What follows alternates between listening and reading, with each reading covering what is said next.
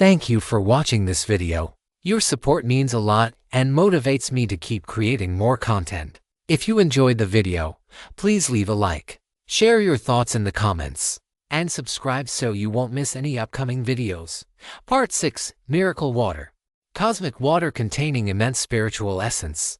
Permanently increases maximum health, and either by Kung 50, permanently increases strength, speed, vitality, and mind by 2. Note: the entire contents of this file must be consumed for the effects to manifest. Attempting to divide the contents among multiple drinkers will negate any benefit.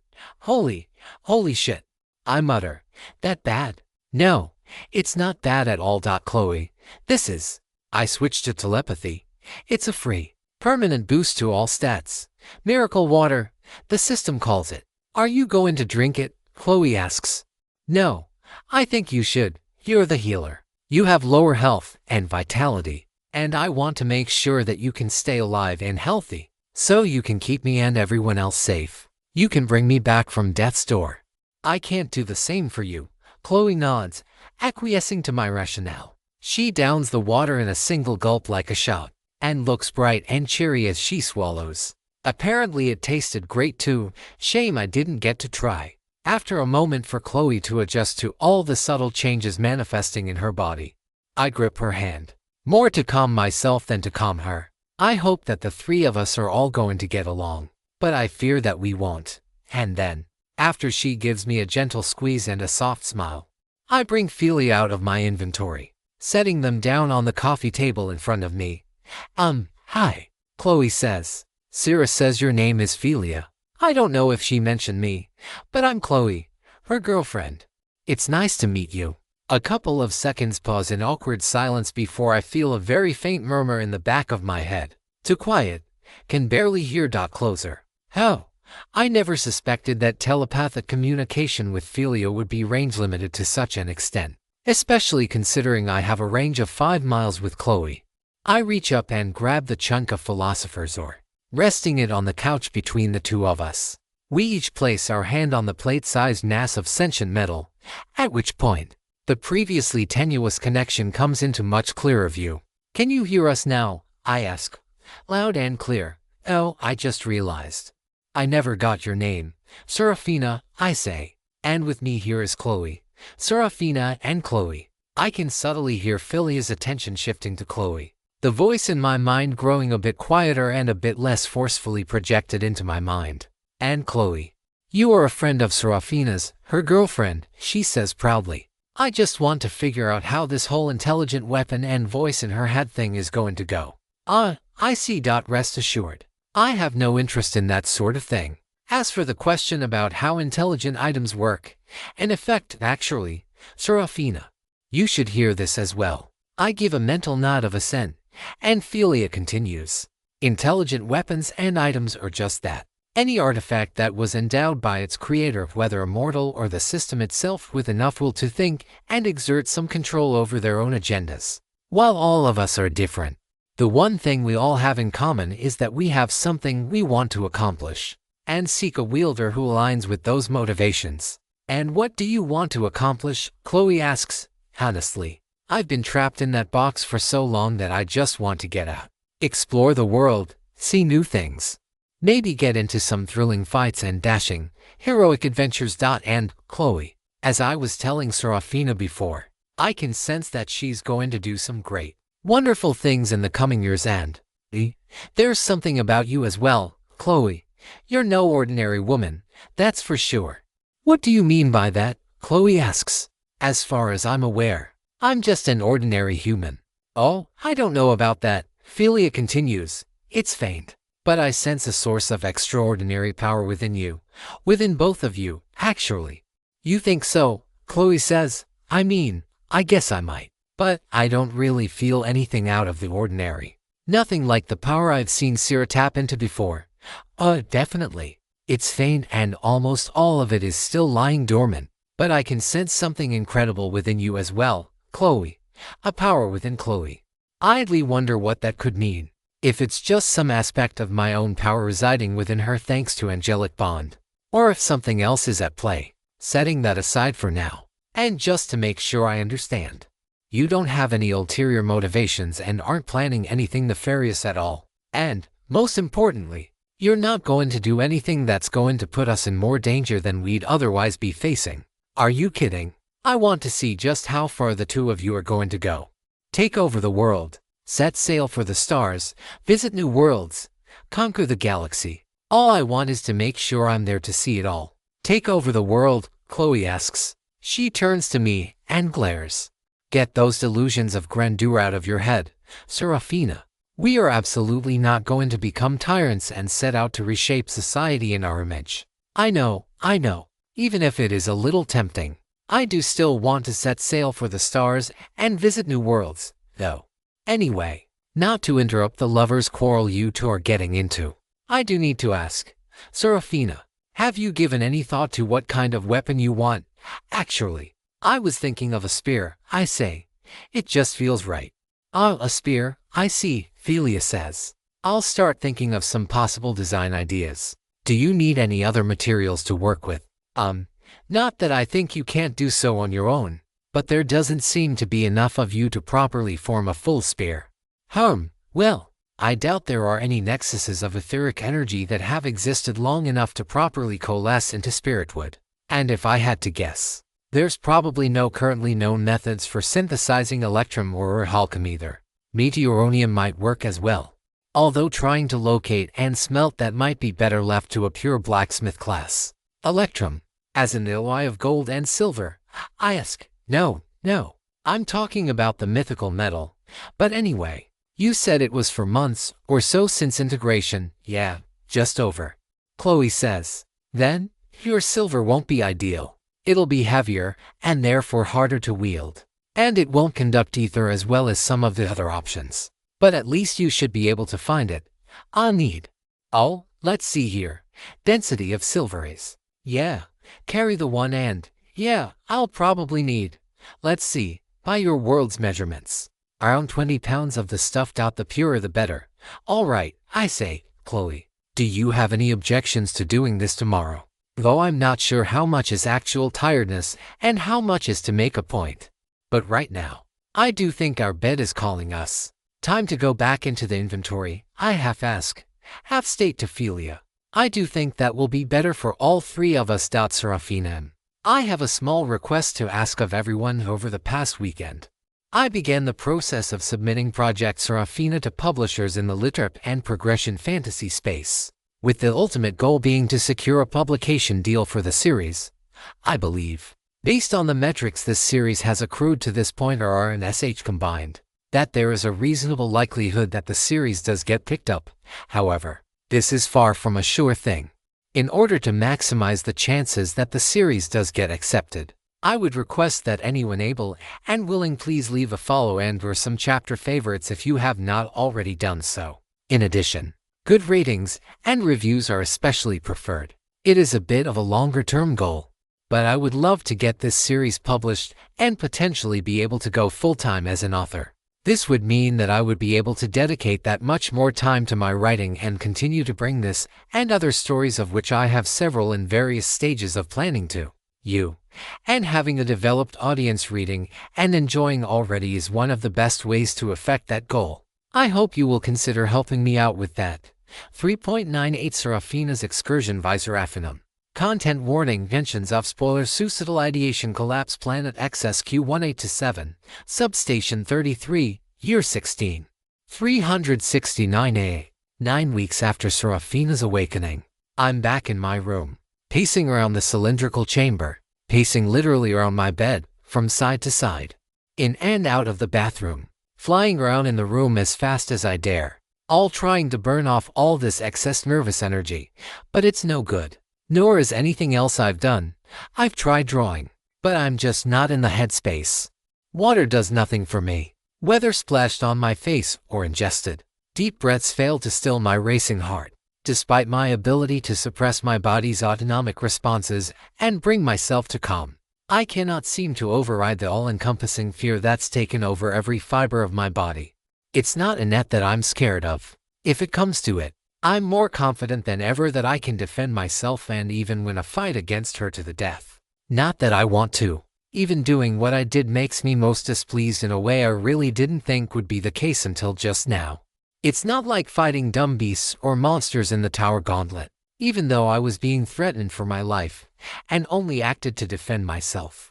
It still felt like absolute shit to attack another person like that. I guess that was probably inevitable at some point. Maybe that's what Madison was trying to protect me from. From all the people like Annette who would use their power to try to take advantage of me. And, if so, I'm going to have to thank her for her consideration, I guess. Even if I won't like it one bit. But still, that's not fair that she had me locked up here in Substation 33 and wouldn't let me leave. Not fair in the slightest. She gives me all this power. Tells me that the world, no, the entire universe is resting on my shoulders. And that I have to train and fight and develop the power. I have the power of the anomaly in order to do so. But does she let me see the world, experience it, meet new people and learn the good, the bad, and the ugly about it? No, she does not. And if she refuses to consider how I feel even now, after everything, then, I don't know what.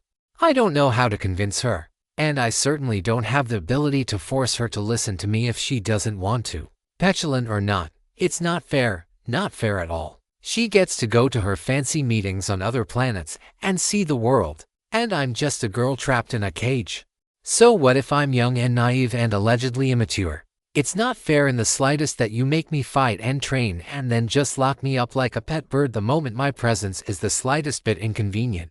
I stamp on the floor with half my strength, enough to crack the wooden floor and dent the metal underneath. I flare out my ore with rage, striking there with bursts of my power over and over again. Hate it so damn much, I punch once, then twice, then dozens and finally hundreds of times, angry and just needing the sweetness of cathartic release. But, though my body is starting to tire and my ether is starting to expire, it does nothing to quell the restlessness of my mind that makes me want to vent my many frustrations out on. I don't know who, but someone. I keep punching, not caring about the outside world. No, it's not helping in the long run. My sources of stress are still going to be there tonight and tomorrow and the day after that.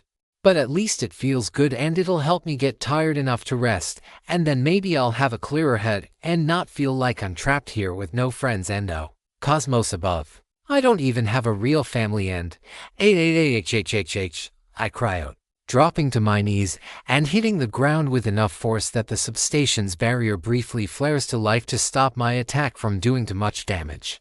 I recoil from the attack, flying backward into the wall, and then onto the floor. Still fueled by anger and with adrenaline rushing through me, I force myself back to my feet, punching at an imagined spectral image of Madison, venting out my frustrations to her even though the real one neither can hear me, nor would give a damn if she did.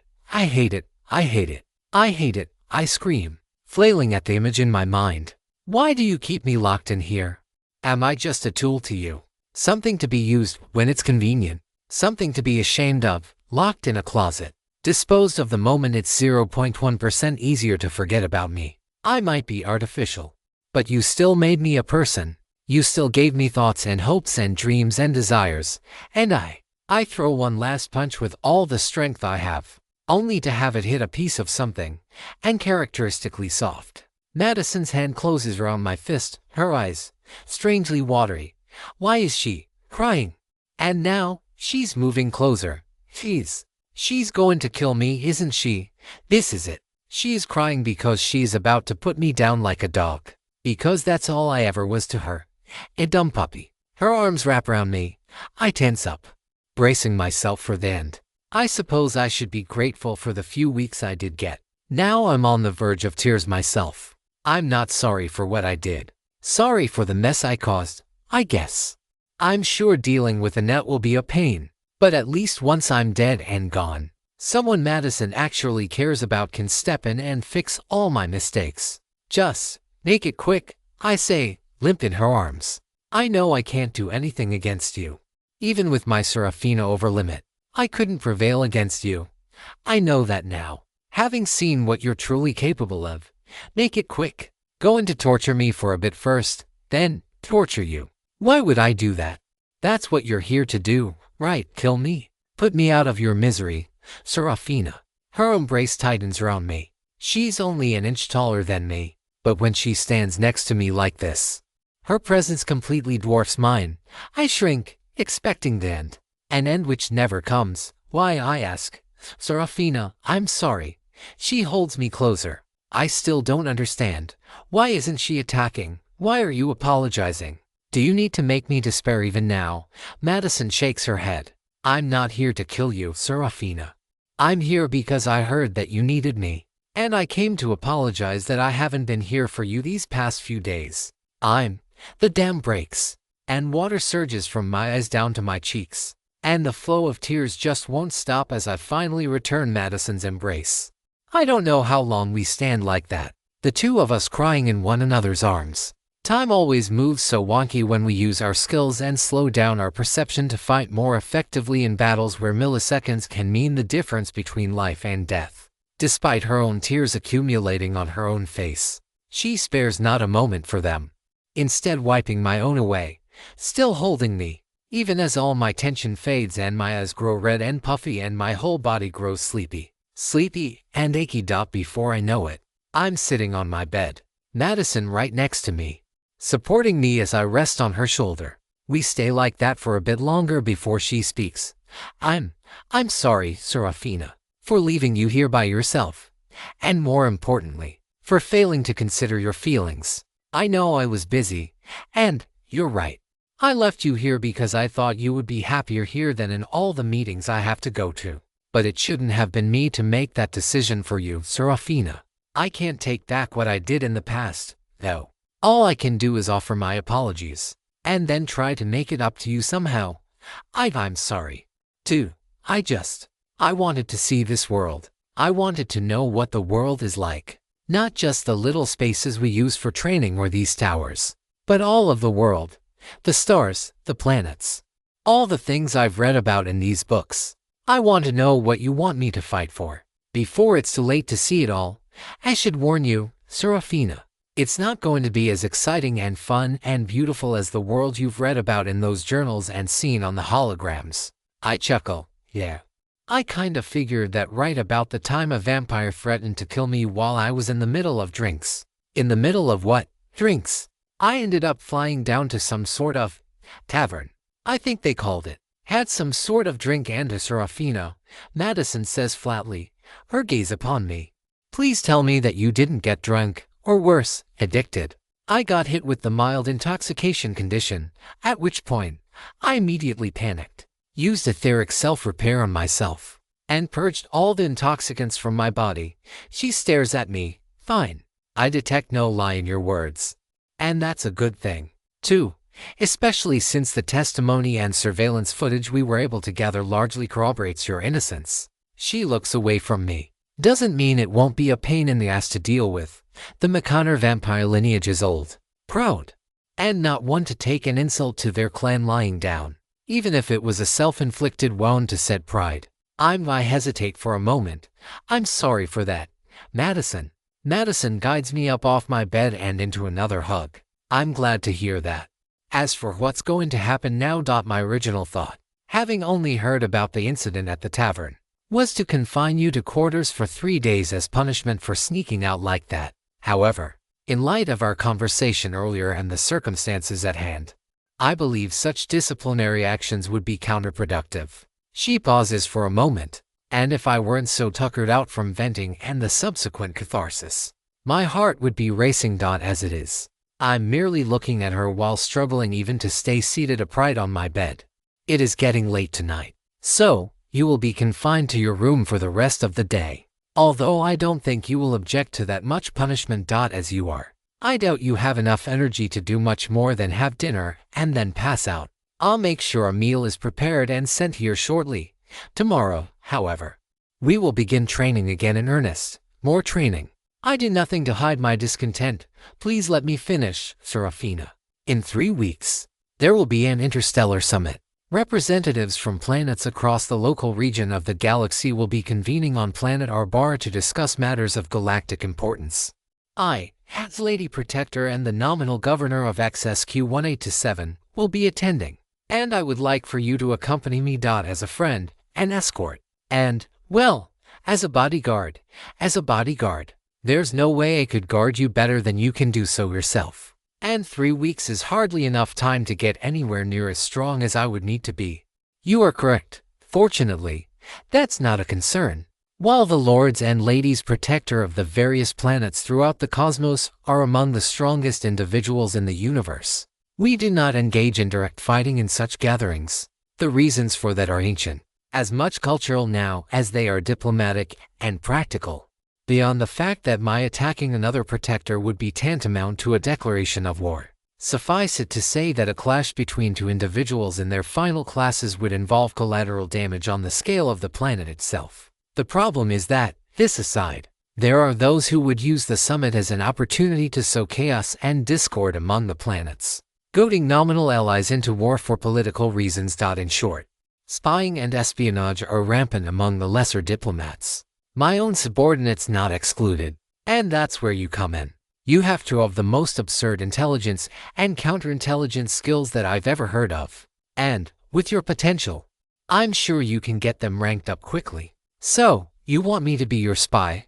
Something to that effect. How does that sound as far as getting out, exploring the world, traveling the stars, and so forth? I like it, I say, sheepishly and with extreme exhaustion. Then it shall be so. Rest well, Seraphina. We will begin your training in the morning. 3.998 Forge of Silver and Flame. Sera, Chloe says as we exit the pawn shop this time, without getting into a fight. 20 pounds of silver doesn't really look all that impressive. I'm thinking that 20 pounds of water or milk is like 2.5 gallons. And I've seen how big a 40-pound bag of sand is, but this is tiny. I stared down at the ingot of 3/9 fine silver, about 2 inches by 3 inches by a foot.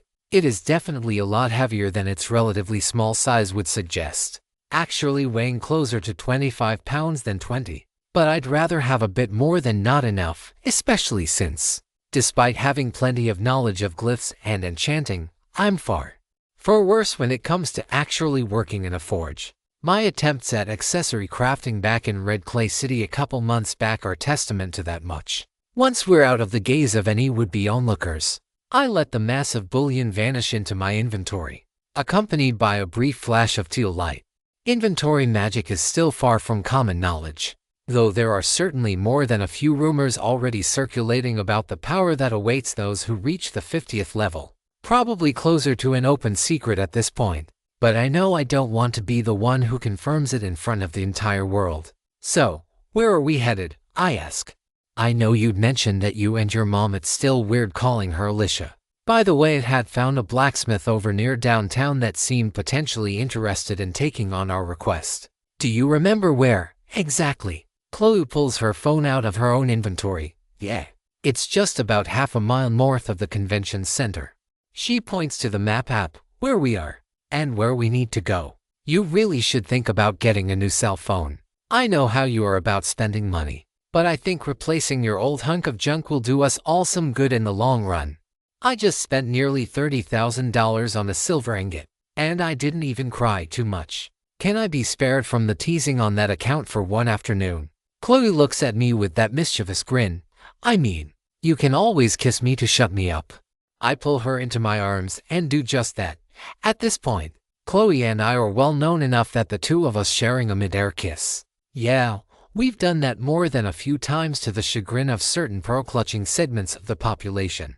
And my response is the same as Chloe's back at the Capitol. A middle finger to the face, along with an entreaty to stay mad. Nothing wrong with two women sharing a hug and a kiss in public. It doesn't take long to arrive at the closest thing to an arts district our city has. Plenty of murals on the wall, along with quite the interesting menagerie of graffiti. I skim through it, wondering if there's anything of note. But all the messages seem mundane.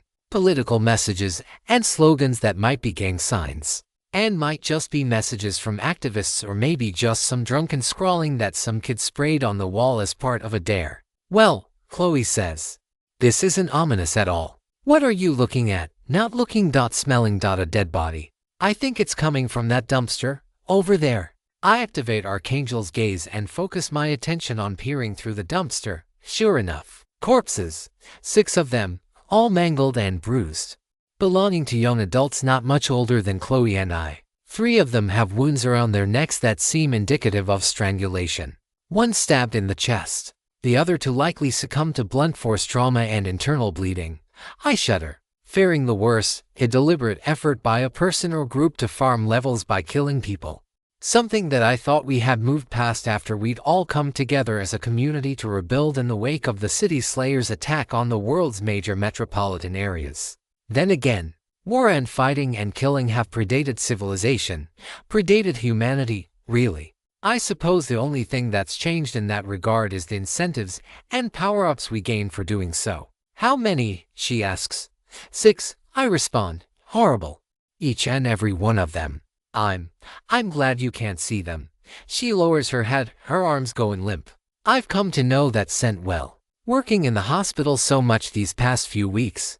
Even with magic, we can't save everyone. But, no matter how many times I experience it, I can never truly become used to it. I wrap an arm around her, pulling her into a hug that she acquiesces to without fully reciprocating. I'm sorry, Chloe. I'm here for you. If we need to come back tomorrow, we can. She takes a deep breath, slightly shaken, then buries her face into my neck. Let's get inside. I'll feel better once I'm away from all the smell. And then let someone know. I know you don't like to deal with the cops, but yeah, let's do that. We open the door into the workshop, letting in a warm morning breeze that sets off a wind chime hanging just above the door. It's a beautiful piece. Delicate silver strands which look like tiny climbing vines dangling from a hook dangling down from the ceiling some 15 feet above. The place looks like a cross between a museum gallery's gift shop and an actual, functional blacksmith's forge, though more the former in the front and the latter in the back. It's very artsy all around, with several dozen pieces on display. Some look functional as actual weapons and armor, while others look more like elaborate cosplay pieces. And yes, to my horror, there is a suit which can be politely described as bikini male, far more revealing than even my least modest swimsuit, consisting of a bra of silver pink filigree metal and a set of chain bottoms which aren't quite a G-string. But they sure as hell aren't much more than that. Between that and the material they're made of, they make my lady bits wince just looking at them. I wonder who the hell decided it was a good idea to put such a thing on display. Or, who would be interested in buying such a thing? Please tell me there's not some seductress or sexomancer class offering out there. I hope to goodness that the system isn't perverted in that sense too. I turn away. Maya's ashamed to even look at such a thing. Chloe is staring in a mix of amusement and bemusement. Please, Chloe. I'm not wearing it. No matter how much you asked out Chloe's size. Okay, fine. But, for the record, let me say that you would absolutely rock that outfit. Thank the goddesses. A young woman, a few years older than we are, emerges from the back a few seconds later, sparing us the awkward silence that would have followed. She tilts her head slightly, furrowing her brows slightly, all before her eyes and face both pop in realization. Seraphina, she asks, looking straight at Chloe. That's me, I say. And this is my wonderful partner, Chloe. The girl, about as tall as Chloe, is surprisingly cheery despite the black hair, dark eyes, and overall gothic Lolita aesthetic. She struts her on the counter and walks right up to me, extending her hand and offering me a smile that actually seems genuine. Not just the Fox customer service smile I've come to expect. Samantha, she says, shaking my hand. From what I understand, it seemed that you had a silversmithing request. Said you'd provide the material. Can you get it out for me? I reach into Chloe's purse, performing a bit of sleight of hand as I summon both the silver ingot and then Feely out of my inventory. I hand the first to Samantha, keeping the second hidden for now. Oof, yeah. I almost forgot how much heavier silver is compared with iron and nickel. She grunts a bit before setting it up on the countertop. Mind if I ask why you're planning to craft something with this silver? Normally, silver is considered a poor metal for any sort of weapon or armorsmithing due to its high weight and ductility. Especially considering that this is incredibly pure silver. You're right. If we were just dealing with the base material, however, silver is a lot better than iron or steel, or even something like titanium or copper, when it comes to its ability to hold and use enchantments. Have you all done much glyph work and enchanting of etheric gear before? Wait a minute. Samantha tilts her head slightly. Then her eyes practically sparkle. I recognize you. You're the girl from that press conference a month or so back. The one down at the university. I remember. I'm a big fan of your work. Sorry I didn't recognize you. The lack of wings really makes you blend in a lot more. Even if I maybe should have definitely recognized the arm. I sprout my wings after taking care to ensure that I'm not going to accidentally knock anything over. Understandable. I've found that they do attract a little more attention than I want to deal with a lot of the time. And so I've taken to only bringing them out when I'm actually using them. Or when I want to show off a bit. Samantha. A gruff voice calls out from the back. We got customers. Yeah, boss. It's the clients who called us last night as we were closing up. Do they have the materials? They do about. Oh, 25 pounds of silver bullion, stamped .999, with the receipts and proof of purchase. A tall man of about 40 with absolutely massive arms and generally impressive musculature all around walks out from the back room. He's got on a thin, long-sleeved white shirt and a black apron. His face has a very short, full salt and pepper beard, the type that grows in on most guys when they haven't shaved in 3 or 4 days. He turns to Samantha, and then to me, and then up to my wings. Well, I'll be. If it isn't the angel herself. I dismiss my wings. Yeah. I guess some folks are calling me that though. Just Seraphina is fine. No need for titles or formality or anything. Anyway, I was looking at getting myself a new spear after some recent battles. I'm sure Samantha already told you that silver weapons are mostly ornamental. But if you still want one, I'm not going to turn down a job on that account. Sounds good. I say. Oh, by the way, the name's Adam. Been a blacksmith and artisan for about 20-odd years now. Started down in San Antonio back in '02. But then my wife's job transferred her up here and, well, we've just sorta settled down. I idly wonder if Samantha is his daughter. But, being rather lacking in social graces, I decide to live with my idle curiosity unsated. Has business been good lately? I ask. I'd figure with all the monster attacks lately, you'd be swarming in requests. Yeah, you'd think, but no. Adam says with a hint of despondency in his voice.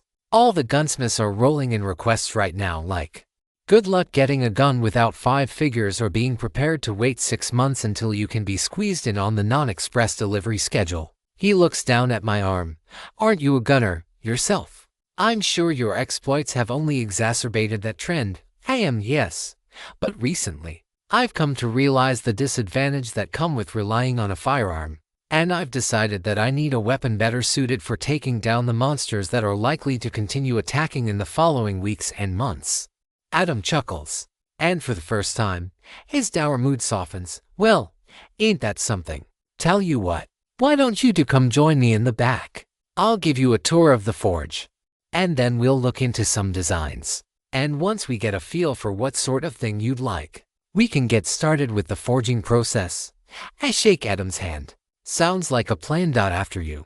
3.10 a forge of silver and flame to sew anyway. Adam, I idly ask as we make our way out of the storefront and into the back room. Feel free not to answer, but I'm curious how you ended up in the blacksmithing business. I know you said you've been doing this kind of work for 20-odd years, but I trail off. Oh, no trouble at all, as is the case for quite a lot of folks. I didn't do so well in school for a long time, mouthed off to teachers. Got into the occasional fight, rarely studied, bad grades. I think nowadays they would have diagnosed me with ADHD and given me medication.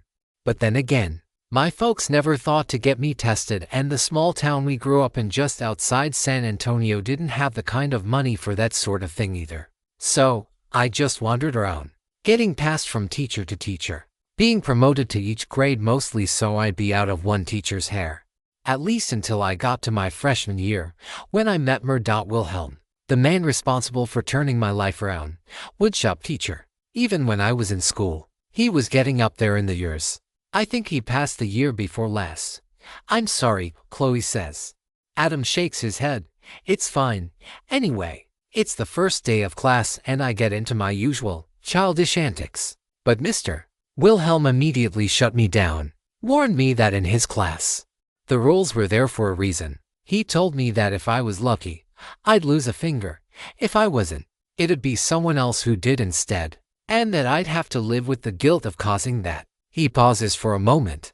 Really made me think for the first time about my actions and the consequences they'd have, about how much trouble I'd been causing for everyone. Not all at once. Old habits die hard and all, but thanks to his stern yet fair instruction, he slowly got me on the up and up. The fact that it was working in the shop, making stuff with our hands instead of sitting at a desk, memorizing dates that no one gives a damn about, that also helped a lot. Ended up eventually going to technical college and took up artisanal smithing.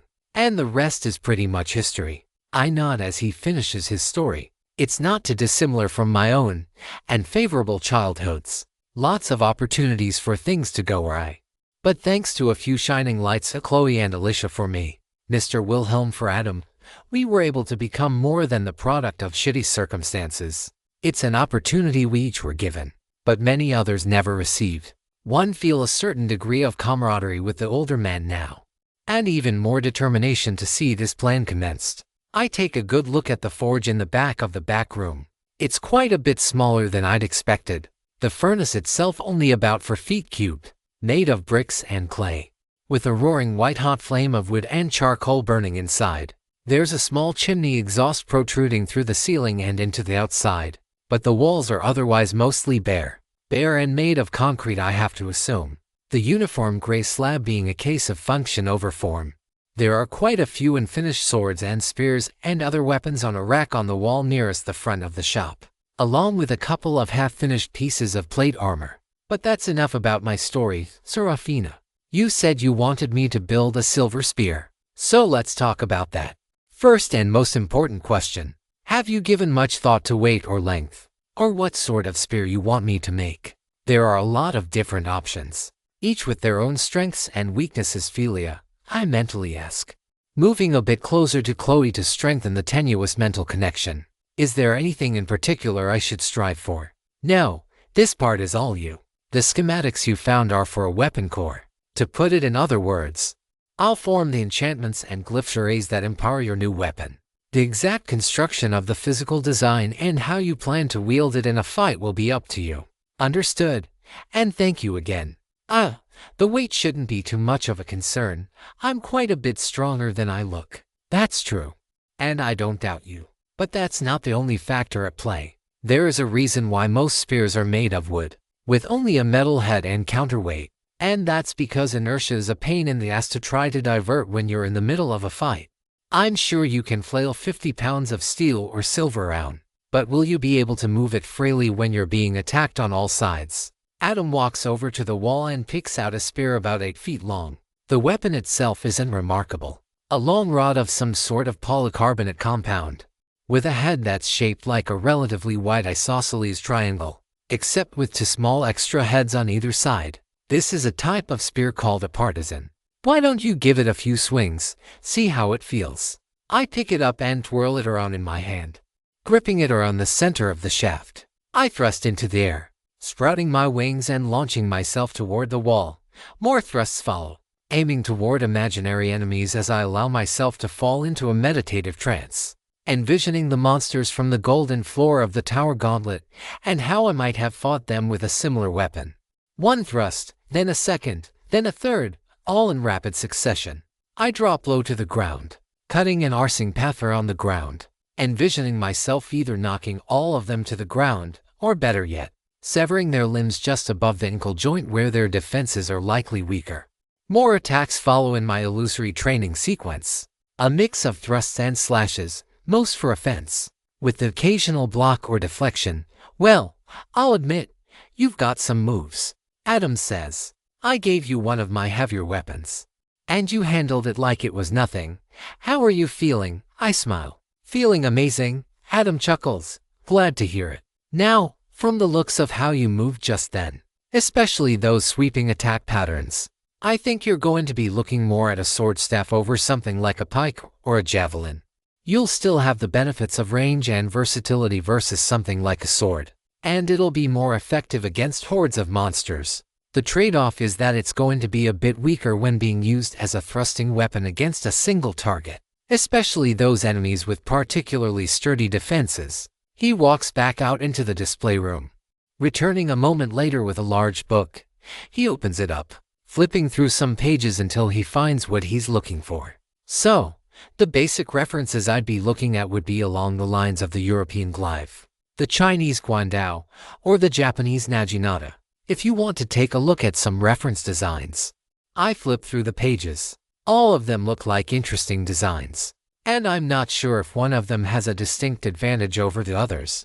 Trade-offs, pros and cons. Here as they are everywhere else, I like them all, but none of them quite fit the sort of fighting style I envision for myself. I conjure up the mental image of the gravelance I used in my past life. This too isn't quite a perfect fit, either because that weapon was imperfect for my soul, or because I am, despite the parallels, not a perfect clone of who I was, a continuity prior. Instead, with another bit of inventory-related finesse, I pull my sketchbook out and start tracing out the design that best suits who I am and want to be.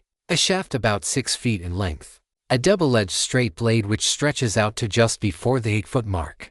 One edge of the blade extends about 1 foot into the shaft, while the opposite end has an extra palm rest, meant to buttress against an opponent's sword during a blade lock. There's also a tiny cross guard at the base of the blade, only there because I anticipate further fights with swordsmen and halberdiers alike. At the far end of the shaft is a small counterweight, a larger one and necessary due to the added weight spread throughout the entire weapon. Altogether, the weapon is about 1.25 inches in diameter. The shaft grooved numerous by to-be designed inscriptions and decorative engravings alike to prevent slippage. All of it is formed of a single, carefully wrought piece of silver, meaning that there shouldn't be any inherent weaknesses where normally the metallic head would be bonded to the wooden body beneath. After looking it over and making sure it all looks right, followed by some rough back of the envelope calculations confirming that I should have enough material for the job, I hand the designs over to Adam for inspection. He looks over it with a focused gaze, looking up at me, then down at the weapon I'd envisioned, then over to the wall where his other weapons are, then back to me. His eyes furrow as he stares at the block of silver bullion in Chloe's hand. He walks back into the gallery room for about half a minute before returning, this time with a large staff about half a foot taller than I am.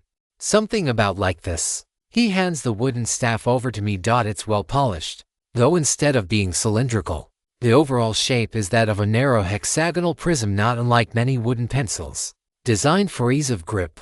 I take it, swinging it around a few times, getting a feel for its weight and balance, but mostly how it feels in my hand, and it feels good. The shaft is of a good width, thick enough to be sturdy against oncoming attacks, while not so thick that I have trouble holding it one-handed. I hand it back with a nod. "Perfect," he says. "I think I know exactly how I can bring your new weapon to life." Adam," Chloe says as the older man takes a break from his smithing work. "I've noticed that you're barely using the forge at all. Why is that?" "There are a couple of reasons, Chloe," he responds, gazing at the silver shaft of the weapon he's currently making for me. "First, this is a charcoal forge, designed specifically for working iron and steel. When working with steel at high temperatures, some of the carbon in the steel can burn out, turning it back into relatively less sturdy iron. The charcoal burning releases carbon, which helps to counter this tendency. However, if I did that with this silver, I'd end up diluting the purity, which I understand Seraphina doesn't want in her weapon." I nod in approval, watching as he gently hammers at a small piece of the silver that he's broken off from the primary ingot. "And the second," Chloe follows up. "Well, as Samantha and I said, silver is a lot more ductile than iron, even at room temperature. It's not too difficult to work it, like so." He takes a second piece of the silver and begins hammering it from a block into what will eventually be the blade of the weapon. Although I'd originally envisioned the weapon as a single piece of silver all the way through, Adam has argued that it'll be a lot easier to construct it into pieces, then attach it together with something akin to solder. Philia raised no objection to his recommendation, and with them knowing better than me what sort of specifications I need, I raise no objection, even before the system. Adam continues, focused more on his craft than the conversation. Silversmiths would often work their craft with metal that was either room temperature or heated to only a couple hundred degrees. Now, with higher strength and a couple of smithing-related skills under my belt, I don't even need that for all but the most delicate of alterations. The process goes on 4 hours. Chloe occasionally asks questions either to Philia or me, rarely Adam as well. Meanwhile, I'm entranced at seeing the man at work in his element. He reminds me of myself in a lot of ways, knowing that I get much the same when I'm focused intently on my glyphing. I think I understand him quite a bit better now. It might have been just circumstance or even coincidence that the two of us met, but I'm glad that we did.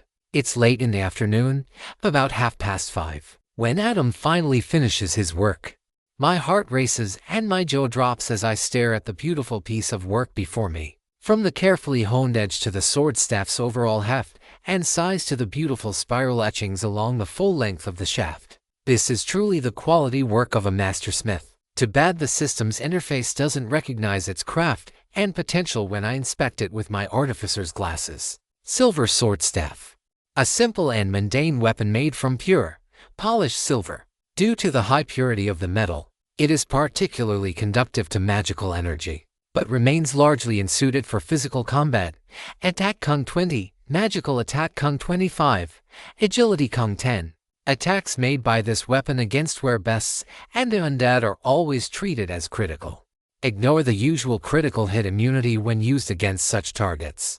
Each melee attack made by the silver sword staff has a 2% chance to dull the weapon, lowering its attack to 0 until it has been properly honed and resharpened. So, what do you think? Adam asks.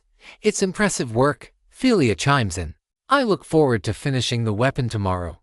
As do I respond. Absolutely amazing. Truly the work of a talented artisan. I really appreciate it. Glad to hear it meets your expectations. Samantha will get you taken care of out front. And thanks for your patronage. Thank you. Chloe and I say.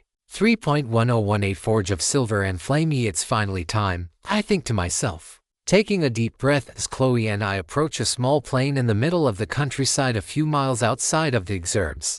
Another day has passed, and it's finally time to perform the bonding ritual, permanently affixing Philia as the core of my new sword staff.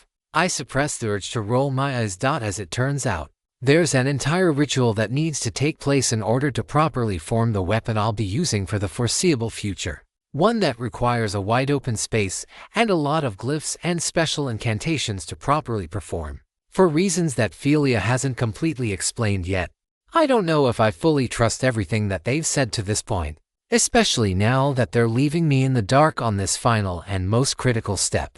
But they haven't led me astray so far. I'm no expert in social graces, and I lack a sense motive type skill.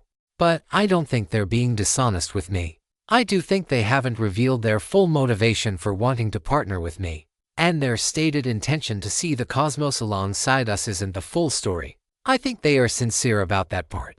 But it's what I don't know that worries me. It feels like there's a missing piece. Is there something I can help you with, Sarah?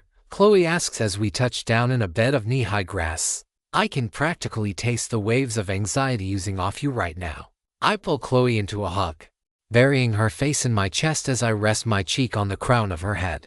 Always smells so wonderful, and never fails to bring comfort and serenity to my troubled, stormy mind. For a couple of minutes, we remain like that, lost in each other's embrace. I have you, Chloe. And the fact that you're here, that you've always been here for me, every day since the system arrived, without exception, is more than I could ever ask for. Just promise me that, whatever happens, you'll stay safe out there. I will. I mumble into her hair. With a flourish of my power, I conjure my silver sword staff and focus my will, conjuring the glyphs of wind and sharpness together into a simple air cutter spell. And then, upon channeling ether through the weapon and envisioning my will, I launch a weak attack, creating a football field-sized patch of freshly cut grass in which I can do my work. I will admit that I don't fully understand all the intricacies of the spell circle that I'll be constructing for the ritual, enough to realize the basic idea, though. It's meant to gather a large quantity of ether and confine it in a fixed region of space. That is, it's meant to empower the sword staff itself, filling it with overwhelming quantities of ether to effect the bonding process and allow it to become a weapon worthy to be Philia's host. Chloe gives me a nod and steps back, floating a few feet off the ground. Her eyes occasionally dart around, keeping an eye on any who might try to intrude upon the ritual about to commence. but most of her focus remains on me as I begin to draw out the inscription. It's by far the largest inscription I've ever done before, both in terms of size and complexity, dwarfing the combination of glyphs and runes that were used during the construction of my arm. Tens of thousands of glyphs, all having to be hand-carved into the dirt surrounding me. The overall size and shape of the formation far beyond the ability of my intermediate glyph manifestation to create through willpower and ether alone. Hours passed as I engraved the inscription into the earth, my skills guiding me through the ambiguities left and stated in Philia's design notes. And I think I'm beginning to understand a bit more about the process they're having me undertake here. I remember my vision a few weeks back about Madison and her weapon, Divine Blade Luminaria. It was a special class of weapon, one bonded to her, one for which only she could bring out its full power, were I or anyone else to use it. We would only be able to use a fraction of its true capabilities. The same must be true here, and that's why Philia gave me the full array they wanted me to make. They supplied only their half of the overall spell that we collectively will be casting, enough to form the basic idea, to glean the intent, but leaving me to fill in the details. In a sense, they're leaving it up to me, expecting me to determine how best to manifest my own will into the bond that we will be forming. It's not just the individual glyphs, nor is it the way in which they're arranged, the linking runes used and how they are all connected to one another. Though those both play a role. It's also the subtleties, something akin to flourishes or diacritics, tiny changes in the structures away from their ideal state. Normally, especially when casting magic, this is to be avoided. Even subtle changes in the accents, so to speak, can have wildly different meanings. Something that is a most horrid idea when calling upon their power to alter the fabric of the natural world. If one is lucky, an error while glyph casting is benign. The spell is a little weaker. The ether cost is a little higher. Maybe there's a bit of backlash. The aim is off or a portion of the spell is diverted into a form other than that intended by the cast. If one isn't so lucky, I look at my metallic arm, titanium and aluminum glistening in the midday light. And even that's luckier than what could happen if things go really awry. It could have been my head that I'd lost instead, but here, while building this particular array, these little flourishes, deviations from the clinical definitions prescribed by the laws of the universe and the system, are not just not detrimental, but actively beneficial. An opportunity to show off who and what I am as a person. Not just a collection of powers and glyphs, spells and skills and levels and stat points. It gives me pause, thinking about how to answer that. Not in the impersonal, job seeker's sense of the nebulous and dreaded tell me about yourself question that starts off every interview. Because this question that Philia is asking isn't about what I've accomplished or how I can make the boss's life easier or make the shareholders more money. It's cutting to the very heart of who I am as a person, a woman of two worlds, created as a guardian angel for humanity in its most desperate hour, a broken woman, scarred by an imperfect, spending much of her life on the ass end of it, hoping to survive. A woman who tries to do what she thinks is right, who sometimes succeeds and actually does right, who sometimes does wrong, thinking she is doing right. A woman who is hurt and scared and has been given all this power and all this burden. Who might not, who definitely doesn't deserve either. No more or else than any other person, at least. But who has it nonetheless, and has to try to figure out what to do with it. I infuse the circle with all of this emotion, fear and uncertainty, doubt and guilt. But also opportunity, a future which seems harrowing. Moving toward an annihilation in so many thousand years which is both far off and yet already inevitable. Except, maybe not, because, within the power of the anomaly, is a sliver of a chance for a future that doesn't lead to that certain outcome. And, despite my tenuous relationship with this world and its people, I know I need to do everything in my power to bring that new future into reality. Not for my sake, but for Chloe's, for that pure, innocent, angelic saintess who is, to be frank, too good for me, and too good for this sinful world, who has pledged herself to stay by my side, to love me and hold me, through hell and high water alike. No matter what challenges we face, we'll face them together, until the final end, for good or for ill. All of these thoughts and emotions, these hopes and dreams, doubts and worries, I pour them all into the circle. It's as much art as it is science at this point. painting a tapestry of intention and will, converting emotion into the language of glyphs. And it's difficult, to say the least. I don't have the words I need to properly express my emotions in English. Add in the language barrier of trying to express it in glyphs alone, with my vocabulary so limited as it is.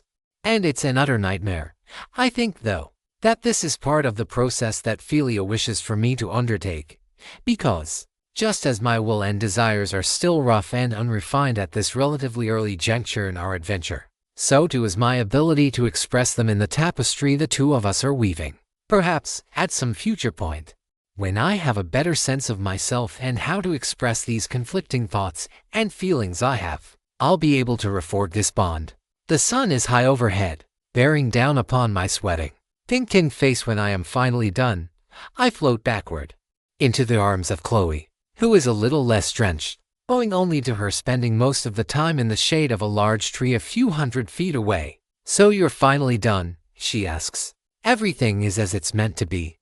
"To the best of my ability," I respond as I chug the water, including my knowledge of what's best. "That's all we can do in the end." She gives me a hug, not caring in the slightest that I'm sweaty and probably plenty sleepy. "I'll be here if you need me." And, well, I'd say good luck. But I know you don't need it. "Of course I need good luck," I say. "But thankfully, I have a wonderful girlfriend who gives me all the luck I need." Chloe's expression curls upward into a sly smile, then a full grin. "I'll see you back here when you get finished." With that, I float back to the center of the formation. Sitting in the center of the formation, a moment later, after stealing my mind and preparing myself for what's likely to occur, I reach into my inventory. I pull out both the sword staff and Philia, the sentient chunk of black philosopher's ore, setting them down in the center of the formation, just in front of me. Double quotes. "Oh, very good," Philia whispers into my mind, "and much in line with what I'd expected of you. Rough and unrefined now, but absolutely bursting with potential. Now then, do you need to take a moment to prepare yourself for what is to come? This is the only way that this is going to work, I take it. So you know. And yes, a sapient object will never truly accept a master who has not proven themselves first, demonstrating the willpower and strength needed to reach both of our goals. I am no exception in that regard. I figured as much. I understand these glyphs well enough to know that your half of the spell is a barrier of sorts. The rare sort of barrier designed to keep things in rather than out." It was the logical conclusion. "Seraphina, I want you to know that I don't do this because I hate you, or because I don't respect you. I meant every word I said when I said that I wanted to come along and witness the story that you will carve into the world. It's because I believe you can overcome my trial that I decided to come along with you. If you are ready, then we shall begin." I take a deep breath, turning my focus inward to my ether core, preparing myself both mentally and physically for the trial to come. After 5 seconds, I open my eyes. Let's do this. 3.10 to a sword staff's will all around me. The inscriptions I carved into the earth begin to glow with a golden light. Power swells around Philia and me, coalescing into a hemispherical barrier which encompasses the entire inscription. The temperature here within the barrier rapidly cools to one far more comfortable and conducive for a clash of bodies and wills. The sky appears to darken slightly, a portion of the sun's rays being blocked by the barrier of muted gold surrounding me on all sides. Philia, for the first time, moves of its own will, floating in the air in front of me. Teal light appears from their center, moving over my body from head to toe, scanning me. And then Philia shifts. The ore, which had previously taken on the size and general shape of a vinyl record, twists, shifts, and, defying the laws of conventional physics, grows, taking my appearance. Philia is now identical to me, including my gear. The only exception is that from head to toe, they retain their inky black color.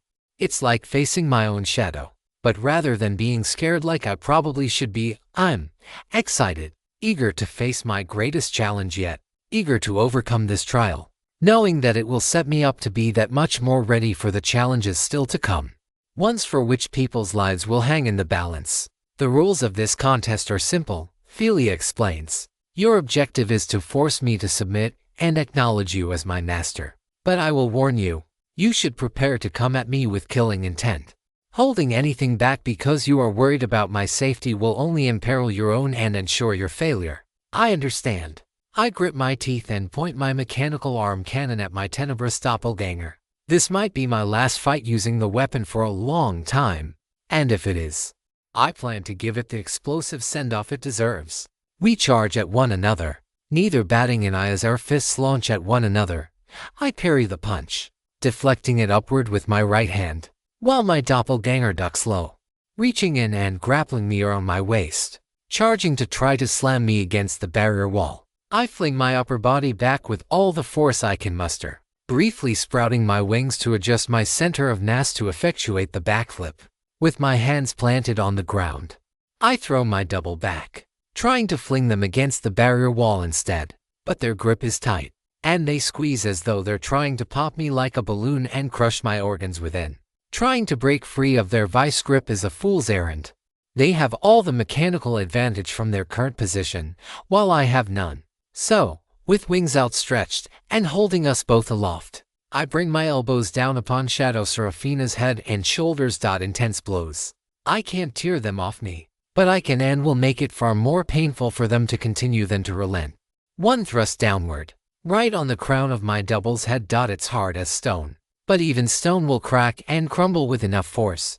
A second, this time with even more force than before. As I continue attacking, the squeezing doesn't stop. My double continues to grip tightly against me, making my legs start to go limp and numb as the blood flow begins to constrict even more.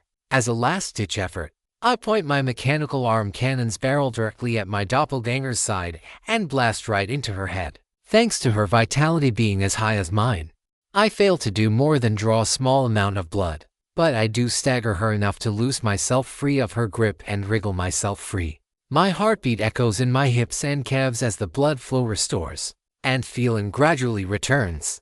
My double only smirks as words echo in my mind. I was beginning to worry that you hadn't taken my earlier words seriously. Draw your weapon, and fight me with everything you have. I have been patient with you to this point because that's the sort of person you are. I can sense it through the glyphs you've drawn. But even my patience is not infinite. Now, Seraphina. Again. I take a deep breath and charge forward, this time bolstering my speed with impulse glyphs upon my feet. Without Chloe's spell empowering me, I feel so weak and slow compared with my normal fighting power. But that's just fine. Even if I were alone, I am not weak. And I am not alone. I have Chloe, always and forever. And a lot of other people are relying on me to make sure that I won't let another calamity befall our home. I cannot fail. My double smiles, firing multiple bursts of lightning ether bullets toward me. I repel them with a simple repulsion glyph, saving my ether for a more critical moment. I counter with a lightning ether bullet of my own. The two of us launch our attacks at the same time. Our bullets collide, canceling the momentum and sending electrical energy coursing around us. I suffer minimal damage as I backstep out of the way, but I get no quarter as Philia attacks me once more. This time with non-elemental blasts fired through a cloud of dust they kicked up. Such blind spot attacks are useless against me, as Philia is undoubtedly well aware. Still, they want to see how I plan to dodge, and then reevaluate and launch their next attack accordingly. And I realize that this, too, is a part of the trial. In order for us to effectively fight together, we have to understand one another's combat proclivities at an instinctual level. If one of us favors an all-out attacking style, and the other a cautious, defensive one, the resulting dissonance, even if only for a few milliseconds, could open one or both of us to a fatal blow. I choose to fight defensively for the time being, right now. I have to assume that Philia knows and can utilize every technique in my arsenal, and has superior knowledge of glyphs and glyph casting from their time spent in another world. Backing up, I cast my underutilized and underranked etheric armor upon myself, coating my body in a thin veneer of shimmering light to defend against any shrapnel or errant attacks that might veer off their projected course. Philia charges, using the last handful of bullets as covering fire for their approach. A series of rapid-fire, close quarters, hand-to-hand combat commences. Before long, we've both doubly intensified our attacks, sharpening them with glyphs. My hands are wreathed in orange flames. There's an ice the color of pale moonlight, as we punch and kick and headbutt and everything else. Each clash tests my body, pain accumulating from the shockwaves and blunt impacts. But more than that, it's a clash of willpower, the will to keep going, even when the going gets tough, even when being pushed beyond human limits, even when the pain mounts and it'd be easier and faster just to succumb, submit, lie down, and allow the system or the world to trample me underfoot. I will never let that happen. If I allow myself to falter, I won't be the only one who pays for that inaction. And if I run away from the battle, turning my back on a chance to get stronger, I might end up putting myself and the people I care about through another impossible choice. I never again want to have to make the decision to sacrifice some to save more. I made that choice because it was the choice that had the best chance of saving the greatest number of lives. Objectively, I still believe that what I did was correct, but it feels like shit. And I'm sure it feels a lot worse to those who died, whether because of my spell or because I was too weak and slow to do more and faster. It still feels like a failure, because it was. But I don't have to compound that failure. I won't do so. This is a promise. To myself as much as anyone.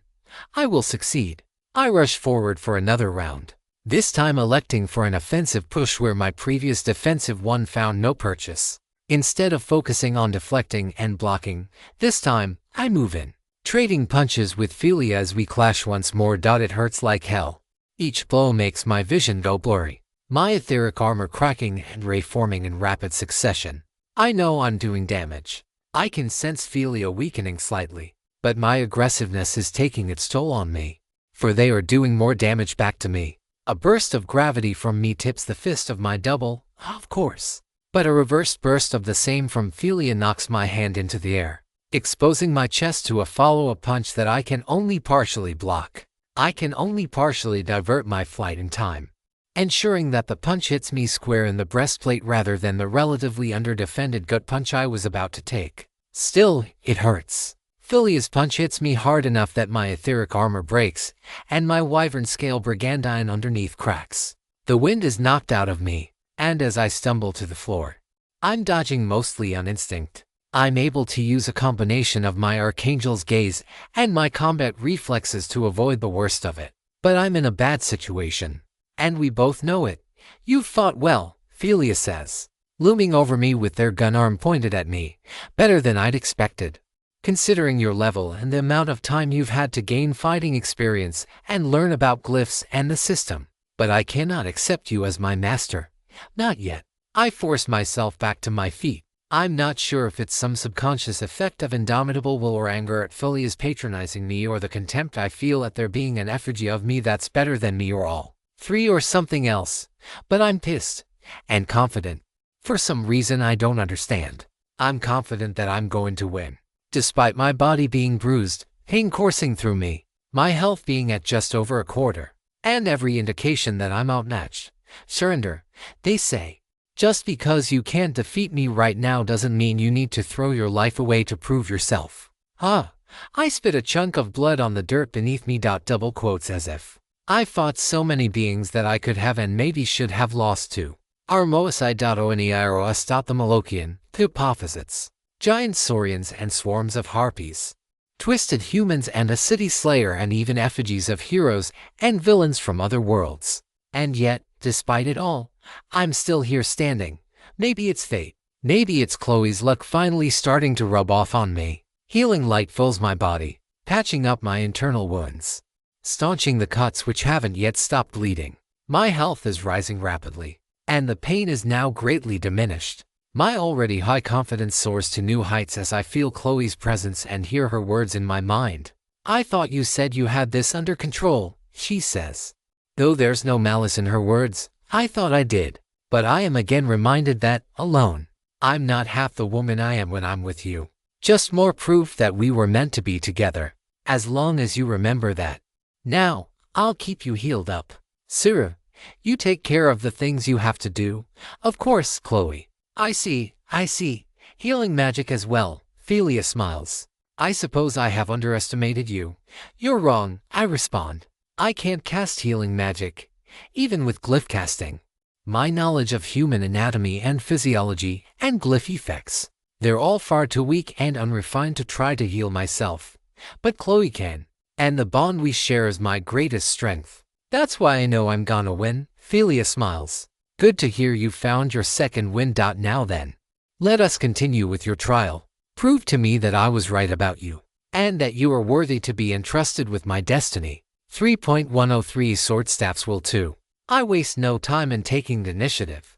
Feeling Chloe's will surrounding me, protecting me, adding to my own as I face Philia in yet another clash. Our movements, my own, and those of the sapient mass of onyx-colored metal which has taken on the form of my shadowy doppelganger, are faster than during our last clash. Philia leaps into midair, their raven wings outstretched as they deliver a kick out of a side somersault. I block the kick with my forearm, the clash of our bodies emitting a shockwave that ripples against the barrier surrounding our arena. Philia flies up, and I follow. Now our battle has moved to the air. Bullets echo through the chamber, sending clouds of dust and dirt up into the air. My eyes water. My mouth fills with soot and particulate detritus. It smells like dirt and blood and shit. And through it all, we continue clashing. Philia shoots a bullet that grazes my shoulder. Chloe's magic has already started taking effect. Just a weak healing spell, but thanks to the doubling potency provided through Angelic Bond, it's enough to stitch the flesh and sinew back together just in time for my punch to hit with full intensity. It hits with enough force to crack Philia's etheric armor, and the follow-up manages to dent it further, but my third attack, a bullet to the face, is blasted away with a burst of repulsion. It ricochets back toward me, only missing my neck by the barest of margins. Undeterred, I fly forward, dodging bursts of fire and lightning as I approach. A massive collection of fiery energy is building up from within the core of Philia's body. Damn it! I don't have time to build a flaming reflect formation. Instead, I go for a frozen barrier, having just enough time to erect a relatively simple array in my mind and manifest its effects into the world around us. Fire clashes with ice, forming a cloud of steam that clings to my skin, hair, clothes, and armor alike. It feels like fighting in a sauna. The reprieve from the sunlight, the one saving grace I have as battle conditions deteriorate further. Back on the ground, the dirt beneath me is now mud, stealing my traction, causing me to slosh and slip with every step I take. But neither slows me down, my mind firmly fixed on winning the fight before me. Again the two of us engage in close quarters combat. This time, as they spin a kick toward my back, I conjure a piece of rope from my inventory and use it to knock the attack off course. They'd be able to break a piece of mundane material with a fraction of a second of dedicated effort. But I only needed the surprise for less than that. Just enough time to redirect Philia's momentum by a tiny bit and send their leg flying upward. I have an opportunity to attack, and I take it. With my mechanical arm cannon, I fire impulse-enhanced ether bullets at my double, aiming right between their legs.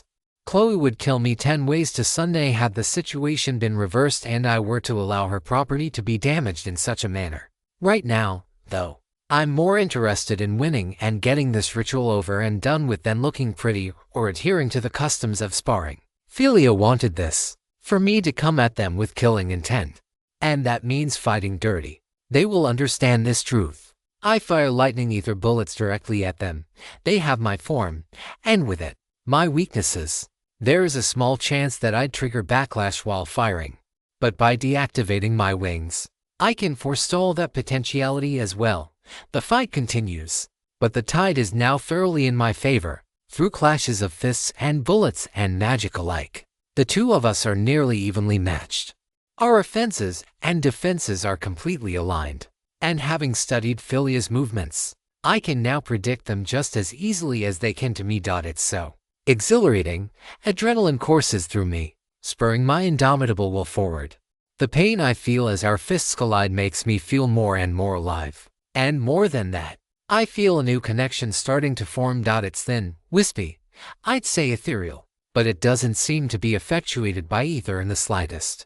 Or maybe it is, in a novel way. You are strong, Philia says through gritted teeth. The two of us find ourselves embroiled in a contest of strength, hands locked, fingers interlaced, pushing back at one another with all our might. As are you, I say. Every bit as strong as I am. Exactly, Philia responds. That is the nature of bonded equipment. As I told you before, as you grow stronger, so will I. Then neither of us can ever win this fight. I smile. We'd be sworn to do this until we both lay prostrate on the ground, unable to move, or at least, that's how it would be, how it should be. It's not just about strength. It's about will. It's about dedication and determination. I will entrust my very being to you. You must understand why I cannot submit to one I do not respect as being worthy of my master. Would you really be okay with that? I don't know if I would want to serve another if I could help it. That's part of the reason why I took on the path of a warrior. I wanted to get stronger. Strong enough to choose my own fate without having to be bound to the dicta of another. And I can't go along with that path if I try to forcibly bind you to me or dominate your will with my own. It would mean that I'd become the very thing I swore to fight against. I would be no better than the system, enslaving society and the universe itself to its domineering will. I see that now. Philia relents on our clash. For a moment, I fear this is a deceit to strike me where I'm most vulnerable. But then, I see it in their eyes. This is finally over. You had alluded to it earlier, but I want to hear you state your truest desire. They say, I want a world free of the system, a world with hope, a world that still has a possibility for the future, a world with true freedom, where Chloe and I can live our lives in peace and love until our ends eventually take us. A world without the system. Philia's tone conveys a mixture of awe and bemusement. I dare say, I had never conceived of such a thing being possible. I know there are records of an age predating the system, but for as long as I have existed, had this mind and will, I have known the system to be immutable, as much a fabric of the world as the fundamental forces and the laws of physics. But I suppose it is different for a world which was assimilated within living memory. I like this world, I say. Not all parts of it, mind you, but enough of it that it's worth protecting. And while there might be things only I can do, I have no desire to dominate or subjugate or try to stop every petty offense before it can happen. I shake my head. More than anything, though, it's only been for months, but I'm tired of this goddamn system parasitizing this universe, slowly changing us from within. Also, it can feast upon us when the time is right, then move on to the next like some sort of universal virus. I have seen your heart. I have felt your will.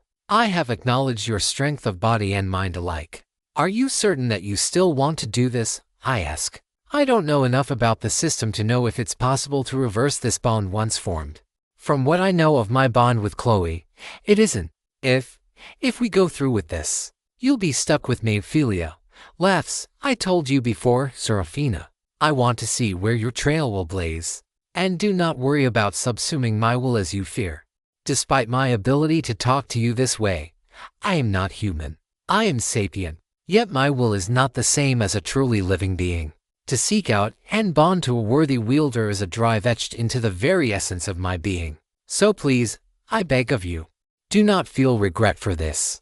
But, is this not the same as enslaving you? If so, I do not wish for that power. I will find power from another source. Please, think of it as a weapon choosing its wielder rather than a slave choosing its master. This symbol has the benefit of being more accurate as well. But if that alone cannot convince you, then let us join strengths and fight to change and then destroy this system which keeps us all ensnared within myriad intangible chains. If that is truly what you wish. Philia nods. Their form, a mirror of my own, walks up to me with open arms, and, though it feels strange, I embrace my shadowy doppelganger, feeling Philia's form returning to the disc-like shape it had been previously. Now then, Seraphina, the ritual is nearly complete. Summon forth the weapon you've had made to serve as my vessel. I carry Philia over to the center of the formation. Sitting down in a cross-legged position, I place Philia on the ground in front of me, then draw the silver sword staff out of my inventory and hold it in my lap. It has been brought forth, I say. I can feel Chloe's sense of awe and wonder growing as she watches from just on the other side of the barrier.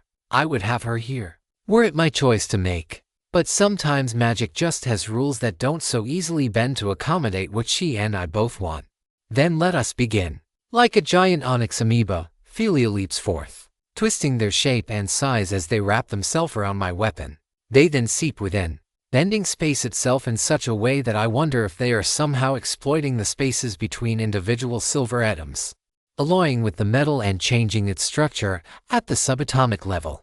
Immense ether begins radiating off it, and I instinctively join in, placing both hands on the silver sword staff and channeling my own ether within. It starts to glow.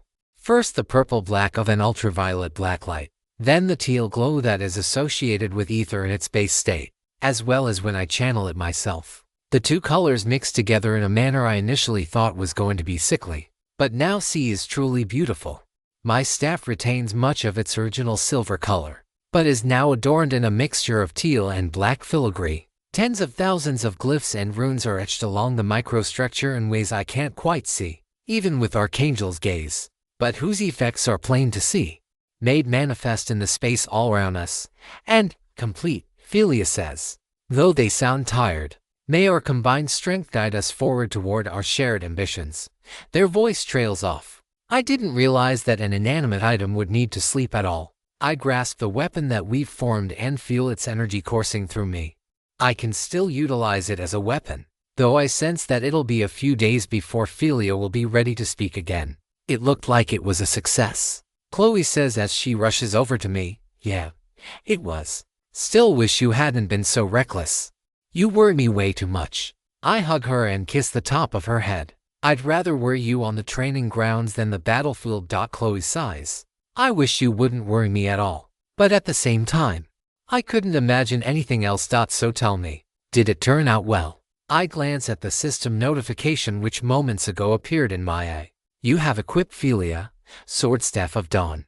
When wielded by any but the mechanical angel, it functions as an enchanted silver sword staff, granting attack Kung 105, magical attack Kung 40, agility Kung 15, and dealing light elemental damage. When wielded by their chosen bearer, the weapon's true powers emerge as follows: grants attack Kung 330, magical attack Kung 70, and agility Kung 40. Can deal either light elemental or non-elemental damage, chosen at will, and freely toggleable. The weapon can cast the spells Broken Chains and Brilliance each twice per day. The weapon will ascend as its wielder ascends, enhancing its attributes and unlocking further abilities. It did, I say. It certainly did. Now then, shall we go back? Chloe nods. Unfortunately, I don't know what either of those spells are, and sadly, the inspect of my artificer's glasses fails to provide any further information. I will have to ask Philia in a few days, once they have properly rested. For now, though, I do think a lunch date with Chloe sounds like a most marvelous idea. 3.10 For a moment's peace of Seraphina. Content warning for grief and mourning. I gaze upon the tower gauntlet on the morning of the first day of August, nearly a dozen miles away from my vantage point upon the roof of our house. It's standing there, so smug and triumphant, looming over us like a giant middle finger rising out of the earth, flipping me off for my weakness and inability to actually carry out the goals I've set for myself. A reminder of the system's might, despite the newfound clarity of my purpose. Despite the resonance of my new bond with Philia sharpening our now shared desire to bring about an eventual end to the system before it brings an end to us. It persists, taunting me. I still don't know how I feel about wielding Philia as a weapon, even though they don't seem to mind, and have never once complained about the bond that I have with my weapon, one which doesn't eat a skill slot. Thankfully, I feel as though I've subsumed their will with my own, and yet, I know I will need the power that they are offering me to move forward. I feel as though bonding with a sentient being, however willingly it might have been by both parties, in order to fight for an unachievable freedom, is paradoxical. When they wake up in a few days, I would like to ask them more about their own perspective on the matter. I shouldn't assume that their psychology is like a human, as much as talking with them has convinced me of that point, and fortunately, that means that I'm stuck here, on the outside, waiting for Philia to recuperate the ether they used during the bonding ritual. I can use the weapon they are bonded to just fine, but going in now means being without the skills they can use, or, far more importantly, the knowledge they have about the system from their own continuity, and beyond the purely utilitarian perspective. It's also the case that, for the indefinite future, Philia is going to be nearly as bonded to me as Chloe is. In other words, we're a team. And that alone means that we're going to be exploring the last 20 floors of the tower as a team, together. Which is not to say that I've been idle. Every day, I've been training with my sword staff out here in the open, not against monsters. At least not yet. Just going through the motions, repeating them hundreds and thousands of times each day, making sure that every flourish, every swing and thrust comes as easily and naturally as moving my own body. I've also been experimenting with channeling ether through it in different ways, trying to gain a new skill or two of my own to amplify my prowess with the weapon. However, I have been unsuccessful in that regard. Even a basic sword staff proficiency skill has thus far been beyond my grasp. It doesn't concern me too much. The best way to gain skills and skill ranks is to cultivate them in the heat of battle. The next best is to try to create their effects directly through clever manipulation of ether until one of them coalesces and clicks with the system, allowing us to more easily draw that effect together. But right now, I'm not at the point of needing to focus on gaining skills. Simply knowing the basic techniques and how I can move and fight with this new weapon most effectively is my first priority. And it truly is a flexible weapon, easy to use, and yet so versatile and difficult to master. When to parry, when to slash or thrust, or even poke with the butt end of the weapon. Proper positioning is paramount. Too far away, and enemies will evade outside of my reach. Close, and they won't get hit by the edges upon my weapon's tip. And so I drop back down off the roof and into the backyard, going through another round of martial meditation. This time, I'm reliving the fight against Philia as my doppelganger, feeling their movements and how I think we both would have responded had we been using this weapon instead of my arm cannon. Ultimately, though, the real and most important test won't be until we're in the tower, fighting for our lives, all for the chance for more strength to better repel the calamities that the system has to offer. "Hey, Sera," Chloe says, her entrancing voice breaking me out of my meditative stances. "I've got somewhere to take you this morning." "Oh, where's that?" I strap Philia into a special harness at my back. Normally, I'd stow them in my inventory, but due to the time dilation effect within the pocket dimension, it's best to keep them out for the time being. Chloe lowers her head. "I think it's somewhere best shown, rather than told, but I promise, it's nowhere bad." I sense her hesitancy, mixed with a bit of sorrow in her words, but more than that, I trust her. And if she believes that it's best left unsaid until we get there, then I believe her too. Do I need to get changed? We're not going anywhere that requires formal attire. I think we're fine as we are, Chloe says. Are you ready? I draw a bottle of water from my inventory and take a swig before nodding in approval. And then we're off, flying over the city. The warm sun to the east is already burning off the small bits of morning dew that had accumulated over the previous night, while the nearly full moon is finishing its descent to the west. Each morning, it seems that the skies are just a bit more crowded than they are the previous day. Nothing like the congestion on the city streets, especially during rush hour, but enough that we'll soon need rules of the sky alongside rules of the road to make sure that there aren't any collisions. And not just collisions between those of us flying under our own power. Commercial and recreational aviation has diminished significantly over the past few months as our global society has become less interconnected. Now, it's more based on what might be seen as rudimentary city-states operating in a loose federation of our world's former nation-states. System-granted skills and nascent ether tech enabling us to continue to live our daily lives without too much interruption. But aviation does still exist. At least a few flights a day to neighboring cities. And a person flying into a commercial jet turns out about as well as one running directly into an SUV. I've seen at least one such report, and the pictures weren't pretty. I'm left to wonder exactly why we're headed where we are as Chloe begins descending over one of the cemeteries along the western side of Midtown. A grandparent or aunt, perhaps, or maybe one of our friends from school. Goodness, I am the worst, aren't I? I've been so busy with, well, everything. And I've completely neglected everyone else. I hope we're not going to go visit their graves. I suppose it's only fitting, if that's where we're going. Time to own up and pay for the many mistakes I've made. Chloe doesn't say a word as we walk among the graves. Some of them are from the before times. Most of them are, but there are so many from the last 4 months. People who died in the days after the system first arrived. Some by the weak creatures that appeared, imps and rats and spiders, and probably slimes as well. Though I only ever saw and fought the giant kind. And it's here that I see what Chloe came to show me. A small headstone with a bouquet of white flowers upon it, and the name Lily Mortensen engraved upon its obverse. I walk up to it, dropping to my knees. I thought I'd grieved properly. I thought I'd cried everything I needed to cry and moved past her death. But seeing this physical reminder that Mom, my birth mother, not Alicia, is well and truly gone, it seems I've still got tears left to cry. And cry I do, all the way until I've no more tears left to shed. Chloe follows behind me once my crying has finished, placing a hand on my still whimpering shoulder. I'm sorry, Sarah. By the time things had settled enough for Mom and I to do anything, Lily's body had already been claimed by the state and cremated, so there wasn't anything we could bury. But she still deserves to be remembered, still deserves a place for you to mourn her. And so, over these past few days, Mom helped me arrange the small plot of land for a headstone for her.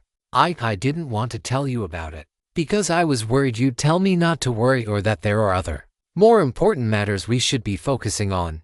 But this is important, too. I'm your girlfriend and your healer, which means it's my responsibility to look after you, especially given how reckless you are. Hey, I cover my mouth, realizing that there are other families here as well, mourning their own lost kin. Chloe purses her lips. That means your emotional well-being as well as patching up all your wounds. I extend a hand to her, inviting her to kneel next to me, which she does. I wrap an arm around her shoulders, and her arm wraps around my waist, and the two of us together kneel in silence for a few seconds while I figure out what to say. Hey Mom, I mumble, it's been a while. I'm not sure if you're able to listen. Heavens above, 6 months ago, I would have said that death is death, and there's nothing beyond that. But now, with the arrival of the system, I know that gods and monsters and even other worlds and timelines are real. And so, who's to say that there's not some heaven high above where you can watch down on me? If there is. I hope you can hear me. Chloe and I did get together. I guess you were right that she had some feelings for me. Still, I never would have thought things would have turned out the way they have. I've been living with her and Alicia these past few months. We're getting along, for the most part. And don't worry, Chloe's been taking care of me. I cover my mouth with my hands. I didn't mean it in that way. I turn to Chloe, who's suppressing a giggle, even though she is taking good care of me that way too. I silently message to her. So yeah, she and I are doing what we can to make it through this world. It's been tough, a lot has changed, but I trust Chloe. I believe in the bond we share. I think that together, we'll get through every challenge we face. It's like she says, Chloe adds, you've got a reckless daughter. She loves to act before thinking, and she makes her share of mistakes, too, sometimes big ones. But so do all of us.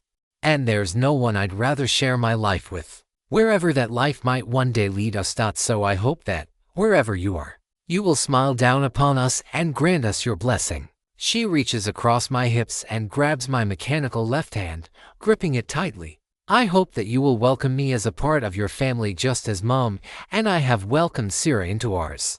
We stay like this for a while longer. Neither of us says anything more. There's no need. Instead, we just silently hug each other, heads lowered, paying our respects. And after a few minutes, we walk around the cemetery, toward no one's grave in particular, but just to take in the weight of the burdens that we have upon us, the consequences of our failures, the grieving families whose kin died because of me. I am ashamed of my weakness of body. Yes, but more ashamed of the weakness of my heart, unable to accept the fact that, had I been stronger, wiser, more knowledgeable, better prepared, some of these people wouldn't need to be here today. They would be laughing and enjoying life with loved ones who might still be alive if not for my failures. And I am too weak to do anything but watch in silence and look upon the grief I have brought about. This too hardens my resolve. I have to keep moving forward, a little more each day, or the funerals will continue. The system will continue to kill us in its crucible, and the grief and loss will never stop. I take Chloe's hand in my own, afraid of the day I might lose her as well. I pull her into a hug, and we stand like that, together, alone, surrounded by so much death.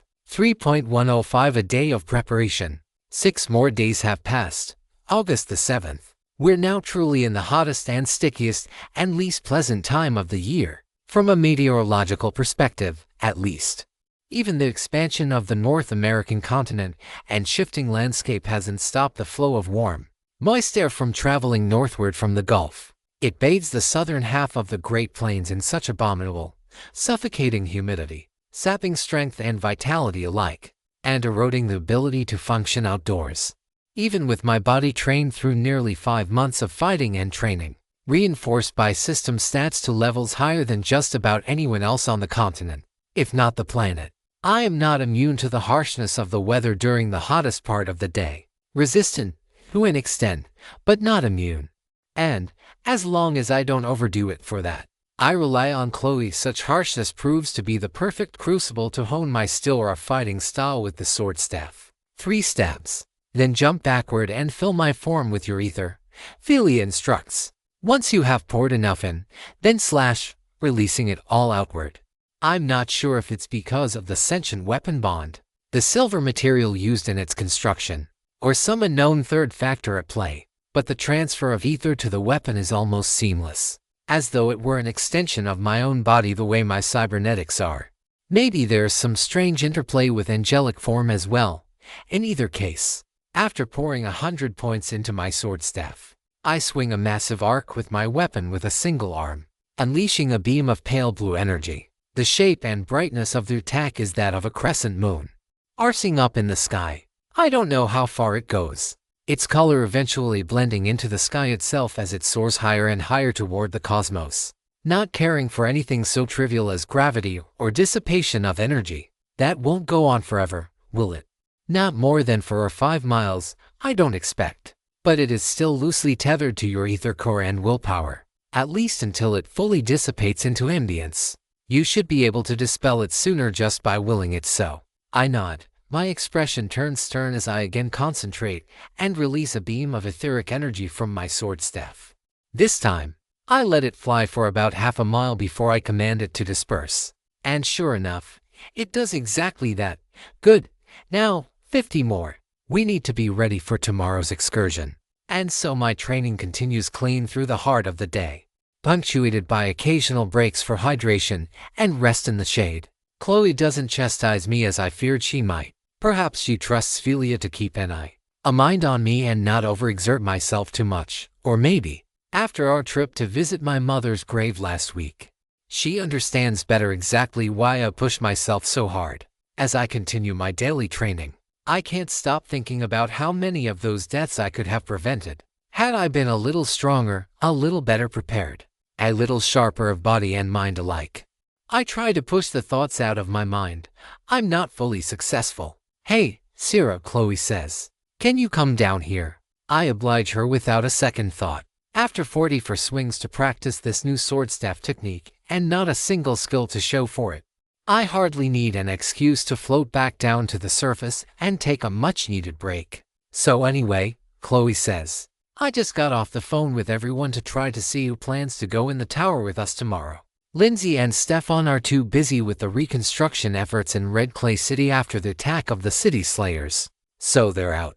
Jasmine is still convalescing after taking a nasty wound to the back a couple of days ago, and Alana is tending to her. What happened? There was a sandworm attack the night before last, apparently, east side of the city. She and Alana led the assault against the monsters. They managed to defeat them without too much trouble, but one of their subordinates lost focus and didn't wait for the system notification to confirm all the kills. He nearly got impaled right through the heart by some sort of projectile attack, and would have, had Jasmine not pushed him out of the way and absorbed the attack with her own body. She's expected to make a full recovery, but it'll probably be a few more days, even with healing magic. So, is it just going to be the 2 of us this time around? Actually, no. Crystal said she was interested. She said she needed a break from all the recovery efforts and that seeing her home in ruins really pisses her off. I think she's really in the same mood that you've been the last couple of days. Pissed off with her own weakness and itching to get stronger, so the next asshole who tries something like that takes a long nap in the dirt. I wouldn't have used such language, but I think she would have. Chloe pauses. Scratch that. She absolutely definitely would have. and she's going to be here sometime this evening, so she says. I let Mom know we might have a friend over and went ahead and changed the sheets on the spare bedroom. I think we're going to call the training session here. I mentally tell Philia, I'm getting close to my limit, and I'd rather not overexert myself before tomorrow. Understood. I'll see you then. I allow Philia to dissolve back away into my inventory before heading inside for a shower. A cool one this time, to help me wash all this sweat off my feet. A flash of light accompanies the ringing of the doorbell just as Chloe and I are finishing up dinner. Seafood tacos tonight, mini corn tortillas, blackened catfish, salsa verde, tomato, onion, cilantro, and lime. Served on a bed of Mexican-style rice. It smells so delicious. And considering our growing skills in the kitchen, I'm sure it's going to taste even better. I get the door as Chloe finishes plating our meals and setting the table. Sure enough, there's a young woman dressed in a black outfit that manages to be provocative without actually being indecent. From her black pointed witch's hat, which matches Chloe's to thigh-high boots, to black opera gloves, to the black robes she wears, which cover little more than a mini dress. Crystal absolutely exemplifies the idea of being dressed to kill, literally. No wings? Crystal asks. I thought they were sort of your thing. I sprout them for a brief moment, sidestepping around her to close the front door once more. I wouldn't dare let a single extra molecule of that sweet, conditioned air escape. Afterwards, we stare a bit uncomfortably at each other, neither of us sure whether to shake hands or hug or do something else entirely. Ultimately, we end up sharing a brief and somewhat awkward side hug. New skill. Now I can either sprout them or dismiss them as I see fit. As nice as it is to have them out and showcase who I am, I've found that it can be just as nice to be able to blend in and enjoy life without having a bunch of people go, oh my gosh, aren't you that one girl from the web conference and the news? Like, I don't mind the accolades, but I'm not always in the mood for the paparazzi. I can imagine. Crystal drops her backpack on the ground, causing me to worry. If she's not yet level 50 and hasn't awakened her inventory, she might be a liability in the tower. We'll need to guard her that much more. But I tell you, Sarah, you shock one of them one time and the rest of them learn real quick. What did you just say, Crystal? Chloe shouts from the kitchen. It sounds like you just said that you were going around shocking people. I hope that that's not what you were doing. Oh, hey Chloe. Good to see you do. And don't worry, I didn't mean shock in the sense of actually using electricity on them. Just conjuring a wreath of electricity around myself and saying some vaguely threatening things to stop them from constantly following me like hungry hounds ready to get their next meal. You know that doesn't make it any better, Crystal. Crystal turns to me and whispers, is she always this way? I nod. Wouldn't have it any other way. Are you to go in to eat, or not? Chloe asks. Come on. The food is getting cold. Crystal and I turn to each other, nod, and make our way over to the table. Chloe and I sit next to one another, while Crystal sits across from us. The food tastes every bit as delicious as it smells. The catfish is perfectly spiced, the accents of lime complementing the succulent meat, and the heavy pepper used to char and blacken the outside. The rice is firm without being too chewy, and although it's just a simple packaged spice mix, adding a little bit of pepper sauce I found helps really bring out the flavor. Just enough to sizzle the tongue and stimulate the appetite, without quite reaching painful levels.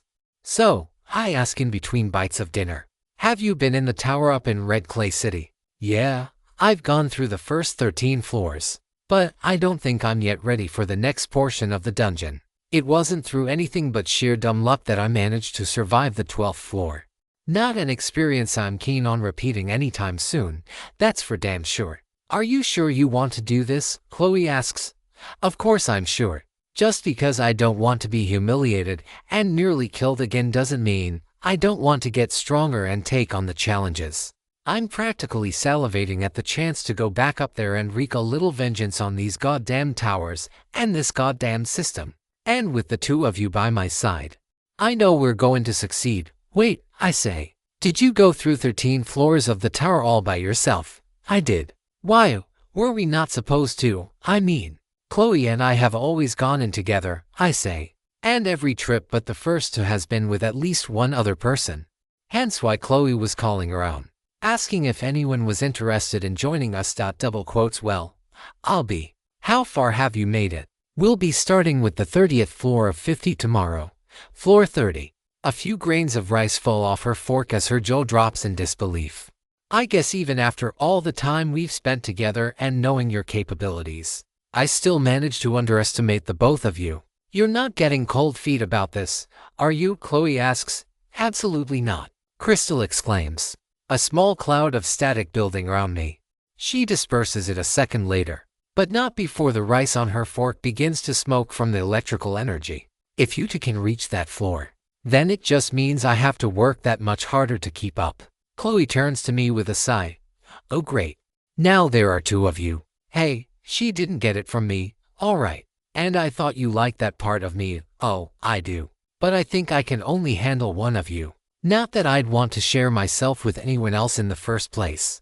Well, I look forward to it, I say, turning back to Crystal. We'll be departing for the tower first thing in the morning.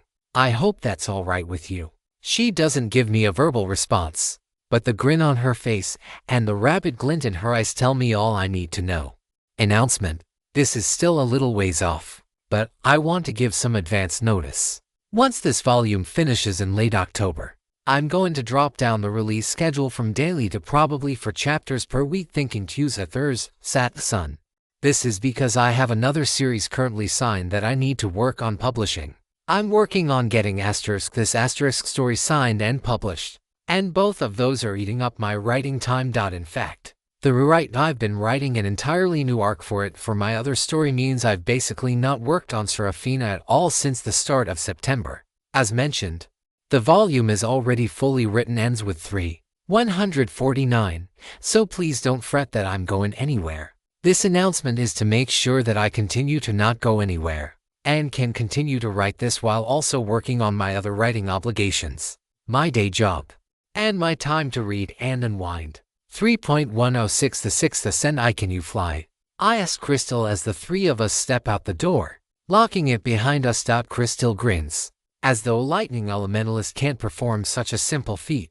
She clasps her hands together, feet a bit wider than shoulder length apart, and then, with a burst of etheric energy both bubbling forth and coalescing from outside her body, her form shifts. No longer can her body be considered that of a human. Although it remains roughly humanoid in appearance, from head to toe, her entire form is cloaked in violet lightning, save for 2 small bluish specks near the top of the jagged, amorphous mass that resemble eyes. Partial elemental transformation, she says, her voice now tinged with static and echoed with a low-pitched rumble. Based on my current path, I should be able to fully transform my body into lightning shortly after I reach my level 96 ascension. Then, I'll be able to soar the heavens and be truly free, unshackled from my human body. On the one hand, I can truly relate to her desires, fighting to be free, moving beyond the confines of a human body to better reflect who I am as a person. I empathize and share both of these goals, but I don't agree with the end goal. Relying on the powers given to us from the system isn't the same as freedom. It's its own slavery. Enslaved to the dicta of the system, bound for the fate that awaits this continuity once the harvest finally arrives. I hope that she'll understand. When the time comes, shall we be off? Chloe sprouts her wings, a warm golden radiance in contrast to Crystal's blue-violet form. I follow suit with Chloe in hand, Crystal following behind us at a distance of about 50 yards.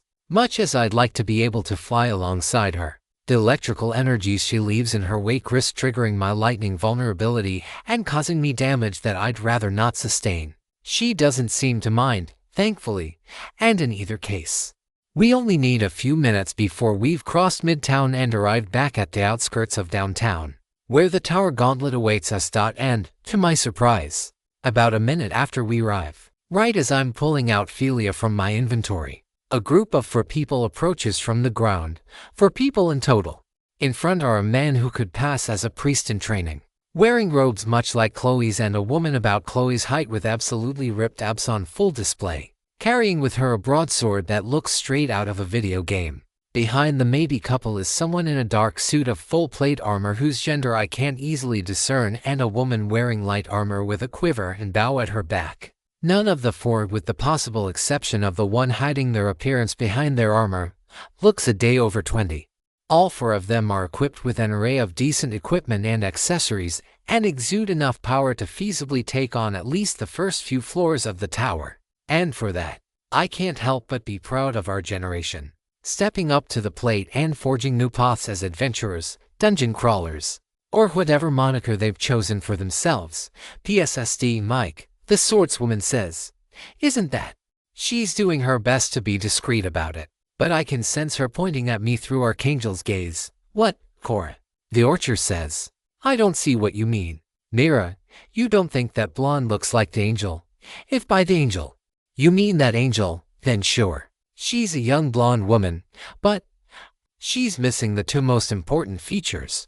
And I'm pretty sure she never used a spear before." Silently wishing them all the best in their endeavors and not looking for a protracted conversation with an inordinate amount of supplication and idol worship, the 3 of us make our way past the threshold and into the tower's antechamber once more. However, briefly flash my wings just before the door closes.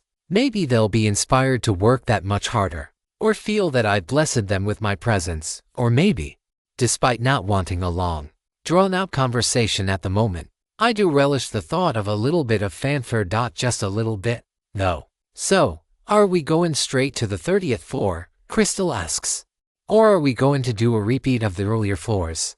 "We were planning on heading straight up," I say. "Based on what information we have, the tower seems to resist efforts to game it by farming the weaker floors in the hopes of securing better loot drops. Best case scenario, it allows us to go through it a time or 2. And we barely gain experience from the mobs. Worst case," Crystal asks, "well, hypothetically, the tower sicks a level 160 monster on you and wishes you good luck." "You're being facetious, right?" "She isn't," Chloe says. "We had to evade pursuit by a level 159 creature over the course of several floors during our last trip in here. I don't look forward to a repeat of that." "Wait, did you just insinuate that the tower is alive?" Crystal asks. "We don't know if the tower itself is alive, but the system definitely has some degree of alien sapience," I say. "And I don't think it likes me very much." Crystal stands unfazed, if anything. Her eyes are even more hardened with determination. "Well, we might as well get a move on. I wouldn't want you fine ladies to hog all the fun and experience." Without further ado, we head to the teleporter, warp up to the 29th floor, and from there, head up a spiraling, crystalline staircase to the 30th. "Holy shit," Crystal says. "The landscape that awaits us is absolutely gorgeous.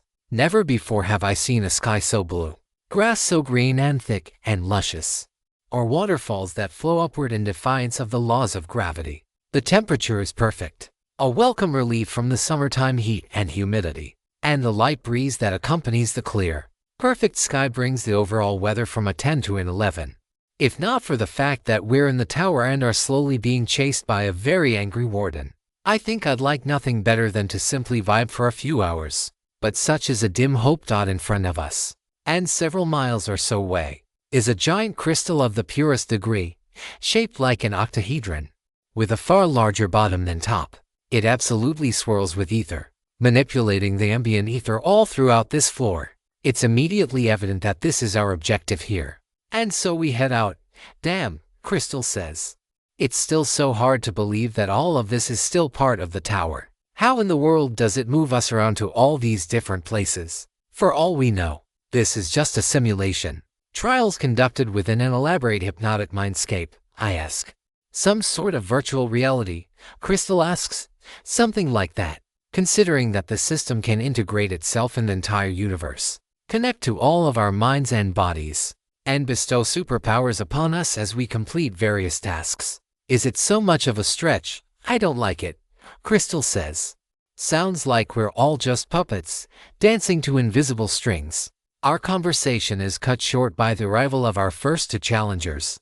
I'm not exactly sure what they are. Some sort of hybrid between a Komodo dragon and a small dinosaur, quadrupedal, a bit shorter than Chloe, but with a body stretching close to 15 feet long, not counting the long, whip-like tail. Their heads are each covered in heavy plates and adorned with horns. Worse, they're fast, and they look angry.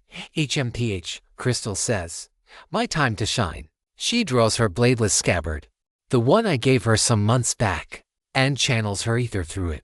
Her own ether draws more ambient energy around her, coalescing both together into a blade of violet energy that matches the color of her elemental transformation. I assume a fighting stance. But Crystal raises her left hand, stopping me. If I may, back me up if I prove unable.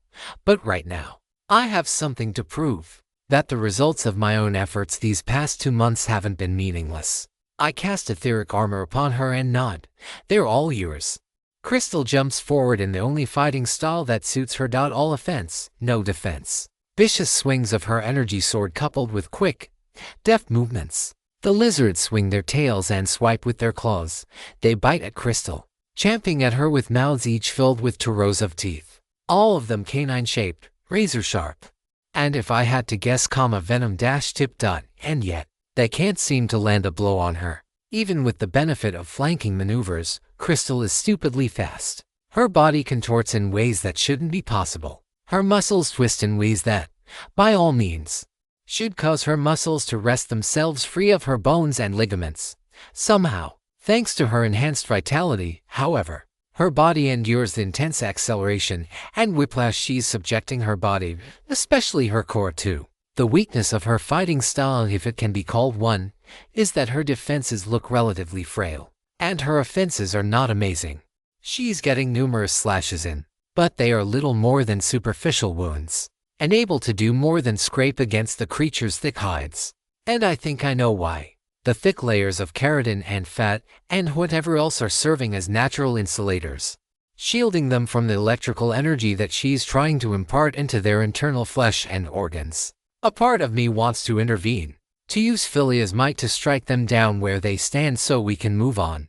But I do understand the pride and spirit of a warrior. Serena showed me as much. And for this reason, I must honor Crystal's request, and allow her to continue to hone her skills and fighting style against foes more powerful than those she's experienced until now. Grr, she mutters under her breath. Can't seem to break through. She twists around, sidestepping another rending bite and raking claw. But the follow-up tail pierces, aiming right at her chest. It nearly hits her. But at the last second, just before I'm about to intervene to save her life, she flashes into her half-elemental form, allowing the attack to pierce her plasmic form. She shows no signs of pain, maybe a momentary shudder as she adjusts to the sensation of having her semi-tangible body disrupted, before slamming her blade and fist directly into the creature's mouth, cracking teeth and striking the far more conductive internal mucous membranes. And this actually has an effect, better than an effect. With the creature's skin being so tough and insulating, the electrical energies continue to spark and convulse within the overgrown lizard. Bits of electricity coursing out of the small wounds she dealt earlier. With another quick flourish, she pulls her weapon, which had pierced through the top of the first lizard's snout, out of the same hole in which it entered. She turns to the second and rushes at full speed, crackles of static in her wake, evading each attack as she approaches, but she is weakening. Her movements, previously swift and fluid, are now staggered. The attack from before, coupled with the force of her blow, seems to have significantly damaged her. I dare not intervene, though, for the sake of our camaraderie and her pride alike. Just as she approaches, the creature fires a mass of venomous, likely acidic saliva, which burns upon contact with Crystal's violet cloak.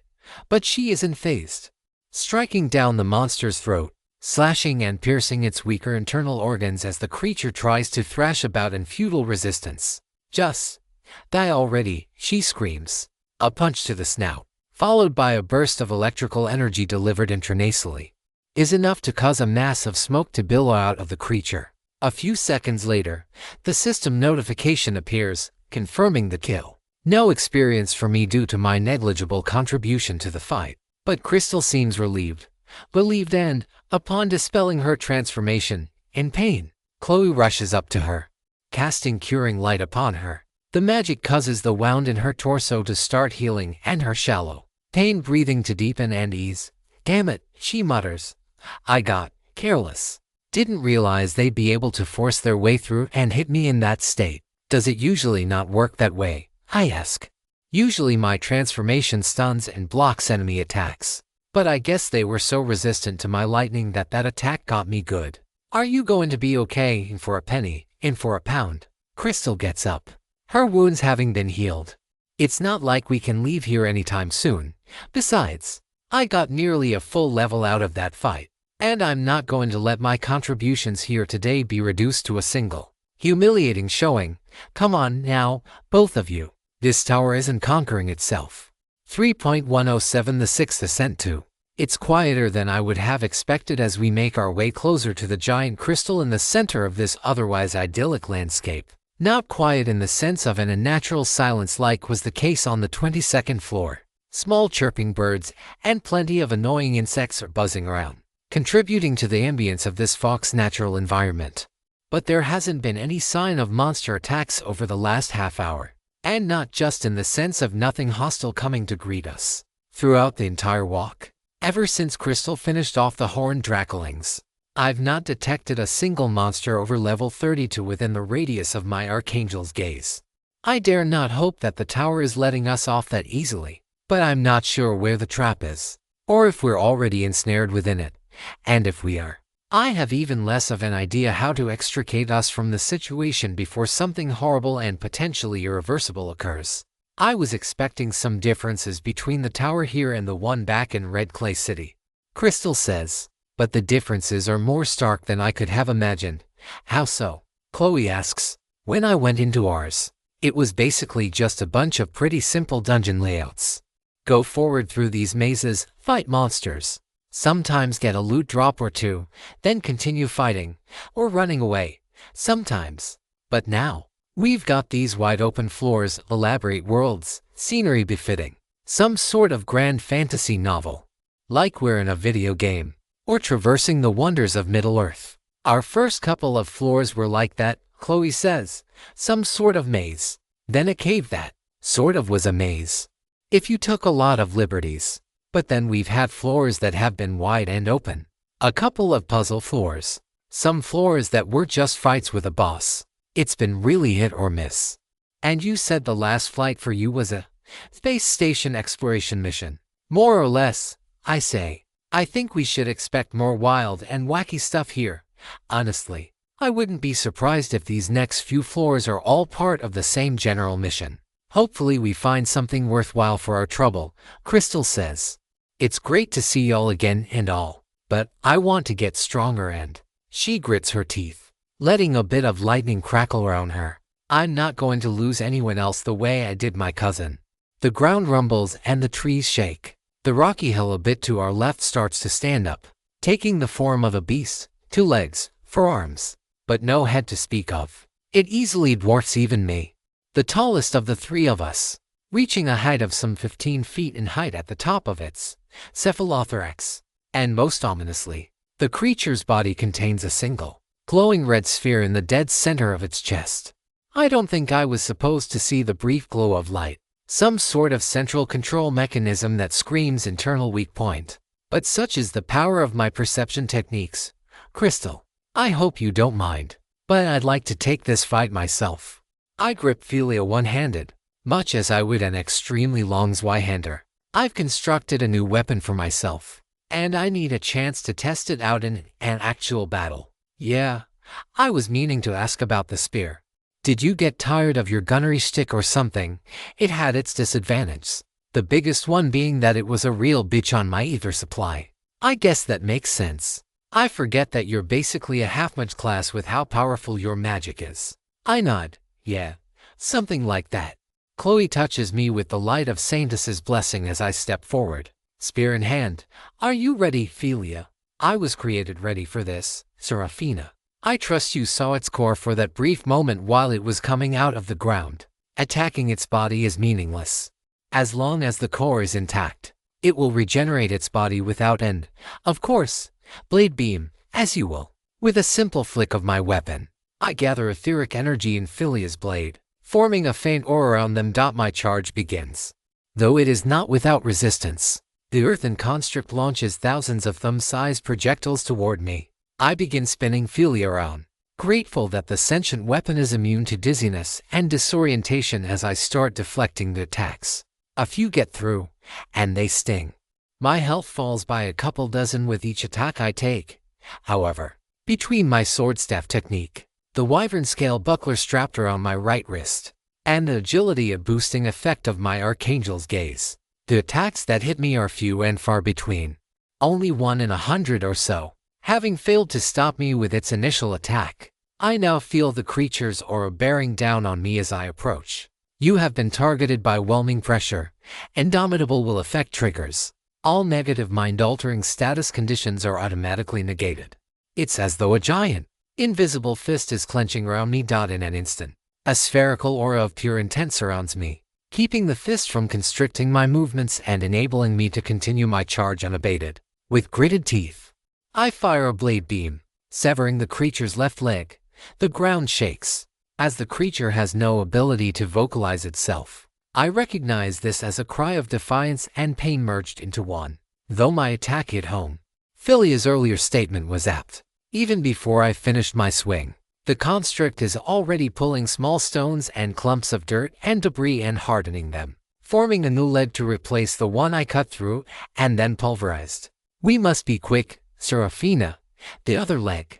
Using the last of the residual momentum from my earlier attack, I spin around, charging energy within Philia once more. The creature attempts to counter with a fist to my back in what would be my blind spot. But such weaknesses are beyond me. Instead, I wait until the last second to sprout my wings and float over the top of the creature's approaching arm. I land atop its appendage and deliver a single downward thrust, curving it into a partial severing, and I am astonished. I knew, in terms of combat parameters, that Philia was 2 tiers above my mechanical arm cannon in terms of offensive capabilities. But seeing how effortlessly they cut through vitality-reinforced stone, not slowed or diverted in the slightest, is another matter entirely. I spin around, another blade beam cutting the creature's right leg and causing it to fully topple to the ground. It thuds, the entire ground roaring in anguish. Clumps of dirt rise up on the ground, demonstrating the Titan's mastery of all things earthen. My first instinct is to defend, but I recall Philia's words. There's no sense in trying to win a battle of attrition. All I've done is temporarily damage its outer shell. And as long as that damn core remains intact, it will regenerate without end. So I thrust, aiming between the creature's leg stumps for a bit of added cover against the attacks bombarding me. And I feel a smidgen of relief and revenge seep over me as I tear the creature a new asshole, finally repaying the system back for the morning after integrating itself into our world. Seraphina, try your ether bullet burrow skill. It might be effective. Can I use it while equipping you? It should adjust itself accordingly. The skill doesn't specify that it requires a gun be equipped to work. With this in mind, I move ether throughout my body in the same manner as when I use my ether bullet skill, pushing it through Philia's physical form and concentrating it at the tip of their blade. Cycling through the options, I conclude that water is the likeliest element to be effective against this creature. Wind and earth are often considered antipodal in many game systems, but I can't see how a burst of air is going to cleave through solid rock anywhere near as effectively as a concentrated jet of water. The ether begins to congeal, turning from a vibrant teal to a rich and luscious ocean blue. The concentrated energy splashes about like a wave, only to be forced back inward by the pressure I'm exerting upon it. The creature roars and begins thrashing about, its attacks more erratic as it attempts to crush me or smush me between its thighs. And that is most uncool. Only Chloe is allowed to do that. Finally, just as I'm about to be pulverized by a block of dirt and stone the size of a large house, the energy finishes concentrating. I unleash my blast, which cascades outward like a water spout, tearing through the earth and stone, turning the construct's entire body into a giant puddle of mud. It also has a secondary effect of knocking me backward with enough force that I manage to narrowly avoid being flattened as well. Well, that was unexpected. I added a little of my own strength as well. That reminds me, when I equipped you, I noticed that you had spells you could cast as well. How does that work? The same way as your girlfriend casting magic. I simply shape my own ether around me in the form of the spells I've learned or been granted by the system. We can continue this conversation later. For now, there's a fight to finish. I shake off the momentary distraction, noticing the glistening red core trying to burrow underground and shape a new shell around itself. I concentrate my will, forming an inverted gravity glyph with my glyph manifestation skill and yanking it. along with the master on it, into the air, finally. With a quick leap into the air and one last blade beam, I slice through the center of the sphere, cracking off a portion of the core. Red wisps of energy disperse out of it as it wriggles about. And though I don't think it can fight anymore, I stab Philia's blade through the center of the larger chunk to ensure there's not even a shadow of a doubt that the thing is still for good. You have crushed a stone construct level 56. You have gained a boosted 91,640 experience. You have gained enough experience to reach level 57. Strength come 1, Speed come 1, Vitality come 1, Mind come 1. Please assign free stat points remaining. I assign all 4 points to my strength stat. And quickly. Philia's attack stat might have carried this fight, but there will be far stronger enemies than this one in the future. Crystal can handle the magical attacking at range, but I'm going to be the vanguard for this expedition into the tower.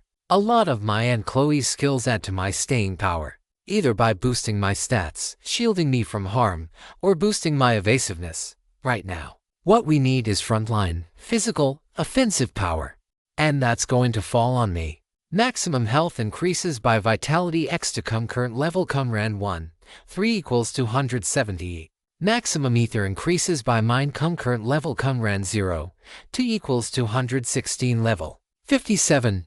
Experience, 3,547,370. To next, 154,980 current stats. Health, 7,679, 9,342 Ether, 4,972 6. Current stats, Strength, 181 base 87, Speed, 183 base 88, Vitality, 227 base, 109, Mind, 329 base. Your Archangel's Gaze rank 12 has upgraded to Archangel's Gaze rank 13. Your Elemental Ether Bullet Barrage rank X has evolved to Elemental Ether Strike rank 4.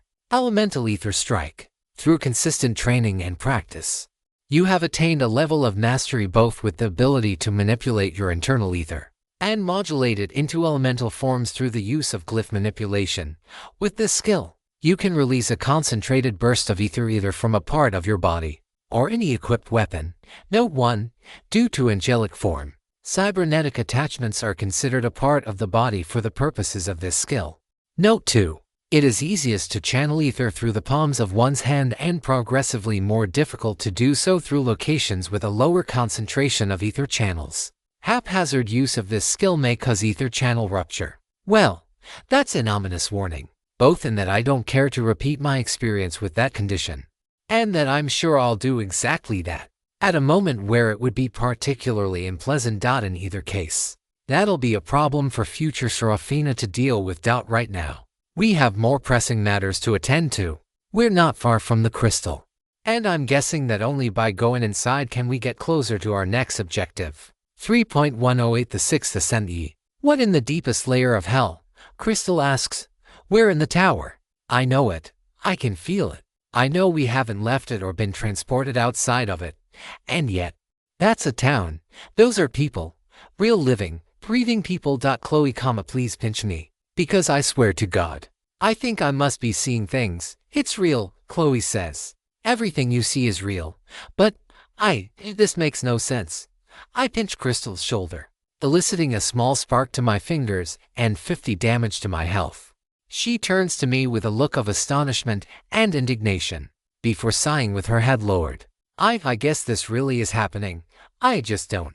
Is it so hard to believe? I ask. We have superpowers now. We were just flying around, fighting monsters. You literally changed your body into lightning.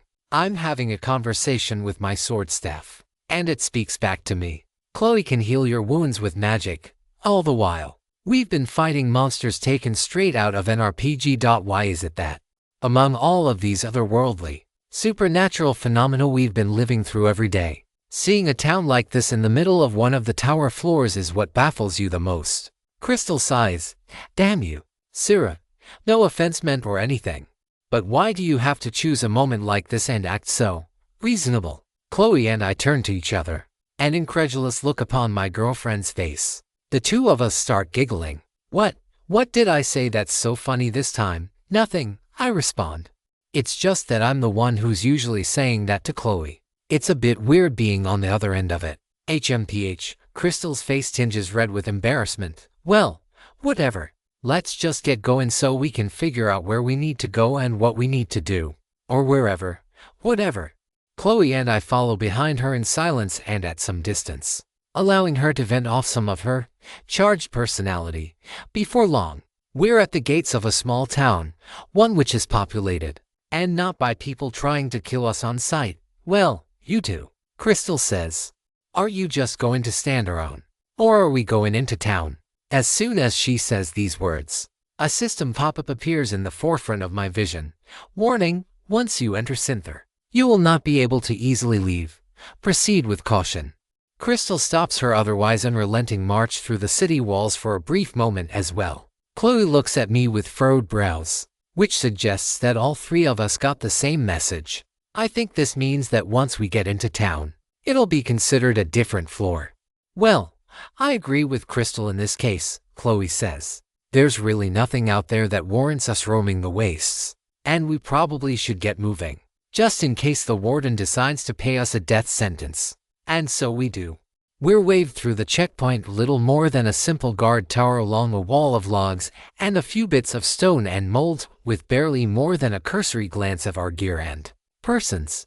Our suspicions about this being a new floor are all but confirmed when we pass through and into the town proper. A brief wave of dizziness overcomes me as the environment shifts and space around us contorts. The outside idol, which once felt right there, mere feet away, now looks so distant, as though it would take 1,000 steps just to move a single inch in that direction. None of the inhabitants, people or constructs, whatever they are, seem to notice, and they are still free to come and go from Synther as they see fit. Meanwhile, I take a step backward, just to confirm, and sure enough, I'm pushed away from the checkpoint by the bending of space itself. All right, you two, Crystal says, her impatience on full display. On the one hand, I appreciate her enthusiasm, but on the other, I shudder just thinking about how many goodies she might have overlooked or even walked right by in her haste. There certainly is a difference between being thorough and being meandering, and right now, we're fully on the former side of that line, for the sake of maintaining the peace. We do move with purpose around the winding streets, but I would rather take a longer look around and examine the wares in greater detail. We might not be able to pay for any of them with a lack of local currency, but even a few moments here with a new artifact could spur the sort of ideas I need to further progress Ethertech back on Earth. Why, young lady, a peddler says from one of the numerous open-air stalls lining the largest street in Synther, you look like you're not from around here. Might I interest you in some of my finest offerings? I glance to my sides just to make sure he's not speaking to anyone else. Quickly confirming that his inquiry is directed at me, I shake my head. I'm sorry. My friend is in a bit of a hurry, and we're all quite short on cash after our travels. A traveler with no money, and yet, you don't have the look of a beggar. There is more to your tale than you're letting on. We're not from around here. Somewhere very, very far away. I'm not sure how far away, in fact. So, while we have money from our own land, we don't have any local currency. What about that staff? He asks. It is clearly of remarkable quality and craftsmanship. I'd pay you 200 platinum coins for it. I'm sorry, it's not for sale. And it's a bonded item in either case. I see. If you are here in Synther, I suggest you avail yourself of the many wares our town is known for. He pauses for a second, just long enough for me to feel that something is a bit off. Here, I don't normally do this, but here's a silver coin as a gesture of goodwill. May it serve you well. I pocket the coin, thanking the merchant as I go through the possibilities for why a street merchant would be so suspiciously generous. Maybe he plans to accuse me of theft later, or perhaps, as I had felt earlier, the system pulled some sort of shenanigans just then. I did feel a small shift in the middle of the conversation, and more importantly, though this town Synther, very aptly named, appears real, right down to the sights and smells, it's not a monster, or a human, or anyone else. Could attack at any time. Best to be prepared. You sensed it too, right, Chloe? The way that man seemed almost possessed for a moment. Something did seem off. I'll keep an eye and an ear out for any signs of status abnormalities. You can do that. Yeah, one of my skills allows me to assess health on a target. That seems incredibly useful. Thanks. Chloe smiles, gripping my hand a bit tighter as we make our way through the stalls. As we do, I keep an eye out on all our surroundings, looking for anything that seems out of place. But there's nothing that strikes me, at least compared to the baseline in my mind. There are a couple of people creeping around in a nearby alleyway, but I think those are just petty pickpockets or others trying to evade the town guard. When we get to a fruit vendor, I use the silver coin to buy an apple each for Chloe and me, receiving a small sack of 80 copper coins in return, and they are delicious, ripe and juicy, but with a good bit of tartness to them, almost as though they'd been crossbred with a lemon through some sort of magic. Truly, we are in Fantasyland, and it's surreal. There's a tavern and an inn not too far away, along with many stores and plenty of homes all around. A lot noisier though, and far more compact, with narrower streets and most buildings being built right up against one another. The overwhelming majority of folks are traveling by foot, with a few horse-drawn carriages and wagons occasionally parting the sea of pedestrian traffic. With this in mind, it makes sense that Sinther would be so much more densely packed than modern cities on Earth. No, this is off. If this is a world integrated by the system, the couriers should be moving way faster. There should be people flying around or at least hopping from rooftop to rooftop. And yet, I detect absolutely no use of magic anywhere in the city. My own still works, though. Chloe, can you cast a healing spell on me? I just need to know if you can. Chloe closes her eyes, her brows furrow, and, after a few seconds, I feel the warm light of her spell filling me, though, in the process, Chloe seems fatigued. It feels like there's a massive weight on my ether right now. My passive skills work just fine, but trying to cast magic takes so much more mental concentration than it should. I figured as much. No one else is using magic, and the entire town and society are built like those from medieval Earth. Not a world with magic or magitech. I'd be willing to bet that that crystal in the center of town has something to do with it. You think the goal of this mission has to do with breaking the crystal and setting Sinther to rights? It's the best conjecture we have right now. We should stay close. I have a skill that passively negates power suppression, so I can defend us all if need be. I agree on both counts. I can't see anything else that screams your pathway further into the tower is in another castle. Crystal sure looks irritated at the two of us. Sans the sparks that often dance around her when she's annoyed, which is quite often. Now that I think about it, I'm not sure if she's realized it yet or not, but I'd be willing to bet her own magic is also being suppressed. On a related note, I do hope she's found someone to talk to with regard to her grief, and is working on being less explosive with her temperament. Maybe it's her class influencing her rather than leftover anger after everything that happened with the Order of the Wilds. That much isn't my place to pry, but one of these days, I can't help but worry that something bad is going to happen if she can't learn to control her power rather than having her power and class controlling her. Why? Crystal mutters under her breath with gritted teeth. Her fist is clenched, but only the tiniest bit of electricity arcs forth. Chloe and I pull her into the nearest alleyway. After checking for the presence of any eavesdroppers or potential spies of whoever is in charge of the city, we huddle behind a nearby dumpster. We think it's the crystal, I whisper. Chloe is going through the same thing, and you, immune thanks to a skill. If Crystal was angry before, she's absolutely seething now. To her credit, however, she takes a deep breath and calms herself in short order. Her anger now tempered into a fiery, hardened resolve. She turns to us with hardened eyes and speaks in calm, measured words. I hate it. I hate that these people are being deprived of the power they ought to have. I hate that they're being kept in a cage, Chloe. We're going to fix this, right? Yeah, I say. At the very least, we're going to figure out what's going on, and from there, figure out how to deal with it. Chloe says, let's get going. Then, Crystal says, I don't want this to go on another second longer than it has to. 3.109 The sixth ascendeth through meandering, winding streets we walk with purpose, trying to make our way to the center of town. There are guards throughout the city, easily identified by their uniforms and the shiny steel helmets they all wear. Judging by the flow of ether around them, they might be unaffected by whatever force is chaining down everyone's magic. At the very least, Whoever is responsible for the power suppression field throughout Synther must be knowledgeable enough about the mechanism behind its operation to devise countermeasures. Sera, do you think you can cast some sort of spell with your glyph casting that will enable the two of us to fight? If it comes to it, we both have our equipment, our physical attributes, and our passive skills. But we're both pure mage classes. I wish I could. Chloe, if I knew the exact glyph array they were using, or had access to the device, I could probably counteract it. As it is, I'll think about it as we case the area for clues. But I think we should assume that I won't. Chloe lowers her head. I'm not sure I like that very much. At first, I was beginning to wonder if this wasn't something that the people signed up for voluntarily. What do you mean? I ask. I know the pre-system society wasn't perfect.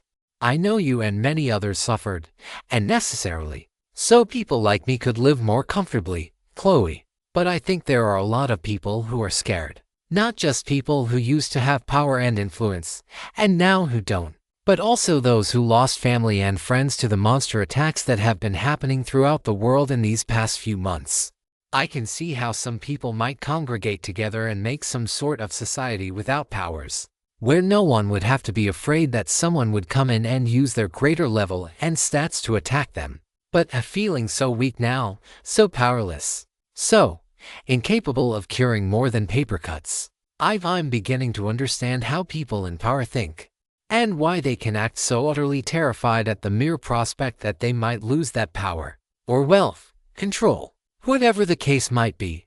Of course, we don't know what's really going on, I say. It might be that the person in power is enforcing all this on the people of Synther, against their will. In which case, it would be our responsibility to set everyone free of their restraints and return this world to rights. There's only one way to know for sure, and that's to keep moving forward. I agree. Although the number of guards watching us has increased somewhat over the past half an hour or so, none of them has made any move against us. Then again, we are wearing armor and brandishing the weapons I dare not stow back in my inventory. No one has yet demonstrated the ability that I've seen.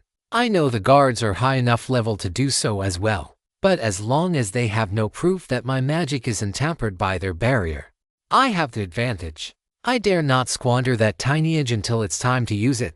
Instead, we survey the environment, look around the crystal, acting as nondescript as possible and, frankly, doing a horrible job of it. For the first time, we get a perfect sense of the exact scale of the crystal, and it's big. Not as tall as the skyscrapers on Earth, but at least on the same general scale. Large enough that we could easily go inside. Yes, definitely. There's something within, and it's definitely the source of the oppressive, twisted ether flow that is suppressing the ability to control and manipulate ether among the townsfolk. There's also, notably, a large fortress surrounding the crystal on all sides. And like the relatively undermanned city walls, this one is marked by dozens, if not hundreds of armed sentries on all sides. There's only a single gate, and from what little I can see, the security protocols are far more exhaustive. In addition to needing a writ of passage from the city lord, who lives on the other side of the gate, there are also inspections of each person to search for hidden weapons, including some device that allows them to scan through a person's inventory. I simply have to know that works. Reverse engineering that device is going to become paramount for being able to maintain any semblance of security going forward. Maybe that's the reason the system, or maybe the entity, has sent us here this time around. I suspect the former of the two, since entity is the one which seems less hostile. In any case, there's no way a frontal attack is going to be effective to many guards, and my strength will be greatly diminished without Chloe's being able to cast her spells upon me. We'll need a distraction. Some support from an underground resistance. Maybe a hidden way into the crystal's chambers, where we might be able to deactivate it. And so, once we're done seeing the sights of our ultimate objective, we head back to the commercial district, ready to take account of our findings and formulate a plan. So, what now? Crystal asks. Should we find a room? Yeah, probably, Chloe says. It's already getting late, and we're not going to get anything done standing around here. With that in mind, we decide to head to the tavern and try to secure a room for the night. I can't read the sign upon the places for Wade, but upon passing through the front door, The three of us are immediately greeted by a rousing chorus of welcome to the Red Glass Tavern. Crystal walks up to the bar with swagger, sitting down at one of the handful of open seats, while Chloe and I walk up tepidly and a few feet behind. Neither of us have ever even been allowed to sit in the bar area at a restaurant, let alone go to a tavern and order drinks. I mean, yeah, there was that one time, back during our earlier trip to the tower, but back then, I was too tired to really consider the implications, and we were sitting at tables back then. I am curious about the legality of it all. Definitely a question for Murdoch Rutherford to look into. Whether being transported to a fantasy plane of existence while within a tower gauntlet still leaves us within the jurisdiction of the state of Oklahoma as far as alcohol prohibition to under 21s is concerned, because I know that doesn't have a legal precedent either way. With that in mind, and mostly to secure the good graces of the staff here, the two of us sit down and each order a glass of the house brew. It arrives a minute later. Chloe looks at it, then at me, and after a moment's hesitation, I take a swig. Not good. I've tried alcohol a couple of times over the years, never often. It was rarely in the house owing to our family's poor financial straits. And my mother told me that liquor was an acquired taste and that I'd eventually adjust to and learn to appreciate the taste of brews and spirits. I still don't understand why anyone would willingly drink this stuff. And I include Crystal in the category of anyone who is greedily chugging the stuff down as though she's been parched her whole life and is only just now discovering liquid sustenance. Come on, Seraphina. Don't tell me you've never had ale before, she says, her voice already starting to slur. Wait, you like this stuff? Of course not. It's not about the taste, Seraphina. She hiccups in the most stereotypical manner. It's about the buzz. Feeling the inhibitions and worries slip away for a few hours and just not having to worry about it all. Besides, I've drunk far worse back in college. I turn to Chloe, and the two of us tap our glasses together and take a chug of our own. No, drinking it down doesn't make it any more palatable. No, seriously. Now I'm curious how in the nine hells Crystal manages to do it, and the other handful of patrons in the area. So, Missy, the bartender, a portly, middle-aged man, says to me, "What brings you out here to Sinther, travelers?" I say. We were doing some exploration, venturing out from our home as young adults often do. While in the midst of our journey, we ended up far away from where we'd planned, and ended up in the fields a few miles outside of town. We'd like to get a room for the night, along with some information, but I doubt the money we have from our homeland is any good. Well, I'll tell you what. There's still a few hours until the dinner rush, and my last barmaid, Linner, just up and disappeared a few days ago. So, if you two are able to help me out between now and then, we can call it even. Seeing no better option, I shake on it. Well, that wasn't so bad, Chloe says. Honestly, for a day's work, it wasn't half as bad as what I would have expected. Especially with how seedy taverns are often portrayed in our media. Really, I respond. I thought you would be a lot more angry and indignant about how that one guy just about grabbed my ass while I was serving drinks at the table over. Oh, no, I'm not happy with him at all. It's disgusting and wrong. And you gave him exactly what he deserved before throwing him out like the pig he is. I just suppose I was expecting even worse. So only having one incident that was dealt with swiftly and backed up by the other staff was an improvement to my expectations. Well, Gerald did say that we could use our discretion with any hands or other body parts that got too close. Of course, Thea still thought he could cop a feel when my back was turned. Because it's not like I have eyes in the back of my head or anything. It's sad. If not for the fact that you aren't affected by this power suppression nonsense, you really would have been taken advantage of. And who knows if we'd been able to do anything about it. Maybe that's something we're supposed to take away from all this.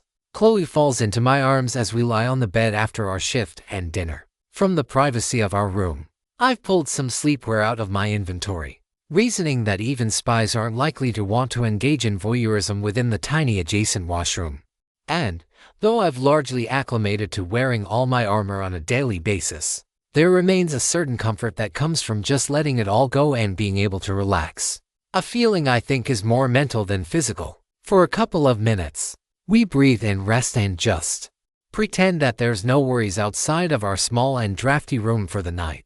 But then, as night falls and the beautiful night peers in through the tiny second-floor bedroom window, as Chloe is nuzzling in against her, I decide that we ought to discuss the most important thing we learned. So, it seems there's some sort of resistance movement going on after all. I message, not taking the chance that there could be guards or a spy or some sort of skill listening in on us from just beyond the doors. A group calling themselves Silver Dawn, promising a future of freedom and opportunity for the people of Sinther.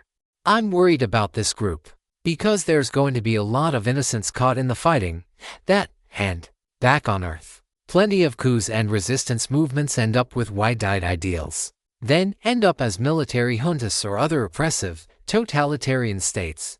People are people, and I don't for a second think they're any different in Sinther than they are back home. That's a good call, I say. So, what do we do about it? I'm not saying that we need to sign up and become true believers for this Silver Dawn, but we've been brought here for a reason. And I know it has something to do with the insurrection that's about to happen.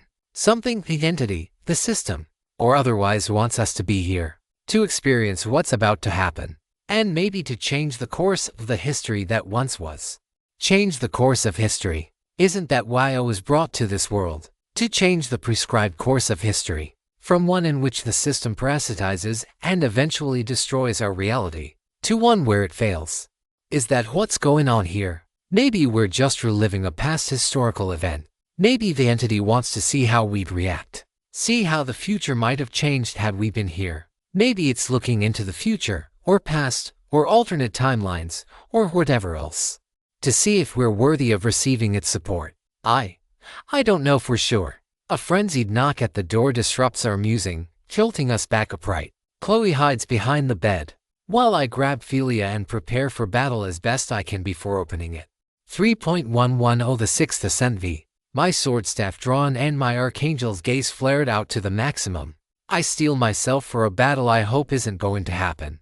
Through the cracks in the doorframe, I can make out 4 men, 3 in metal armor, the 4th in some sort of mage's robes. 2 of them, the ones nearer the door, have swords out, while the 3rd armor knight is using some sort of one-handed flail or morning star variant. The last one has a small crystal ball in his hand. I think he used something similar when we traveled together. I don't like my odds of winning this fight, maybe with Seraphina over limit, but if these are the town guards, they're going to have backup, a lot of backup. And after 2 minutes, I'll be all but a lamb to be led to the slaughter. No, this isn't the time to fight. Maybe later, once the element of surprise is back in our favor. For now, it's time to see what they want. Before I open the door, however, I stow both my and Chloe's gear in my inventory, including Philia. They might check it with those strange devices, but I'm not sure they will, as long as they feel confident enough that I can't access it, at least. For now, I think we need to play by their rules. Loath though I am to let them so much as lay a finger on you. I can't fight them as I am. I understand. Sira, I trust you and your judgment. Open up. Their leader, the one wielding the larger broadsword. After Chloe gives me a nod of approval and, fearing the soldiers are going to barge in any second, I open the door for the 4 young men. She stands a few feet behind me. Near the foot of the bed, the 2 sword fighters enter, their leader sheathing his weapon and pulling a scroll out of his inventory, which he opens up and begins reading. This is the town guard. By order of Lord Mayor Elaine, you are being detained on suspicion of treason against His Majesty and his lawfully appointed representative. You are urged to submit quietly. We are authorized to use deadly force if necessary. Really not doing anything to convince me that cops aren't the scum of the earth. Mr. Mayor, whatever. With a slight roll of my eyes to express a fraction of my contempt, I kneel on the ground, offering my hands to be placed in restraining cuffs. For a brief moment, a vice-like feeling rests around my wrists as the cuffs try and promptly fail to suppress my power again. However, I do my best to act the part, allowing my body to limp slightly and my movements to slow and grow sluggish. Chloe, on the other hand, is affected. Once the wooden cuff plate locks in place around her, some of the light immediately drains from her eyes. Her body trembles and her arms lock to the ground. Worse still, her mental voice in my head grows weak and distant, only fueling my anger. At the very least, however, her heartbeat remains steady and her breathing, though a little ragged from the ordeal, is firm. She's in no immediate danger of death from the cuffs, but I know she's not in good straits. This injustice will be repaid in full. Hey, what the foo? Crystal's voice shouts from the next room over. I didn't. My face grimaces, and Chloe shuts her eyes as a thought echoes out, followed by a scream of defiance. You'll keep quiet from now on if you know what's good for you. Lady, a man's voice shouts. My anger, already simmering, crescendos to a near boil. Only my belief in the plan and the knowledge that we can't win a fight while Chloe and Crystal are locked within the crystal's magic damping effect keeps me from exploding into a fury of righteous indignation. For now, I will endure as they are, until the time is right. Crystal's trademark scowl is back, narrowed eyes shooting daggers at me as the three of us are left down the stairs in our pajamas and out onto the moonlit streets outside. To my chagrin, the guards seem to be professionally trained, both in how they comport themselves with ruthless efficiency, as well as their acumen for operational security. I spend my time thinking, processing, looking for weaknesses in the chain of command, scanning for any sources of ether that might alert me to a device I might try to disable or something I might be able to pilfer to secure an advantage. But I see nothing. However, manage to find out a good way for disabling the power suppression function on the cuffs.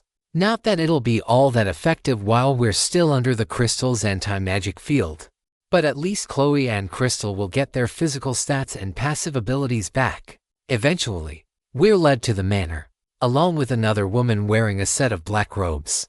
But whereas Crystal's robes are revealing, this woman with raven hair and a pale complexion is wearing robes and a headpiece far more modest than Chloe's. She doesn't speak to either of us, merely acquiescing to her fate, head lowered and eyes sullen the entire time. Throughout it all, Crystal seems defiant to the point of recklessness, while Chloe remains calm, her breathing now fully steady. She occasionally steals knowing glances at me, her trust in my abilities seemingly absolute. But this new woman seems resigned, almost as though she knew this was going to happen and had been expecting it. Is she actually a spy? Or is there something else at play? Something far darker and more sinister lurking underneath the placid streets of an otherwise bustling, seemingly prosperous town. After a few coded messages between the soldiers stationed around the manor and the detachment that kidnapped us out of our bedroom like a unit of secret police, we're brought inside, then down into the basement, as though I expected anything like proper hospitality upon such a kind and forceful invitation. Yuck, disgusting. It smells like sewage in here, and, yep, that's a rat scurrying about. Chloe sneezes. And for a moment, I'm scared that one of the guards is going to take the sudden noise as an opportunity to punish her for her alleged insolence. Or, stated in plain terms, for giving him an excuse to do so. But he simply carries on after giving her a small shove. I mentally give her an apology and a Gesundheit, though I can't hear anything coming back through our bond. After the guards ramble on for another minute or so, we're shown to our new sleeping accommodations for the evening. Not quite a literal cesspit, but not far off from one either. Hard stone, with a few spots of dirt on the floor. One small raised slab that might function as a makeshift bed. No water.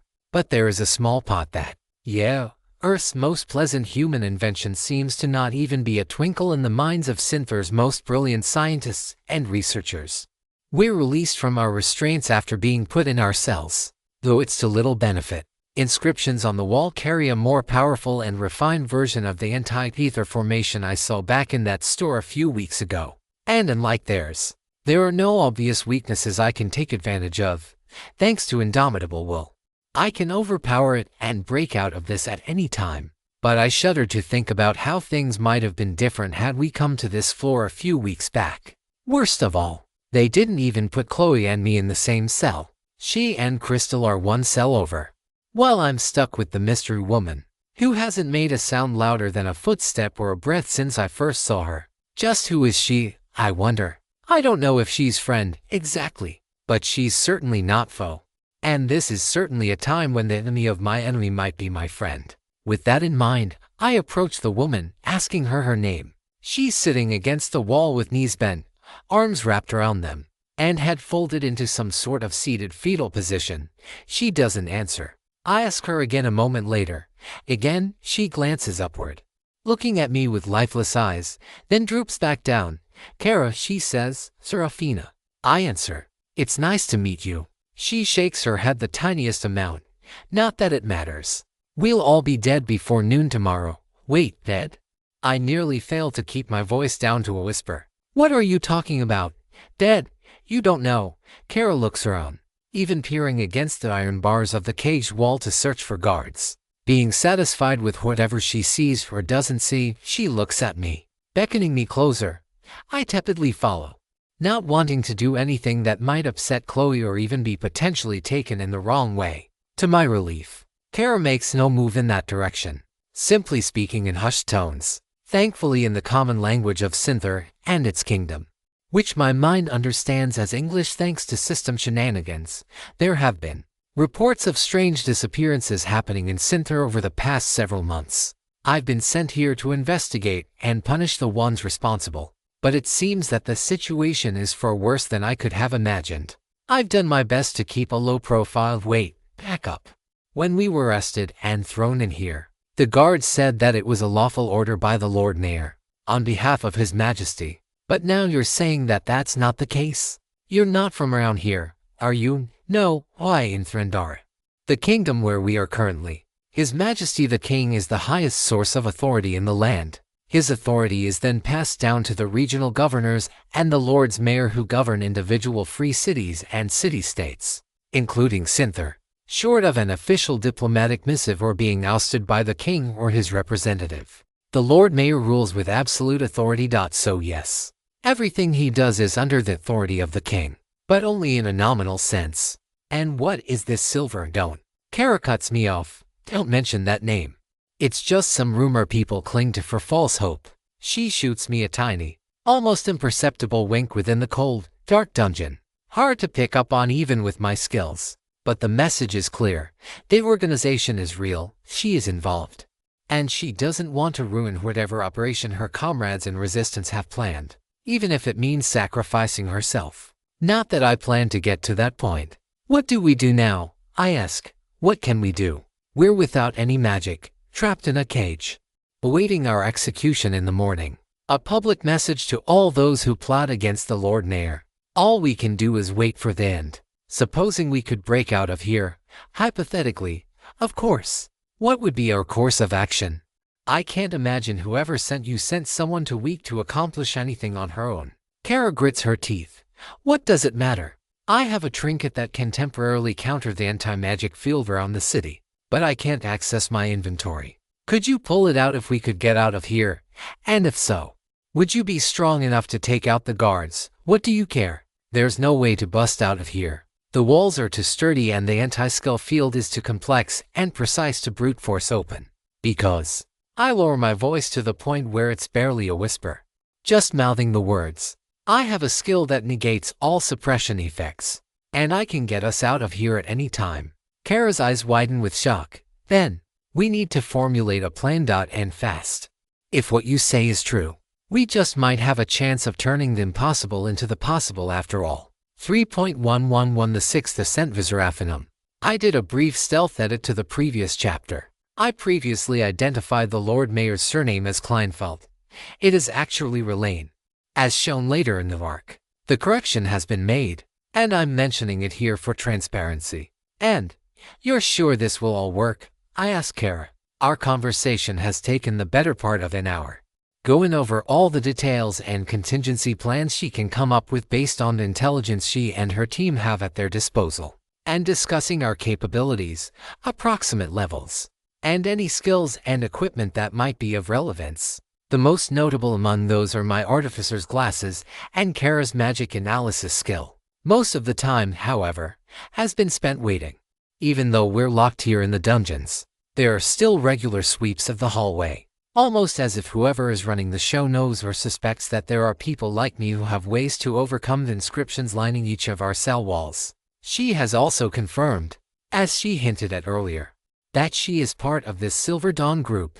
According to her, Silver Dawn is a nation-spanning organization of concerned citizens working underground to investigate and, if necessary, bring to light abuses of power by the governors and lords mayor, while she is adamant that the group remains loyal to the King of Threndara, merely acting to ensure that his subordinates don't abuse their positions and authority. I'm not so sure.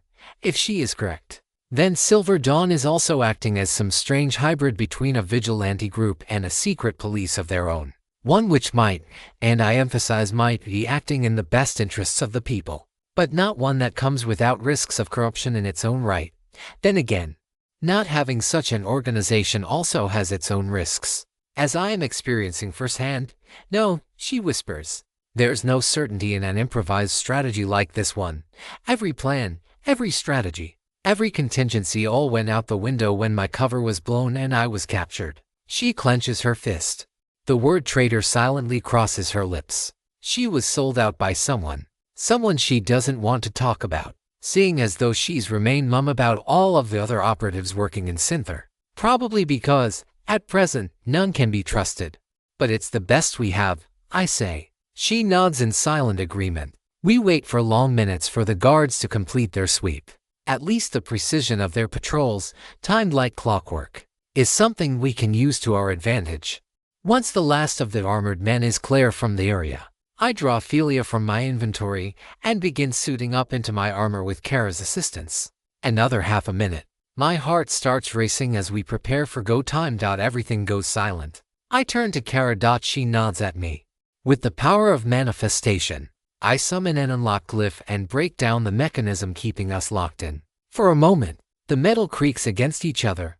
I freeze, considering dispelling Ophelia back into my inventory. But when no guards are forthcoming, I continue, and latching the door and slipping it open, I sneak out, Kara behind me, and together, we open the cell containing Chloe and Crystal. Chloe nearly tackles me into a hug.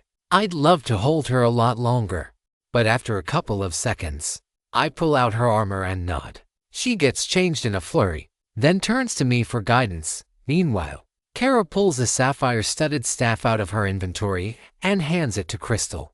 I figure it's not what you're used to, I know. And I know amethyst would be better. But at least it's better than nothing.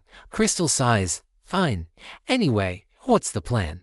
After quickly filling her in on what we've come up with, and making a small revision based on an inaccurate assumption about her repertoire of skills, we commence with the operation. I cast a simple darkness spell on our former cells. It only costs about 150 ether, and if it buys even a few seconds, they'll be points more than well spent. After that, we make our way down the first hallway. Archangel's gaze proves its worth in platinum once again, helping us avoid walking down any of the labyrinthine passageways where guards might be watching. We do have to pause on frequent occasion, once even hiding ourselves with one of Kara's cloaking devices.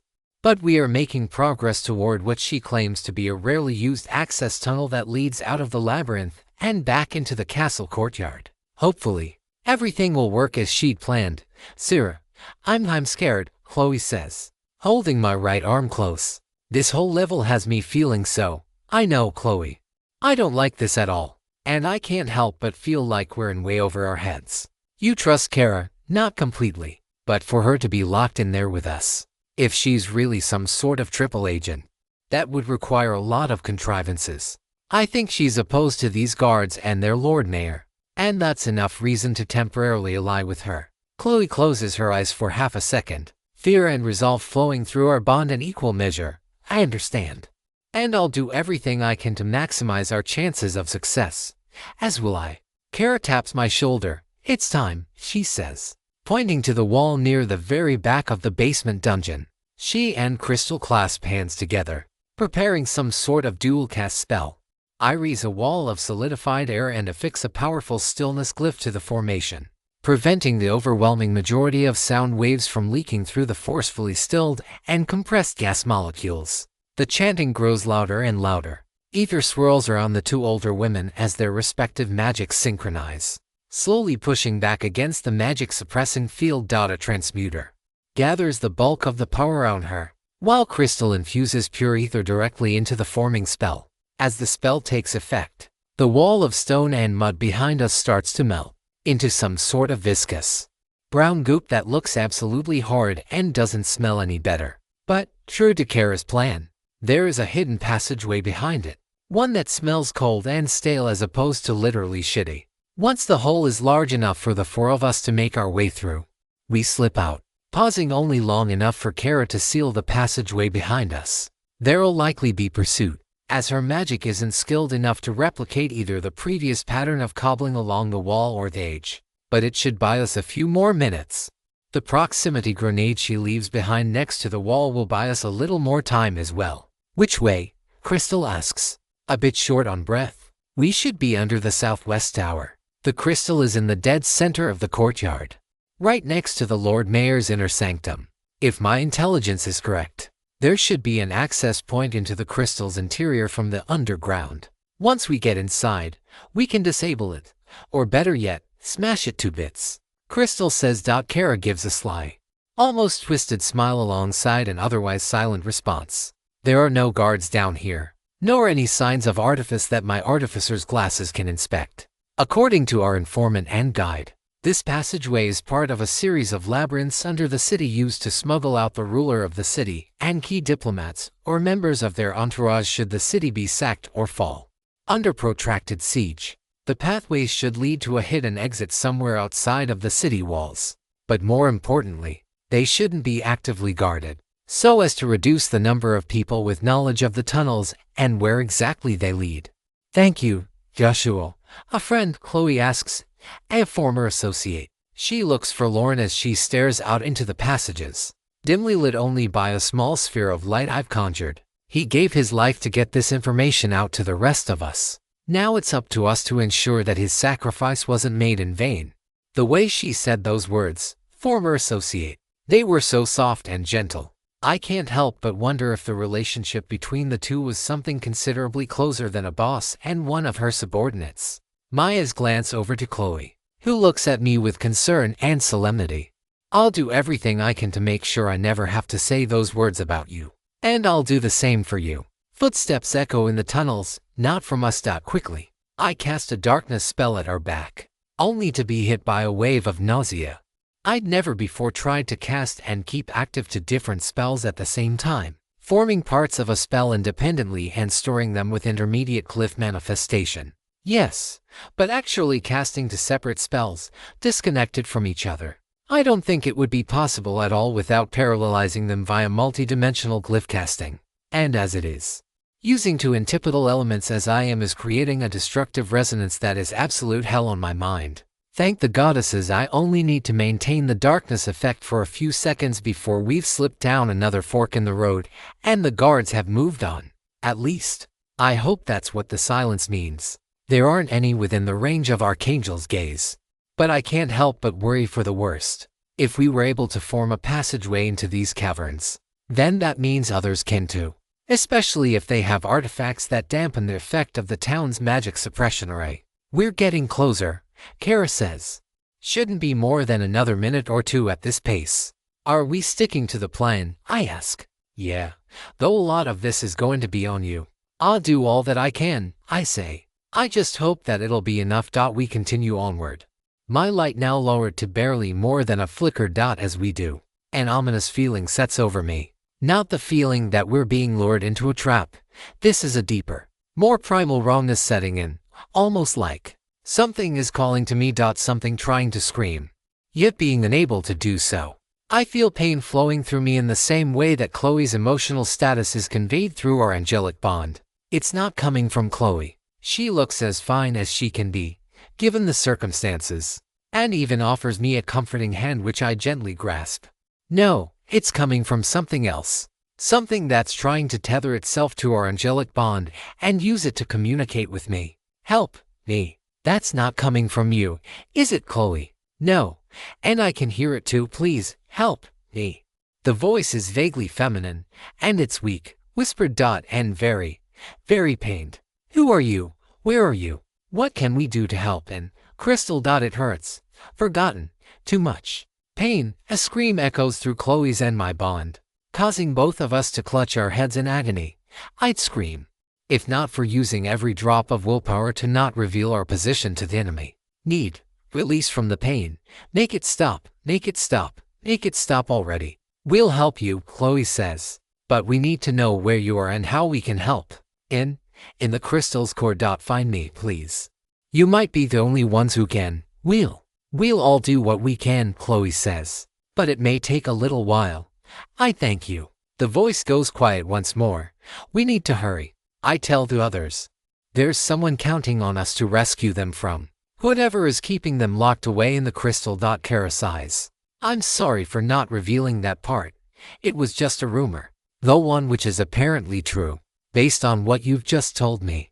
I'll tell you everything you need to know while we're heading up there. 3.11 to the 6th Ascent 7 sacrifices, Chloe says. There have been rumors of people being disappeared, and you believe that they are being fed to the crystal somehow.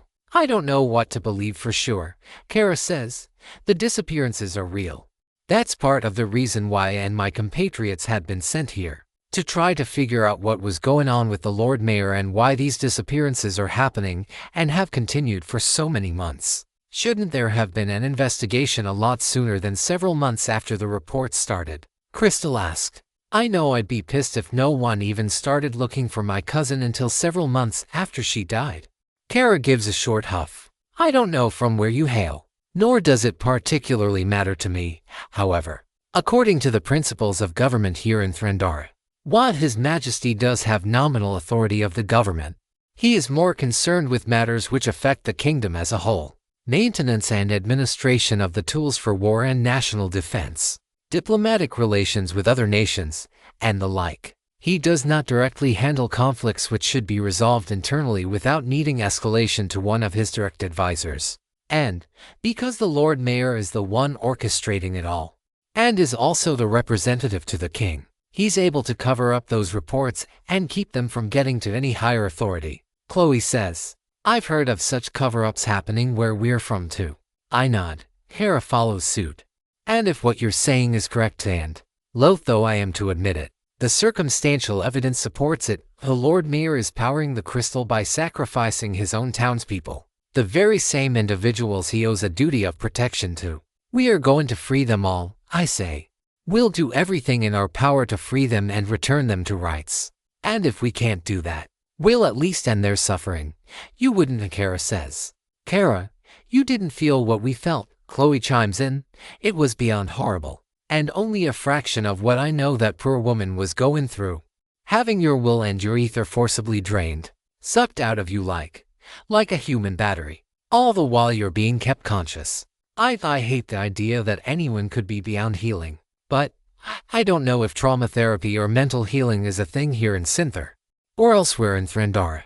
But if we can't save them, making sure they at least don't hurt anymore would be a kindness. I don't. Kara chokes on her words.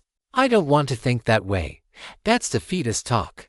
And thinking you're going to fail is the first step toward ensuring that outcome. My resolve reignited. I nod. Fiery determination fully rekindled despite that overwhelming sensation of terror and agony echoing within my subconscious. Is it time? Kara looks up, pulling out some device out of her inventory. Scanning it with my artificer's goggles. I'm absolutely astonished that such technology exists in a world that appears so low-tech on its surface. Waypoint Navigator. This device synchronizes with a collection of at least 3 waypoint beacons. By measuring the strength of the etheric resonance between the navigator and beacon, it can calculate one's distance relative to each synchronized beacon and triangulate one's location. So, they've managed to build the EtherTech equivalent of a GPS network, all without needing both enough advanced scientific technology to launch satellites and the knowledge of special and general relativity to keep proper time and positioning as they orbit. And here, I thought simple communication relays were all I'd be able to accomplish in the near future. But if I can get my hands on one of these and start reverse engineering it, then, yeah, so much more potential. We'll definitely be able to make sure modern society is rebuilt, if in a way dependent on EtherTech. At least there will be that as a fallback. Should conventional technology fail wholesale. Kara walks around, flickering her device off and on in rapid succession. I don't ask her to confirm, but I presume it's because she doesn't want to be tracked back by whatever devices this Lord Mayor might have operating in and around the crystal. Seconds pass in bated breath as Kara paces around, looking for something, waiting for something. Something's not right. The way she's pacing about, There's something very wrong, but she's not talking. I flicker on Archangel's gaze. No sign of pursuit, no sign of an ambush, but, oh fudge, is it not working? I ask. We should be right here. I memorized these pathways just in case we needed to use them, and yet, it's showing that the crystal should be on the complete other side of the... You're sure you memorized them? Crystal asks. Yes, but then trust that. We already know all our skills and spells have gone to shit thanks to this damnable field. So why rely on some tool that can be scrambled just as easily? Kara gives Crystal a flat look, then sighs. Of course. I trust all three of you are ready. We all turn to each other and nod in unison. Seraphina, you're on point. Kara says, going over the plan one last time. Chloe, you stay next to her and keep her health and ether topped off as best as possible. She's the only one of us who's going to be able to defend us while we're breaching a hole into the crystal's interior where we can shut that infernal thing down for good. Got it, Chloe says. With that, Crystal begins overcharging Kara's magic once more, pushing through the suppression formation and beginning to bore a hole through the wall in front of us. One which, if her calculations are correct, should lead us directly into the basement of the crystal. Correct or not, however, doesn't stop the fact that her boring is loud. So loud that I don't even bother setting up some sort of noise suppression field. As her magic grinds and bends the magical lattices in front of her, sparks fly and relentless noise, the cross between a jackhammer and a chainsaw, fills the caverns. Sure enough, the sounds of clanging metal and footsteps and guards shouting at each other follows soon after. I dispel both the light and the darkness spell I'd been maintaining, waiting, eyeing the soldiers approaching on both sides. 9 in total. 5 to my right, 4 to the left. 2 of the 9 are as powerful as I am, the captains of some sort, based on the insignia on their uniforms. The other 7 are weaker by a fair bit, but they'll still provide flanking and extra attacks I'm going to have to be mindful of. At least they have no gear of the quality of my own. I'm not sure if there are dungeons for them to raid for gear or craftsmen capable of producing enchanted gear. I have to assume so. So maybe they just aren't considered important enough by the Lord Mayor to receive such gear. Or maybe this is a way of keeping his soldiers in line, by reserving the good stuff for his elite guards and himself. After all, everything else here seems to be centered around the idea of a weak man with a modicum of power, desperate to cling onto it for dear life. Another warning from the entity, or an entreaty from the system. Questions for later in either case.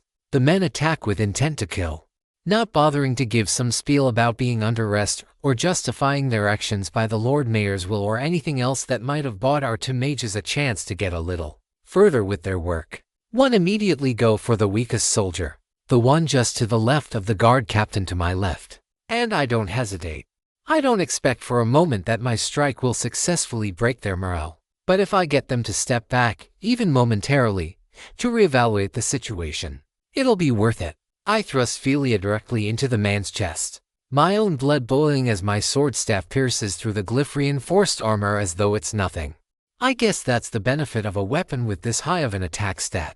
Another slashing motion, and the man collapses to the ground, blood and entrails pooling out on the dirt at his feet as his life expires.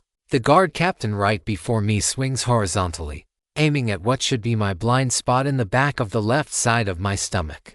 But in a single, fluid motion, I spawn my wings and backflip over the strike. I want to press the attack, but the encroaching enemies toward the other 3 mean I have to retreat to defend our left flank. Use, you monster! One of the men shouts as he flails angrily at me. Andrew was a good, fierce, loyal man, dedicated and brave, and you just murdered him, you beast. You shut up, Chloe says, backhanding the man and deflecting his lance with her bare hands. You wouldn't understand the first thing about being a good man. I didn't understand Seraphina before. I'd always been taught to be respectful of the police, the town guard, whatever you want to call it, despite not having a strong weapon, despite her magic being some 95% sealed, despite being a sitting duck compared with the heavily armed and armored, martial-class guards, each of which has an accessory equipped that allows their skills to flow freely. Chloe is still at level 54. She might not have invested as heavily into strength as most of these folks. She might not even be trained in hand-to-hand combat, but that doesn't mean she can't do some damage with a mean sucker punch. But you're not protecting anyone except yourselves, are you? Another guard tries to pierce her lung with his spear, but I bat the weapon with my sword staff, allowing her to land another punch. Does a good man sit back and facilitate the kidnapping of innocent civilians off the streets to power this damn crystal? The captain launches a wave of compressed magical energy at Chloe. I rush to intercept the attack, instead taking the attack at point-blank range and tanking it with her body. And like her relatively low physical strength, her magic defense stat is astronomical, especially once her armor is taken into consideration. She has a few superficial cuts and expresses pain on the level of a mild headache from sleeping wrong overnight, but nothing is bruised or broken. Does a good man let people sexually harass the women in the town that he's paid to guard? Does he willingly go into women's rooms in the middle of the night and arrest them on bogus, fabricated charges for a corrupt lord who doesn't give a damn about him? I block the next attack for Chloe. Then, without needing to look, I thrust Philia backwards, skewering another guard that's getting a little too close to Kara and Crystal for comfort. I don't think he does. Now, you might see your comrades as good people, but ask yourself this. Should you survive today, are you really proud of the work you're doing? Killing people in cold blood, serving a corrupt lord, terrorizing the people who most need the help and support of allegedly good men. No, you all just sit around on your asses and don't lift a finger except to make their burdens a little heavier when it conveniences you. You all ought to be ashamed and disgusted. You are every bit as cruel and evil as the lord you serve. All right, Kara says. Just a few more seconds and yes, I got it. Just as she says that, the entire ground shakes. The flow of ether surrounding us shifts. It's not a monumental, seismic cataclysm, but it's enough. The previously muted air about Crystal begins to spark with her trademark violet lightning. The bond between Chloe and I, previously muted, begins to flourish once more, and I can tell that Chloe, Crystal, and Kara are all starting to get their magic back. Were we to fight them now, we might be able to overwhelm them, even despite their numerical reinforcements.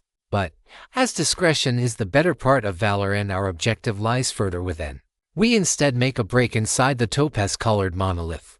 Kara sealing the entrance behind us. We should hurry, she says. That won't hold them for long, and I'm sure reinforcements will be arriving any minute to cut us off. Right, we all three say in unison. 3.113 The Sixth Ascent 8. Kara takes the lead as we head through the interior of the crystal. I'm at the rear, with Chloe and Crystal, our party's two squishiest members, between us, here in the crystal. In contrast to the world outside, the flow and concentration of ambient ether is far greater than it is outside.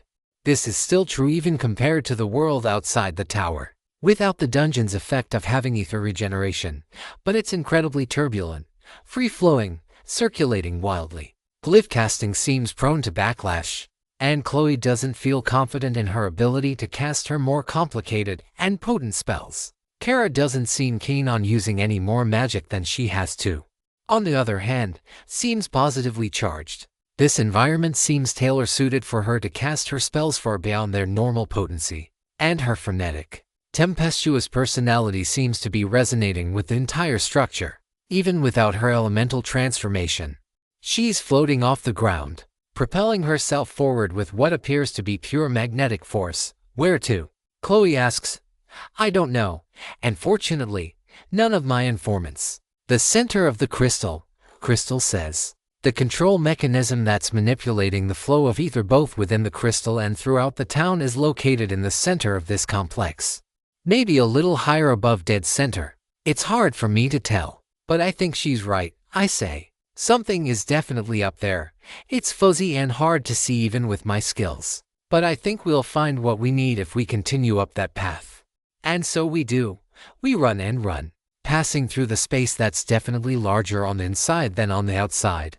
Outside it looked to be the size of a modest skyscraper, maybe half a city block square in surface area, and 500 feet tall. Inside, it might well be a full mile high and half that along the surface. Full of winding pathways that branch out like a spider's web, only without being able to see where we're going. And no, Archangel's gaze isn't making it much easier for me to navigate these twisting pathways. Instead, We're left to rely on Crystal's intuition, which is surprisingly apt so far, despite being pursued from behind and likely having multiple ambushes ahead. We've managed to avoid any signs of ugliness, and we are making progress. Something I know because the faint pleas for help resonating through our angelic bond are getting stronger. We're getting closer to that poor girl reaching out to us, begging to be saved.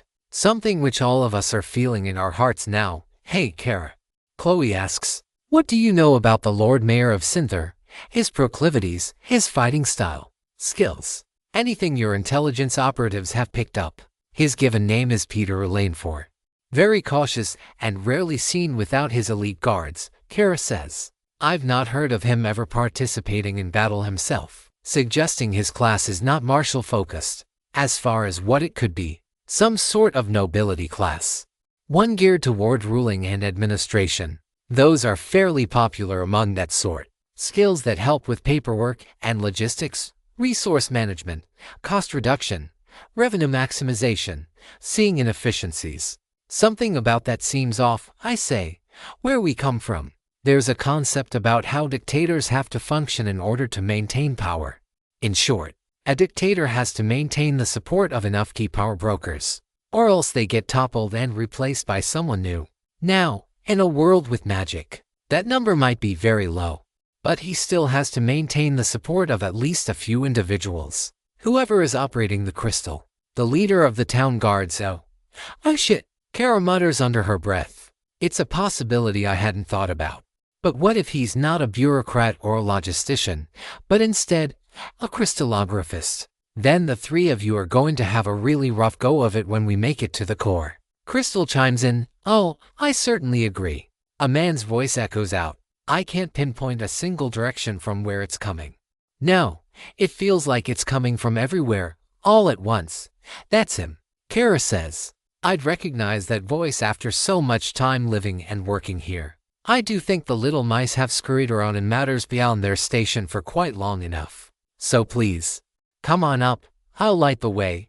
Sure enough, as he says this, the bizarre, twisted, kaleidoscopic array of colors and lights flattens out, leaving only a single illuminated passageway, coupled with the now stilled flow of ambient ether.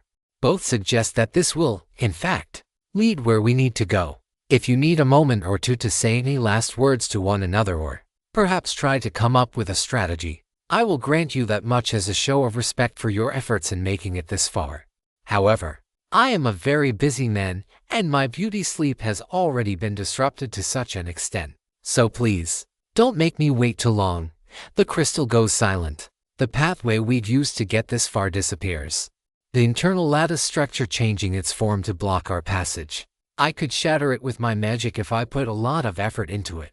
But with the ether so wild and crazy, I'd almost certainly suffer more backlash than I'd like to deal with. In either case, we're not getting out of this floor and onto wherever we'll be heading next if we don't deal with this Peter asshole. And soon, we do, at least. Take a moment to cast our spells upon one another. My etheric armor upon everyone, with Chloe shielding everyone further in Saintus's cloister and Saintus's blessing. I cast Angel's Grace upon Chloe. Angelic bond making it more potent when cast upon Chloe than her own spells. Then Kara pulls a couple of ether canisters out of her inventory. Handing one each to Chloe and me, we absorb the contents, partially refreshing ourselves in preparation for the fight still to come. I take a deep breath. Are we ready, ladies, for whatever might happen? We'll win. Crystal says, I don't plan on dying in this shithole. I might not have said it with those exact words, but I concur with her. Kara asks, let's save this town already. I take the lead this time, the four of us continuing on the path laid out before us at the pace of a light jog. To my surprise and relief, there are no traps or detours along the way. In this regard, our enemy is being truthful, which isn't reassuring in the slightest. It means our enemy has absolute confidence in his abilities. He feels so certain of his success that he feels he needn't resort to cheap, underhanded tactics to secure a victory. Thankfully, that overconfidence is a weakness that can be exploited, given the right circumstances. We emerge into a large cavern in the core of the crystal.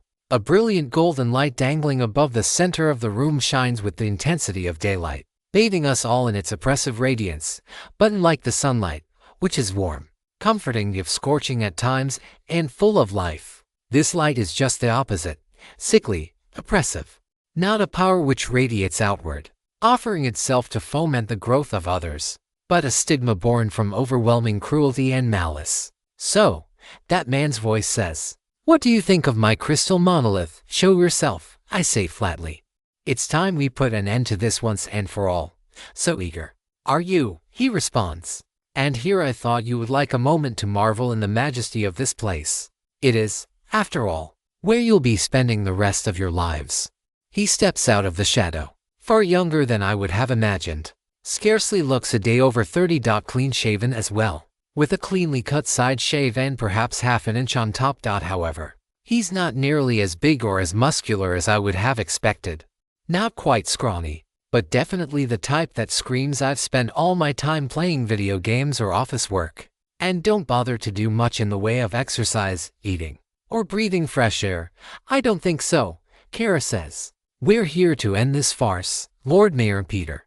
You don't deserve that title. On behalf of the people of Sinther, on behalf of His Majesty and on behalf of decency and common humanity everywhere." "Kara, is it?" he says. "Spare me the pointless holier-than-thou words and the meaningless theatrics.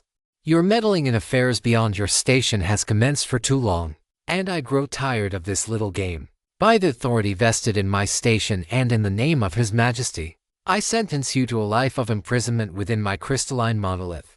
So that's it, then," Chloe says. "I was wondering how all of this works. I might not be the most technically proficient person in this room. I might cast magic based on the spells the system gives me rather than studying it in depth the way Sierra does. But it's been bothering me. How could someone attach themselves to my skills as they do?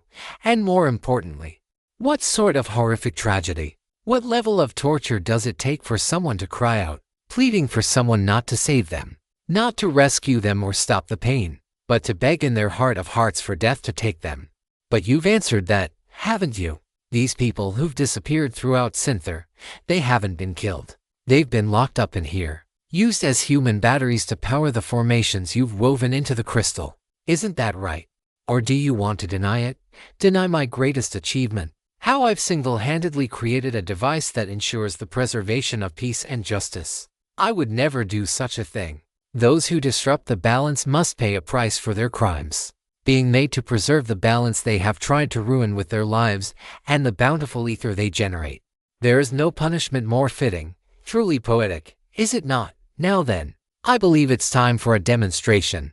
You will enjoy the rest of your life in the service of Sinther. As your Lord Mayor, is my decree." A tsunami of ether cascades out from him in all directions, directing the torrents of ether already cascading violently in the room. All of it is now directed right at Chloe. I leap in the air, trying to protect her with my own body, but I'm rebuffed when she flies in front of me, pushing me back. "But, Chloe," I message, "are you sure?" "I am, Sierra.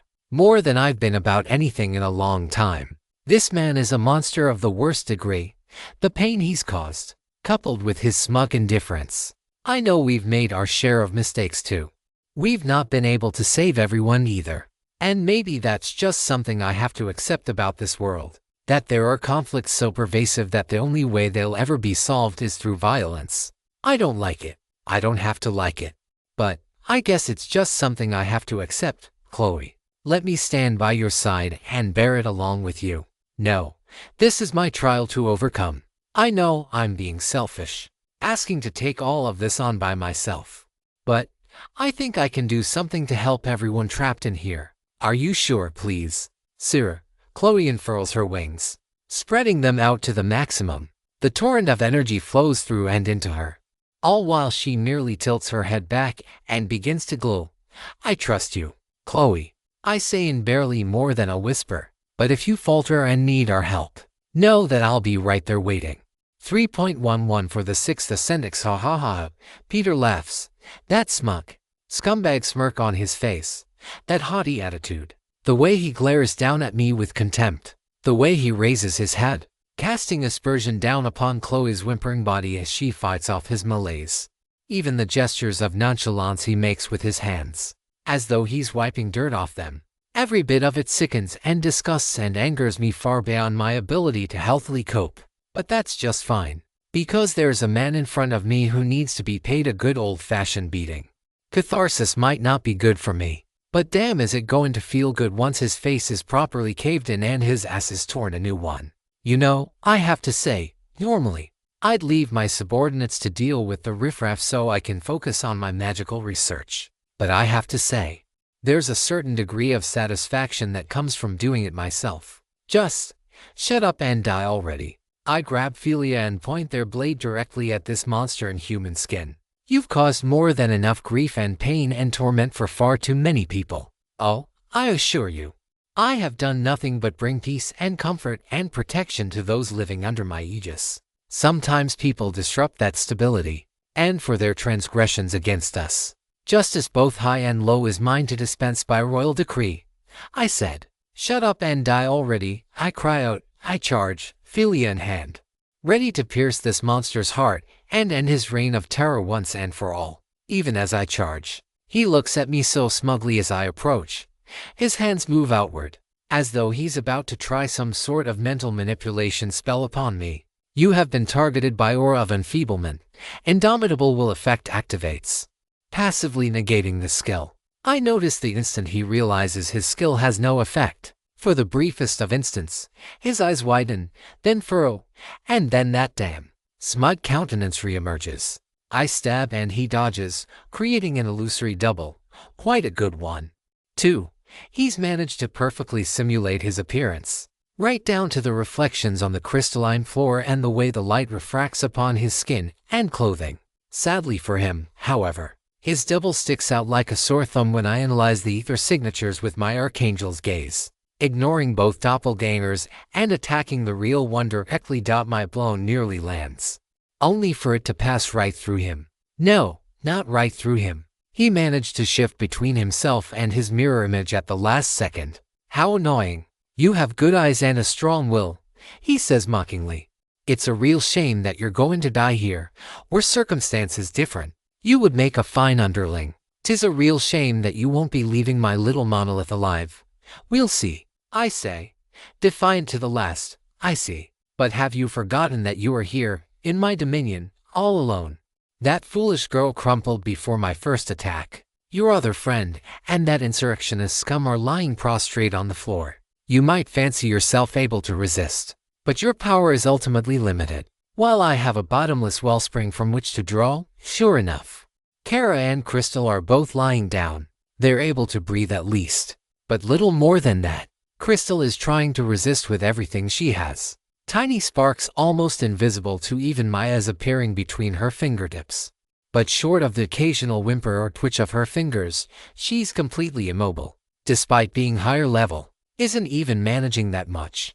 And Chloe is still quivering in the fetal position, fighting off whatever that first attack was meant to do. She told me to trust in her, and my faith in her and her abilities is absolute. But that means that I have to do what only I can do right now, so she can do what she needs to. I grip Philia tightly, preparing a thrusting motion toward the vile soon-to-be dead Lord Mayor. He smirks at me, mirroring his position against his doppelganger and attempting to strike me from behind. At the last second, I spawn my wings and float above his burst of raw etheric energy. As he reorients himself, I tilt my weapon downward and thrust a burst of wind-aligned elemental ether strike directly into the crystalline floor at my feet. The ground cracks, giving way to my enchanted weapon, which cuts through the crystal's interior, albeit with some difficulty. A valiant effort, Peter says, though I know he's just mocking me, attempting to destroy my morale, but a futile one. Even if my monolith weren't endowed with self-repair enchantments, there's no way you'd be able to do enough damage to it before your ether supply and life force expire. Well, you won't begrudge me for giving it the old college try, I hope. I stab once more, then again, sure enough. The crystal is already starting to repair the damage I'm doing, but I know that, no matter how much he gloats, the regeneration capabilities of his little toy aren't infinite, perhaps, maybe beyond the reach of any reasonable individual. Especially when I'm also being attacked and having to defend and dodge at the same time. The one saving grace for me is that he's spec'd extremely heavily into his control and manipulation magic. The other skills that he's revealed are movement and evasion techniques. along with the usual array of buffing spells and basic array of elemental strikes that most mages can do. To my knowledge, Chloe, a pure healer with an affinity for light magic alone, and Crystal, who specializes exclusively in lightning magic, are the exceptions, not the rule, and fortunately, I'm unable to gain a decisive advantage against him. Worse, Chloe's health continues to fade, forcing me away from my usual defensive fighting style, and toward one more offensively slanted, one which leaves me vulnerable, even Philia, whispering into my mind, alerting me as to how best I can use their abilities, isn't able to fully shield me from this assault now coming at me from multiple directions simultaneously. Twist, bend, backflip, somersault, cartwheel. My movements are quick and acrobatic, flowing like water, stopping only for the briefest of instants when I'm shifting direction or blocking an attack. And physical attacks are now happening alongside the torrents of magical energy assailing me. Peter, having seemed to realize that his previous efforts were getting him nowhere, has begun manipulating the very structure of the crystal itself. No longer can I count on solid footing when I land. Instead, spikes of sharp, diamond-hard material jut out of the ground and fly from the walls and even collapse down from the ceiling like dislodged stalactites, shattering on impact and sending myriad shards cutting through the air. With so many attacks on all sides, I find myself unable to dodge them all, instead using my spinning sword staff to deflect the ones I can and trying to have the ones I can't bounce off my breastplate or buckler instead. Seraphina, if his spells are affecting your friends' minds, we might be able to set them free with my broken chain spell. Will that work? Can you still cast magic while under the suppression array? I am uncertain, however. I know that you can. And if we synchronize our ether together as Kara and Crystal were doing earlier, we should be able to push my spell out of this body and out into the world. That's a good idea. And if you think it will work, then I'll trust you on this. I silently remarked back. I have been meaning to ask about your spells for some time. I had seen that you could cast them when I first equipped you, but the system description didn't give me any further information about what the spell does. It's a lot like your basic unlock glyph, except it is considerably more advanced and works on bindings both physical and metaphysical alike. A lot like my indomitable will skill, then a little bit, yes. In either case, we should hurry. And fortunately, I only have 2 uses of them until tomorrow. And we must be quick about it if we're to tilt this battle back in our favor. Then we do so and restore Crystal and Kara. If I may ask, why not Chloe? Surely her healing magic is the most important thing. And your feelings for her are by far the strongest. This is what she would want. And she said before she took Peter's attack that this was something she had to do. I trust her, and I have to respect her wishes. Even if I hate seeing and feeling her whimpering in pain, fighting off his attack, I understand. Chloe is a remarkable and selfless, compassionate young lady, and I'm very lucky to have her. I channel ether into Philia, synchronizing their magic with my own the way Kara and Crystal did earlier. And in the midst of chaos, I feel my mental connection with my sword staff being drawn just a bit closer. Their mind nearly touches my own, to the point where thoughts between us are able to cross though if given but the barest impetus. Not quite a full mind meld, but a little bit closer than what Chloe and I naturally have with each other. Thoughts flow through my head about the possibility of pushing our angelic bond further, along with fears that that might not be the wisest idea. I shelve the idle curiosity of scientist Seraphina and focus back on the task at hand.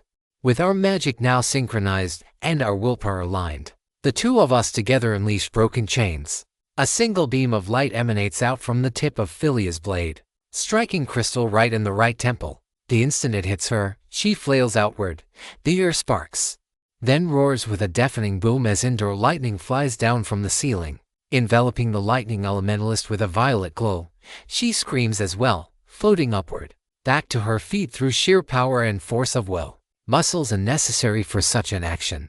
Etheric chains are wrapped around her, previously invisible even to my eyes, but now they incandesce a vibrant white light thanks to our spell. And Crystal fights violently against her restraints. They rattle, attempting to tighten around her and force her to heal once more. But now, with her focus empowered and her rage nearing its boiling point, it's only a matter of time before she breaks free for good. Peter, that damnable scumbag, doesn't remain idle through it all. He continues to attack me with ferocious attacks on all sides. But they have been abated to a small degree as he's now forced to try to restrain Crystal as well.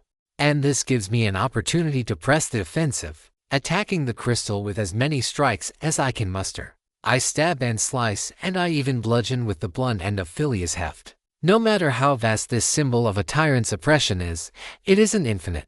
Enough strikes, enough small cuts and scrapes can and will, together, bring the whole thing tumbling down. That's how it always starts, with a whimper, not with a bang. Crystal starts. I said, enough with your damned shit. Get your goddamn bullshit out of my head, you sick asshole. Or maybe not. All at once. The chains which had previously bound Crystal's mind and nullified her power are shattered, falling down onto the ground like pieces of useless scrap metal before dissolving into the ground beneath her. A commendable effort, the slimeball remarks, but nothing more. Now then.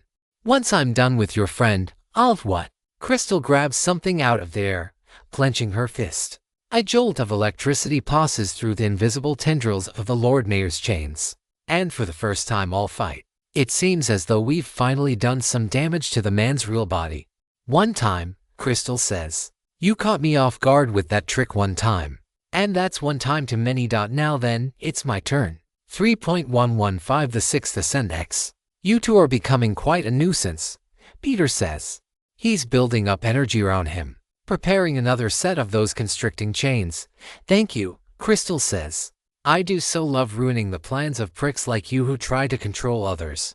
And nothing brings joy to my eye more than the sweet taste of explosive revenge upon the wicked and unjust. I find it a bit strange that Crystal is just standing there, letting the dick of the day charge his attack without making any attempt to stop him or break his concentration or just get this damn thing over with so we can go on to the next floor and from there, back home to civilization. Peter, meanwhile, scowls with inbound contempt, now directing his entire effort on silencing Crystal. Thousands of finger-sized crystals fly around her, each trying to impale her from a different direction. But Crystal only raises a violet arm and clenches her fist. All of the shards within a radius of 10 feet freeze in midair, while those outside ricochet off as though they've hit some sort of barrier, staring at Crystal's new ability with narrowed eyes. I realize that's exactly what she's done. Instead of using some variation of repulsion to shun and reflect momentum directly as I am, instead she's creating some sort of magnetic equivalent, charging all particles within a small dominion around her, then suspending them motionless with a controlled balance of magnetic fields that create a damping, negative feedback loop. I'm not sure how one would do such a thing, physically. I've never heard of such a thing, but then again, thanks to the system, common sense need not apply anymore. You know, Crystal says, releasing her fists. As much of a wretched scumbag as you are, Mr. Mayo, I have to thank you, and you too, Seraphina. Minus the part about being a wretched scumbag. If not for both of you, I wouldn't have figured out how to break through to the next stage of my skills, to temper my willpower and better internalize what my lightning means to me on a deep, conceptual level. Crystal moves forward at a blistering pace, leaving a trail of purple flame in her wake. She has no more success at damaging Peter's body than I did, suggesting that his ability to swap between his mirror images is nearly instantaneous, but he does look more flustered than I would have expected. Impossible. How did you? I've been thinking about my lightning all wrong. As the buildup of electrical charge, of voltages and potentials. Like how a physicist would study it. In short, I've been thinking too mathematically, too scientific. But what I really needed to grasp about lightning is that it is explosive. It is unconstrained. And when some fool makes an attempt to try to capture and restrict its movement, it has a tendency to explode. Crystal's voice crackles with power as she says those last two words. The shards of crystal are being held in place through the massive electrical aura she's emitting, falling to the ground or even shattering like so much stained glass. You should be under my control.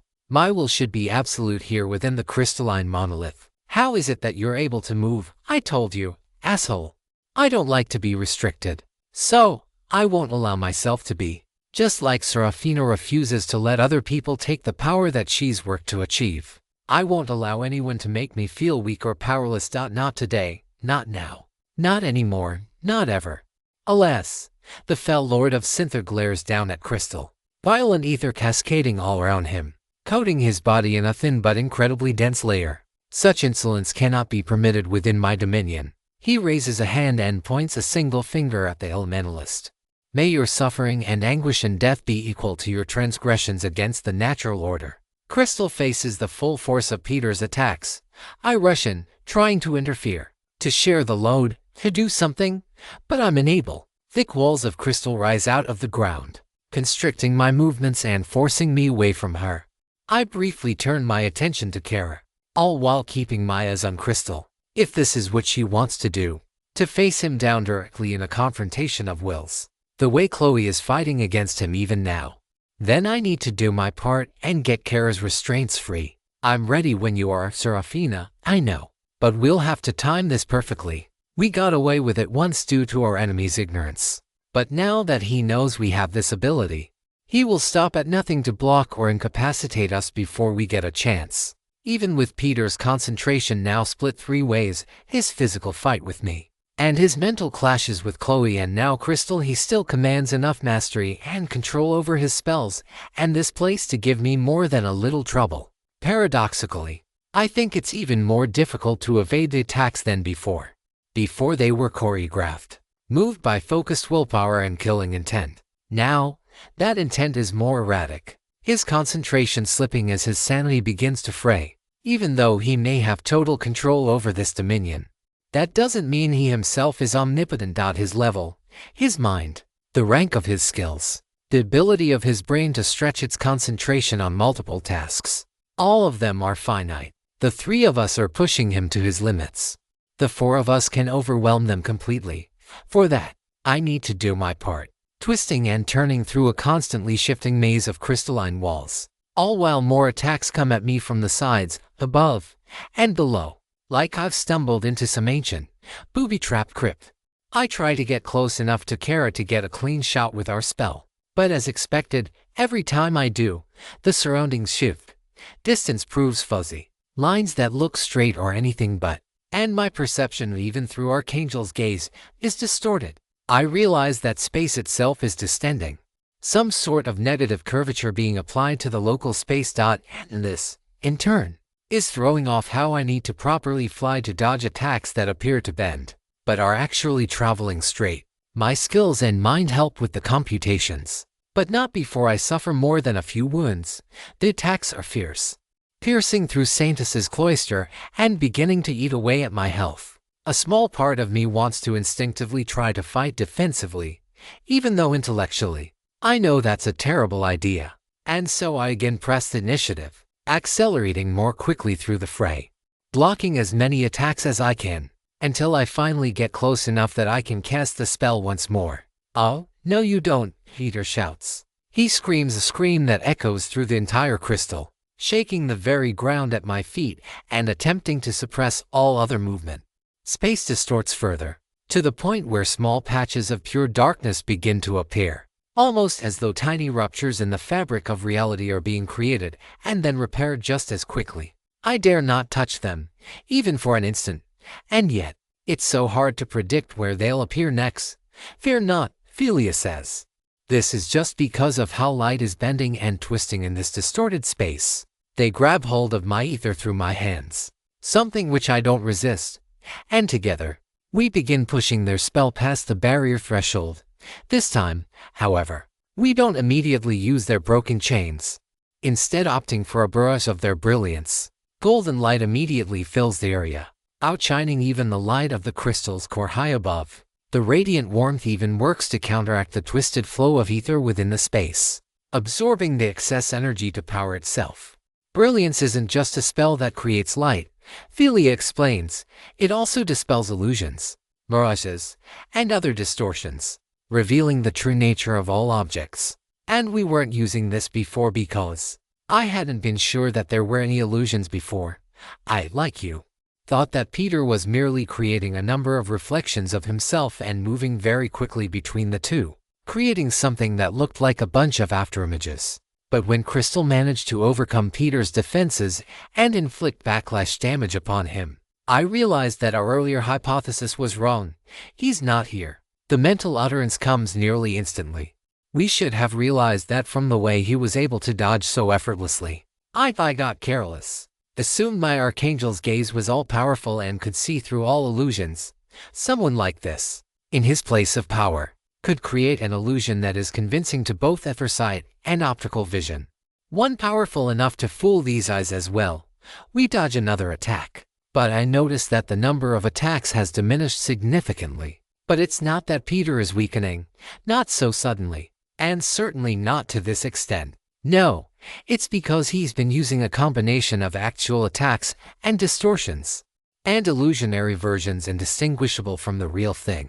Now that the illusory ones are being dispelled by the light of brilliance, it's so much easier to evade the third or so that remain. Forgive me for not considering the possibility, Seraphina. You have an incredibly potent visual skill considering your level, and the fact you're a hybrid mage artificer fighter class. I wouldn't have expected this Lord Mayor to have such powerful illusions. He'd need to be some sort of illusionist or psionist class. And we had suspected his class was non-combatant in nature. We both have a lot to learn. And I think I understand better about what Alexei meant way back when he cautioned about making too many assumptions. Had we not been so hasty in our judgments, we might not be in this predicament. Nevertheless, I say, dodging another attack and closing the distance to Kara. Let's focus on what we can do in the here and now. Agreed. Philia's conviction and focus is bolstered. With our focus in sync, we're able to even more easily parry and shatter the attacks that befall us, dealing greater and greater amounts of damage. I add in a wind-aligned elemental ether strike directly at the source of the crystal, and attack with as much ether as I can afford to spare.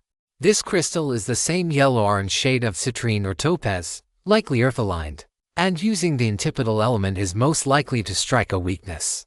Elemental ether strike is such a versatile skill. Like the variant I had in my past life, I can channel my ether into a blast of energy, directing it like a beam of destructive force toward my chosen target, and like back then, however, I can also infuse it with my glyphs to change its form and properties, making it susceptible to elemental vulnerabilities and resistances alike. The amount of ether I can use also varies.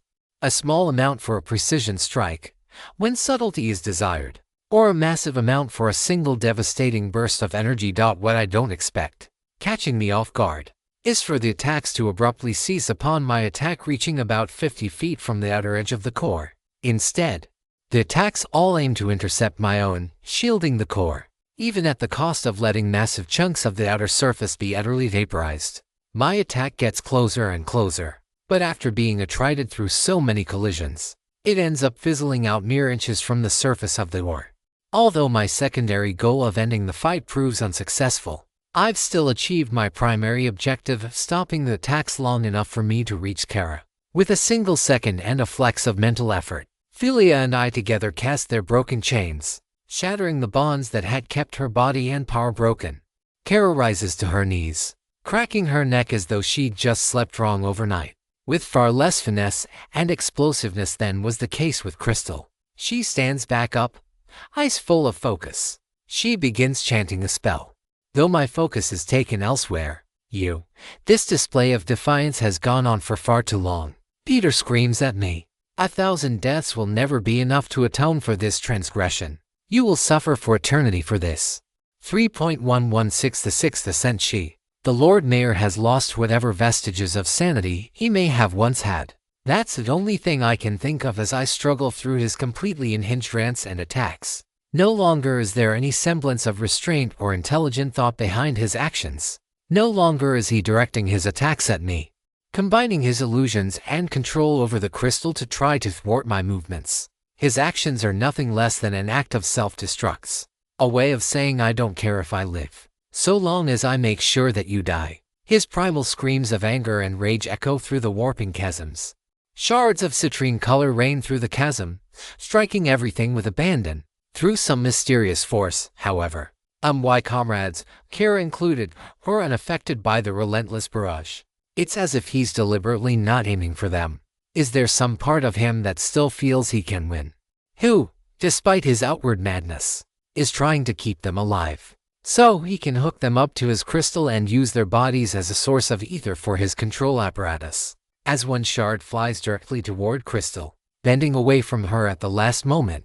I realize that's not what's going on at all. The reason the attacks aren't hitting the mobile Chloe and Crystal isn't that Peter is avoiding them.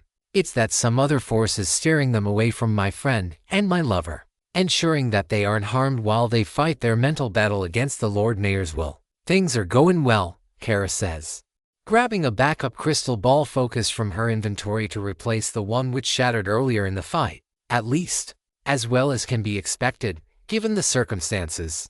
I glance over at Chloe. She's still fighting, her whimpering a little eased from when the battle first started, but still far from pleasant. Her chest is glowing, and though I can't see the chains, I know that somehow she's contorted her binding soul chain skill to affect the mental realm, doing her part to ensure we all win this fight. Not well, I say. It won't be well until this madman is cut down and Chloe and Crystal are both restored. Ideally, we'll save the others trapped in here as well. If not, we'll at least let their souls rest. Kara nods in affirmation of my words. Then, I will continue with my phase of the plan. The rest I leave in your capable hands. I nod, turning briefly to her.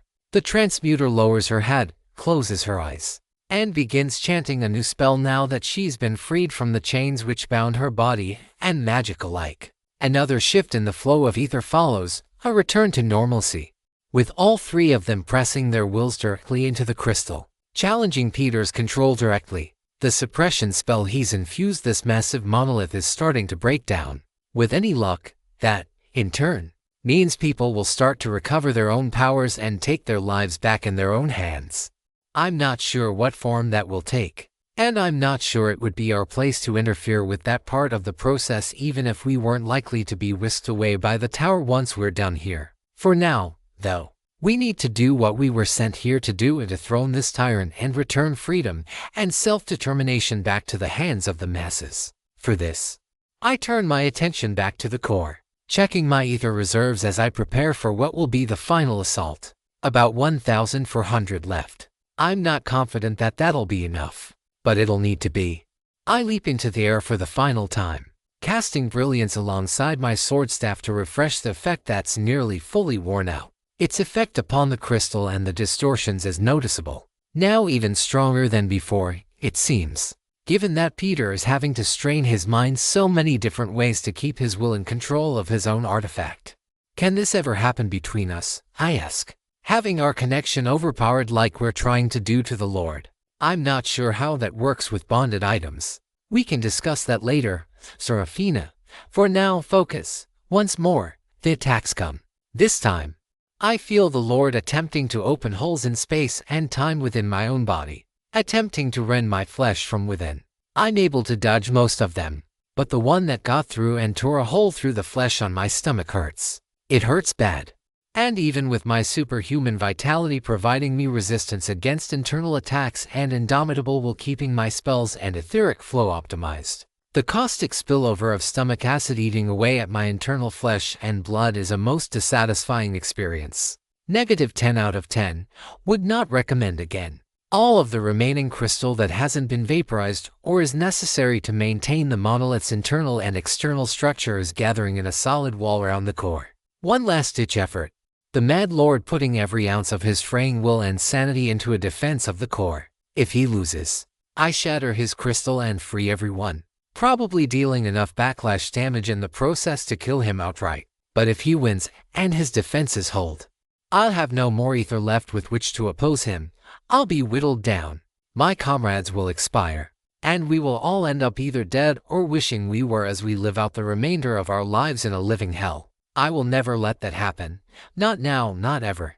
Never. I roar a roar of defiance that reverberates through the crystal, loud enough that a few tiny slivers are crushed into dust from air pressure alone. I let the pain building through my core fuel my fury, channeling it, letting it cool and temper into righteous indignation. All three of them are doing what they can, suffering through their own trials to give me this opportunity. I cannot let them down. I will not let them down, I scream. The wall in front of me hardens and solidifies further, leaving no obvious weak spot at which to attack.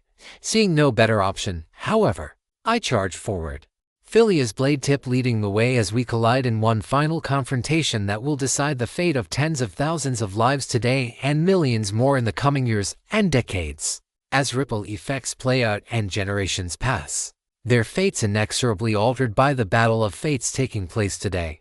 My sword staff collides with the sturdiest wall I've ever fought against. It isn't diamond tough. Thank the goddesses, even if it were. The combination of system-related stat bullshit, the sturdiness of the philosophers are interwoven into my weapon's construction, and my own strength focused into a single point would probably be enough to at least chip the substance. The hardest mineral known to mankind or not, but it is regenerating, and quickly too. All the other attacks have fully ceased.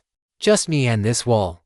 Fight through it, prevail, and live to see another day, or fail and lose everyone and everything I've ever come across.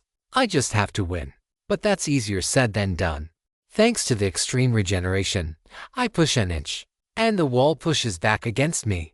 I grip my teeth and power forward with my wings, and the wall tries to grow around and subsume my sword staff. Wresting it free from its grasp, I flap my wings, trying to get up a bit higher, aiming for a spot near the upper wall where I can make gravity work for me, rather than against my final thrust. But the difference in forces is so minimal that I can't perceive a difference at all. We have to keep fighting, I say, mostly for my own sake rather than Philia's. I dip into the penumbra of my anger, thinking about all the people that have been kidnapped. I focus on that feeling of pain and suffering that I briefly felt when that trapped prisoner reached out to me. That feeling of desperation, of despair, of powerlessness. I think about Chloe being trapped in this crystal, being tortured here every single day until the sweet merciful release of death comes to claim her, knowing that every day she'll beg and plead for a savior who will never come. That thought causes my tiny bit of ether to flare out, strengthening my worn muscles already pushing themselves right up to their limits. The stress of pushing so hard that my muscles feel they're on the verge of tearing themselves apart. All as I attempt to gather that little bit of extra strength to try to push through the defenses before me.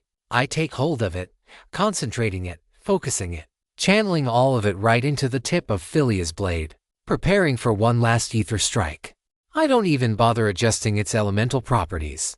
With such little remaining ether, the potential efficacy gains I'd have from hitting an elemental weakness, even a 50% or 100% weakness, would be more than counteracted by the efficiency losses from making the conversion. Right now, in this moment, I need every bit of force I can accumulate, and every bit of efficiency I can scrape together. But even so, I'm not confident that this is going to work. I dare not admit as much to myself. Indomitable will ensures that I'm immune to all mind-altering and suppression effects, but I can still lose if I allow my confidence to break. And so, I adjust my thinking to accommodate. I know I will succeed. I've done so in every fight up until now, whether through some divine protection, superior tactics, or just sheer dumb luck. And here, where so many people are again relying on me and the power I've been given, where death will be the very best fate that awaits, I cannot fail. I push forward once more, channeling every bit of energy I can. My chest cries out in pain. My arms grow weak, feeling gradually fading away from them. My head begins to spin.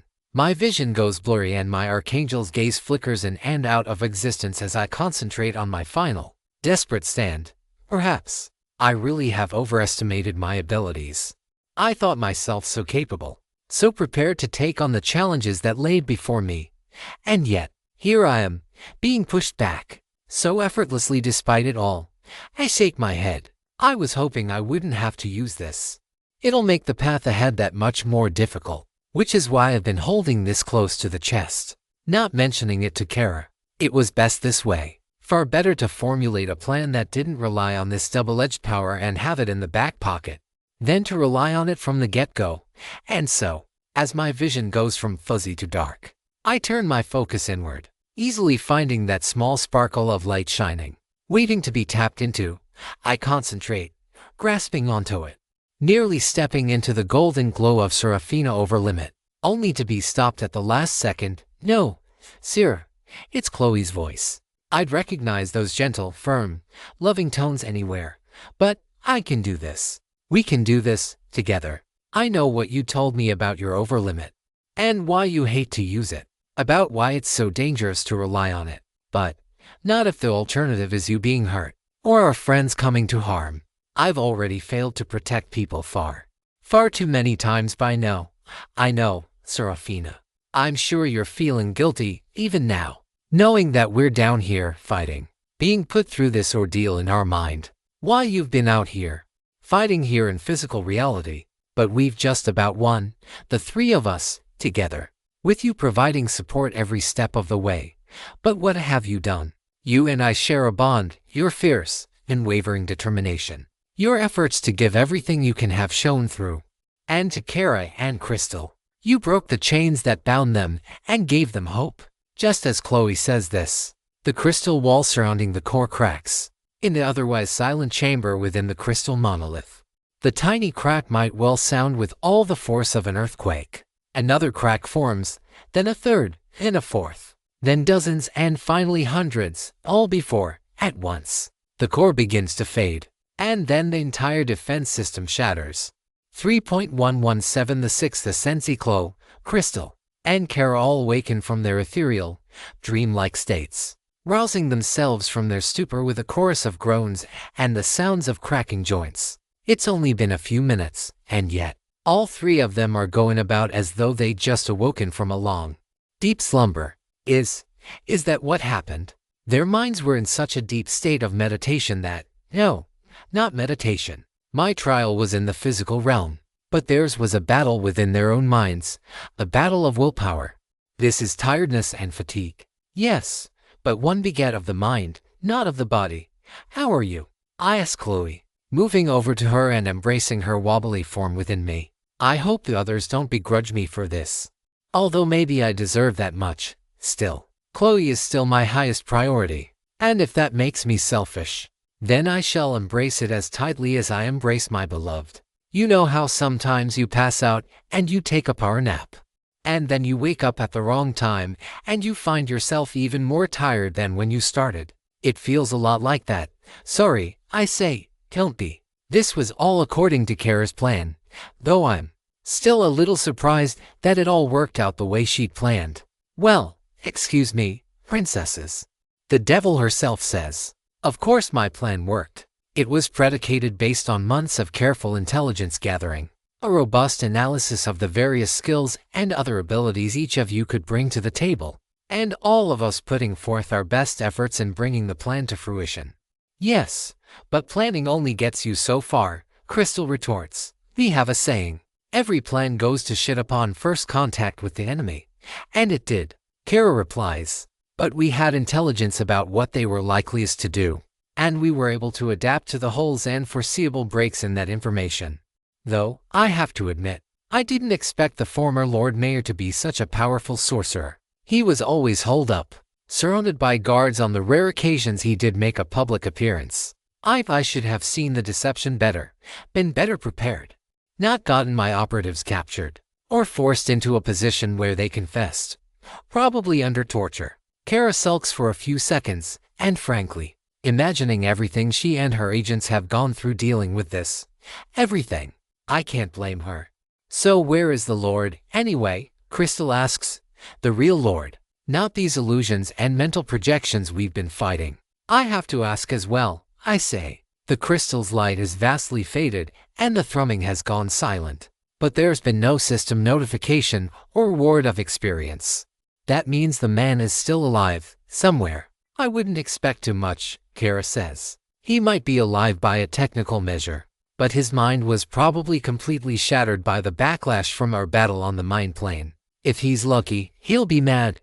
If not, he'll be completely comatose, with no will of his own remaining. So, what do we do then? Chloe asks. Part of me wants to put the damned asshole out of our misery for good. But the other part thinks that if death was too good for his victims, it's too good for him as well. If he is still bodily alive, Kara says, then I'll have to secure him and return him to the capital of Molahora for detainment and trial. Even if it's a trial he's not mentally competent to properly stand for. If not, well, we'll get the system notification sooner or later. And the captives, I ask. All we can do is reserve judgment until we've seen their condition, Kara says. Chloe, Seraphina has insinuated that your healing magic has a moderately potent calming and soothing sensation on the mind as well as the body. Is that correct? I've not experienced such a sensation when I've used it upon myself. But I can say that Sera isn't the only one who's said as much. Good. There is a chance then that you can bring them back from the brink of madness. Maybe even beyond the brink. But we should hurry. If their condition is as dire as you've suggested, we shouldn't make them wait. The formation controlling and running the crystal has dispersed without a will to guide and empower it. But we mustn't dally any longer. Doing so will only prolong everyone's suffering that much more. Chloe takes the lead. There's only a single passageway leading out of the core chamber, an almost imperceptible lightly golden pathway standing out in the sea of muted color. I retract my earlier statement about the thrum having gone completely silent. It is faint, low-pitched, almost imperceptible on both accounts. It's as though the main power source has been shuttered completely, while a tiny amount of backup power is trying to prolong the functioning of one or two critical tasks. Two in particular, leading us onward and then getting us out.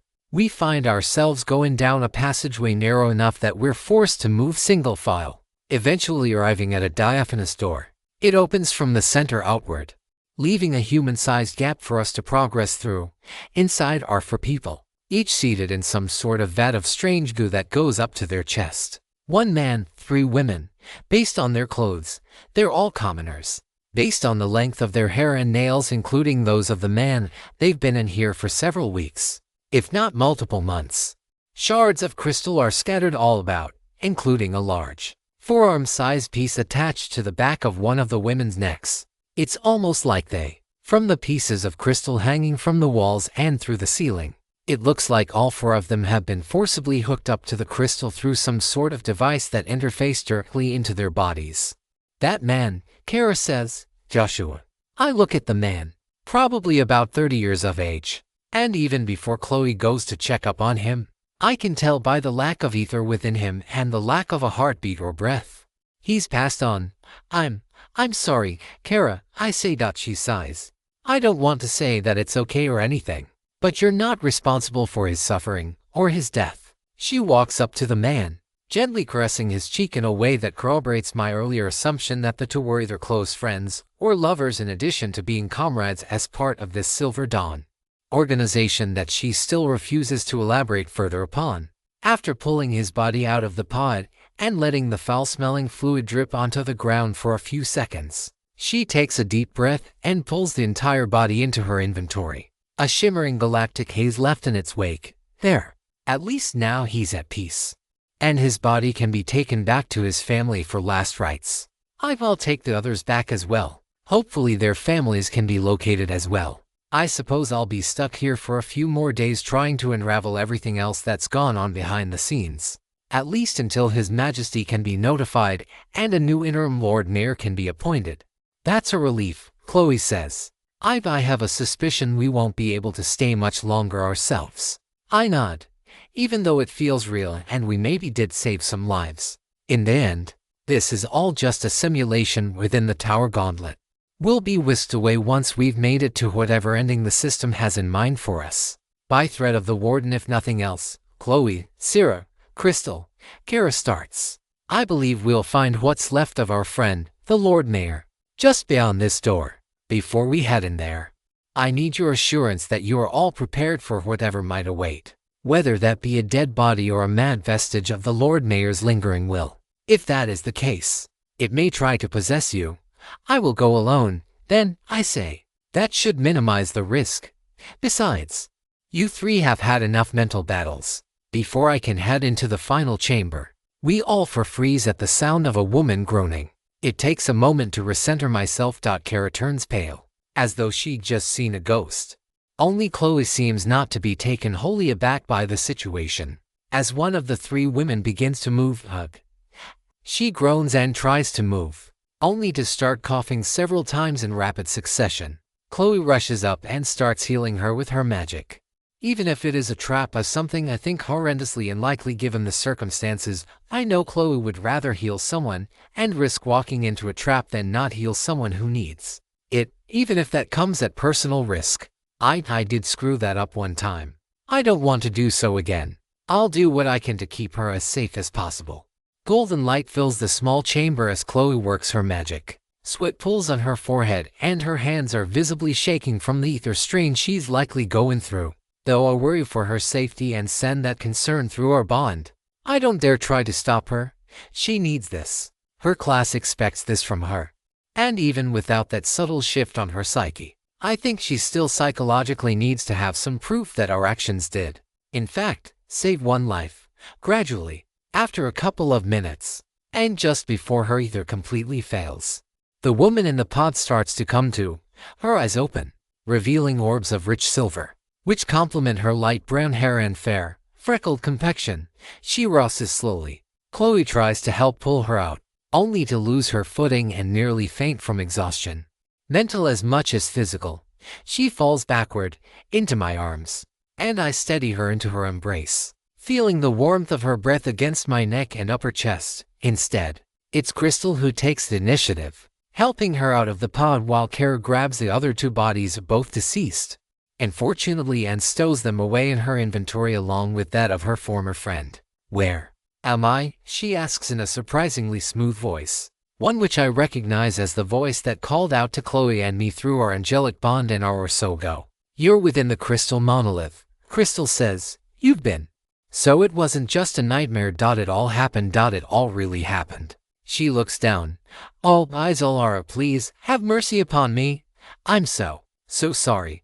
"I'm sorry as well," I say. Do you have a name?" "Marcel," she says with some trepidation. "Seraphina," I respond. "Chloe," I pat her head, "is the one who healed you, though it took most of her strength to do so." "And that's Crystal and Kara," I add. Crystal nods.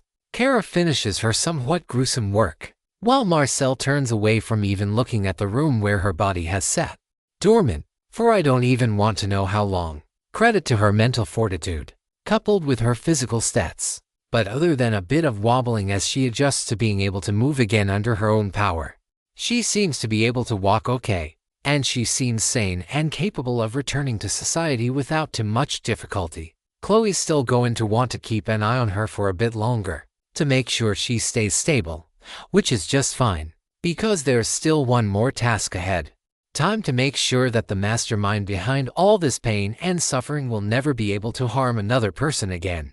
3.118 The Sixth Ascent 13 Miss Seraphina, was it? Marcel calls out just as I'm prepared to head down the final hall. "Please, if I may borrow a moment of your time." I turn to her and nod. "Is something the matter?"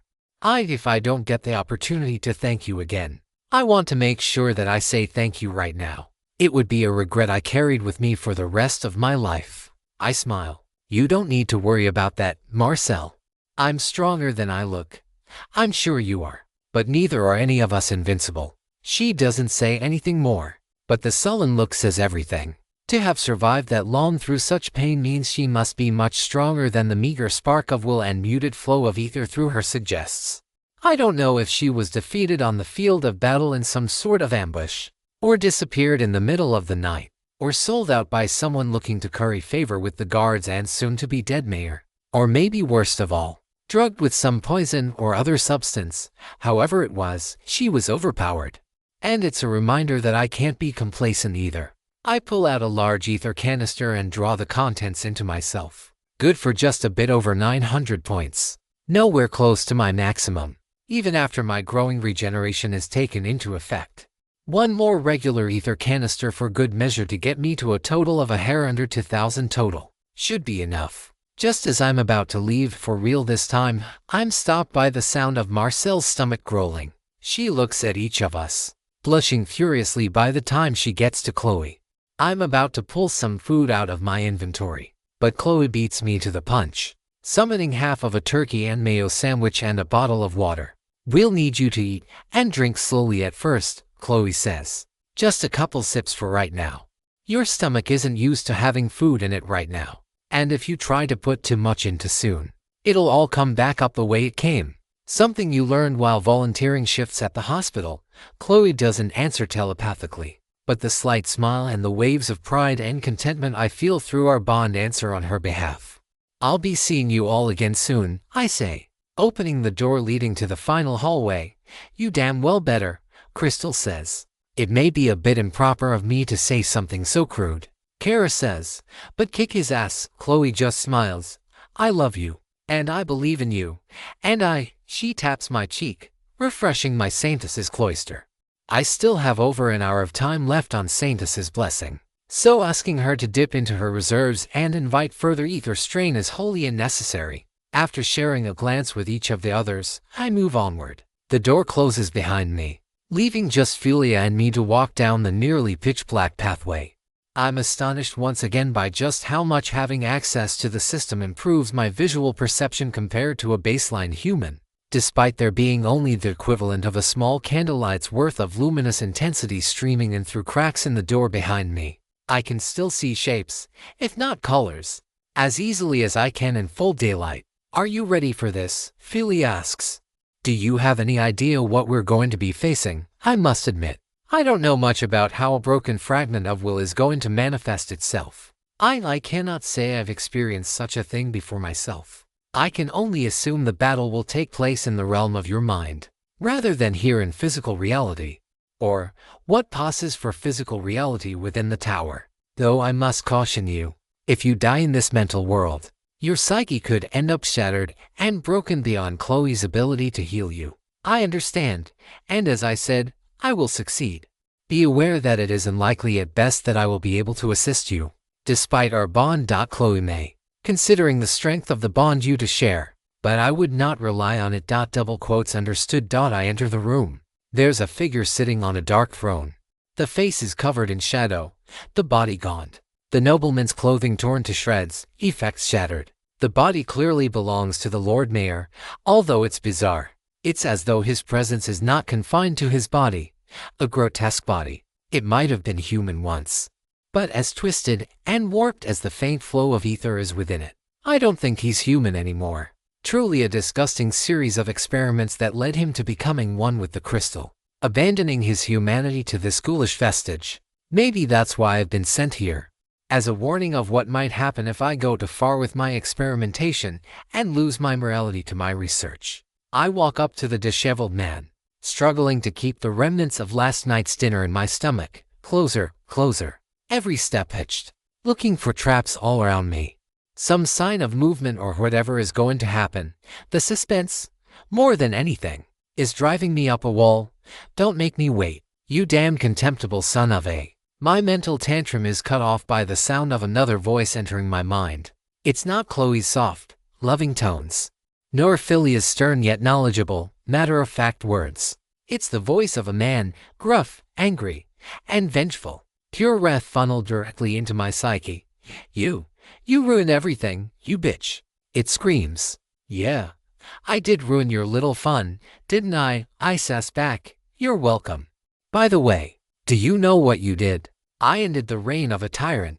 I ensured that his tool of oppression would never again be used for evil. You brought chaos and disorder upon all of Sinther. The people need strength. They need guidance. They need someone to look up to. They need someone to protect them. They need the freedom to make that choice for themselves, not just have it forced upon them. Not just have their freedom to develop their own power taken from them, in the name of justice or order or righteousness, or whatever other bullshit excuse you've conjured to justify your actions to yourself. And you are no better, I scoff, spitting. You lie to yourself, wench. But your cognitive dissonance won't work on me.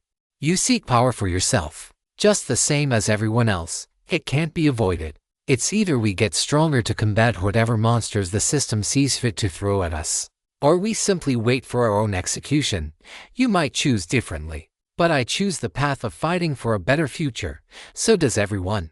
And do you know what I've accomplished? Besides terrorizing everyone with a secret police, keeping people weak and underproductive, stifling the development of industry, making yourself more susceptible to monster attacks in the long run when monsters that have suppression immunity skills like I do eventually show up. And believe you, they absolutely will, sooner or later. And while you might have been able to ride it out in your little crystal tomb, thousands would have died. No, I provided my people with protection, security, peace, prosperity. I orchestrated and trained an elite unit of guards. and provided them with the power and discipline they needed to maintain order and vigilance throughout Sinther and the surrounding areas. I kept the streets clean, free of petty thefts and acts of rioting or civil unrest. Because of that, the incidence rate of preventable death and serious injury in Sinther has been cut down by almost 2/3. By depriving everyone of their free will, making everyone little more than puppets with no agency, no choice but to dance to whatever melody you demand of them. And what you are offering your people is no better, in fact, it's worse. You still have the power to lord over them. Whether you say you exercise that power or not, they are still confined to exactly the things you allow them to do. And that is the difference. Choosing not to use that power, you're a damned hypocrite, Seraphina. Peter's voice scoffs. I can feel him attempting to worm his way into my mind, trying to break my concentration with this battle of words, hoping to win some advantage in the final battle about to commence. The sights and sounds of the outside world fade away, leaving behind only a mindscape in the shape of an endless void of black. I stand within the emptiness, about 10 paces from the madman who caused all of this. He's back in his original body, his human body. No, not quite. His visage is that of a human at first glance, but the spectral glow surrounding him is proof that I'm looking merely at some fragment of his lingering will. His eyes are full of anger and hatred. If looks could kill, I'd be a dead woman. Instead, I merely stare back with eyes full of resolve, determination to finally end the nightmare of Sinther once and for all. I draw Philia, though, as expected, no voice from within reaches me here. He conjures a sword staff of his own, identical to Philia in shape and size, but inverted in color. The two of us take fighting stances, mine more defensive, slightly backward, his more aggressive, ready to either pierce or strike at a moment's notice. For moments, we stand in silence, still, neither of us moving even an inch beyond flickers of our eyes and the tiniest of breaths. And then Peter charges at me with full force. His speed eclipses my own, forcing me to step backward to dodge the spear thrust. I draw my wings, flying out of the way of the second slash that follows, then block the third, beginning a fearsome blade lock as the two of us stare at one another. Everything you think you're fighting for is a fabrication, the specter hisses, the form of Peter subtly changing as we clash. In the end, the only truth of this world is that power governs. The strong do as they will, the weak suffer as they must. No, this can be changed. I see into your mind, all your thoughts, all your feelings. You can't hide anything from me. You know everything I say is the truth. A part of me does. I will admit, we can't rely on the same systems of governance we used before. They never worked before, and they sure as hells aren't going to work now that we have people that can level half a city with a flick of their wrist and a bit of mental effort. You know the truth. The only true order that's possible is the order brought about at the tip of your spear. Accept your rightful place, and rule as you were meant to. Not a chance in any hell, I say. You think I want the responsibility of ruling? That'll take away all the cuddle with Chloe time. Let someone who actually wants the job do that. Just let me stab the monsters and keep the politics out of my hair. You know it's inevitable. You are a political force. No matter how much you try to deny it, no matter how much you hate it, no matter how much you bury your head in the sand, no matter how many times you throw the crown off your head and onto the floor, you will be in a position of leadership in the coming weeks and months. It's time you started taking responsibility for your actions, because sooner or later, those chickens are going to come home to roost. Well, I'm sure as hell not going to do so the way you did. The idea of depriving other people of their agency, locking their power away, ruling as a despot, secret police and disappearances, torture of people who wanted nothing more than to fight for a different future. It's wrong. It's anathema. And I won't stand for it. I will find a better way. HMPH. The face of the spectral presence in my mind, previously Peter's, now settles into my own, its body mirroring mine right down to the ruffles in my hair and the wrinkles in my undershirt. He, now she, looks at me, her expression softening slightly. If you think you can do better, then prove me wrong. Not with promises or convictions, but with action. You've made mistakes before. Now it's time to do better. It's time to do better. Those are the last words that I uttered before my ghostly duplicate subsumes into me and consciousness fades from my mind. You have defeated Peter Relainfor, Lord Mayor of Sinther Crystallographist/Dreamweaver, level 64. You have gained a boosted 562,500 experience. 3.119 The Sixth Ascent 14. I awaken back in the courtyard of the manor. The first light of the new dawn is on the cusp of the horizon. The stars going out and the sky overhead shifting from the black of night to the deep blues that give the bluer its name. Chloe is kneeling just beside my tired, aching form, while Crystal and Kara are standing around, keeping watch around me. Two things immediately grab my attention. First, the crystal monolith is completely gone, vanished into thin air. Not a trace of it to be seen. No crater that would be expected had it exploded. No cloud of dust suggesting it was vaporized. Nor shards that hint at it having been sundered and broken. And secondly, there are no attacks. In contrast to what the former Lord Mayor had said upon his death, and the last vestiges of his soul vanishing, there are no signs of mass pandemonium breaking out of the streets. The chains once binding the people of Sinther might have been sundered, and their lives and opportunities returned to them. But their penchant doesn't seem to be to start rioting in the streets and causing mayhem at the first opportunity. Maybe that'll happen down the line, but it hasn't started yet. As a corollary to that, the guards aren't bothering us. In fact, looking around, every guard I see throughout the city is either passed out or clinging to consciousness. Which, I suppose, makes sense, even if it carries some incredibly unfortunate implications. Just how deep did this man have his fingers into the minds and dreams of all his agents?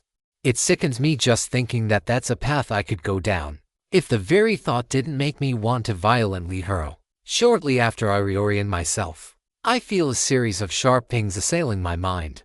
I jump up out of Chloe's arms. Maya is flickering from place to place, looking for the threat.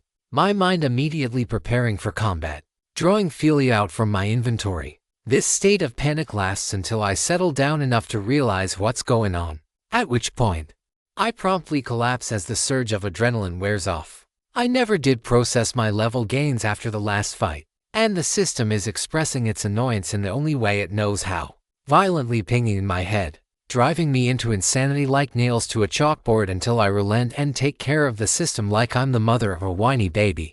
You have gained enough experience to reach level 59 from 57. Strength Kung 2, Speed Kung 2, Vitality Kung 2, Mind Kung 2. Please assign free stat points remaining. Realizing that I made use of all 4 of my stats to a heavy degree in that last fight, and not feeling the need to focus on improving any single one of them at the moment, I decide to distribute them evenly, assigning 2 points each to Vitality and Mind first, then 2 points to Strength and Speed. That little trick is only good for an extra 4 points of health and 2 of ether, but it's free stat gains and I'm not going to not take advantage of the minor optimization. Maximum health increases by Vitality X to concurrent level Conran 13 equals to 184. Maximum ether increases by Mind concurrent level Conran 0 to equals to 120. Level 59 experience 4,109,870 to next 68,860 current stats health 9,635 9,914 ether 7,149 7 current stats strength 91 speed 92 vitality 113 mind. Hard to believe how close I'm getting to level 64. And that system notification I got when I defeated Peter's Spectral will all but confirms my earlier suspicions. I will be able to choose a second class at level 64. Most notably, I'll get those sweet, juicy additional class skill slots that I so desperately need. So many research opportunities as well. Not to mention, taking more skills means I can use them and combine them in various ways, which increases the likelihood that I can get them to merge or evolve into even more powerful and flexible ones down the road. So, you're awake at last, princess. Kara says just as I've finished shaking off the last of the. That's good to hear. What exactly happened? I wish I knew. You went into that chamber. There was some sort of fight, I guess. And then we each got a notification that you'd succeeded, and the Lord Mayor was dead. Soon after that, the crystal just started disappearing. And Marcel. Crystal and I took her down to the local infirmary to rest and recuperate. And you didn't take me there, sorry, love, Chloe interjects. One of us needed to stay here in case someone tried to do anything.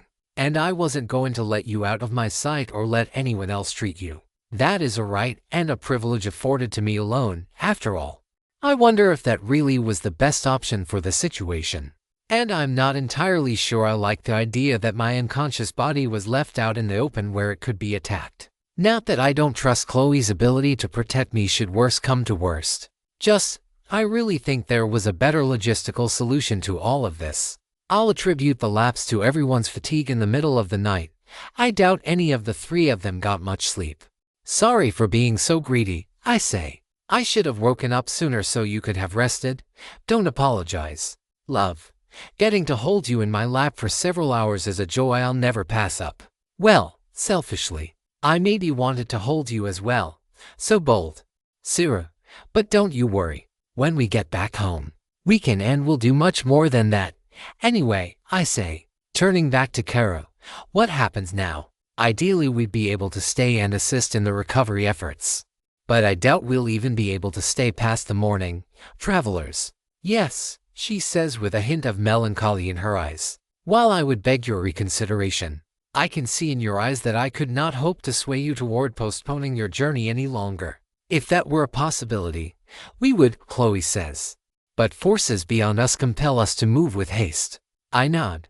I don't know what would happen if we mentioned something about all of this being just a giant simulation, an alternate continuity we've been placed in, either an opportunity to change the course of a town, or perhaps the system or the entity wanting to revisit itself. See how things might have gone differently had we been present at this particular time and place. Both existences, metaphysical as they are beyond my ability to properly conceptualize, let alone try to understand or comprehend. All I can really do is accept the reality I've been placed within and adapt with the changes that follow. I am sorry to hear that, Kara says, the melancholy stronger than before. Were it my decision, and fettered by your constraints, I would like to orchestrate a celebratory feast and offer you remuneration from the former Lord's treasure vaults as payment for your services to Sinther and Threndar as a whole. As it is, however, I would like to offer each of you an item from my personal stores as a show of appreciation for saving my life and those of many others. I'd like something that will help me to better resist attacks against the mind. Chloe says, I have strong warding and shielding spells against both magical and physical attacks. But when we fought, I learned how feeble my defenses are against attacks that target the mind rather than the body. Kara trails off for a moment, and fortunately, there may not be as much I can offer on that front as you or I would like. Attacks of the mind are particularly pernicious for a reason, unless you have specific training in defending against them, or are fortunate to have a skill that resists the same as Seraphina does. However, Kara peels back reality, revealing a black void of emptiness in the palm of her hand. A moment later, a tiara appears.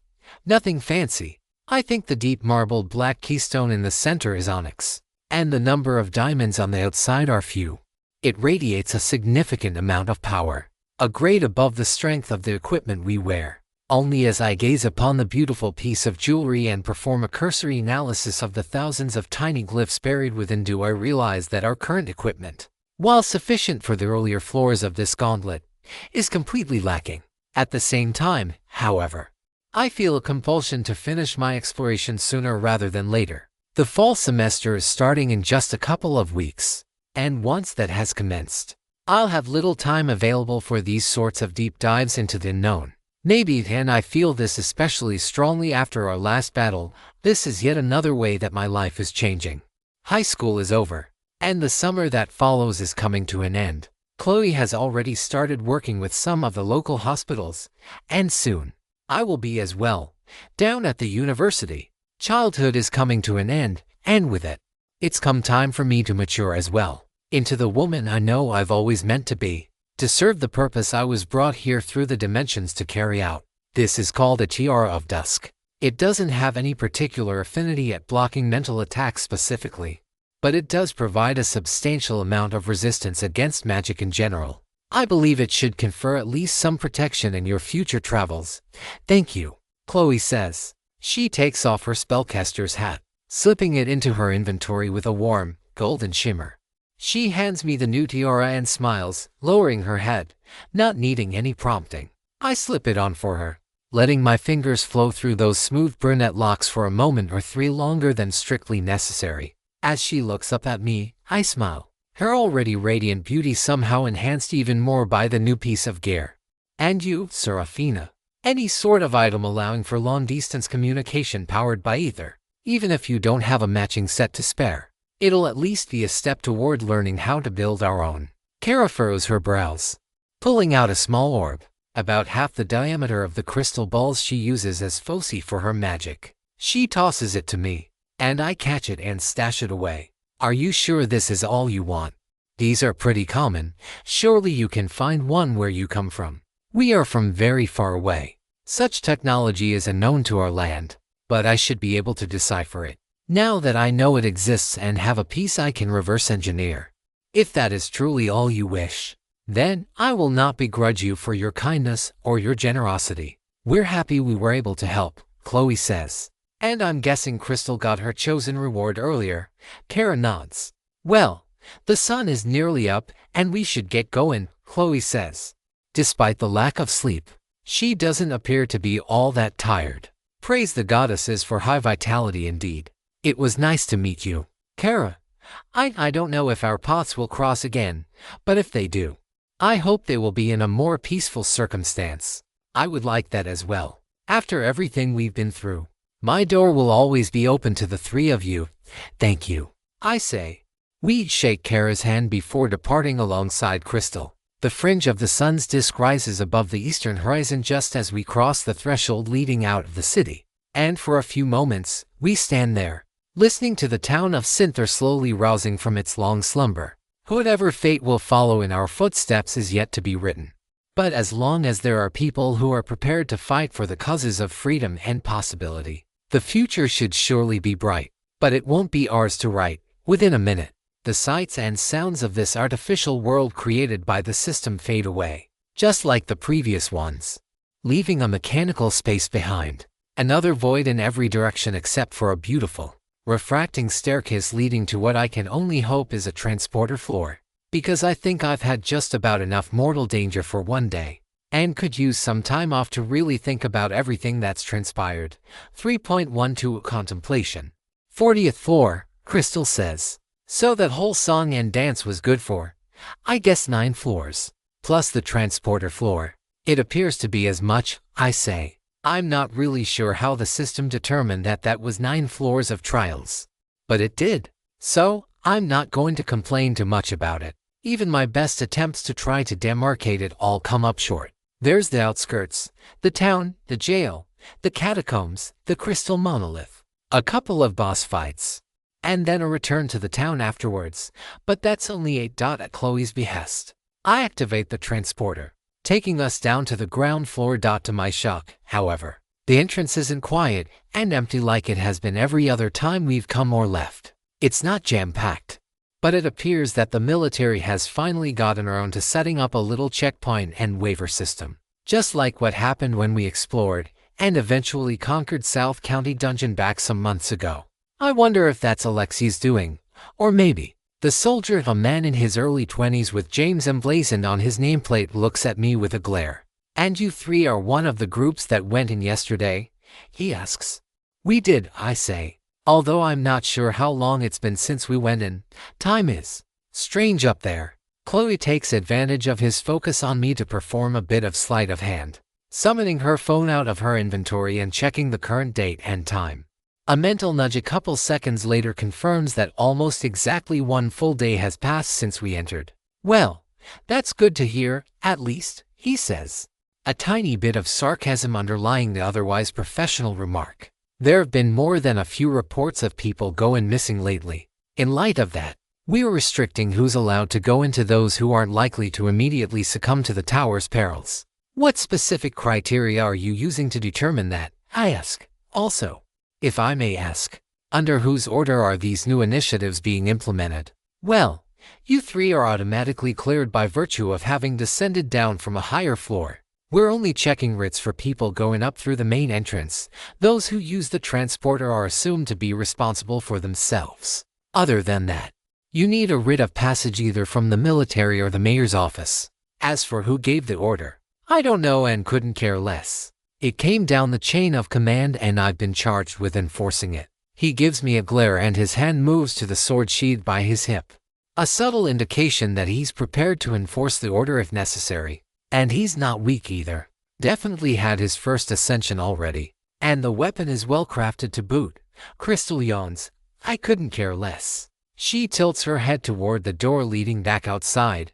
In any case, I'm getting tired and I'd like to get home before I feel an inclination to pass out. Are you sure you don't want to rest up at our place and then leave this afternoon? Chloe asks. I appreciate the offer, but I'll pass. I can handle myself for a few hours longer. Well, then, I guess we'll see you around, Chloe says. She extends her hand toward Crystal. And if you need us, just let us know. And we'll be over there as soon as we can. Crystal gives a smug smile, pulling Chloe into a hug that my girlfriend eagerly accepts. It's been real. Both of you dealt with that. She opens the outside door, letting the dawn's early light stream in. In the blink of an eye, she's in her elemental form. Another blink later and she's already off, streaking off like so much violet lightning. So, what do you want to do now? I ask, wrapping my arm around the back of Chloe's waist. She yawns, a bit exaggeratedly. Well, I'm getting pretty tired after looking after you all last night. Care to join me? Oh, I'd love to, Chloe. But I do think it'd be best if I headed down to the university to take care of a few things first. The first day of classes is less than 2 weeks away. Do you need me to stop by? I don't think so. I'm going to ask that you be put on staff as my teaching assistant for the combat training class I'll be teaching. Though, accidents are likely and there's no one I trust more to handle a rowdy bunch of students, or clean up after any accidents. So there may be some paperwork you'll have to fill out when I get home. Chloe gives an exaggerated yawn, reaching behind me and giving me an squeeze. Don't be too long, all right? I'll keep the bed warm for you. With that, she takes off as well, heading off due to the south, quickly breaking off Crystal's southwesterly path and back home. With a deep breath, I sprout my wings, only to be stopped by Officer James. I still don't know the insignia well enough to figure out his exact rank, but he has a poise and bearing that screams officer and not enlistee. You are the angel, right? The name's Seraphina, although, yes, some people have taken to calling me that. Is there something you need from me? No, I just wanted to thank you. During the attack last month with the giant lizard and all those flying horses attacking everywhere, you were one of the ones leading the charge against them, weren't you? You were the one on the news. The one who dealt the finishing blow. I sighed. That was me. But I couldn't have done it without everyone's support backing me up. You're a real hero, you know. Never thought I'd get the honor to meet you in person. I shake my head. I'm not a hero and I don't pretend to be. I've made more than my share of mistakes. During the harpy attack the month before last, the spell I cast had spillover effects, system notifications about killing humans. And that's not the only time either that my actions have led to people dying. So please, I'm no hero. Just a flawed girl trying to do the best she can with the power she's been given. And sometimes failing. It's one of the first things we're trained for in the forces. Not all of us will ever see frontline duty, especially in the officer corps. But we all sign up knowing there's the possibility that we'll be ordered to jump into the fray, where the only options we'll have are to either kill or be killed. He pauses for a moment. Not everyone takes it so well. Plenty of people end up getting hit with PTSD after their experiences. Although it often goes underreported.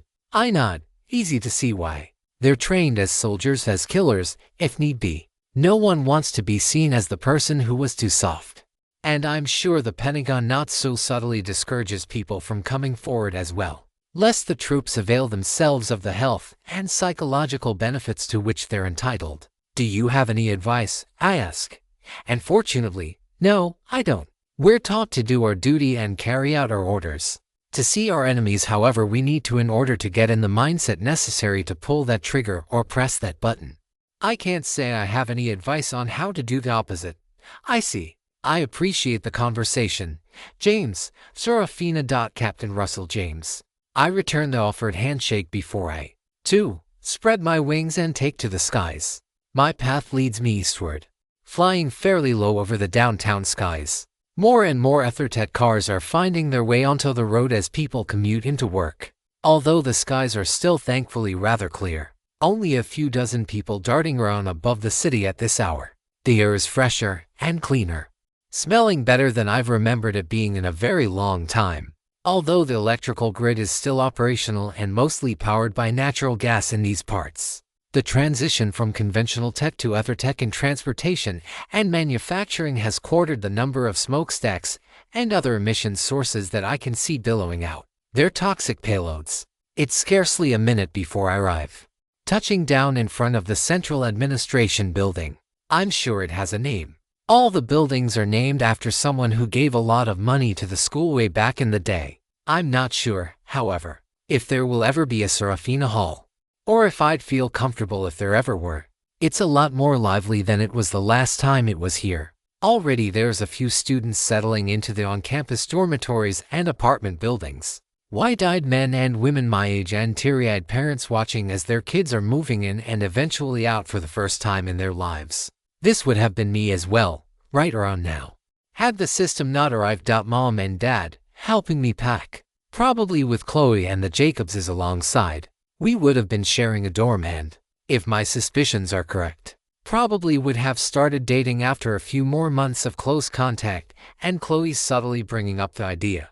I guess we just got off to an earlier start than we would have in this hypothetical universe. Hey, you! A shrill young woman's voice cries out. The source of the voice, a woman wearing what appears to be a coach's uniform, starts charging at me. Though compared with the fights from earlier today, she might as well be swimming through molasses. I turn to her and lower myself slightly, waiting for the berating that I'm sure is about to follow. And just what are you doing? Standing around here, I told you all. 10 laps around the campus. I can tell from your lack of both sweat and shortness of breath that you were taking it easy. Do you think it's going to be easy pickings just because you have a system now? Or have you forgotten that all of your opponents will as well? Now, 15 laps. And I expect that you'll be keeping up with me the whole time. She pulls out the whistle and blows it. Thankfully not directly at me. Still hurts like hell, even managing to shave 5 points off my health. The two of us make off at a light jog, circumnavigating the pathway. The woman, who still hasn't told me her name, is setting the pace. And it's far too slow. Barely good enough for a warm-up, maybe a 2:35 per mile pace. Deciding that I might as well oblige her. And because it's a good bit of exercise and a chance to get to know my fellow instructors a little better, I subtly tap the back of her shoulder, infusing her with the light of angel's grace. In turn, causes her to pick up the pace. The two of us now easily passing by the others, her students, probably running around on the sidewalk that surrounds the outer edge of campus. It takes the two of us about 22 minutes to finish our 15 laps. As we finish, her winded, me lightly fatigued. The running coach looks at me with bemusement. None of her students have completed their morning regimen, which shocks her. She looks at her watch, and I smile as her jaw nearly drops straight off her face. 21:46. What is that? Let me get out my phone real quick and, no way. We were running sub 90-second miles. How? That doesn't make any sense. I've never run a mile in under 2:18 and here I am, casually running 15 at a 1:27 pace, all from one level. I grin. Sorry, coach, that'd be my fault. What did you do? She reaches up and grabs me by the shoulder. You better not have done something funny. I swear to God I will. You said I should get a good workout in, but I felt like it would be rude to rush past you, so instead, I went ahead and cast one of my enhancement spells on you. Figured that after I supercharged your speed and vitality, you'd be able to give me a good warm-up. And I was right, though I could have gone a lot faster still had I flown instead. The coach stands in stunned silence for several seconds before finally regaining enough focus to set her jaw back in place. You're not one of my students, are you? No, I say. I offer my hand to the running coach, Seraphina Mortensen. I'll be teaching basic combat training and applications of EtherTech once the semester starts. You're kidding, right? I shake my head. I'm not. This, expectedly, makes the coach faint. 3.121 campus preparations. So, you really are the new combat instructor I've been hearing about. the women's track and field instructor. Lena, who stubbornly insists I refer to her on a first-name basis, says once she's been revived and is back on her feet. I hope you're prepared to get that reaction a lot here in a couple of weeks. I try to laugh her words off. I'm actually a little surprised. I figured after that conference a couple of months ago, everyone and their mother would recognize me on sight. Frankly, I'm still shocked that I can go anywhere without getting either fans or detractors swarming me. Well, you know how it is with kids these days. Oh, sorry. Lena blushes and covers her face with her hand, looking away from me. No, it's fine. I didn't choose to be as young as I am. It's probably going to be a huge pain in the neck. I catch myself from saying ass at the last moment. A lot of students my age and older who are going to feel some kind of way about being instructed by someone so young. Oh, but there's a trick to all this. As someone who's been coaching for a few years really, since right out of school myself, you just need to act like you belong.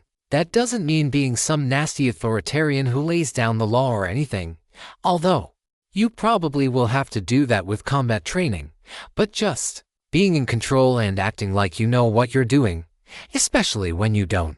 Any specific tips? If you don't have a good answer to something in the moment, be willing to admit that you don't know and that you'll see the student after class or get back to them in office hours or similar.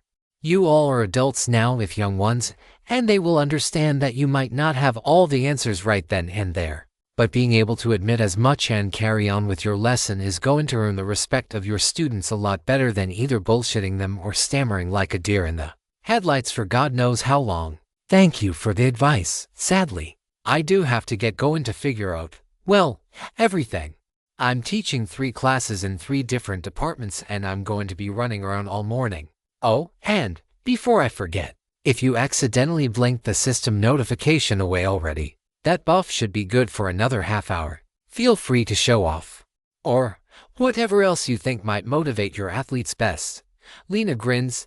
Oh, Seraphina, I have a feeling that you and I are going to get along just fine. With that I make my way over to see Nora, the secretary of the mechanical engineering department, and the woman with whom I've been in occasional contact with regarding my new position here. Unlike the last time, when she was idly playing Minesweeper on her computer, this time, she's in full business mode, fielding questions from students and a few parents, too, about class schedules, prerequisites, schedule conflicts, and everything else that comes from the headaches of dealing with an institution of higher education.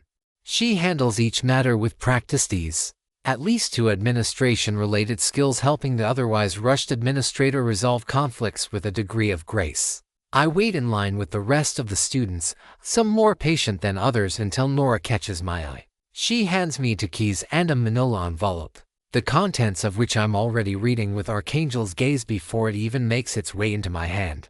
A lot of information about Salavi, passwords, login information, expectations for each course, information on how to access all the faculty references. And I can't believe some administrator typed this up with a straight face, the student online learning platform. Maybe it's not so far-fetched, but it feels like such a grandiose title for the cloud software. Skillfully making my way through the crowd of students, and taking Lena's words to heart about acting the part, I make my way to my office. Barely 8 feet by 8 feet, the space goes beyond homely and into cramped. And the lack of an outside window here in the basement doesn't help much. There's a desk, a pair of chairs, a whiteboard, a couple of dry erase markers, one black, one red, both faded, a computer, and an empty bookshelf. In the coming weeks, I expect this entire office to be filled with student papers, various personal projects, maybe some joint assignments with other staff. For now, however, it's a great opportunity to buckle down and get all the busy work out of the way so I can actually start doing the fun stuff once the semester starts. I'm going to have at least one makeout session with Chloe in here, aren't I? Thank the goddesses that my office door has a lock, the walls are heavy, and there's no security camera in here. As I sit down at my new desk and get my computer set up, and oh, I don't want to sign up for another free trial. I don't know if the university is paying for this, and goddesses, damn it, don't they realize that the whole you must change your password every 6 months thing is no longer recommended by experts in the cybersecurity industry? I draw Philia out of my inventory, partly for the occasional idle conversation, but mostly because they are a resource I can draw upon while writing my syllabus, which, again, praise to the goddesses. Nora included some samples for me to draw from, and fortunately, there are no texts I can use as a reference, other than my own works on the subject, which will be the primary reference material for Introduction to Ethertech and Spellcraft. Although that doesn't really do all that much for how to teach Introduction to the system.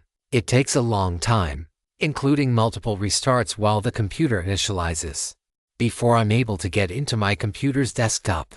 And then it takes an equally long time to get all the customizations in place, downloading my preferred web browser, getting all the bookmarks I need set up, customizing settings. These damn monitors are way too bright considering how sharp my eyes have become. Oh well, at least I probably don't need too much about most conventional forms of cheating. Archangel's gaze is powerful enough to see past notes, hidden writing on pens, probably even answers etched into one's glasses or maybe even into one's retinas, though I haven't tried that last one. Though. That does beg the question, if someone has an eidetic memory skill, or some answer talker or good guesser skill, does it count as cheating to use them? More importantly, if it does, can I detect it, and should I care? My instincts lean toward no, for the simple reason that people with eidetic memories pre-system weren't maligned for having an easier time absorbing information, nor people that just naturally had higher intelligence, faster recall, or more creative ways of processing new knowledge. And cheating here will, in the long run, only lead to cheating oneself. It's not like the pre-system world, where you can simply fail upward. Oh, by Chloe's name, I sure hope not. But then again, there's probably a skill for that. 2. Some sort of social lubricant or smooth talker skill probably exists. And I don't know much of anything about social skills, or social skills with a lowercase s. But at least I'm not expected to teach those. This class is going to be a learning exercise for me as much as it is for everyone else. Which means a class that's heavily discussion-based is going to be a lot better than something lecture-based. One where we all learn from each other. Actually, come to think of it, I think this class could be pretty good to live stream and learn from each other. Discussion board and forum style. I'll need a good webcam. This could be a chance to buy something fancy and charge it to my research funds. It is for teaching and bringing prestige to the university, which means more donations and research grants and, oh goodness, I need to meet with my colleagues and try to figure out how in the nine hells I'm supposed to apply for those. I don't want to do that with my Ethertech and Spellcraft class, though. Too many untested things. Too many opportunities for our discussions to be used in unsavory fashions. To an extent, that cat is already long out of the bag. But at the same time, I don't want the whole world to know everything I'm capable of. No different than how other people are expected to keep their levels, skills, stats, and specifics about their combat proficiencies a secret. 4 hours at work, copying and pasting the various policies and expectations to the university's academic integrity code.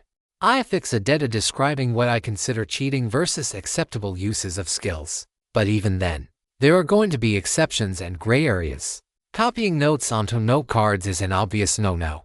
But what about enchanting a magic pen that will always write the correct answer? If they can do that much, they probably deserve to just graduate and start teaching alongside me. Else, I'll gladly cede this position to them if they can produce some pen of divine truths. They will deserve it. Philia, do you have any particular suggestions or other things I'm overlooking? You've already listed skill mergers, evolutions, and upgrades.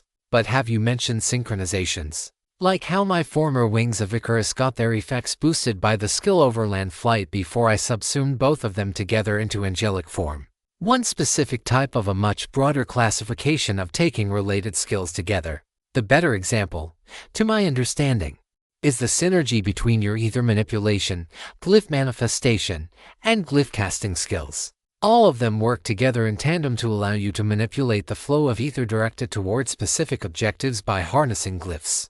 In short, an individual with a number of skills all geared toward a similar direction will lead to far better results than one who takes skills haphazardly, with no attention paid to how they work together. The warrior with a general weapon proficiency skill will be competent with using a wide variety of weapons and have slightly more flexibility. But she will lag behind the dedicated halberdier with 4 skills all devoted to the handling of polearms, sword staves, and similar. In addition to this, in the world from which I hail, it is well documented that having synergistic skills and learning to use them in tandem leads to an increased likelihood of merging together. Not only is the individual skill which remains often stronger than the sum of the constituent components, especially upon reaching higher ranks and evolutions, but the individual also frees up valuable skill slots for later use. That's good to know. I will make sure that that makes its way into the appropriate lecture. As I'm typing all this into the 2 documents, one for my syllabus, the other for general lecture notes and things to discuss, I'm interrupted by a knock at the door. I'm tempted to ignore it, focusing on this mindless busy work that nevertheless is modestly important and does need to get done. But when it continues a second time, followed by a woman's voice specifically calling for a drive, Mortensen ego boosting, if not entirely accurate, I reluctantly manifest and lock and invite the woman inside. Dr. Mortensen, the short red-headed girl says, "Do you have a few moments you can spare?" She looks down for a moment, before popping back up with a frazzled look on her face. "I'm so sorry. I completely forgot to introduce myself. My name is Amalia Bradford, and I've been assigned to be your teaching assistant for next semester." Sensing a bit of a kindred spirit already, and wanting to better understand how we're going to work together over the coming 4 months, I invite her in for a conversation I expect to be interesting and hope to be enlightening as well. For both of us. 3.1 to do campus preparations too, I must say. Amalia starts, sitting down in the chair across from my desk. When I heard I was being assigned to a new professor just starting her teaching career, I was a little taken aback and wasn't sure if I'd done something wrong. And now, seeing that you are so young, I can't help but feel a little inadequate. I'm sorry, Amalia. And please, we're going to be working together this semester, so please, just call me Seraphina. Are you sure? I don't want to impose or anything. It's no imposition.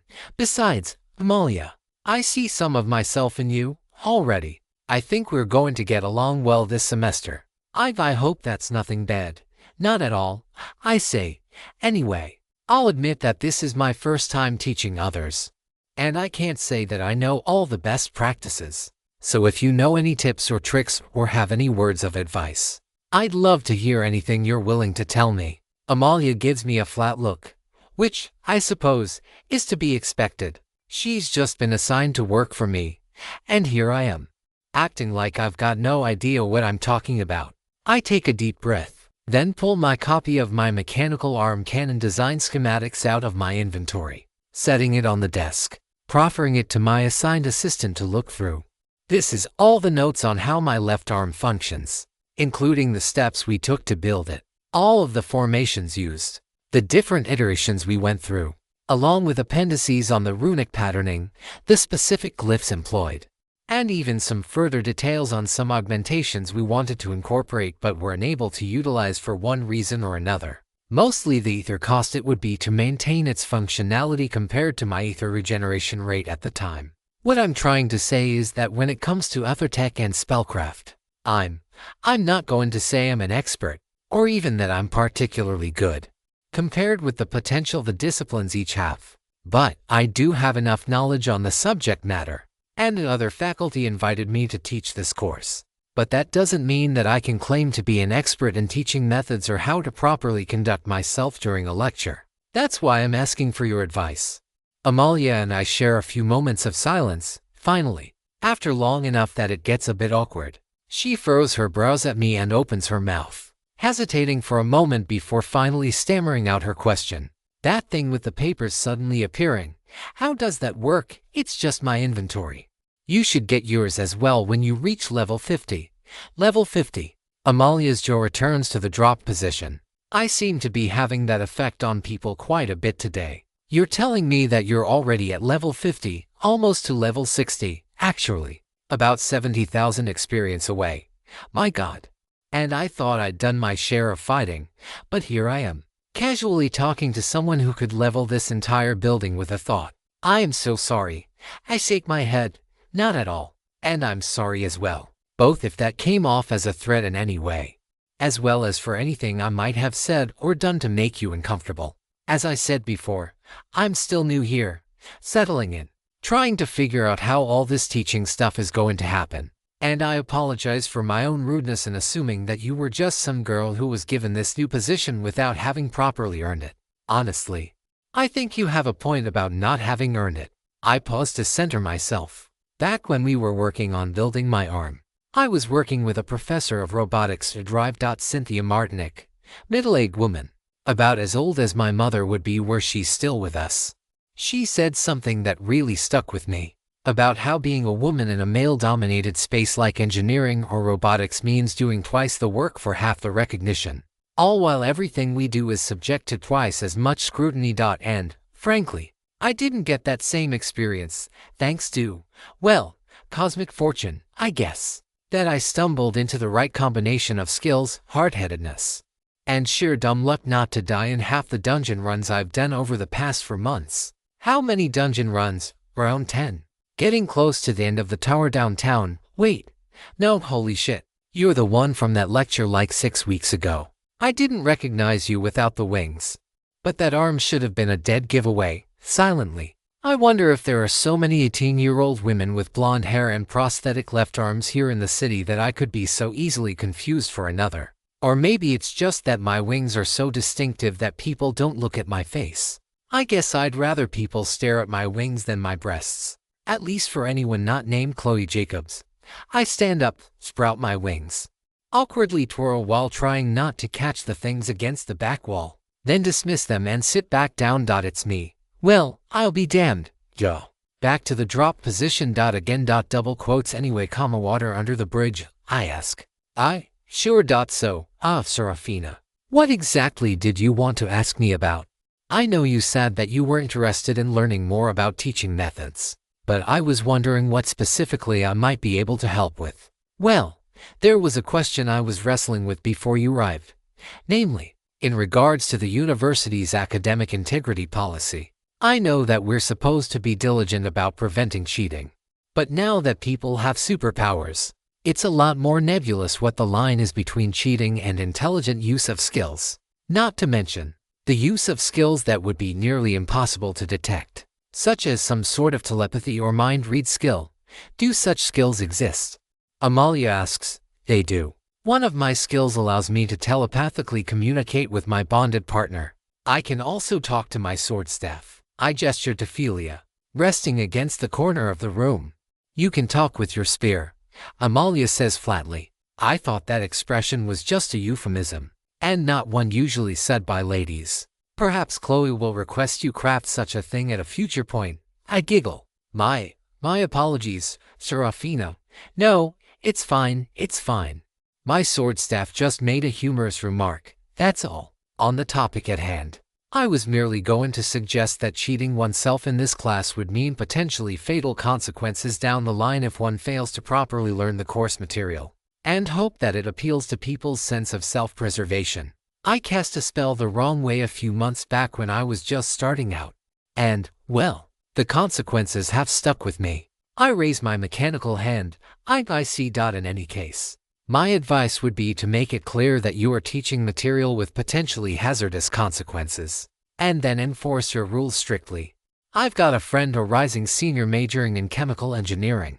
He'll be finishing up his summer internship in the next couple of days. He can't talk much about what exactly he's working on, but he did mention that, early on, one of his fellow interns got a little creative with the chemicals and the processes they were testing. Suffice it to say, she was escorted out by security pretty much on the spot, and will be blackballed from the industry for the foreseeable future. He told me he wouldn't be surprised if they pursued further legal action. I will keep that in mind. Hopefully it doesn't come to that, and that administration will back me up. Actually, have you looked at your class roster? I have a feeling that even if there aren't that many people actually taking the course for credit, there are going to be plenty of students and faculty alike who are going to try to audit the course, learning how to cast actual magic. If I weren't assigned to be your TA for the semester, I absolutely would be trying to get a seat to listen in. Who wouldn't, actually? That brings me to another point. I'm teaching to other classes this semester, Introduction to the System, and then Basic Combat Training. I'm planning to have someone else work as my assistant for Basic Combat Training, although you're welcome to join in if you want. I know some professors have put their course lectures available online, and I was planning on doing something similar with my Intro to the System class. If you know who I'd need to talk to about that, I would appreciate it.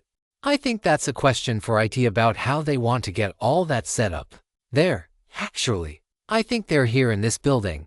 Actually, I don't know for sure, but you should be able to send them an email and at least start to get that set up. Awesome. I'll see about sending that email out in just a bit. And I suppose my last question is pretty simple. Is there anything I can do for you? I don't think my letters of recommendation are worth very much. I don't know much about getting a professional job, and I'm probably not the best person to ask for advice if you are looking to do academic work. But if you have any questions about your skills, your class, or anything along those lines that you want to go over with me, please. I'm all ears, HMM. Actually, I've been having trouble filling all of my skill slots right now. I've only got for class skills and 5 general skills. And forgive my asking, what is your current level? 24. I nod. What can you tell me about your class? I don't need the specific name or any of the attributes. Just something to work with. I took an engineer class. I figured that's what I was going to do with my life. So when the system offered me the class, I snapped it up. Have you done any actual engineering? Even if it's just hobby work, it'd help if you did something related to your class. Sadly, we don't tend to do a lot of practical applications. We have to learn all the math and equations first. That's why we all are expected to do summer internships, so we can get real-world experience with what we're being taught in class. Alright, I will definitely make class projects part of the course material. We can't have my students only working on confidential projects for corporate America. In the meantime, let's work on teaching you how to cycle your ether. Cycle my ether. Ether manipulation is the basic skill for anyone who wants to take up the path of spellcraft. Fundamentally, the entire discipline concerns the utilization of glyphs to convert ether, raw magical energy, into the various effects it can take. It's also a skill that I've found is a prerequisite or stepping stone to learning new skills. Cycling it through your eyes to gain ether sight, your arms and legs for increased muscle efficiency, your brain for memory skills, your skin for better defenses. You can even channel 100 points of ether into the palm of my hand, forming the basic shape of a non-elemental ether strike. Before dispelling it back into the atmosphere, learn to channel and launch pure ether as a weapon of its own. Alright, Seraphina. Amalia says, I will eagerly accept your offer. Just promise me that you won't blow up half the building. I promise. And I hope the system doesn't end up being an asshole that forces me to skirt that promise.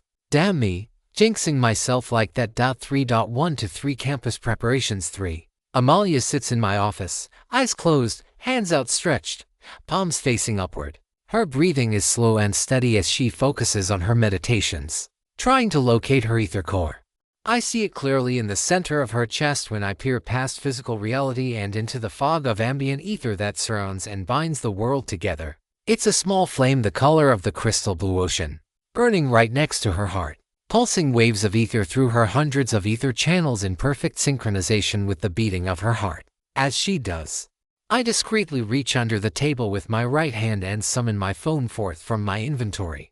I sense Chloe resting peacefully, with no signs of distress or pain, but that doesn't mean that I'm entirely enthused by the prospect of being away from her any longer than I need to be. Seeing no messages from her or anyone else, I stash it back away and return to observing Amalia's progress. But she's been having some trouble focusing away from the physical and into the metaphysical. She doesn't project any signs of distress, but the subtle and brief micro-expressions of frustration, winced eyes, and narrowed face, pursed lips are easy for me to detect. And I think this is a challenge a lot of engineering students are going to have, if they don't have much experience using their skills practically to this point. Amalia, I ask, I've got an idea that might help. If you want to try. Sure thing, Amalia says, sighing. And sorry about that. I know, it's fine. It's just good to get a feel for what you and others are likely to be capable of. So, I can plan accordingly. Do you have any skills that you can actively use and won't cause harm to you, me, or any part of the building? I think I've got a better way. I have a structural analysis skill. I restrain the urge to facepalm, because of course, after struggling and failing to get an identify variant for literal months, my newest protege just casually mentions that she got one for free. Fair though the system may be in some, a very, very few ways, it can be so absolutely callous in so many others. Can you use it on my sword staff? And while you do so, I want you to focus on the flow of energy within your body, how it should move to your eyes and brain. Focus on that, and how the energy moves within you. She takes a deep breath, gazing intently at Philie. As she does, I can see a faint perturbation in the ether flow in her upper torso and face. Her head tilts slightly, while I watch for any signs of pain or injury. Sensing none, I allow her to continue for another minute until she turns to me with furrowed brows. That's not any ordinary material, she says. I don't know what sort of alloy or compound it's made of. A lot of silver, plus some mystery metal that my skill can't identify. An exotic mineral not native to this world. Magical metal, more or less. Found it during a dungeon delve. Well, that about tracks. Anyway, I say, were you able to sense the flow of energy moving from your core into your head and eyes? Now that you mention it, I think I could sense something. That's good. I want you to try to recreate that feeling of ether moving through your body without invoking the skill. I know it probably feels really weird for you to hear me talking about energy fields and flows through the body. Just promise me you're not going to tell me that we're going to have to start wearing magnets to improve energy flow or some bullshit. I laugh. My bandana is enough ostentatious fashion abnormalities for both of us. And thank the goddesses too. I don't think my girlfriend's mom would let me hear the end of it if magnets worn on the body worked as well as her healing crystal skill. Oh, right. Yeah, you and your girlfriend. I'm surprised she's not here right now. So much as I know about the two of you, you're both practically inseparable.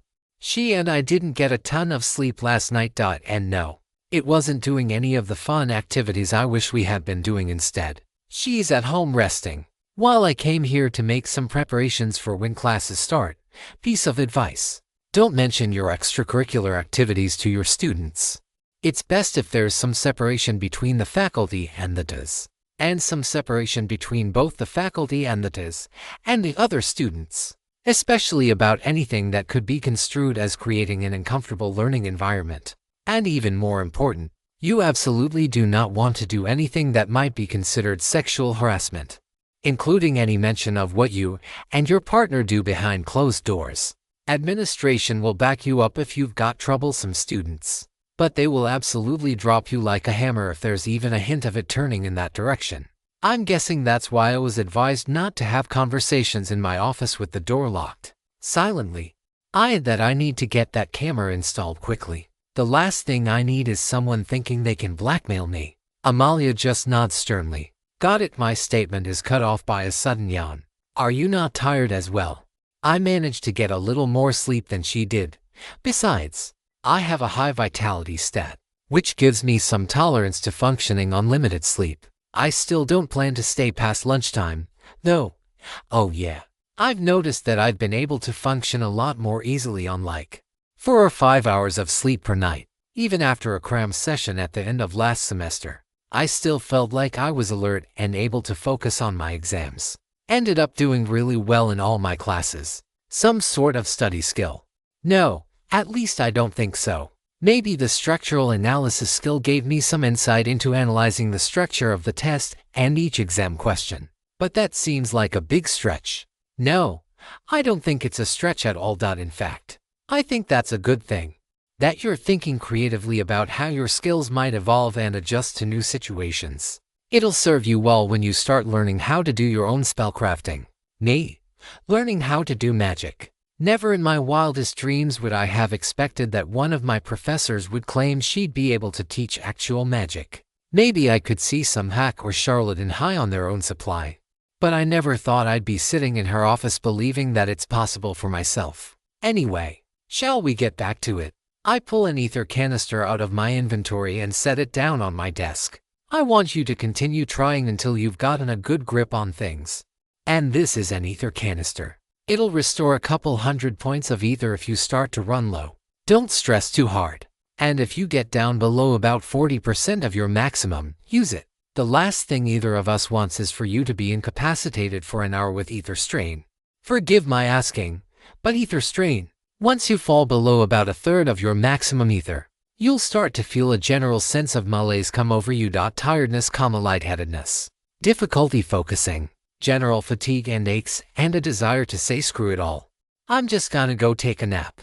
It recovers bit by bit as you slowly regenerate your ether, but it's not a pleasant sensation, especially when you get into the second and third stages. Despite my morbid curiosity, I can't say I want to know. We continue like this for another half hour, her trying different things and me providing encouragement and some advice from my own experiences.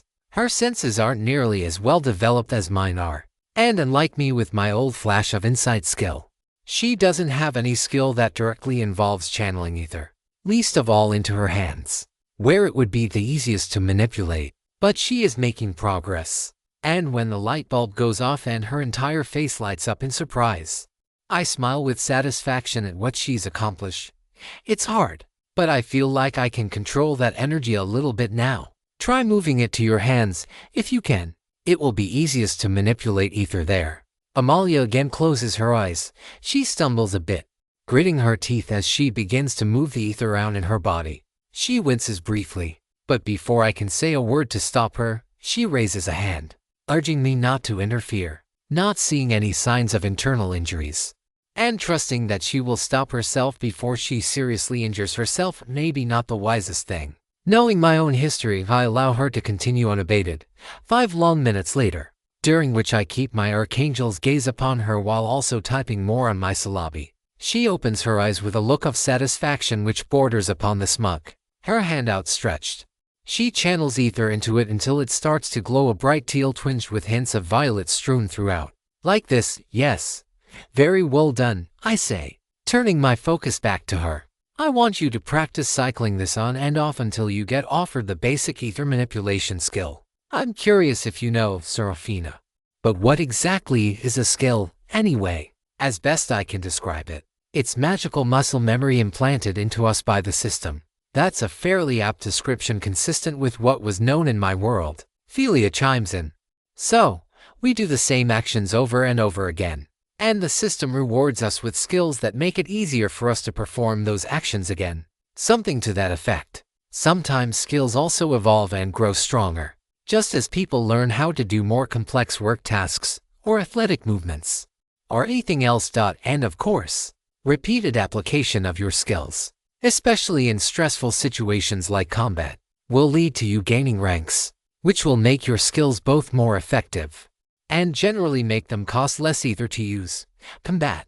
I've never been in combat myself, either before or after the system arrived. Can you be honest with me? Will we be expected to do any dungeon crawls or fight actual monsters this semester? A little apprehensive. I will be from time to time. It's who I am, and I consider it my responsibility to fight against the tide of horrors that threaten us all. But no, I don't anticipate making combat a hard requirement in any of my classes. I will, however, encourage it. Probably do some sort of extra credit based upon dungeon delving or similar acts, especially if we're unlucky enough to see another monster horde in the coming months. Do you think that's likely? I sigh. Double quotes Amalia. I dislike lying to people, so I won't. Even if the truth isn't going to be easy. I don't just think that it's likely that we're going to see more monster hordes. I think it's virtually certain.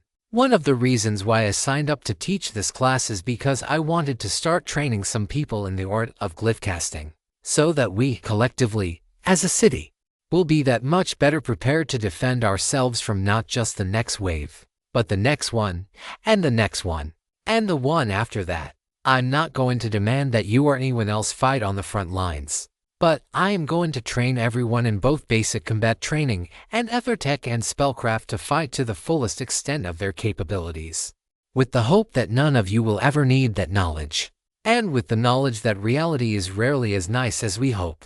Amalia nods as she stands up from her seat. Thank you, Seraphina. for the advice, and for helping me acquire this new skill. I look forward to working with you starting in a couple of weeks. And you too. I offer my hand, standing up as I prepare to depart behind her. I appreciate your advice, and I look forward to working with you soon. Do you mind if I send you an email in the next few days with some more information? No, not a problem at all. Amalia shakes my hand. I'll see you then. 3.12 For struggles of the warring mind. Once I've made my way off campus and out over the city proper, I again check my phone, expecting the second shoe to drop any minute. Something having happened to Chloe. Nicholas texting frantically, demanding my immediate presence to deal with the latest aberration that one of his agents has detected. Alana flying overhead, alerting me to the presence of another wyvern coming to avenge its fallen kin.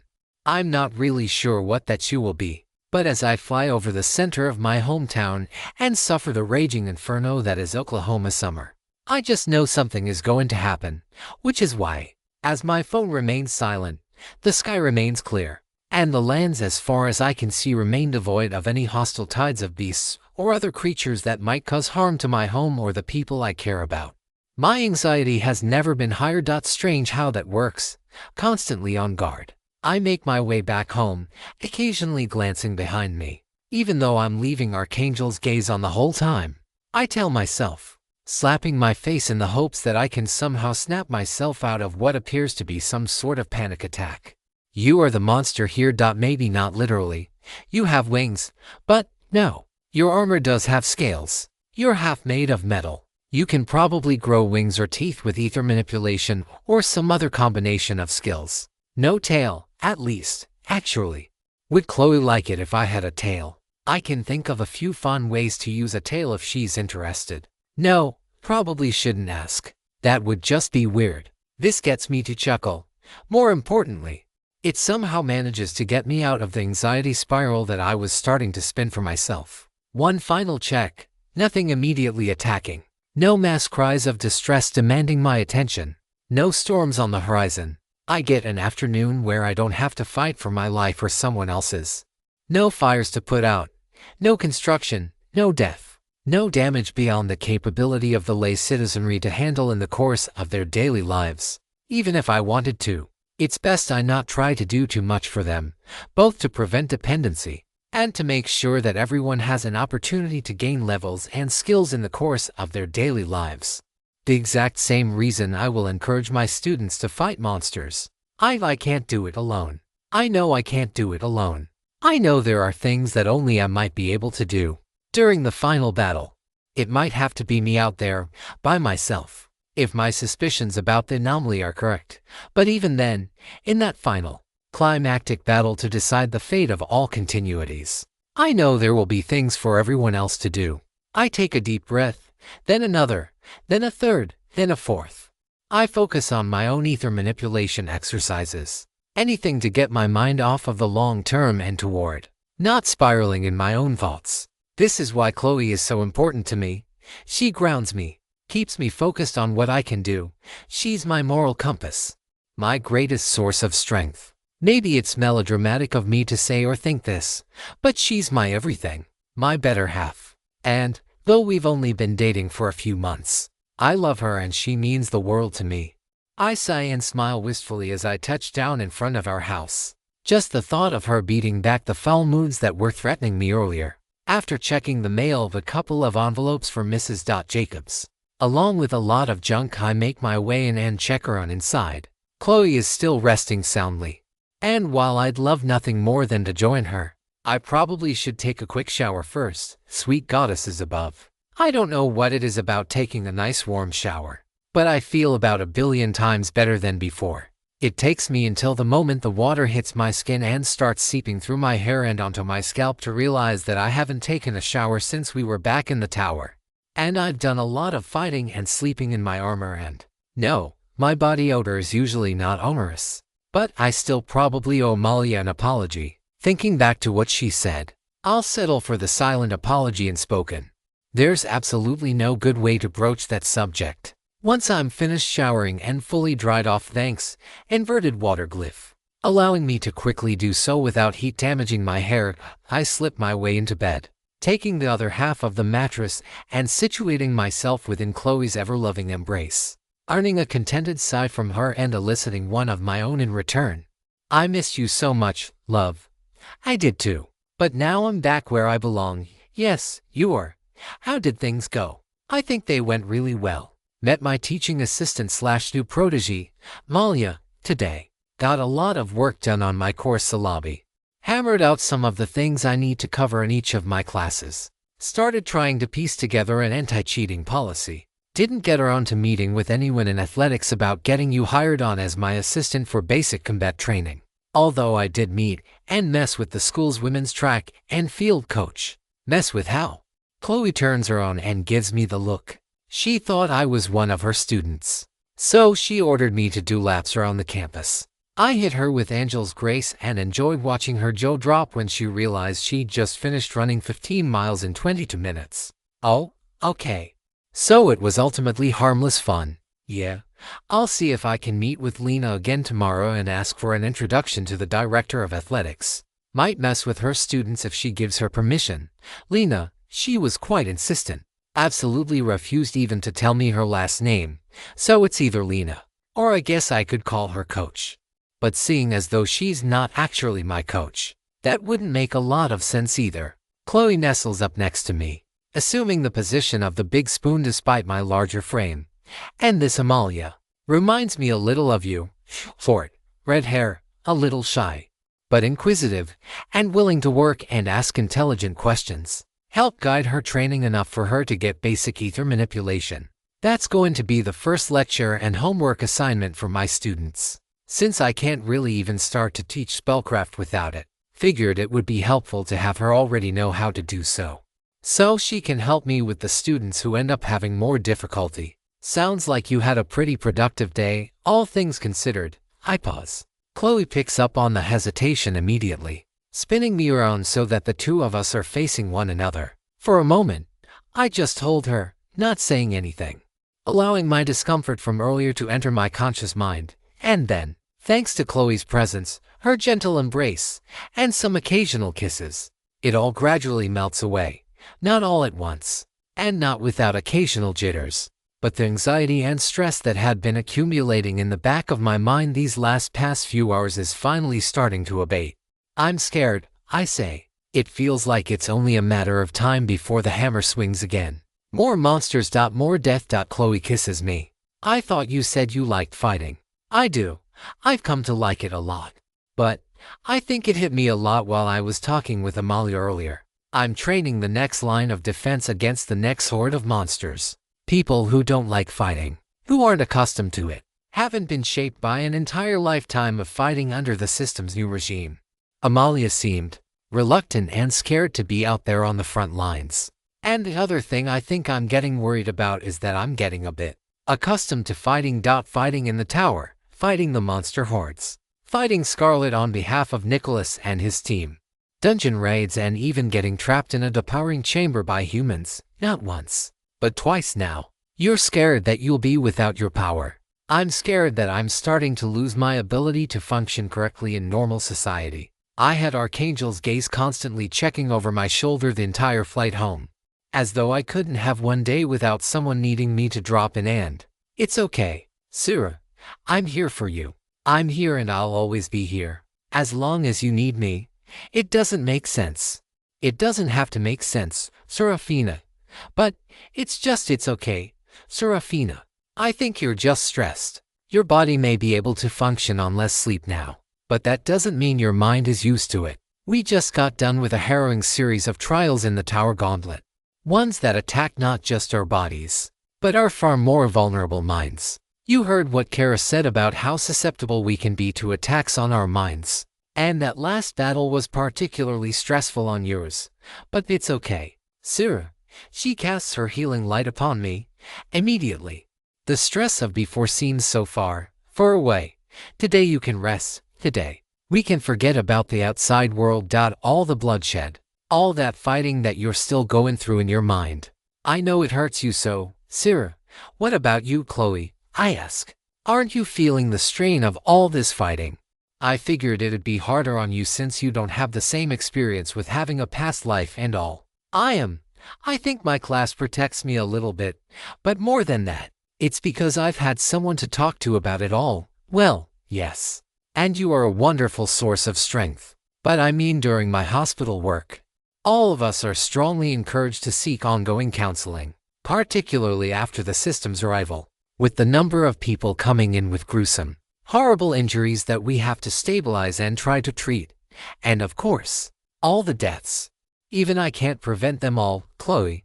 I'm sorry. I've been so busy worrying about my own struggles that I've not given nearly enough consideration to everything you've been going through. And how hard the last trips into the tower must have been for you. You're okay, Seraphina, and I'm okay too. But I do want to try one thing. If you're okay with it, something that might help. I want you to take a long, deep breath over the course of 5 seconds. Hold it for 5 seconds. Then exhale slowly over the next 5 seconds. Then repeat this process. Try to focus on the act of breathing and the flow of air moving through you. But if you do have any thoughts that try to encroach, acknowledge them, accept them, and then let them pass. I do as Chloe says over the course of several minutes. 5 seconds feels like an eternity now, and plenty of thoughts do cross my mind with each breath. But acknowledging them without judgment does seem to help. Far more than I'd expected, and the process as a whole is helping to calm down a bit. And from then, the fatigue that had built up in my mind and body alike surfaces to the forefront. I close my eyes, Chloe willingly and eagerly accepting my embrace, and together, the two of us drift back off to a long, restful slumber. 3.1 to 5 The New American Legion Seraphina. Content warning for politics and political violence insurrection. At first light in the morning, after a long and restful afternoon and evening and night of sleep, I awaken hungrily to the sound of knocking on the front door. I immediately slip into my armor and grab Feely out of my inventory, fearful for who would be trying to contact me so early in the morning. Come to think of it, Mrs. Jacobs should still be here. No, sometimes she goes to work early, but usually not this early. Does she just not want to answer it? I can't blame her. It's 8:00 a.m. and I completely understand the desire to just say to hell with it all and tell whoever it is exactly where they can shove their insistent whining at such an hour. And fit for the goddesses. But, for Chloe's sake, I go ahead and float down the stairs, ready to greet or chew out the perpetrator of this gross injustice against common decency. It's 2 men in police uniforms. No, wait, not city police, but county sheriffs. That's a double shit sandwich with extra mayo if ever I've seen one. At least they haven't taken to busting down the door just yet. Something which does rather surprise me. I open the door, mirth long gone from my face. And what brings you here, gentlemen? I ask, not bothering to hide my displeasure. Are you Ms. Seraphina Mortensen? One of the two asks. I am. Might I inquire as to the reason for your being here at such an uncivilized hour?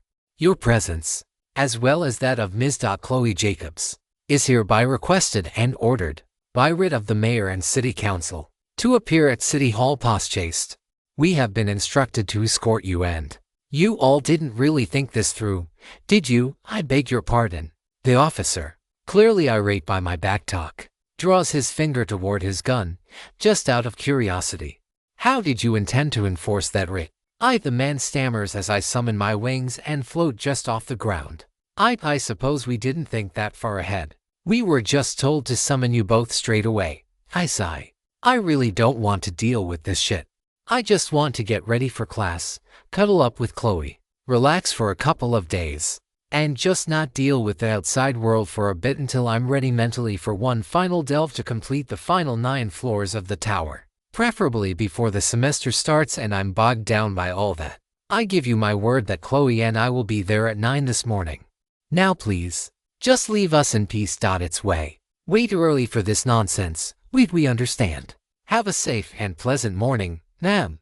I shake my head as the 2 deputies depart, giving just enough of a glare to hopefully keep them from trying anything untoward. Only once they drive off and leave the range of my archangel's gaze do I finally let out one long, 5-second breath and make my way upstairs. Your Archangel's Gaze rank 13 has upgraded to Archangel's Gaze rank 14. Really, system? That was the last bit of skill experience I needed to get a new rank. I guess I was using it pretty much constantly all day yesterday morning. Still, I can't help but chuckle in amusement at the disconnect. Or maybe, dealing with the law is just that weighty. As far as the system is concerned, Sarah, Chloe messages. You need to come up here and see this right away. Well, this is turning shitty in a hurry. I hope it's not as bad as I dare fear. I rush up the stairs, at which point, Chloe starts playing a video off her phone. My eyes widen as I look on in horror, unable to stop watching the horrific events being replayed on the small screen. This just in.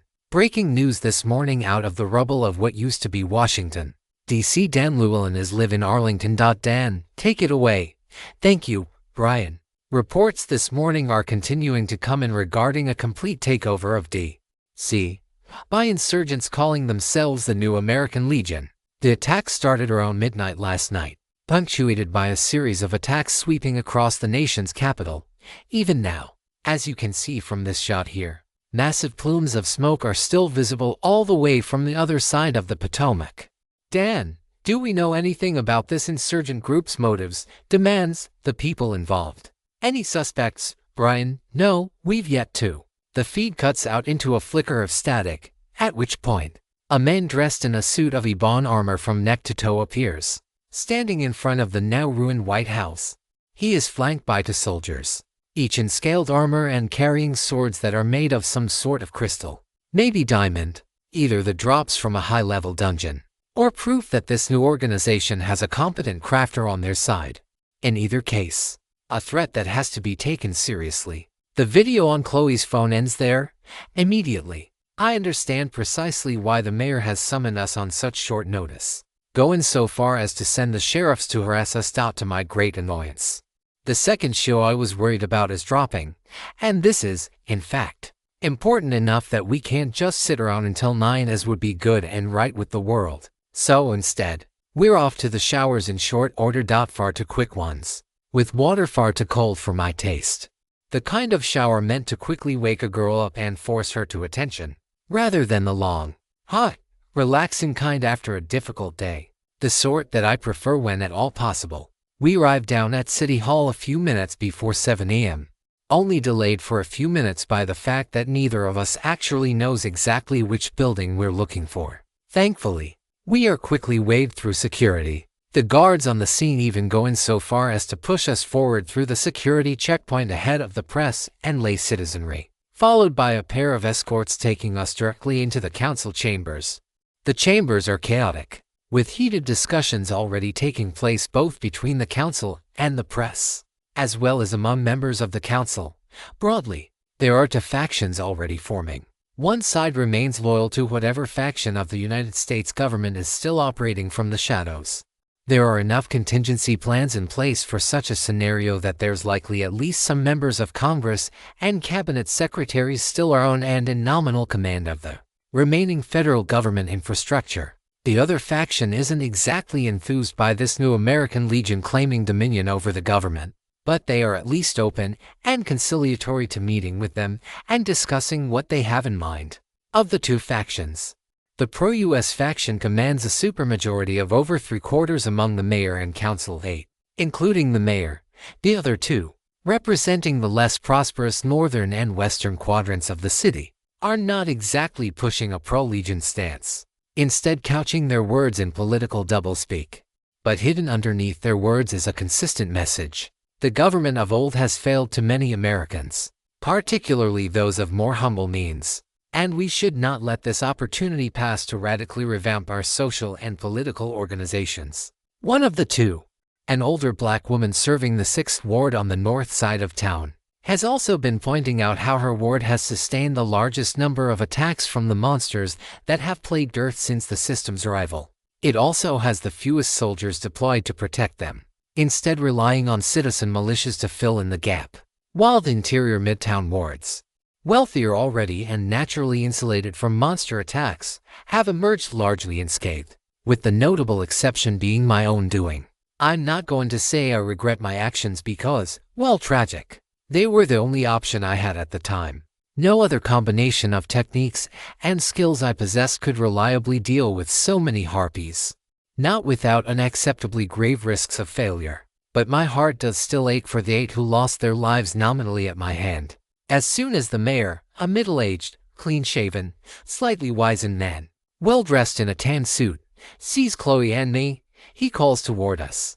A shadow of a man, likely some sort of assassin, lurks behind him, some combination of skills helping him to blend in and distract our minds from his presence. It doesn't work on me, and I give him a smile as a subtle acknowledgement. He responds in kind, giving a small nod of his head, enough to make it clear that he's an agent working to protect the counselors and their staff, not someone working to take them out. Ms. Mortensen, Ms. Jacobs, the mayor says, I'm glad that you two have arrived, and earlier than your previous estimates. I'm sorry about that, I respond. We didn't realize the urgency of the situation. And when 2 armed sheriff's deputies arrived this morning, banging on the door before the crack of dawn, my instinct is to think that we're being raided or attacked, not summoned to such an important meeting. Apologies for that, the mayor responds. Although I'm sure the news has already circumnavigated the planet by now, right now. Our official policy is not to acknowledge the tragedies of last night, at least until we've come to a decision about what the city's stance will be. Mr. Mayor, if I may ask one question, Chloe says, what is our role in all of this? I understand that we're at a crisis point here, but Sarah and I are civilians here. Whatever responsibilities we may have assumed as far as the defense of our home is concerned, neither one of us is a politician. And I know Seraphina absolutely abhors the very idea. I nod in a combination of frustration and resignation. I don't want to say this too loudly in front of the press. I manifest a sound barrier out of my glyphs, surrounding the 3 of us, plus the mayor's shadowy guard. Please, Mr. Mayor, I have assured the privacy of your next words. We, and I assume many other governors and mayors, have received a missive from the leadership of this new American Legion. They are requesting we send emissaries, liaisons, if you will, to a summit in the coming weeks, to hash out a series of mutual defense pacts between the various city-states, which are still more or less populated and functioning. They are planning a full-scale reorganization and centralization, making use of their military might and technological prowess to enforce a new order. We have been invited to participate in this summit, and you want us to serve as your emissaries. That is still to be determined. Sit down, and we will discuss our stances on the matter in greater detail. 3.1 to 6 Meeting of the Council. After about 5 minutes of brief but tumultuous discussion, 7:30 arrives. The mayor steps forward to the center of the raised dais, taking a seat in the center, his chair ever so slightly bigger and fancier than those belonging to the members of the city council. With a single, sharp pound of his gavel, all of the chatter previously filling the room drops to hushed whispers.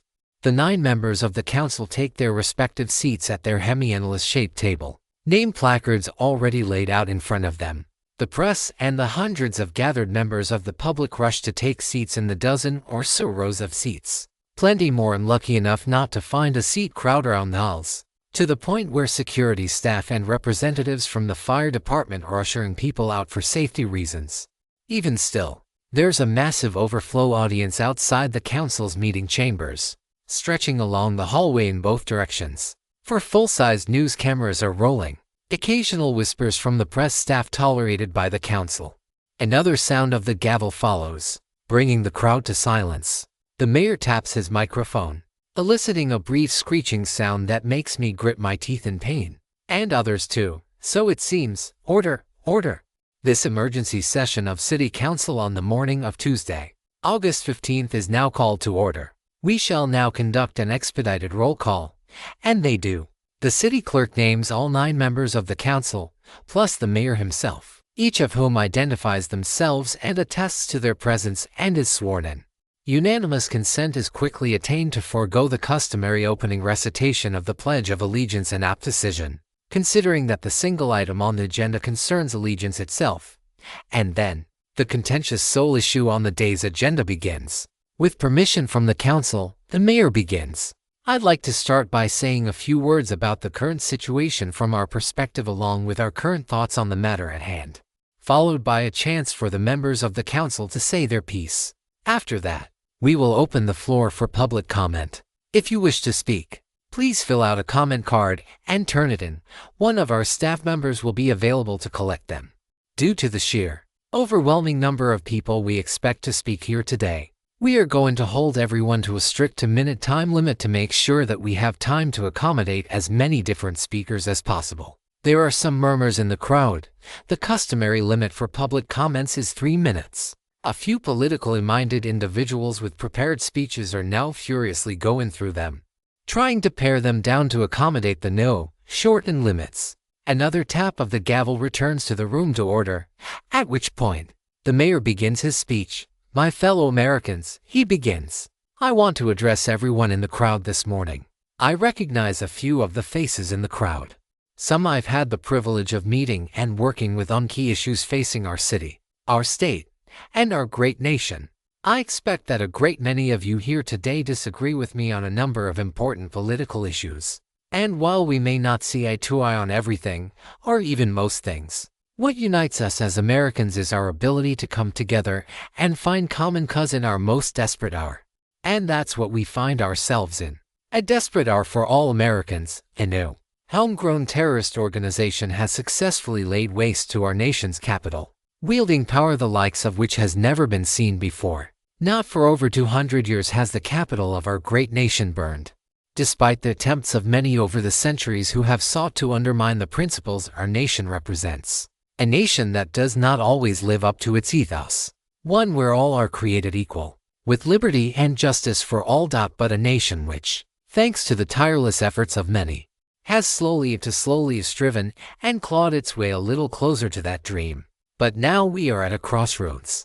This new organization calling itself the First American Legion has, in the span of hours, all but leveled Washington, D.C. What remnants of our national leadership are still alive are fractured and broken, hunkered down in isolation and cut off from the outside world. And just this morning, I, as mayor, was contacted by an emissary of this legion, with a list of demands. In short, assuming they are to be believed as something I trust about as far as I can throw them, they are offering us protection.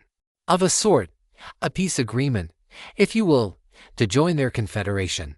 In exchange for our fealty and cooperation with their initiatives, they will provide resources and manpower to defend our homes and lives. Today, we are gathered to decide, in accordance with the principles of democracy, of consent of the governed and rule by the people, what course of action we will take on this most pressing matter. Thank you, Mr. Mayor, Councillor Maron says. My thought on the matter is simple. This group calling itself the First American Legion is a terrorist organization. Regardless of their claimed intentions, they chose the path of killing tens of thousands of innocent men, women, and children, all for a more dramatic backdrop with which to present their grievances. However legitimate they might have been. We must be adamant. The United States has never capitulated to terrorism, and we must not do so now. It's simpler than that, Councillor Lockel responds. Once we go down the path of offering tribute to these new, would-be masters, we will be forever under their thumb. What good would it be for us to be protected from the monsters that have befallen our city in recent months, only to replace them with an intelligent, human threat? History has shown that groups which rule through fear, intimidation, and military might almost always turn to oppression and subjugation, usually sooner rather than later. What good would it do us to have our lives, if it is only to live in an ever-tightening cage? The tributes they demand and the terms they offer might seem favorable now, but what assurances will we have that those terms will remain in force after the ink is signed? I need no imagination to foresee a time when their representative looks at us here on the council and says, I am altering the terms of our deal. Pray don't alter them any further. Councillor Simone, one of the two women, and one of the two who had taken a more conciliatory posture toward the Legion, shakes her head. Let's assume, for the sake of argument, that everything you say is true. Let's say that these agitators are going to demand tribute. And let's also say that their terms are going to become increasingly stricter over time. What do you propose as an alternative? You don't mean to try to fight against them. And with what weapons? I just can't countenance sending our citizens to their deaths so this council can proudly boast about how they stood up to terrorism or were tough on crime. We've already heard back from Major Richardson and Colonel Wilson, the leaders of the military detachment currently stationed in and around the city.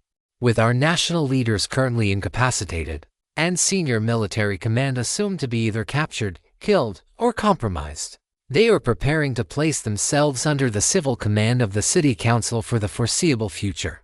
That does not give us the right to throw their lives away. Councilwoman Simone interjects.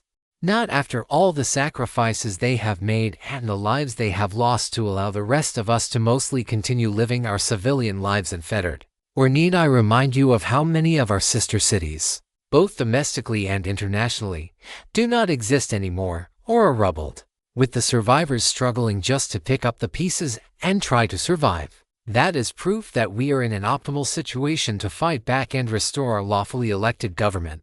Councilman Terry responds.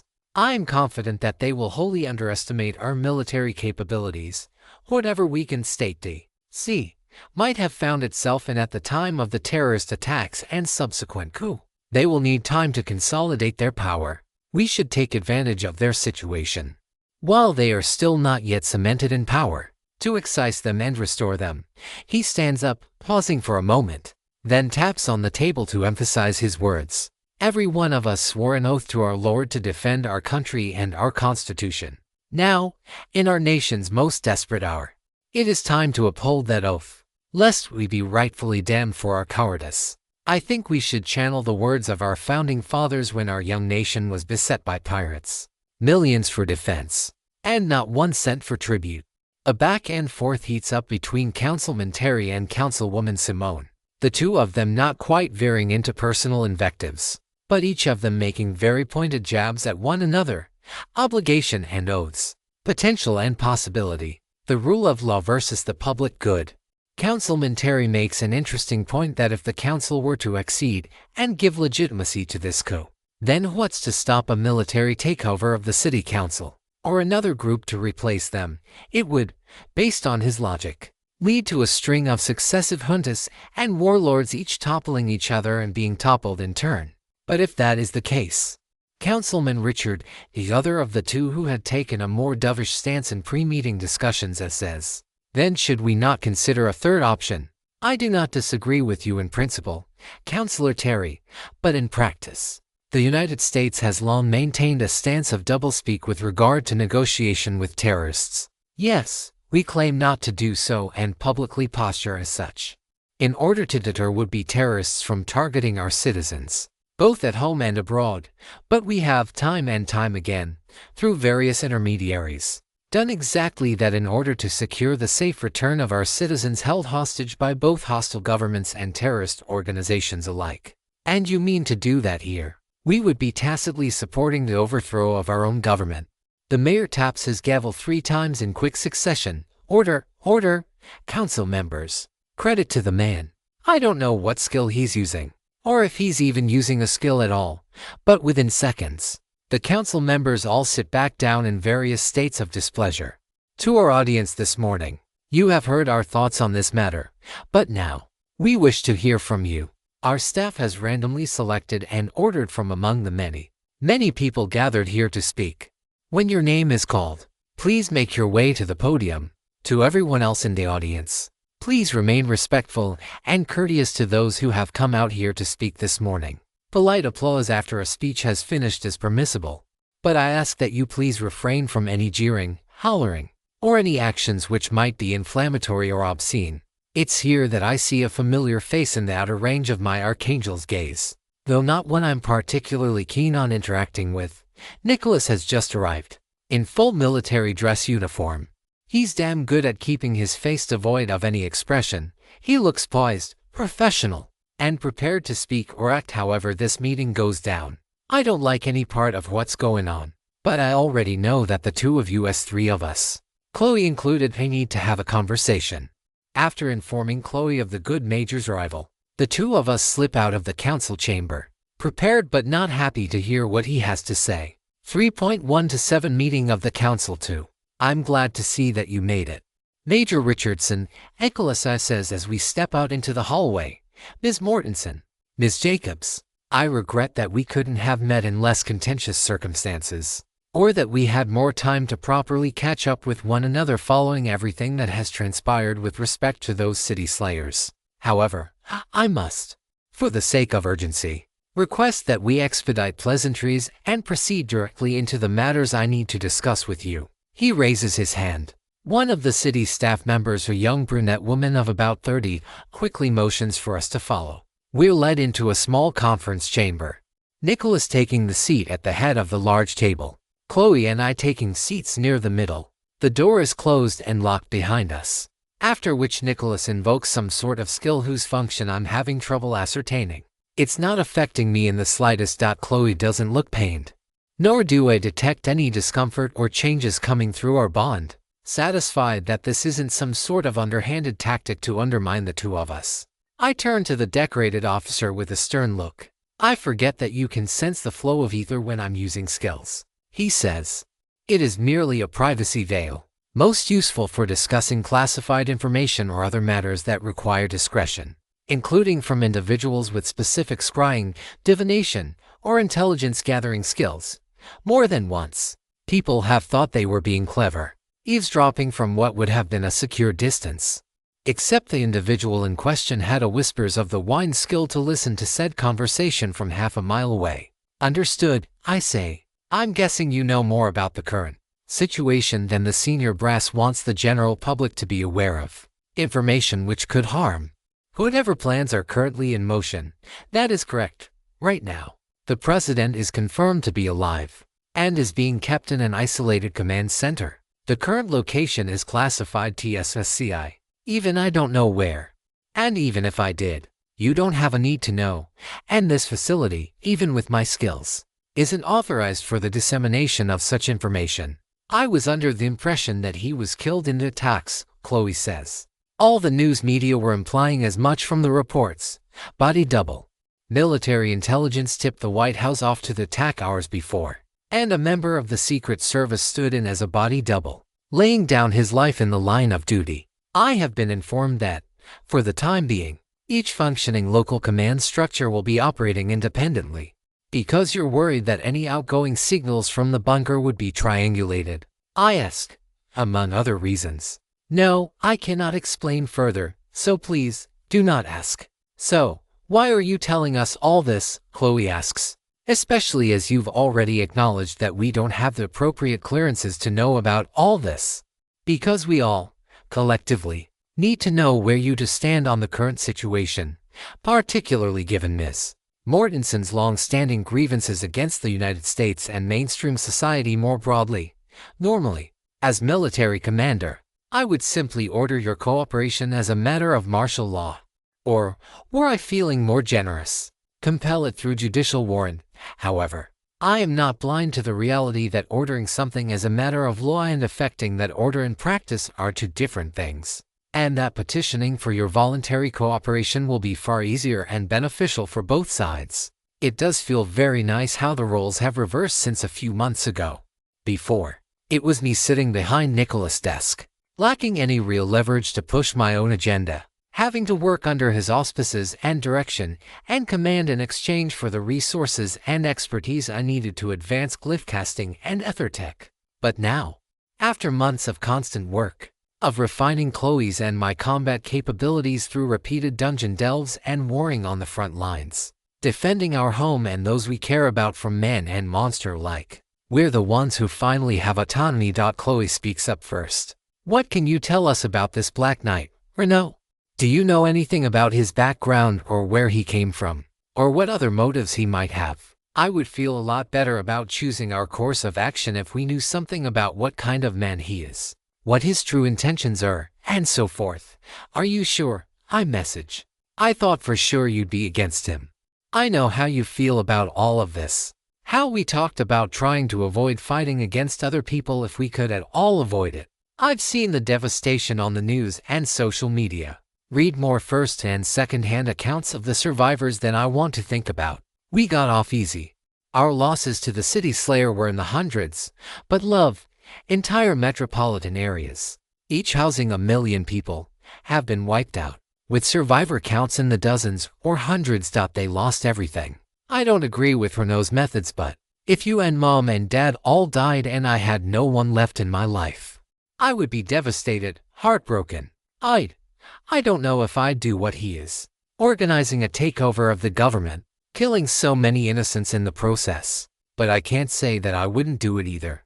But I need to know the exact reason. I need to hear it from him. Because plenty of people say nice things, talk about justice and righteousness, and it's all just a veneer for their own personal ambitions and lust for power. Yeah, I don't want to fight him, but more than anything, I've come to understand that some things are so important to people that there is no way to resolve those conflicts without physical confrontation, and sometimes, despite our best efforts, sometimes that ends in death. I don't like it, but I have to accept it. I have to accept that that's the way the world is, even though I wish it didn't have to be. It's always been that way, Chloe. It was just kept hidden and away from you. Chloe squeezes my hand. Nicholas glances at our held hands for a fraction of a second before looking away, exercising appropriate discretion and looking away as we finish our unspoken conversation. It's not until the two of us are done that he begins speaking, which surprises and unnerves me. He must have upgraded his strategist class to some sort of analyst variant, with skills that allow him to gather and process information more efficiently. That he can use a skill like Privacy Veil is further evidence of that. Scary indeed. And even if I could win a fight against him, I know it would be far from easy. Level gap be damned. And fortunately, Nicholas begins. We don't currently have a lot of intelligence about what kind of a man Renault was before the system arrived. What I can say is that there was no known FBI file on him at the time, and he has no arrest or criminal record to speak of. The only court record we have on the man is a marriage to one Jennifer Foster, knee love, back in 14. The man had a son and a daughter, twins. They would be 7 years old now. How terrible, Chloe says. So, it's at least plausible that the man's stated intentions have some truth behind them. I say, plausible, yes, although, Seraphina, I doubt I need to remind you about how many military and totalitarian dictatorships brand their states under the veneer of being people's republics. The two aren't incompatible. The man could well be driven by grief and anger over the loss of his family, and also seek power for selfish, self-righteous ends. I nod. So, what do you want us to do? And what is this about a summit supposedly being held? The mayor had mentioned it briefly before the public meeting started. We still don't know the details, although I imagine they will announce it soon. And I suspect it will be held sometime in the late fall, perhaps early to mid-November, right before Thanksgiving. They will need time to consolidate their power, announce the meeting, and give the assigned delegates a chance to confirm their attendance and head to wherever the summit is going to be held. Right now, Central Intelligence is thinking it'll be either Chicago or Kansas City, two relatively central cities who were spared the brunt of the devastation. That seems a bit odd, I say. I agree with the idea of it happening in a large, centrally located city. But if they were trying to make their point about both the failures of the previous regime and the perceived benefits that they're trying to offer us, wouldn't it make sense to hold the summit somewhere that was devastated, showcase how quickly they can rebuild a city from the ground up, and extol their virtues not just with false promises, but with tangible actions? It is possible, and one I had raised with Colonel Wilson this morning before coming here. Nicholas says, we had briefly considered the possibility that they had enough manpower or resources to rebuild an entire city in 2 months, but several other analysts didn't believe such a thing was possible on such short notice. Having seen your own capabilities, though, I wouldn't discount it. It would be the ultimate power play, and I'm sure they'd win over a number of emissaries to their cause. As for what I want you to do, I would love for you to serve as our emissaries, and have already formally recommended you for the position. Why us? Chloe asks. I agree. It doesn't make any sense whatsoever why you would send us rather than someone under your command and control. I would go myself, were it a possibility. However, this is going to be a gathering of the strongest people throughout the country. I anticipate that there will be no shortage of jockeying for power and influence. Jockeying which will be encouraged, and physical, so why not Lindsay, or Alexei? Lindsay is no longer under my command, and Alexei is needed here. Please keep this part in confidence between the three of us. But I do not believe he would handle a gathering of politicians particularly well. And he is not the most politically adept. I furrow my brows. But I'm not a politician. Nor do I have any desire or skill to be involved in politics. Surely that factor should outweigh all other considerations about my physical strength. Yes, that would normally be true, however, whatever government ultimately emerges. Whether the American Legion or the United States will be considerably less centralized. A coalition of city-states allied in mutual defense rather than a central government with sovereignty and control over the entire country. More akin to the structure under the Articles of Confederation, only with city-states instead of the colonies turned states. The point is, while your loyalty to the United States is less than ideal, your commitment to your hometown and your actions taken in its defense have been commendable, to say the least. I believe that you will act in a manner consistent with protecting all of us, for reasons of self-interest, if nothing else. Of course, we will also have a political advisor accompany you to assist with the negotiations. A bit contrived, but the reasoning does make sense, at least from a certain point of view. What about you? Chloe asks. It should go without saying that, regardless of your position on this so-called American Legion, I've sworn an oath to protect and defend the Constitution, one which I will abide by. As for what I will be doing to that effect, that is being kept strictly need-to-know. And you, Chloe, do not have a need to know. The way he says it makes it clear that he's speaking of special ops, assassination attempts, covert tactics, and no, I don't want to know what or where. A moment later, a change in the flow of ether throughout the room alerts me to the fact that Nicholas' privacy veil has been dropped. Now then, I believe it is time for you to grit and bear another public speaking affair. Although, after how well the last one went, I know I needn't worry. I sigh and shake my head, because why would I expect anything less? 3.128 Meeting of the Council 3. I make my way out of what I learned was the City Council's executive meeting chambers and back into the main meeting hall, Chloe trailing just behind me. Giving the public a chance to speak has not mollified them in the slightest. If anything, the tension is thicker than pea soup. The pressure so intense that I'm surprised it hasn't boiled over yet into actual physical violence. At the speaker's podium, there's a man giving a passionate speech about responsibility. However, to my surprise, he's not arguing in favor of responsibility to the United States, as I would have suggested. Instead, he's arguing for responsibility for the community and one another over allegiance to a nationality or creed, rather than feeling obligated to support one side or the other based on some abstract sense of duty or morality. We should instead be taking a more consequentialist approach. What actions can all of us do in the here and now to minimize the number of lives lost in the wake of these new developments? I find myself nodding along almost imperceptibly to his words. It's not something I've always been the best at. The trolley problem is a famous question of ethics for a reason. I'd say I'm no angel or saintess, but I am a mechanical angel and Chloe is a heavenly saintess. So I guess that's not an excuse. Still, I'm not confident that we've always chosen the best option in every situation. Just what we thought was best in the moment, including sometimes having to make tough decisions under heavy stress, with little time to weigh all the consequences to their fullest extent. Most people aren't in agreement with the man of about 25. More than one person is outright jeering as he suggests that perhaps some sort of federation with the Legion is going to be beneficial for everyone in the long run. Still, his arguments make sense to me. Right now, while the world and humanity is at its precipice, we need as many strong fighters as possible to defend ourselves. We might not be allies with these individuals, but making an outright enemy of them isn't wise. Particularly while we have so few capable fighters of our own, relatively speaking. Of everyone in the chamber, it's the mayor himself who looks most haggard, sweat visible on the dress shirt underneath his gray blazer. He's short of breath, and he looks as though he's about to doze off. At first, I'm worried he's under the effect of some sort of disease or affliction, before I realize that he's just under the effects of acute ether strain. I suppose whatever he's been doing to maintain some semblance of civility in the chamber is taking its toll on him. All right, your time has expired.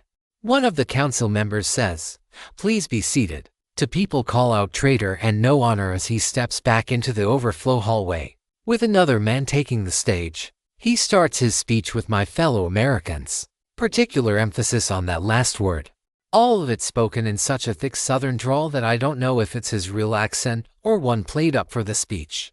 Immediately, The gathered crowd in the audience goes wild.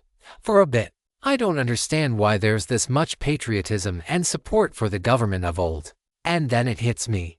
This isn't exactly a representation of our community at large. It's overwhelmingly middle-aged and older, with a great number of people dressed to the nines in suits, blouses, and other dress attire, rather than armor and other gear like Chloe and I are wearing. Even Nicholas had on some potent abjurations underneath his uniform. All of their levels are low. I doubt any of them are even at level 20, let alone past their first ascension. None of them carry with them the scars of battle, which seems to be why their posturing is so aggressive. So keen on provoking a conflict with a group that doesn't necessarily need to be our enemy. It won't be them. Fighting on the front line. It won't be them. Faced with the burden of having to decide who lives and who dies. It sure as hell won't be them petitioning for themselves to make sacrifices to make it any easier on those who'll end up being conscripted into the actual fighting.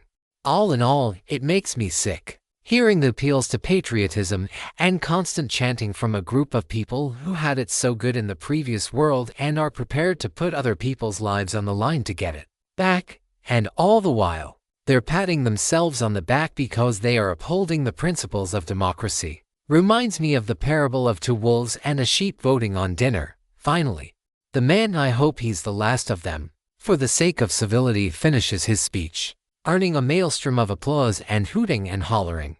Every fiber of my being wants to fly out in front of the whole crowd and chew them out for being a bunch of damn chicken hawks. But, for the sake of civility and decorum, I hold my tongue for the time being, waiting until the proper time.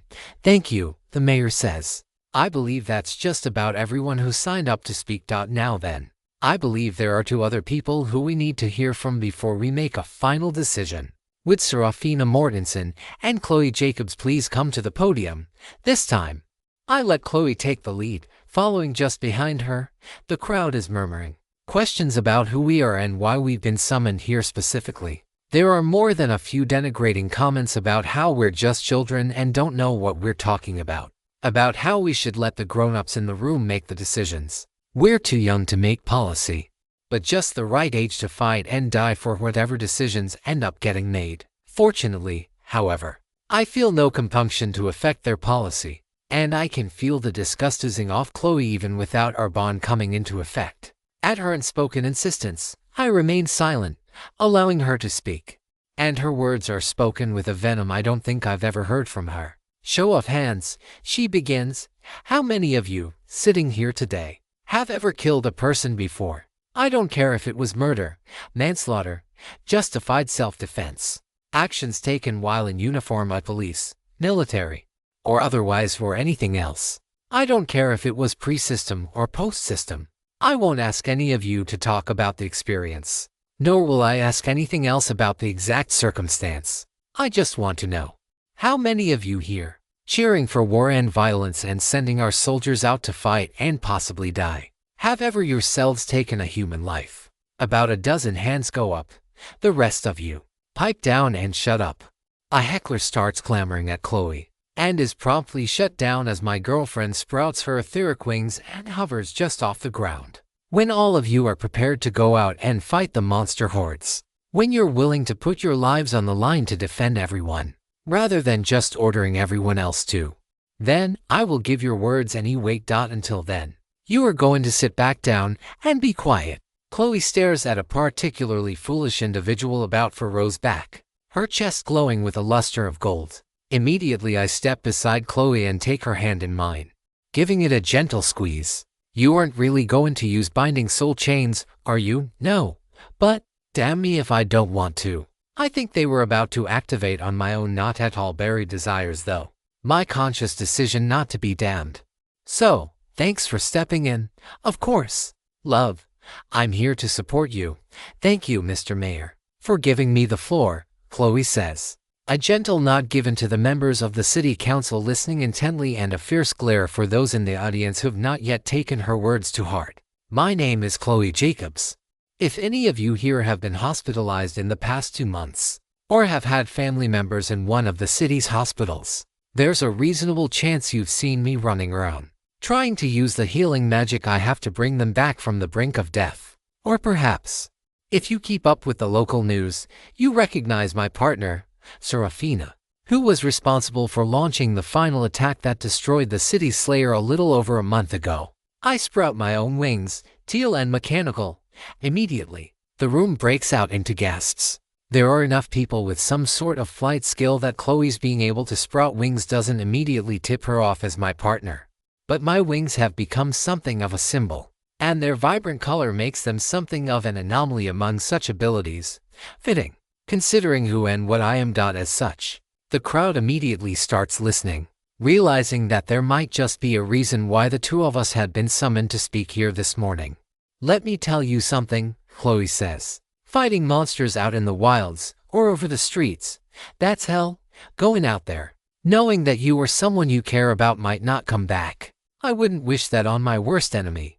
But fighting against humans, taking their lives in the defense of your own or those of others, somehow, that manages to be even worse. I'm not saying that those of you arguing for confrontation don't have a point. I'm sure that tens of thousands, maybe even hundreds of thousands, lost their lives in the events that happened in Washington and the surrounding area. There are no doubt millions more grieving sons and daughters, mothers and fathers, husbands and wives and partners, friends, and every other kind of family, biological and chosen alike. Were we in an ideal world, where justice was always served, where the righteous always prevailed and misdeeds were always punished promptly, then maybe we could talk about what that justice would look like. Time and time again, though, I have seen, and Seraphina here has experienced, that we do not live in that world. When you speak of justice, of punishing terrorists, that's just wishful thinking. Not unless you are prepared to order tens of thousands of soldiers, people just like you. Except they actually are fighting on the front lines so you can sleep peacefully each night to try to bring about that end. Soldiers who are fighting day in and day out, risking and sometimes losing their lives against the monsters that are attacking our city each and every day. Have you stopped to consider what happens if they fail? She turns to the city council, staring directly at the mayor with a steady voice and pleading, passionate eyes. Or what defenses you all will have, should you order these brave men and women to 1,000 miles away, likely with no hope of victory. Also you can preen about how patriotic you are. The crowd starts murmuring. Chloe isn't convincing the entire crowd by a long shot. There are still plenty of people playing her words off, whispering about how allowing this injustice will only embolden the next. And I can't fully dispute that line of argument, loath though I am to concede even the slightest point they make. So please, I know this world is unjust. I know this world is cruel. It always has been, even if some of us, living in our privileged positions, have been blissfully ignorant of the injustices that have always plagued us. I beg of you, members of the council, Mr. Mayor, please, do not compound one injustice with another. Do not throw more lives away in your grief, all in the name of a hollow justice that might not ever come. 3.1 to 9 Meeting of the Council of Seraphina. Warning for spoiler. Discussion of the use of atomic weaponry at the end of WWA. Collapse. Note that the characters' views are not necessarily indicative of my own on this matter. Chloe's speech sets off an absolute firestorm of deliberations. She doesn't shift the tenor of the room overwhelmingly in the direction of seeking peace. More than a few people knew someone directly affected by the tragedy of last night. Plenty more among the gathered crowd also remain fiercely loyal to the country they've lived in and known their entire lives. Having highlighted the very real cost of their aggressive posturing, including the cost they themselves will bear in terms of personal security, Chloe has managed to win some converts, and vociferous deliberations have broken out among the crowd and the council alike. The mayor tries bringing order to the chambers, pounding on his gavel several times in succession. However, it's to no avail. He's completely exhausted, in the midst of second-degree ether strain, and whatever skill he was using before isn't finding purchase. After a few tries and just as many failures to quell the heated discussions throughout the room, he simply taps his gavel one last time, sending the meeting into temporary recess. Once he does, Councilwoman Simone steps down to speak with me. She turns to me, giving me a polite smile and offering a handshake, which I accept. Aria Simone, she says. A privilege to meet with you, Ms. Mortensen. Just Seraphina is fine, I say. Is there something I can do for you, Councilwoman? Actually, I was going to ask you exactly that. I don't think there's anything I need help with at the moment. I lower my voice to a whisper. Unless you have any ideas for how to get the council from clamoring for a war that they can't win and that I don't intend to fight on their behalf. I expected something like that after your friend's speech, and I can't blame you for not wanting to fight. If they were able to overwhelm our nation's capital in a single night, I'm sure they must have powers far greater, ones that they've kept hidden from the press. Our nation, I did swear an oath, and truth be told, I feel for the people who lost their lives last night.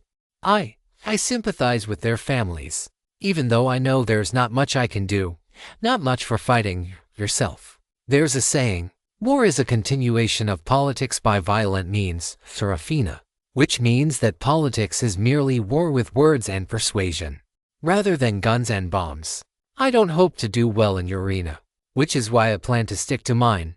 I nod, and yet, despite that, you still seem open to negotiation, considering that. And how many people are raging for vengeance here this morning? It's a bit surprising you're not arguing right alongside them, because I don't want to add further to the body count. Actually, now that I think about it, you were one of the ones who fought against the Harpies back in early June. Right, back in the sky. You and Chloe both, if I recall. I think back to that time and sigh. I was down and, I'm sorry. Why are you apologizing? You saved tens of thousands of lives that day. Maybe I did, but did I have that right? To kill 8, however, inadvertently, to save 10 or 100,000.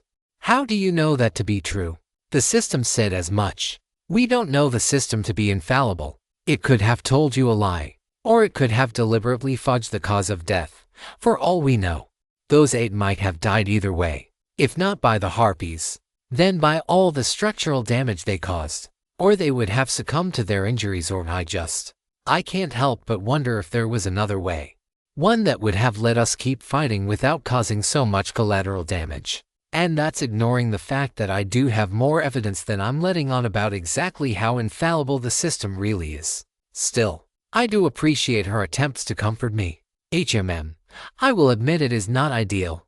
However, I think the truth of your culpability is somewhere in between nothing and the guilt that you are assigning to yourself. Permit me one question, if I may. Did you intend to cause death or serious injury to the townsfolk? And no, of course not. I set the blast center where I believed the appropriate trade-offs were between wiping out as much of the Harpy horde as I could, while avoiding hitting myself or the others fighting alongside me. I did take into consideration the amount of damage I thought would be likely, but ultimately, it was an untested spell, the only one I thought had a chance of either wiping out the mob of monsters, or at least eradicating enough of them to cause them to flee in terror, which is ultimately what happened. It sounds like you did everything right, at least as far as I can tell, but if you still feel a need to make further amends, there's always various duties to attend to around the city. I'm sure your powers can be put to the public good. It might not be directly paying back the weight of your guilt, but serving the people you feel you wronged would be a form of restorative justice. I agree with Councilwoman Simone, Nicholas says. It is a tragedy for sure, but far from unheard of in our line of work. Nicholas subtly flourishes his hand at his side, again using his privacy veil skill. I'm not confident it's as robust to anti-spying skills as Chloe's and my angelic bond, but it should do fairly well in keeping out the prying ears of people who haven't specifically taken espionage-related skills, especially considering the tyranny of levels. I lower my head slightly, not exactly comfortable being associated with military work, even if I understand it to be true, even technically speaking. It is unavoidable. Nicholas continues, as long as there are people willing to fight and kill for the causes they believe in, there will be a need for those who are willing to fight in defense of themselves and the causes they themselves hold dear. And knowing that conflict is inevitable throughout the course of human civilization, we have developed new and more potent ways of killing each other, both for offensive and defensive purposes. The system's arrival only accelerated a process that goes back 10,000 years, when we learned to sharpen sticks, then create bows and simple swords, launch javelins with atlatls, and over time, move from simple weapons to siege weapons to firearms and nukes, and now literal magic and ethertech weapons. What I am trying to tell you, Ms. Mortensen, is that no matter the time or the place, no matter the technology, there has always been the possibility for weapons to strike errantly or cause needless death. Despite even the best of intentions, a spear thrown off kilter, a horse or elephant spooked, a gun misfired, faulty intelligence, rogue agents, sabotage, poor communication between officers and their subordinates, manufacturing defects. The list goes on and on. This is what I've been scared of. Why I wasn't keen on helping with your work. Why I wasn't happy with your ether cannon, even now, knowing it saved our lives twice. Because I knew once I created these weapons, it was only a matter of when they'd be used against people. I wasn't sure whether by the military, terrorists, or profiteers, or otherwise. But I knew this day would come. And I don't like it. Ms. Mortensen, perhaps an alternative perspective will put your mind more at ease. Back in the ending days of World War II, our president made the decision to drop the atomic bombs in part because he felt doing so would lead to fewer casualties and lesser human suffering in the long run. Philosophers, historians, ethicists, they all still debate that decision to this day. I don't know what the consensus will be in another 80 or 800 years. But I, for one, think he made the correct decision. And I think you made the correct decision 2 months ago. Just as I stand behind my decision to commission that ether cannon that saved our lives not just once, but twice now. Your actions both as a glyph caster on the front lines and a researcher and developer of ether tech have saved many, many more than 8 lives. This is beyond debate and above reproach. Do what you need to in order to assuage your guilt. But I don't believe you have acted in the wrong. Do you still believe this to be true now, even after knowing the history of mankind following those events? I do. And the reason is simple. It's actually the same reason that you ultimately relented, that being, that it was only a matter of time until someone else had developed those weapons. That power was going to be discovered and used, and probably by people with selfish motives opposed to our own interests. Better that the information is spread to everyone than only in the hands of our adversaries. I'm not sure I like his discussion of adversaries, of speaking of the world in zero-sum terms, where there must be a winner and a loser to every conflict. I haven't done the best job of it, and the system, with its experience system, doesn't help. But at Chloe's insistence and for her sake, I did promise that we would make a reasonable effort to avoid rushing into physical confrontation as the first solution to every conflict. Seraphina, Councilwoman Simone chimes in. After speaking with you and hearing from Chloe, I feel better about Major Richardson's recommendation. Recommendation, Chloe asks. As far as this summit that you all think is going to happen, indeed. Having heard from the both of you, I think you two will be ideal representatives. Of course, I will also propose that one among the council, perhaps myself, perhaps another, will also attend, to make sure the interests of our business, industrial, and other non-combatant communities are represented. In other words, you want us to represent the interest of high-level fighters, and serve as the council members' bodyguards. Better than a uniformed member of the armed forces, Nicholas concedes. That would give the wrong impression. Councilwoman Simone nods. I hope you will give the matter due consideration. Now then, I believe we are about to reconvene the meeting here in just a couple of minutes. So, I need to head back up there. Once she is outside the privacy veil, Nicholas turns to me with a stern expression on his face. Now then, he says, not missing a beat. Military discipline, I suppose. There is one other matter to discuss. Concerning your forays into the Tower Gauntlet over the past 2 months. Is there a problem, I ask? Not at all. At least. Nothing I would classify as a problem. More an opportunity to mutually work together. You want to go with us on our last foray into the gauntlet? Chloe asks. I understand that neither of you fully trust me, and I accept as much without complaint. However, I do believe, based on my understanding of your fighting style, skills, and general abilities, that the 3 of us working together can serve both our ends. Beyond the fact that enhancement stacking has proven to be a particularly effective means of combating system-generated monsters, I also have the analysis and identification skills that neither of you possess. By working together, we should be able to maximize the amount of ether tech items and enhancements on the highest floor, and, if nothing else, This will be good practice working alongside someone you may not fully like or trust. You're right, I say. I don't like it at all. And yet, I can't deny the truth behind your words. Are you sure about this, Sarah? Chloe messages. I'm fine either way. But you're a better judge of this sort of thing than I am. I'm not sure at all. I don't think he'll try to backstab us, but I just hate that once again I'm being played like a puppet to his strings. Probably have been since the moment he walked in here. So frustrating. And yet you're going to agree to it. I think it is in all our best interests, even if it means that we're going to have to bite our teeth the whole time.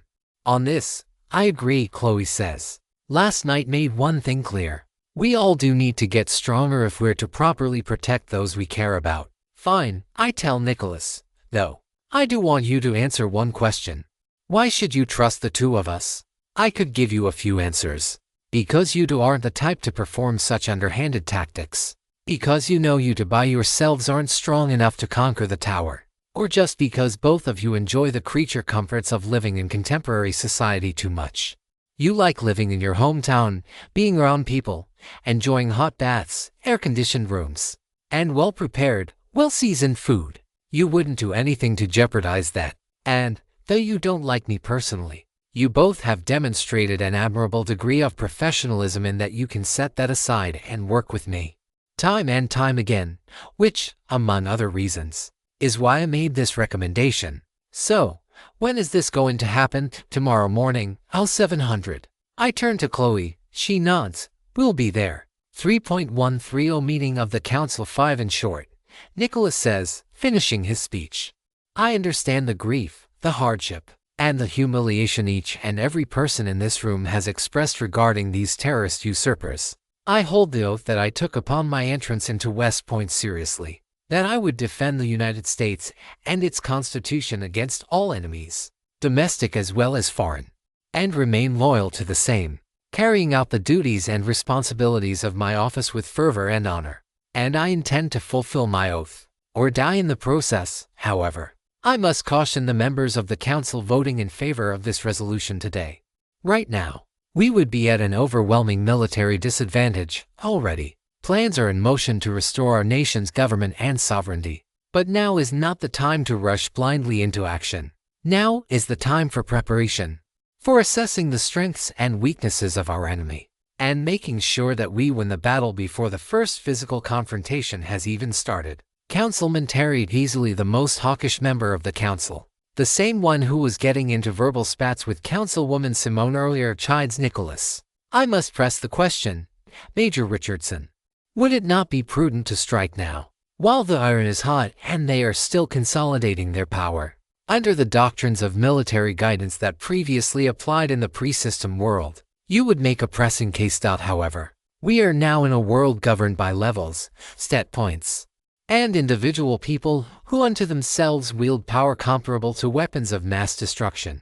The factor of surprise can only bridge the gap so far against a group of enemies whose combat parameters eclipse our own in terms of both offense and defense. As such, our most prudent option is to bide our time and build our own parameters such that we can challenge our enemies on more equal terms.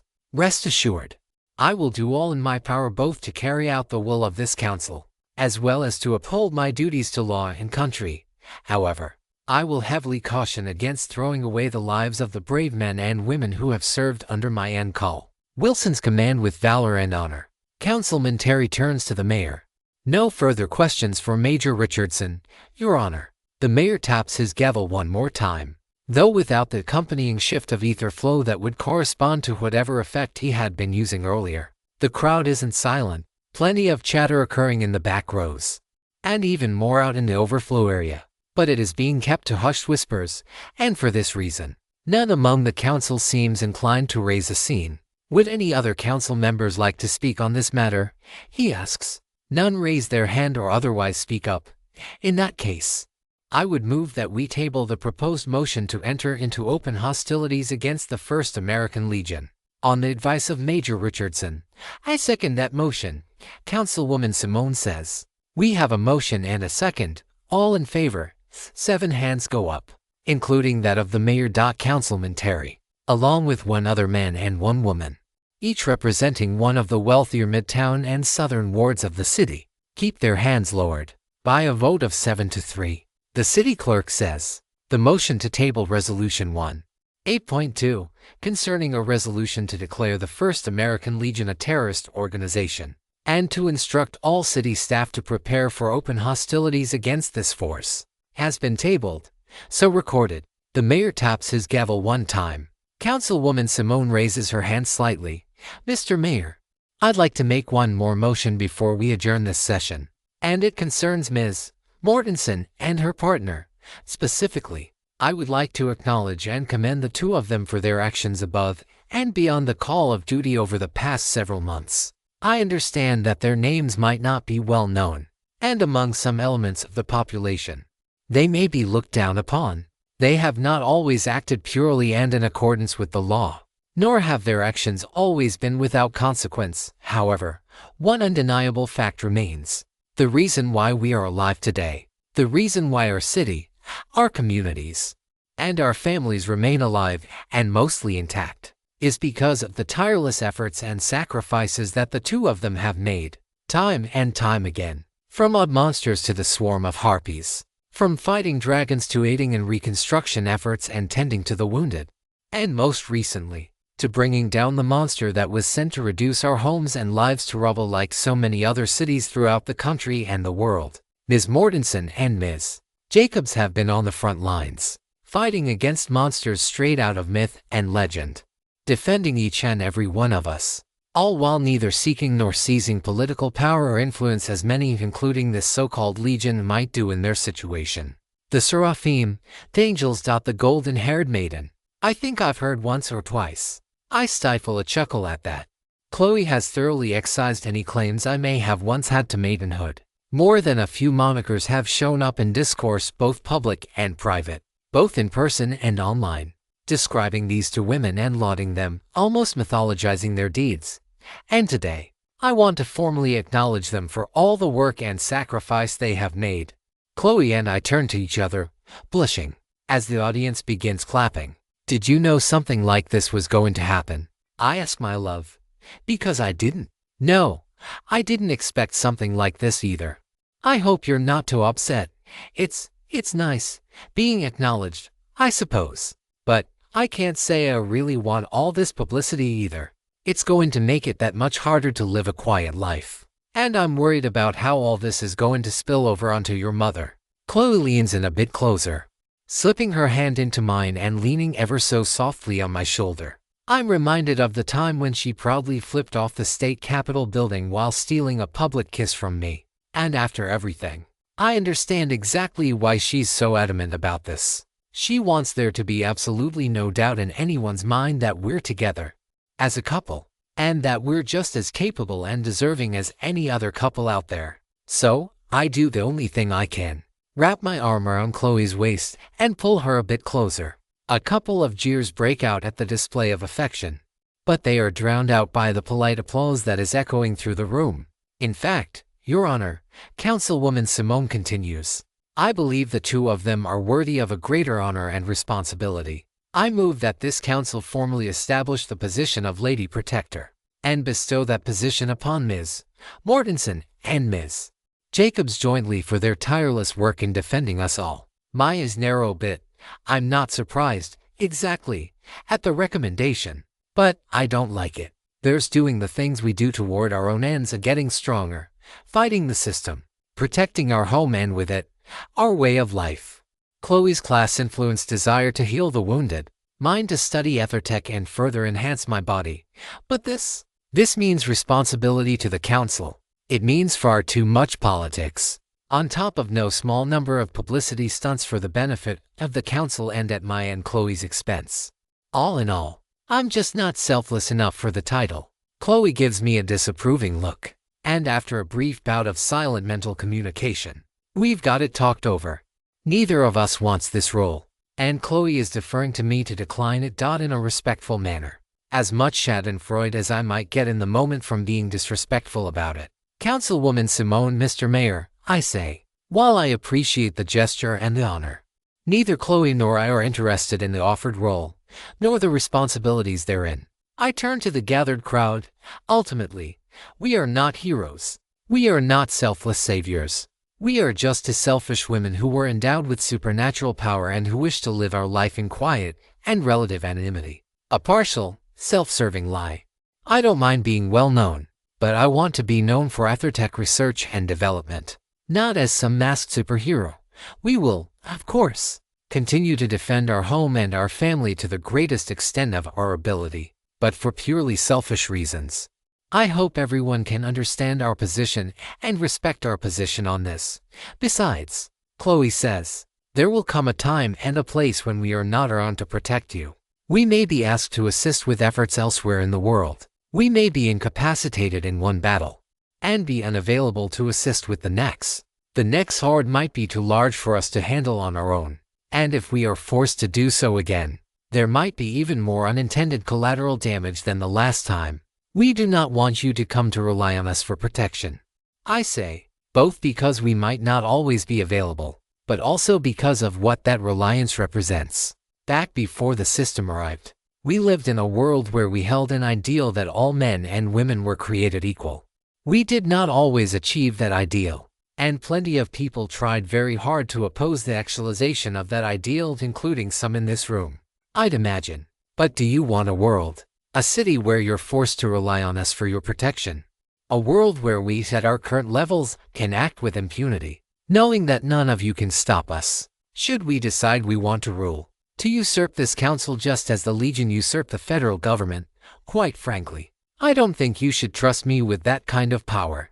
The system makes the seeking and gaining of power necessary. Without those of us willing to venture forth into dungeons, to brave its challenges, to fight and put our lives on the line, all of us, those who choose the path of a warrior, and those who don't alike, will be imperiled.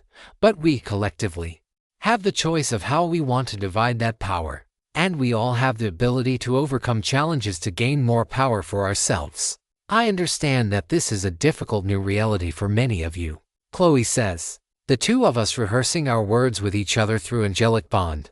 Our heightened mind stats allowing us to think and communicate far faster than either of us is speaking. It was difficult for me to adjust at first as well, and I will not lie, at times I miss the simpler, safer times that we used to have, but we can't change that. All we can do now is accept this new reality that we have, and try to structure our society in a way that accommodates it. It will not be easy, I say. I cannot guarantee that it will be safe either, but I can promise that, to the best of our current knowledge, this is the best path forward, to ensure that we as a city, as a people, and as a community, are prepared to face and overcome the challenges that await us, challenges born of man, of nature, and the system alike. And to the extent that I am able, I will assist in helping everyone rise to those challenges. Immediately, a chorus of questions starts, the reporters in the gathered crowd being particularly pushy. I do so desperately want to leave and get ready for tomorrow. But I did just say I'd help as much as I am able. Damn how easily and quickly my words are being used to bite me right in the ass. 3.131 The 7th Ascent. I wakened far earlier and less rested than would be ideal for today. Mostly because there's been so damn much on my mind since yesterday morning. The federal government has been overthrown in the span of a single night. And sure, in the abstract, it's a whole bunch of assholes and self-dealing and, well, to use the phrase, a wretched hive of scum and villainy. And I don't feel bad for the politicians, the lobbyists, and all the power brokers who wheeled and dealed. Hell, I'm not sure. However, as Chloe has been very quick to point out, even assholes aren't assholes about everything, all of the time. And in either case, they're still people, probably. People with lives of their own and families, friends, and so on. Not sure how so many of the sleaziest people in the world still manage to find partners and raise families. But, come to think of it, one rarely does ever see a politician without a traditional nuclear family waiting in the wings. At least, one to play the part on TV. In short, though, I'm frustrated because it means more work for me to do. Time I could be spending sleeping, cuddling with Chloe, teaching my classes, studying EtherTech, or hell, even waiting in silence for the heat death of the universe to come clean me. All of which sound way more enjoyable than cleaning up this mess. But I suppose part of growing up is learning to take responsibility. And I suppose it is my responsibility as one of the few who actually can deal with this shit. You almost ready to go? Chloe asks me. She's already suited up, weapon at her side, and looking absolutely beautiful. I, meanwhile, do need a bit longer to get in my armor and make sure we have everything we'll need. Our accessories are on and equipped. Our diamond brooches of last resort are affixed to our clothing on underneath my armor, though it is a bit abrasive. A lot better than dying, just about, I say, strapping my breastplate on and checking to make sure the fit is snug and secure, without being so tight that it'll suffocate me or restrict my movements in the midst of battle. One of the nice things about EtherTech gear is that it has some natural ability to adjust sizing to fit different people's body types and relative comfort. But that auto-adjustment isn't perfect, nor does it account for things like slippage or sweat. We quickly whip up a breakfast of bagels and cream cheese, stash a couple more bottles of water and pieces of fresh and dried fruit into our respective inventory, and then are out the door after 6:45 in the morning. It's the hottest part of the year, and I'm not convinced that it ever dipped below 80 degrees last night. Throw in that good old moisture percolating northward from the Gulf, and you have a recipe for ugliness at all hours. Thankfully, we only need a few minutes out in pleasant swampy morass before we're touching on the ground downtown. It's now 5 to 7, and Nicholas is standing at full attention. A suit of shining silver full plate from neck to toe glistening in the light of the dawn. You're late, he says. Pretty sure we're 5 minutes early, I say. I thought you already learned by now that 10 minutes early is on time, and on time is late. Yes, but we're civilians again, as you said so yourself. I cross my arms to show my modest displeasure at his choice of greeting. Not a good first impression for our working together. Then again, knowing Nicholas, it could all be part of any number of schemes for his benefit. As you say. Now then, I understand that you have access to all of the checkpoints in the tower, unless there's one on the 49th floor before the final boss, I say. I wouldn't be surprised either way. Then again, I'm not convinced that the floors are the same every time we go up. Us going there with you might lead to a different set of floors than if we were to go up there with, say, Alana and Jasmine. Interesting. So it might be possible to double up on treasure by completing the same numbered floor multiple times with different party configurations. Assuming the system doesn't have some sort of anti-cheat built into it, I say. Not to mention the tower warden is still around and not to be messed with. Indeed, a troublesome pest that thing is, even as you two are. I can't fathom a scenario in which you would emerge triumphant. Still, the possibility of gaining additional supernatural treasures exists, and I will have to explore these options at a later time. Without spending any more time in small talk, Nicholas and Chloe and I, not exactly being on the most friendly of terms, we head inside. No fanfare awaits Chloe and me specifically, but the soldier on duty in the lobby immediately stands up and salutes at full attention the moment he sees Nicholas. Recognizing his unit's executive officer despite not being in military regalia. At ease, soldier. Nicholas responds after returning the salute. Ms. Mortensen and Ms. Jacobs will be escorting me to the top levels of the tower. Should all go according to plans, we should have confirmation of a successful clear of the dungeon by 23:59 tomorrow evening. Yes, Major Richardson. Sir, I and everyone look forward to your success. Colonel Wilson and remnants of Central Command have been notified of my excursion. Should we not return by 0600 Friday morning, the 18th, the soldiers on duty are to inform local command as to my probable death. Should this occur and Colonel Wilson is killed in action or otherwise unfit to serve as High Commander, it is my will that First Lieutenant Alana Morris be given an immediate wartime promotion to the rank of captain and assume command of the local forces stationed here until further notice. Here is the relevant contingency paperwork. Duplicate copies are stored in my office and on my person. He pulls an envelope out from his inventory, stunning me and the sergeant on duty, albeit in different ways.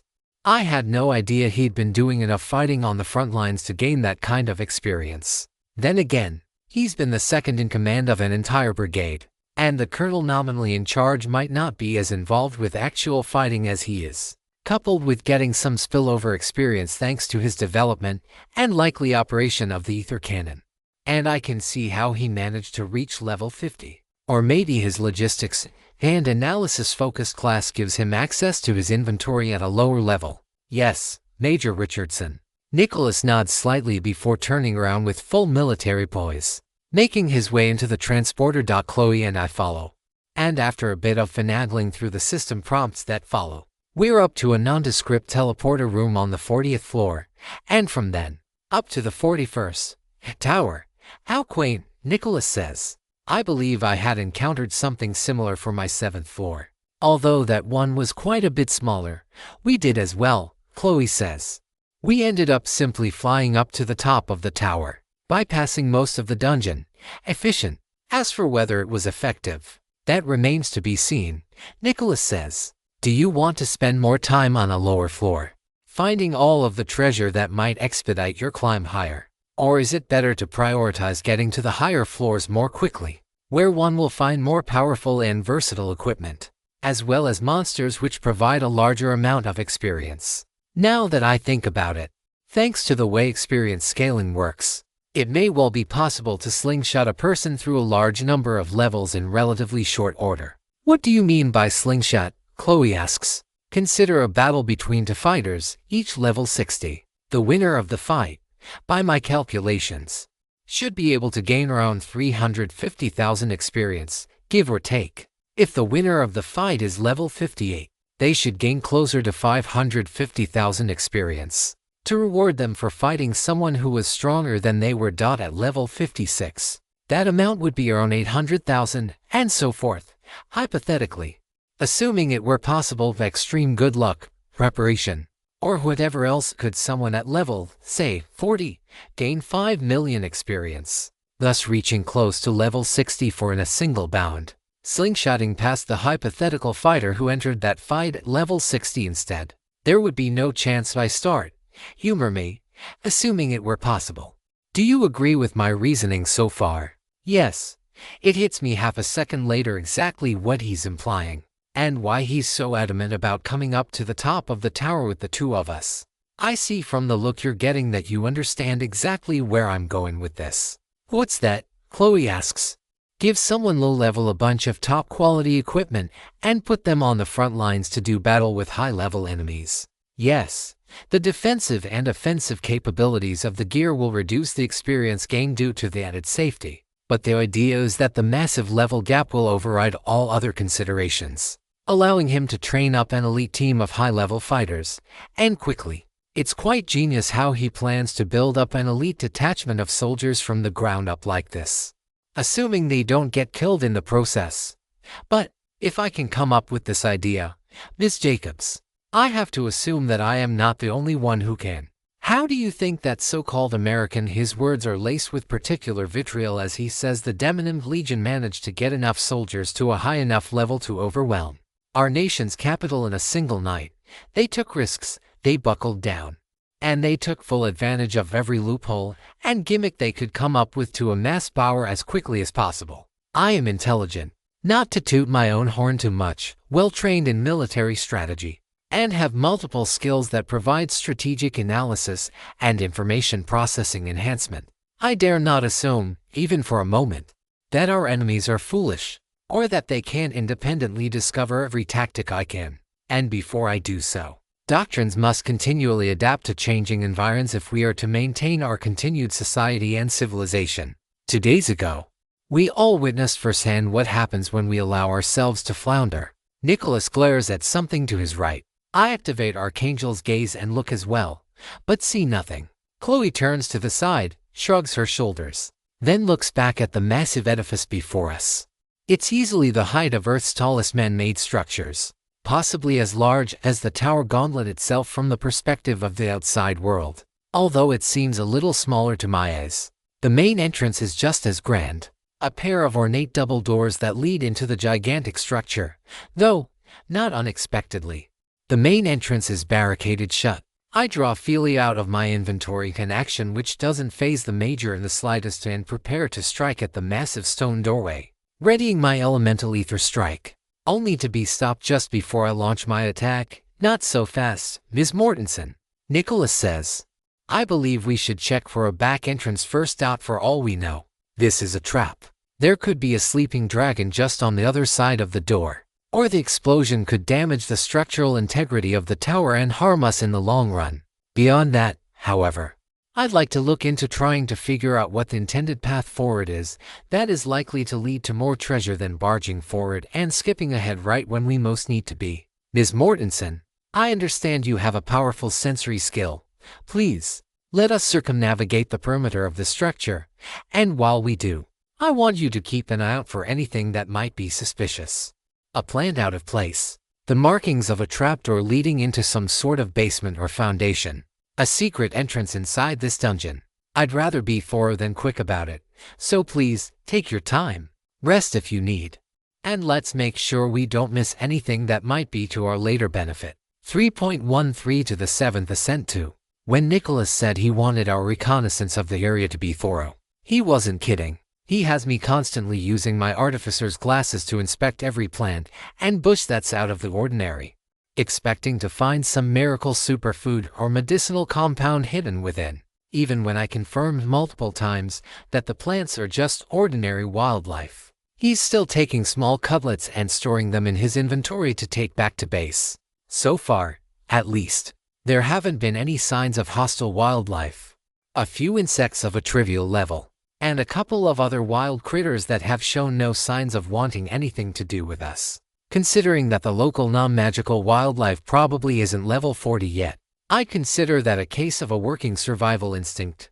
And fortunately, however, we haven't yet stumbled on anything that seems particularly useful, nor any signs of this back entrance that Nicholas is so certain both exists and is the intended path through the dungeon. We have stumbled upon a couple of healing potions and ether canisters, at least, so the extra time spent hasn't been purely for naught. But one thing does concern me. Nicholas said to assume he was dead if he wasn't back in 48 hours. And yet, here we are, taking our sweet-ass time, looking over every nook and cranny and checking them all thrice. It's almost as though he wants to. Maybe he does.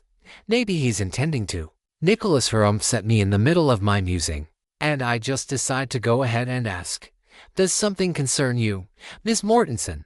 Nicholas asks, "I was just wondering. You handed out all those contingency orders as though you were certain that you were going to die in here. And yet, you almost seem to be stalling out that time. Do you plan to force Elena to take command of the local theater in this manner? You are astute, Miss Mortensen. Were your disposition toward the armed forces more amenable and the circumstances we face less dire, I would personally recommend you for admission into West Point. Regarding your question, I shall not deny it. The urgency of the national situation demands my personal attention, and Lieutenant Morris possesses both the personal strength and ethics for leadership. Right now, she needs more experience and training in thinking at the command and operational level, rather than the squad and tactical level. I plan to fast-track her personally so she's ready to assume my position as Colonel Wilson's executive officer by the time of my departure. So, we're merely stalling for time, is that it? Chloe asks. I hope you have enough food and water for the next 2 days. I have an adequate store of water for the 3 of us. Regarding the food situation, however, you will have to settle for MREs. I hope you like omelets. Chloe shudders. We weren't working as a contractor for the army for that long, but even we'd heard the infamous stories of the so-called omelet and its legacy. Apparently, or so the food scientists who concocted the recipe from the depths of the 9 hells say, the dish is safe for human consumption. In practice, however, its only effective uses in the military are as a punishment and a hazing ritual. I'm fortunate enough to have escaped learning about them firsthand, and I like my taste buds far too much to satisfy my curiosity. A shame. In any case, adjusting military doctrine to the existence of these interdimensional inventories has proven quite the task. No longer will we be limited in what we can provide paratroopers to what they can carry on their back and fight with, forcing them to live off the land. Now, we can provide them enough rations and munitions to last for months, all while allowing them to secret intelligence documents in a place where they are immune to interception in the case of the soldiers and timely death. Yes, getting them to level 50 will remain a challenge, but we are addressing that here today. So, Chloe asks, is there anything I should be looking for in particular? Or am I just following the two of you, Chloe? I apologize if I'm making you feel uncomfortable in any way. You're not. I guess I forgot how domineering and manipulative Nicholas can be. I don't like it in the slightest. Let's just do our best to get through this as painlessly as possible. Agreed. Please, Ms. Jacobs, if you see anything suspicious, point it out all the same. There may be things that one of us unintentionally glosses over, or what may look in place to us and not to you. Chloe gives a hesitant nod, casting her eyes back and forth through the forested area surrounding this giant tower. There are no windows contained within the massive, stone-wrought, metal-reinforced structure. The entire thing, from base to top, exudes a powerful force of ether. But near the top floor, that force goes from a mere gale up to a raging maelstrom. Whatever, or whoever, sits atop the tower is colossally powerful. I don't like the idea of facing it, but I know I have no choice. The only way out is ahead, and I won't die here, Ms. Mortensen, Nicholas says, pointing to a rock in the center of a small grassy field in the middle of the forest. That boulder seems out of place. What do your eyes detect, activating Archangel's gaze? I stare at the boulder, including the parts buried underground. A monster, I say. Some sort of stone construct, likely feeding or sleeping. Approximate level, lower to mid-50s. Maybe a bit higher if it has low ether for its level. Excellent. I believe we should engage. This will be a good opportunity for us to practice working together and get accustomed to each other's fighting styles. Nicholas taps me on the shoulder, filling me with a dull red glow, followed by a system notification popping up in the side of my vision. You are affected by Strategist's Gambit. Strength increases by 50%, up to 3 times per 60-second interval. You may switch which major stat is increased by this effect. Effect stacks multiplicatively with other enhancement spells. Swaps remaining 3/3. Effect duration remaining 0.49. Interesting. I say, I can see why you'd want me to practice with this one, Ms. Jacobs. Nicholas says, please refrain from casting your own spells unless Ms. Mortensen enters an emergency situation. I would like to assess her fighting style with just my skill, and then we will incorporate your abilities in as well. Chloe takes a deep breath, then exhales. Fine. Let the record reflect that I am displeased by your request. It has been noted. Ms. Mortensen, you may begin when ready. With Philia gripped in a simple, two-handed thrusting stance, I charge forward. Wind blows through my tied-back locks as I cover the 50 or so feet in barely a quarter second. I grip my weapon tightly, and Philia lets out a mental assent of their own, prepared to strike on my command. Just as I begin my attack, though, I'm thrown back by a sudden burst of etheric pressure, followed by a shifting of the ground at my feet. I summon my wings by pure instinct, flying myself backward and out of the way of the thousands of fist-sized clumps of rock and dirt explode out of the ground. Worse still, they seem to be controlled by the stone giant we've awoken. As they are now chasing me, I accelerate further, pushing well over 100 miles an hour. But they continue to follow. I turn, stabbing Philia's blade into the ground to twist my momentum. Credit to them. They don't give under the intense sheer strain in the slightest. And fortunately for the both of us, the stone shards assailing me don't seem to care about such things as inertia, considering they're able to turn completely on a dime. Not liking my chances if I keep up with this charade, I switch my enhancement to speed mode. Immediately, I notice a lightness in my step, but a loosening of the tendons in my arms and shoulders that previously felt so high-strung, ready to snap with massive power at my will. The added celerity is just enough to allow me to start putting distance between me and the cloud of debris chasing after me, which is just perfect, because the rock monster from before, which had been moseying about as it was shaking off its slumber, is now fully upright, its massive torso and bulky arms improbably supported by 2 tiny stubs for legs. Its attacks aren't particularly difficult to dodge, just simple but large stony projectiles and the occasional punch or body slam. But coupled with the 1,000 shards still chasing after me, it proves more difficult, even with the speed enhancement. Even still, my experience on the battlefield, coupled with the distance I'm able to gain, allows me to start engaging in some offensive maneuvers. Nothing exceptional, just the odd stab upon the rock projectiles, turning them into clouds of dust with a single attack. Seraphina, Might I recommend blasting them all away with a Wind-type elemental ether strike? These monsters are almost always physically sturdy, but weak against magic, and doubly so against wind element spells. Understood. I take to the sky, flying higher and higher, directly away from the monster which seems content to attack me alone at the expense of my comrades. Once I've built up enough of a space cushion, about 30 yards, I veer down and around, sliding past the brunt of the attack, only to get hit by the veering pebbles anyway. And without the comfort of Chloe's Saintess's cloister, the attacks sting.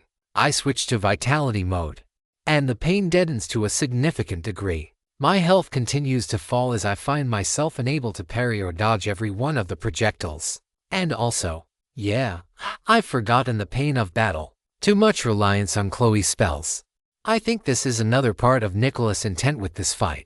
To get me accustomed to fighting without Chloe's overpowered buffing spells boosting my combat parameters to levels far higher than I ought to have at my level. To hone my instincts even further. To train at a higher intensity than that which I should hope to ever need on the battlefield. Better to over-prepare than under-prepare. Blood oozes down my right arm. Pain throbs in my head and shoulder. It's not quite the biting, piercing sensation that it would have been before the system arrived. Indomitable will and my high vitality both mitigate the sensation, augmenting the work of my natural endorphins, but it's always there, just able to be ignored. And so I do. I block it out and fight through, even as I watch my health tick below half and the injuries start to mount. Chloe is about to cast her spell, but Nicholas stops her. This is my trial. Yes, and I trust that the both of them won't let me die. Should my gambit fail here, it won't. No, this has all been calculated. My health drops to 1/3, but I'm now at point-blank range. I use my final switch and shift to a mind boost just before I fire my Wind Ether strike, hitting the core of the rock beast's chest. The greenish-hued mass of energy explodes out of the tip of Philia's spear point, burying itself into the monster's chest. I'm thrown back from the outward pressure of the blast. Compared to the creature that was once before me, though, I got off easy. What was once a rock titan, per the system notification, is now just specks of dust blown away in the wind. You have crushed a rock titan level 55. You have gained a boosted 54,000 experience, level 59 experience, for 1,163,870, to next. 14,860 current stats health, 2,875 9,914 ether, 4,979 to 7, current stats, strength, 91, speed, 92, vitality, 113, mind, 243 base. Your Elemental Ether Strike rank 4 has upgraded to Elemental Ether Strike rank V. Once the battle is over, Chloe rushes over to me, her new healing burst repairing all of my injuries and returning me to full health in the span of half a second. The two of us share a brief hug, though Nicholas's cough keeps us from further enjoying the opportunity for one another's closeness. You are as exceptional as I had expected, Ms. Mortensen, and Ms. Jacobs. I do apologize for stepping in like so. It was necessary to ensure that Ms. Mortensen maximized her experience gain during that fight, but it's okay, Chloe. We don't have to like him or get along with him. We just need to be able to work together on common ground. And protecting our home and family is, unfortunately, something we can accomplish better this way. I know. I just really needed to express that irritation with you. I love you, Chloe. I love you too, Sarah. Now then, shall we be on our way? 3.133 The 7th Ascent 3. I believe I've found something.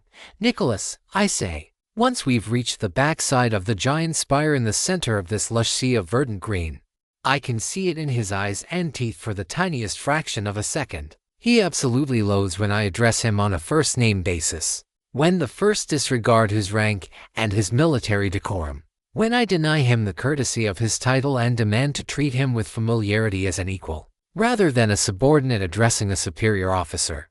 But I will give him credit where it is due. Despite his obvious, to me, displays of displeasure underneath the surface, he has remained cordial, if not respectful, of Chloe and me to this point. At least cordial enough that I feel no strong compulsion to leave him behind.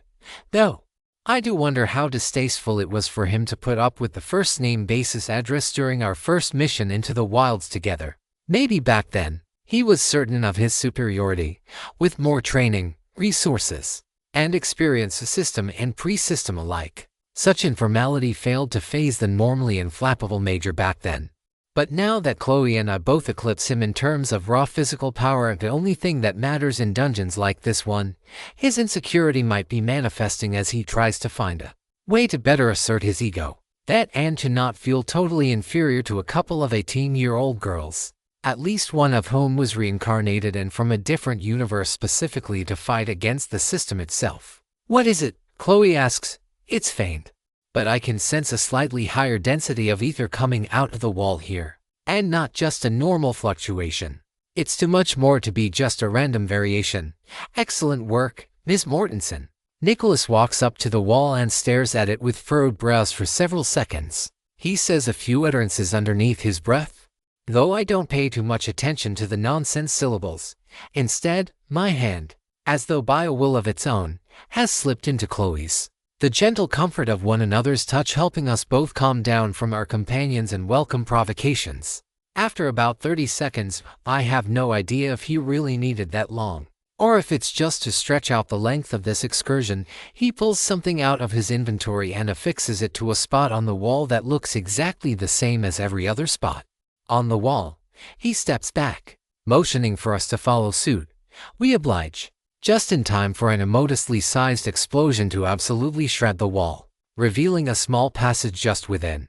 Another design we've been working on. We call them ether charges. Consider them a somewhat more shelf-stable version of your ether bullets, designed to be utilized by any trained ordnance technician in place of C4 or similar conventional explosives. But I'm not sure how such a thing is possible. I couldn't let others handle any ether bullets I have created for any substantial period of time.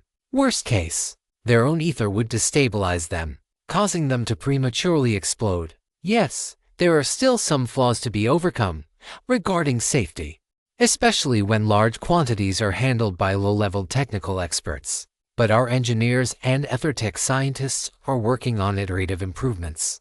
I'm reminded again of just how frightening the government's military research apparatus really is. And yet, even with all of that resourcefulness, the capital fell in a single night. Looked at in that context, I can understand Nicholas' frustration about his own powerlessness, and exactly why he's so desperate to get stronger as quickly as possible. I should try to avoid antagonizing him too much more. I won't stop addressing him on a first-name basis though. He's not our superior. I see, I say. Now then, shall we head up or down? The logical end of this gauntlet is at the top of the tower. Naturally, I want to start with the basement, to discover any information or equipment that may serve to our future benefit. Without further discussion, we head down the stairwell and into the dark depths. Chloe takes the front, my angel's grace and her saintess's cloister fully active upon her. She's also lighting the way with a tiny mote of light, a repurposed, non-damaging form of her scouring light spell. I take the rear, now similarly reinforced by Saintess's cloister, though, at Nicholas' continued insistence, not buttressed by Chloe's Saintess's blessing as well. I still feel so weak, almost like I'm waltzing around in the nude without the strengthening spell I've become so accustomed to. Even my mind feels a little fuzzier, the thoughts slower. My ability to synthesize information a bit more muted compared with when I'm under the influence of Chloe's magic. I haven't felt any signs of addiction, thankfully. It does feel better when I'm under Chloe's spell, but that's just because Chloe. Always Chloe. Ms. Mortensen, Nicholas says. There are 3 paths ahead. Do you sense anything we should be concerned about from any of the options? I step to the front, looking around the intersection of these 4 narrow passageways. Mundane traps line each of them, poisoned arrows, spears out of the ground. I even notice a small gap in the floor among the rightmost path that leads to what I have to assume is some sort of spike pit. I don't see any mechanism by which the ceiling, or a portion thereof, might drop, either to trap us or maybe suffocate us with toxic fumes. And I don't sense a sharply higher concentration of ether that would be characteristic of a monster lying in ambush, or a treasure chest. Simple traps in all directions. Nothing that indicates a particular direction is to be preferred. Then we shall employ the right-hand rule, unless Ms. Jacobs has a better idea. She sprouts her wings and shakes her head. Mr. Richardson, watch your step. The two of us are going to fly.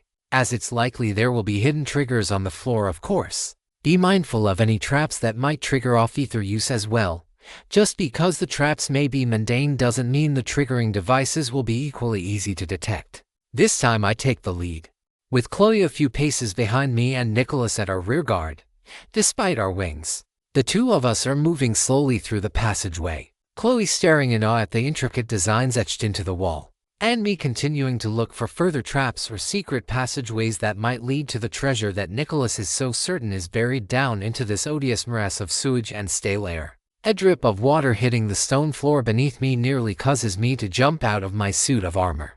Without Chloe's light and my archangel's gaze, it'd be completely dark in here. As it is, I'm worried that there's something that can escape the detection abilities that Nicholas and I each have. They've both been too effective so far, and I'm under no illusion that a high enough leveled creature with enough ranks in some sort of etheric stealth skill couldn't get around them. There, Nicholas whispers, just to the left of where Ms. Jacobs is standing. Is there something out of place? Chloe asks. Look at the patterns on the wall to this point. It's been circles, diamonds, crosses, and triangles dotted all along the surface ever since we started. But it's been a consistent pattern. Circle, then diamond, then cross, then triangle, then repeat. Suspiciously consistent. And it follows whether you move left to right or top to bottom. And yet, right here, there's a case of circle, then cross, then diamond, then triangle. Part of me wants to dismiss this as just an oddity, but I do not want to attribute it to a mistake when the system is involved. I agree, I say, even if there were an error in this design during its original construction, I'm sure any artisan or earthcrafter worth their weight in iron slag could have fixed it. I lean in, concentrating my vision purely on the spot, looking for anything out of the ordinary. Nothing. Nothing at all seems abnormal. No flow of ether. No signs of a hidden mechanism buried within. No switches. When I press my finger against the pair of misarranged shapes, it feels no different than any other part of the wall. So strange. I nearly gasped. It's faint, worn down, almost invisible. But there's definitely something written here in the glyph language, with some of the strokes too worn to properly read.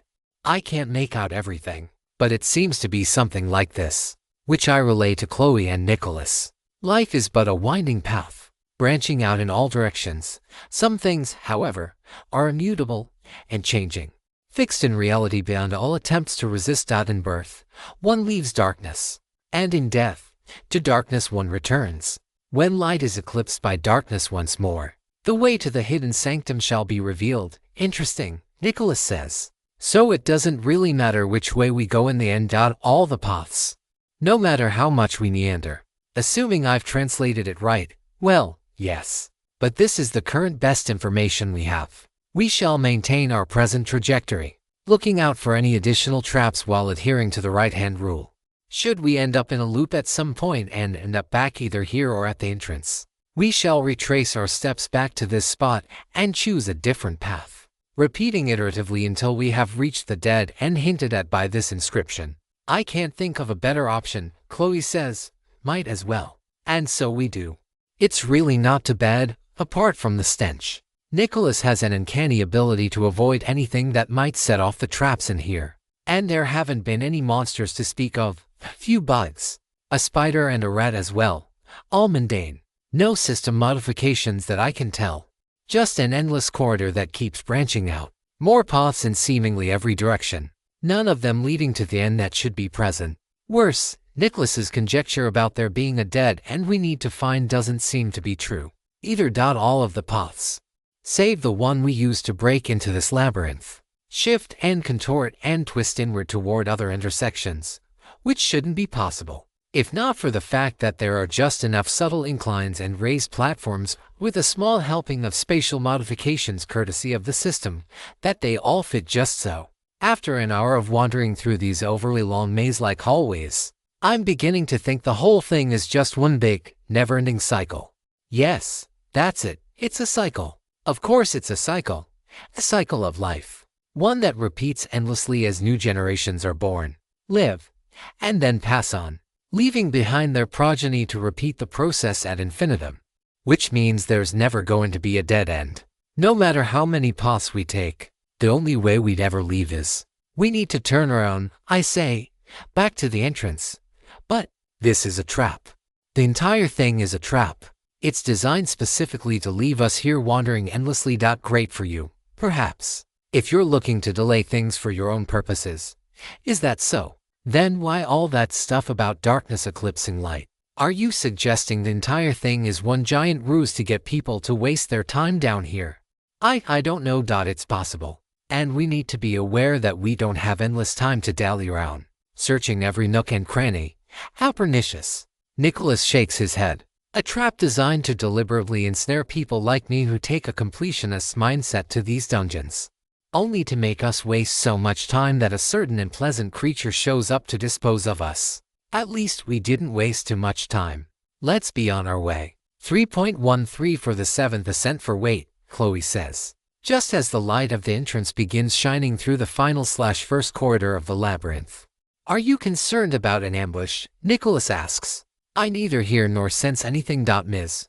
Mortensen, do you detect anything with your skills? It's not an ambush I'm worried about. It's just, what if this wasn't completely a trap? Please explain, Ms. Jacobs. That part of the inscription about darkness eclipsing the light, we thought it had referred to the end of the tunnel. We'd have to occlude some light source to make a path where there was none before. What if we have to do so right here, at the entrance?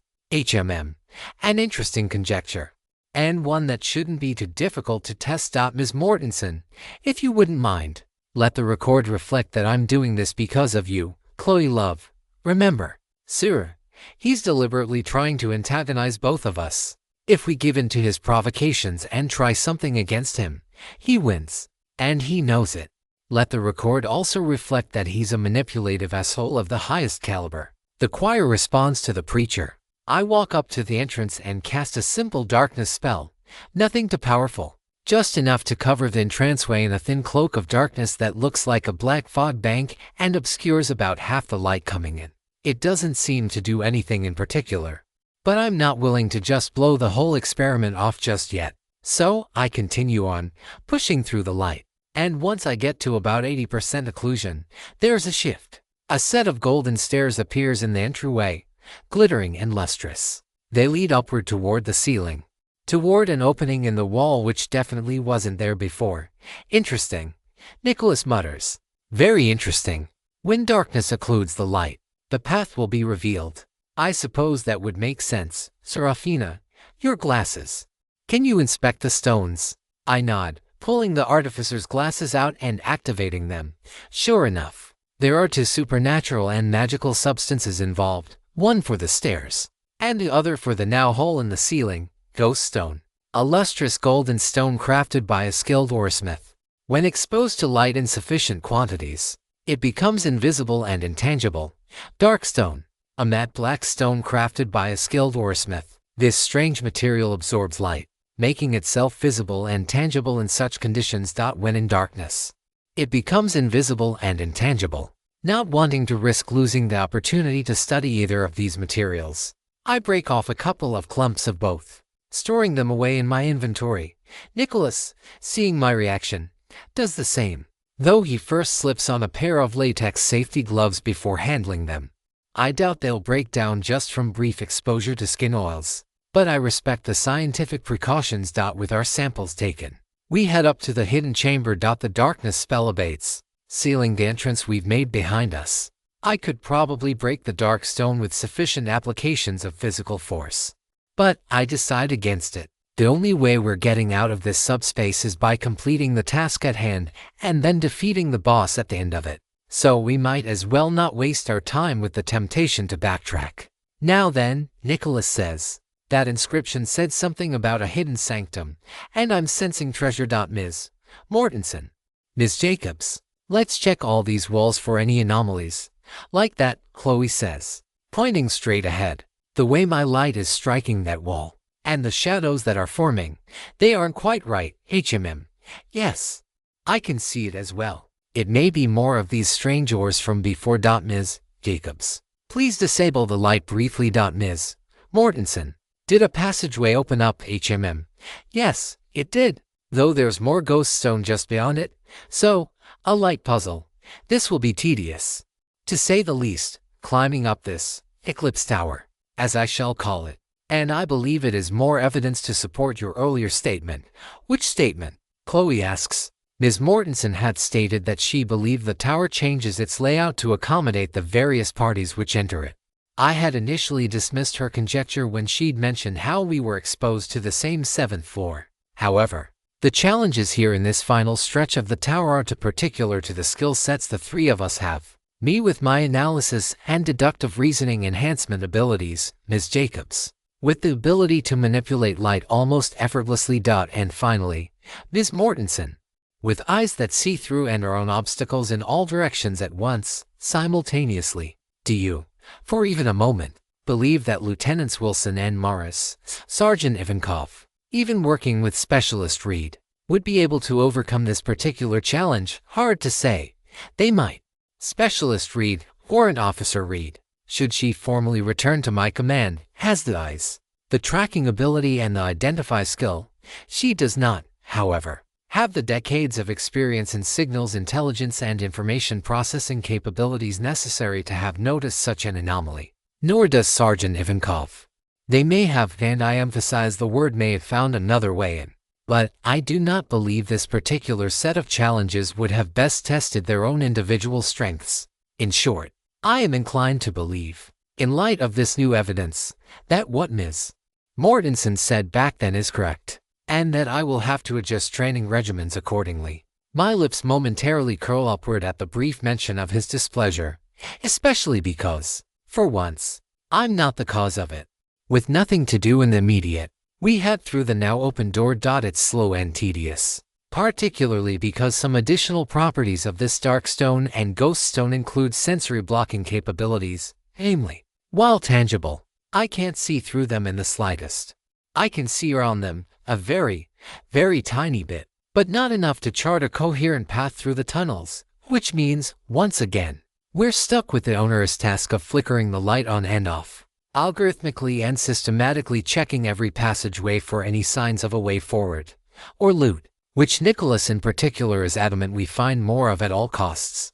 The one saving grace in all of this is that neither the ghost stone nor the dark stone will rayform through a person's body when light is removed or suffused through it, respectively. So at least we don't have to worry about one of us getting accidentally crushed from within should Chloe turn the light off abruptly, or one of our bodies eclipses too much of it in a particular slot. Still, it's boring.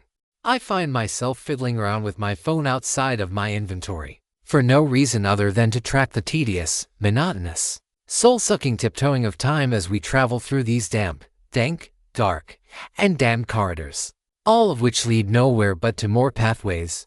For a moment, I even start to wonder if this is another one of the tower's numerous traps. This one meant to deceive us by appearing to have some greater purpose where none exists. But I dismiss the concern. This entire floor is hidden quite well, a little too well for it to be just a fake. I think I've found something, Ms. Mortensen, Nicholas says, just ahead. Do you see it? He's pointing toward a part of the wall that looks the exact same as all the other parts of the wall that aren't made either of dark stone or ghost stone. But I also don't want to come off as a total ignoramus either. Nicholas is teaching me, tutoring my analytical reasoning skills in his own way. I know his motives are self-interested. He sees me as a potential ally in the coming conflict, or at least, he's trying to sway me to his cause. Or, if I end up being an enemy, he wants to teach me to think in ways like he does. Ways that he can predict and exploit. I don't like it. Just as I'm sure he doesn't like working with us. I guess that, like politics, the apocalypse makes for strange bedfellows. So, then, what is the issue? I spend a few seconds looking at the spot on the wall. Chloe turns off the light, then turns it back on, flickering it a couple of times at my request. Nothing. What's different? I rack my brain with the possibilities. Do you need a clue? Nicholas asks. I don't answer for a couple more seconds, making absolutely certain that I've considered every possibility. Finally, something comes to me. This is the only place we've seen to this point where the path branches into directions, while there's also a dead end in front of us. Every other branching pathway has been either 3 other paths to choose from, or has let you choose between going ahead and turning, correct. And if there is a hidden sanctum, it is likely to be right behind this spot. But how do we get to it? My conjecture is that neither light nor darkness will be enough. If this entrance is sealed by some hybrid of ghost stone and dark stone, it may require special lighting conditions to bypass, or different wavelengths of light, or perhaps this is some third material. I pull out my artificer's glasses once more to examine the entryway. It's indeed an alloy of the 2 materials, and no, the inspection yields no pertinent information on how we can bypass it. Sir, can you channel your darkness into a sphere, like when you cast your black hole, but on a much smaller scale? The same scale as this orb of light, specifically, sure, and it's plenty easy. 2. Just darkness and compression combined together in my mind. The natural forces of the world causing it to take the shape of a sphere on their own. It takes a bit to modulate the power down to just a trickle enough to keep the spell powered. Not too much to start damaging the structure all around us. Now, stand in front of me, holding your darkness in front of my light with respect to the position of the wall. Of course, Nicholas says. I had designated this as Eclipse Tower on a whim, but it seems that that designation had proven more accurate than I'd initially realized. And sure enough, not long after we formed the eclipse pattern on the wall, something akin to the sun's corona during a total solar eclipse, some sort of strange mechanism activates, a purely mundane one, built into the alloy that has thus far proven impervious to my attempts to peer into it to even the slightest degree, because it is wholly mechanical, with no ether empowering it beyond the natural amounts floating through this tower within the tower. I hadn't sensed it before, but now that I know what I'm looking for and have saved a mental snapshot of the flow signature, it shouldn't be too difficult to keep watch for any others that might be lurking. Well, if it isn't a hidden chamber, just as the inscription said, Nicholas says, and I can already tell that there's going to be some rather interesting goodies waiting for us at the end. We take our first few steps into the chamber that would be far too large for the Eclipse Tower, if not for all the spatial shenaniganry afoot. The door closes behind Chloe, the last of us to enter the large, high-ceilinged room, and as soon as it does, a primal roar bellows out, one belonging to a creature that seems alien in the eldritch horror sense. Not the I'm a reincarnated cyborg alien by virtue of being from another planet, and it's about to attack. Doesn't seem like there'll be a chance to talk this one out either. 3.135 The Seventh Ascent V. Chloe flashes her light for a moment, revealing a mass of slimy tendrils taking the shape of some sort of eldritch hydra. One long, serpentine body that constantly writhes about. New, pulsing masses of flesh appearing and then being absorbed just as quickly. It alternates between 1 and 3 long whips for tails, usually settling on 2 at a time. And it has 3 appendages that can pass for heads by this description. Although not for a moment do I assume those things are actually heads, or that any of the points that look like vital points actually are. Ugh, Chloe sends through our bond. And yeah, it's so slimy and yeah, I'm as uncomfortable with the idea of fighting this thing. I'm sure Chloe is feeling even more skittish about it.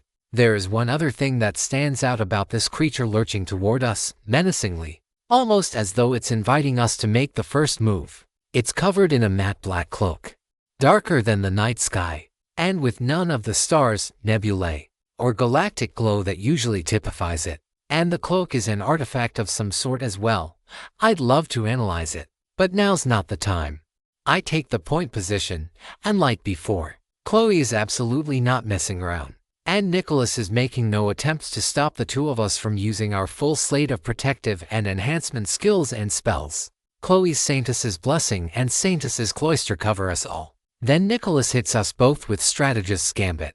I activate the speed enhancement on the skill right away, not wanting to get hit by our friend's attacks and absolutely not wanting to be grappled, pinned, or otherwise. Then I follow up with an Angel's Grace upon Chloe and Etheric Armor upon both Nicholas and Chloe. Meanwhile, the Eldritch Abomination roars, flaring its aura about and attempting to crush us all under a confluence of absolute terror and cosmic madness. My Indomitable will activates, shielding me from all effects automatically. Nicholas is also able to withstand the attack, though not without gritted teeth. Chloe winces, briefly cowering from whatever grotesque vision she must have seen. And the horror uses the opening to strike. 3 serpentine appendages whip out with blinding speed, all aimed straight for Chloe. I intercept, stabbing at one of them with Philia's pointed blade. But, to my shock and horror, my attack is completely ineffective.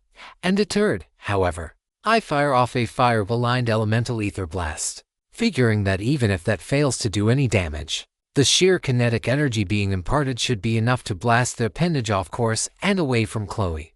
In that regard, I am successful. The attack doesn't do a lot of damage, but a few boils of melted flesh briefly appear on the abomination before being healed by the undulating slime surrounding it. Chloe is able to regain her mental focus just in time to dodge one of the other 2 flesh limbs, and Nicholas bats the last one away.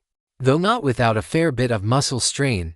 How uncouth, Nicholas says. It was as though I was trying to push through a vat of solid gold, one with a mind of its own and which resisted my every attempt to veer it off its chosen course. We should assume that our enemy has some sort of physical resistance.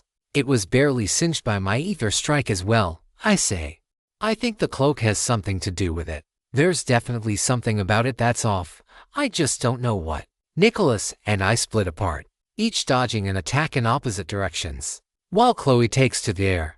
Nicholas is by far the least mobile of the 3 of us, and the only one of us who can't fly. The Abyss Spawn, I can think of no better name, seems to have realized as much, and is now targeting him with everything it has, even with speed enhancement on his own skill stacking with Chloe's Saintess's blessing. He's only barely keeping pace while fighting defensively.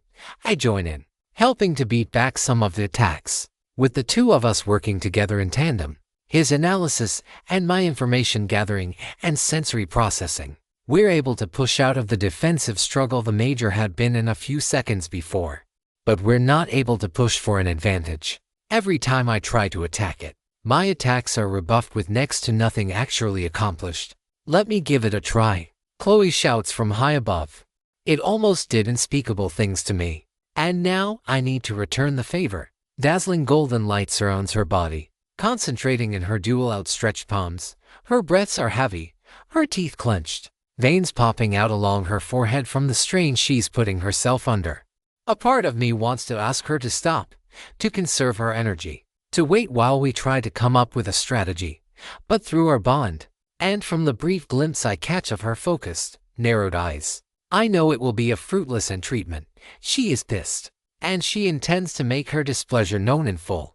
Her scouring light rends the entire arena. The ground rumbles as a glowing energy beam of brilliant white cuts through the air above us, vaporizing every speck of dust and tiny mite unfortunate enough to get caught in the blast. Even the monster before us seems to be taking cover, hiding behind the cloak that twists and contorts unnaturally to shield our enemy from Chloe's strike. The attack failed to hit home, but it had a very noticeable effect. The cloak, previously black, is now bright white, shimmering against the abyssal beast's undulating, fetid black body. It screams, again attempting to disorient us. The creature's attempt is less effective than last, however, as even Chloe shakes the mind-distorting properties aside with ease. She is a bit winded, but I'm not too concerned. She'll be able to rest a bit from up high. Our enemy's attacks have thus far not been too widely encompassing. Strange, though. I'm surprised it hasn't tried any less obvious methods of attack. It strikes again, a simple jabbing thrust aimed right at me. I step out of the way, only to be flung to the ground.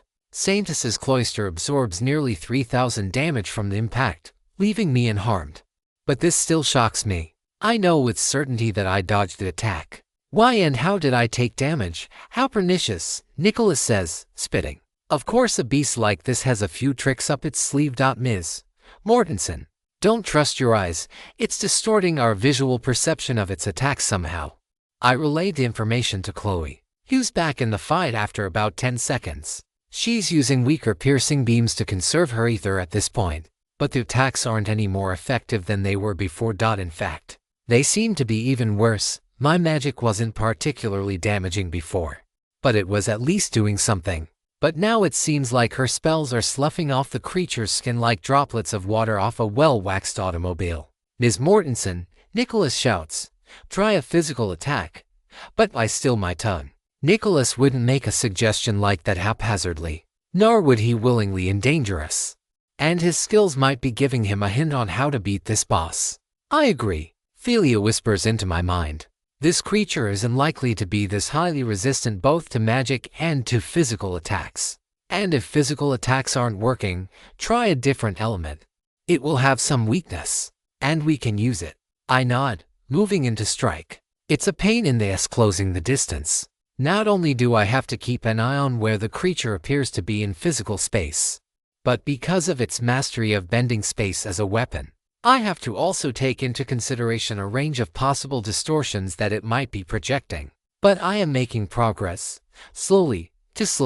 My ether is starting to tick down from flying around so quickly, and my breath is catching from so much physical exertion.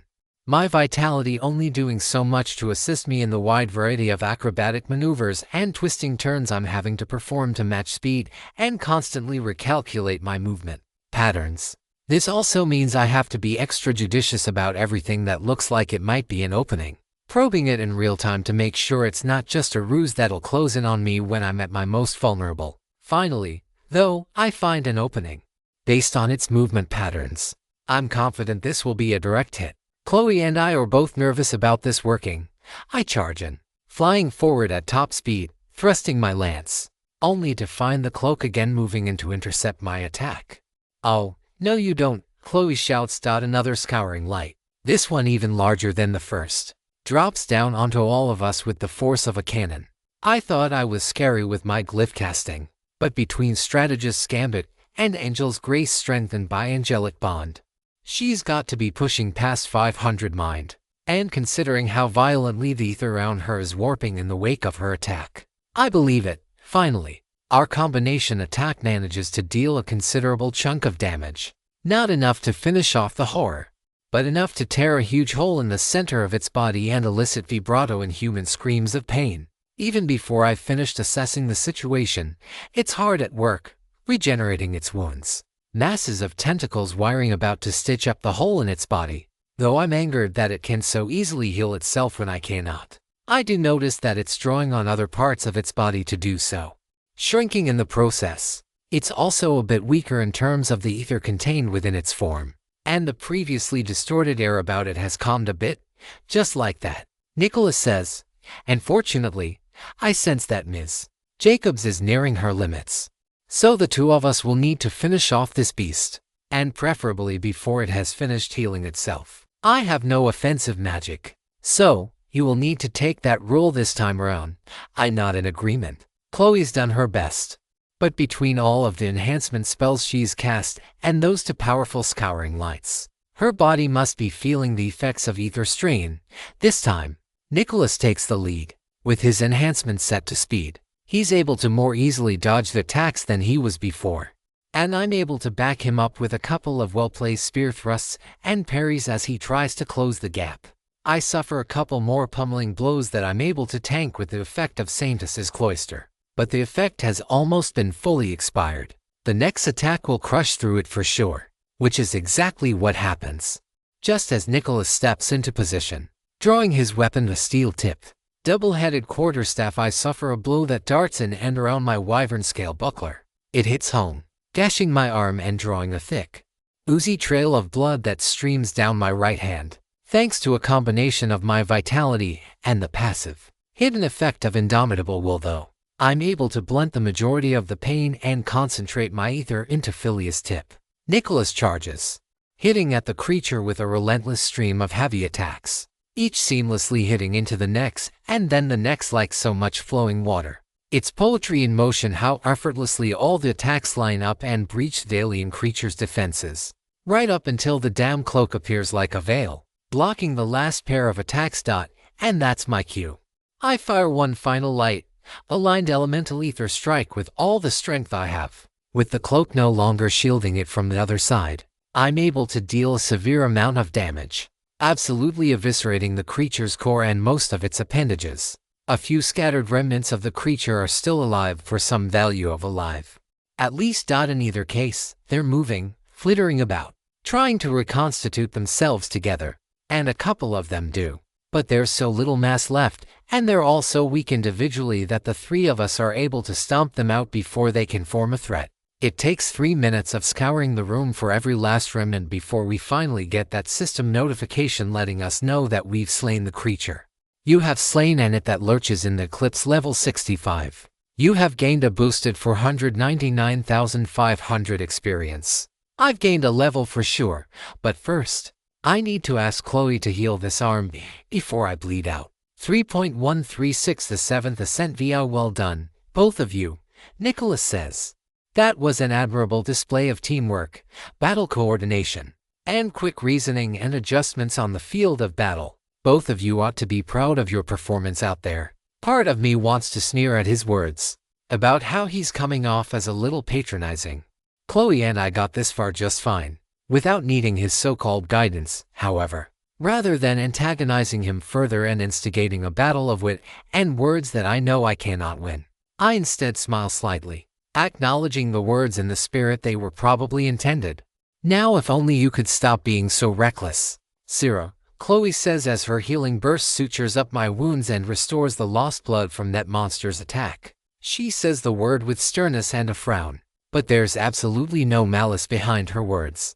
Just the worried pleading of my love.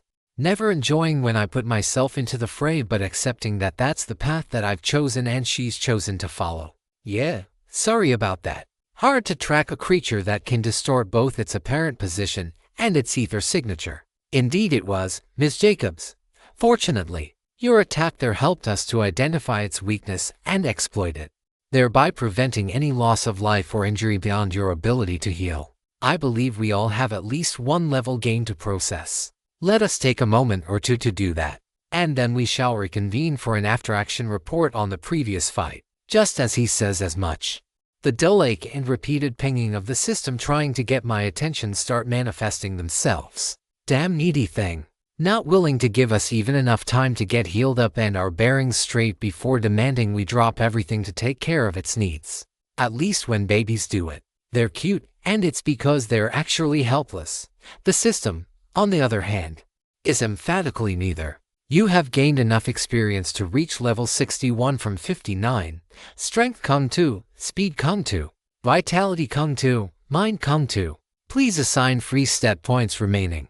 Not having anything better to do with them, I assign them evenly.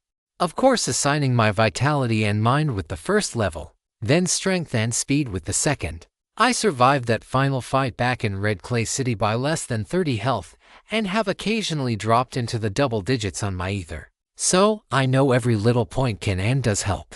Maximum health increases by vitality X to current level ran 13 equals 294.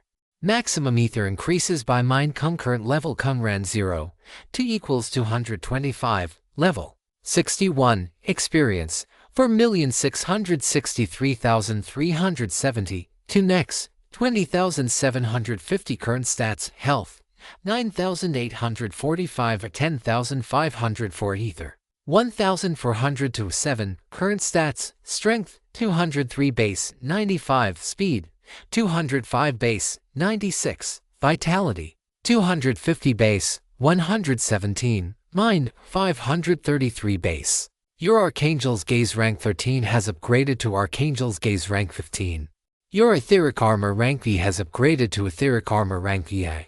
Your Angel's Grace rank 7 has upgraded to Angel's Grace rank 8. Your Intermediate Ether Manipulation rank XX has upgraded to Intermediate Ether Manipulation rank 21. Your Elemental Ether Strike rank V has evolved to Elemental Ether Strike rank VI. Damn! And here I was a few minutes ago, standing in awe of Chloe's powerful scouring light, marveling about how she must have over 500 mind by now. But now, looking at my stats, I notice that I'm in exactly the same situation. I guess as much of a terror as it would be to stand on the opposite side of a battlefield from Chloe. I'd be exactly the same, maybe even worse, considering that I'm nearly as capable of physical combat as I am magical. I suppose I should keep that in mind going forward, both in terms of what exactly I'm capable of, as well as how I'll be perceived by others on those hopefully rare occasions where I do need to go all out. Loath though I am to admit it, I might be considered by some to be a monster in the body of a human. Even worse, they might have a point. Now then, Nicholas says, I believe we have all completed our level gains. Now then, While we search this room for any signs of hidden treasure, let us undertake the after-action report, what went well, and what we need to improve upon going forward. I shall start with myself, namely, that I am once again shown the weaknesses associated with having a lack of magical attacking options as a mage fighter hybrid class. Is that a big problem? Chloe asks. I don't have any real physical attacking capabilities. Yes, but you have healing capabilities, and are practically tied to Ms. Mortensen at the hip. Further, I understand that the two of you are capable of telepathic communication over long distances. Those three things combined mean that there is limited risk that you will be caught defenseless against an enemy like that Eldritch Terror. While I would still recommend you train in martial combat as a matter of principle and perhaps look at a stronger weapon, I do not believe you should spend your limited skill slots or stat points toward increasing your physical combat proficiency. I will point out that Nicholas's analysis regarding combining physical and magical attacks was the key to our winning that fight. I had already written off physical attacks as being ineffective back then. I wouldn't have considered the possibility of a creature that could change its resistances and affinities on the battlefield. Moreover, the cloak it carried helped it mitigate those weaknesses even further. Silently, I pondered the implications about just how far I still have to go. I've still barely been able to compensate for my lightning weakness thanks to the Wyvern scale equipment from back then. And now, here's a cloak that can shield its user from physical or magical attacks, intercepting them, almost as though it has a mind of its. Yes, of course, it probably does have a mind of its own. Philia is far from the only intelligent artifact out there. Madison had one in my past life. I probably did at some point as well, which means that, even if I take it, I'm not sure if any of us can use it. I asked Philia about it, and they concur with my reasoning. The best case scenario is that we're able to use a weaker version of the item. More than likely, the item will try to resist us completely. In particular, intelligent items tend not to view each other very fondly. I pull out my glasses and inspect the cloak, confirming the suspicions about the item being intelligent. Nox, Shroud of the Void. This intelligent cloak is designed to be worn by a cosmic spawn or other trans-dimensional horror. When worn by a being other than a trans-dimensional horror, it provides Con-20 defense and Con-20 magic defense. It also attempts to madden its wearer, whispering secrets about the cosmos and what lies beyond. A wearer of this cloak has a mind 100% chance of becoming maddened, losing the ability to discern between friend and foe. This is considered a mind-altering effect. The inspection doesn't yield any further information about its true functionality, although much of it I can glean from the previous battle. Thankfully, Indomitable Will's skill description says it covers all power suppression and mind-altering effects, and this one doesn't suggest it bypasses such immunities. Still, it's best to get a second opinion. What do you think we should do, or rather, what would you like us to do with that cloak? I don't want to offend you by causing some sort of conflict as you describe. I am not exactly pleased with the idea, but I think it would be best if you took the item with us. As long as it is stored in your inventory, it won't be able to interact with the outside world in any manner, and it shouldn't be able to influence you either, especially because of your Indomitable Will skill.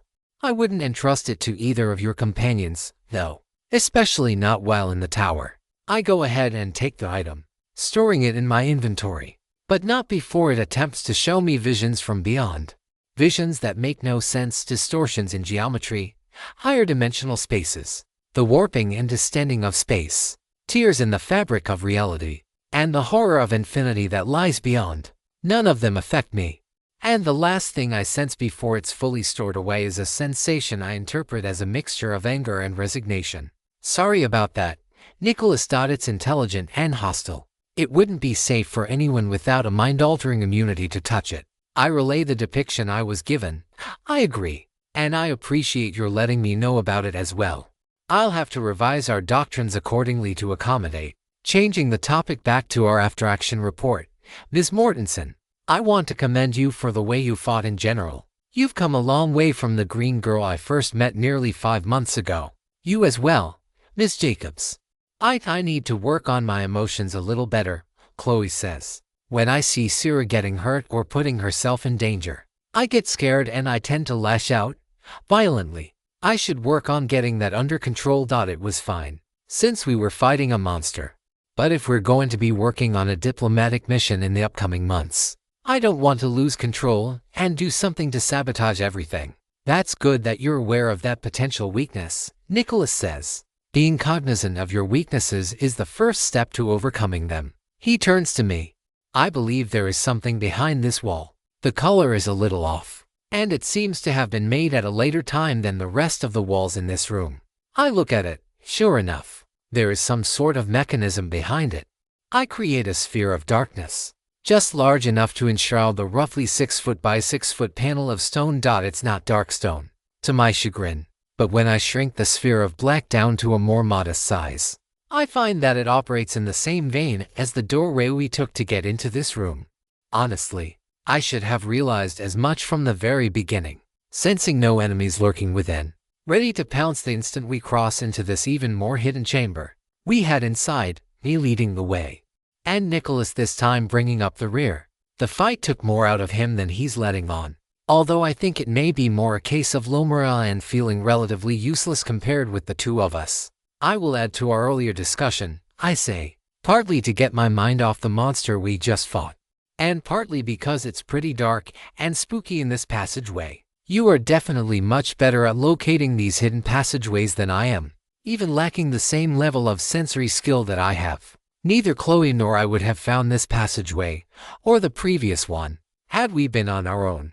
I'm not sure either of us would have even thought to look. Chloe nods approvingly. Nicholas' puzzled response suggests he does follow the hidden subtext behind the words, although he chooses not to acknowledge it further. In either case, I believe I have spotted something that may be of particular import to all of us. Sure enough, there are 3 treasure chests ahead of us. After performing the standard mimic protection protocol, stabbing each of them with Philia's tip to check for any signs of life, and finding none, I open them, and I can already tell just by feeling the flow of ether around the 3 chests. These new items are going to be awesome. 3.137 The 7th Ascent 7 Ms. Mortensen, if you would, Nicholas says, his voice authoritative, no doubt wanting to figure out what our just rewards are even more than Chloe and I already do. I do exactly that, starting with the first chest, the one on the left side. Inside is a silver circlet, filigree of roses and vines inlaid throughout the front face. It's far lighter than it has any right to be, and faintly glows with a silvery aura as I pick it up. Headdress of the healer. This silvery tiara is imbued with powerful holy energies designed to augment healing magic. Defense Con 30, Magic Defense Con 55. Provides 50% resistance to darkness-aligned spells and 75% resistance to light-aligned spells. In addition, spells with the healing property are 50% more effective and have their ether costs reduced by 50%. Once per day, the wearer of the spell can imbue a healing spell into the headdress, which will activate upon a trigger condition of the wearer's choosing. Example condition: wearer's health falls below 50% of maximum, or below 3,000. There's absolutely no complaint or further discussion needed, at least for the duration of this tower climb. Chloe will be wearing it. Chloe nods in agreement, stowing her spellcaster's hat into her inventory, then tilting her head upward to receive her new headdress. I slide it on, smoothly slipping it through her hair and behind her ears. As I do, its shape changes, accommodating my love's small frame, and it suits her perfectly, adorning the weighty brunette locks. She smiles a smile that could outshine the sun, her entire body briefly glowing as she's likely performing the imbuing process right now. She looks a bit winded as she finishes, her ether nowhere near its maximum even now. But she's still absolutely gorgeous, and I absolutely cannot help myself as I lean in and give her a quick peck on the lips, which is eagerly reciprocated. Nicholas says, "Shall we continue?" I wait a half second, just to make my displeasure at his remark known, before continuing with the second chest. Another piece of head armor, this time in the shape of a rather plain-looking metal helmet. And like the classical depictions of helmets in the medieval style, big, imposing, and covering the whole head, this one is more reminiscent of the style worn by professional baseball or football players, minus the face mask in the latter case, sleek, form-fitting, and doesn't cover much of the face, and only some of the sides, the ears and temples. but not too much of the jaw or cheek. Thinker's Cap.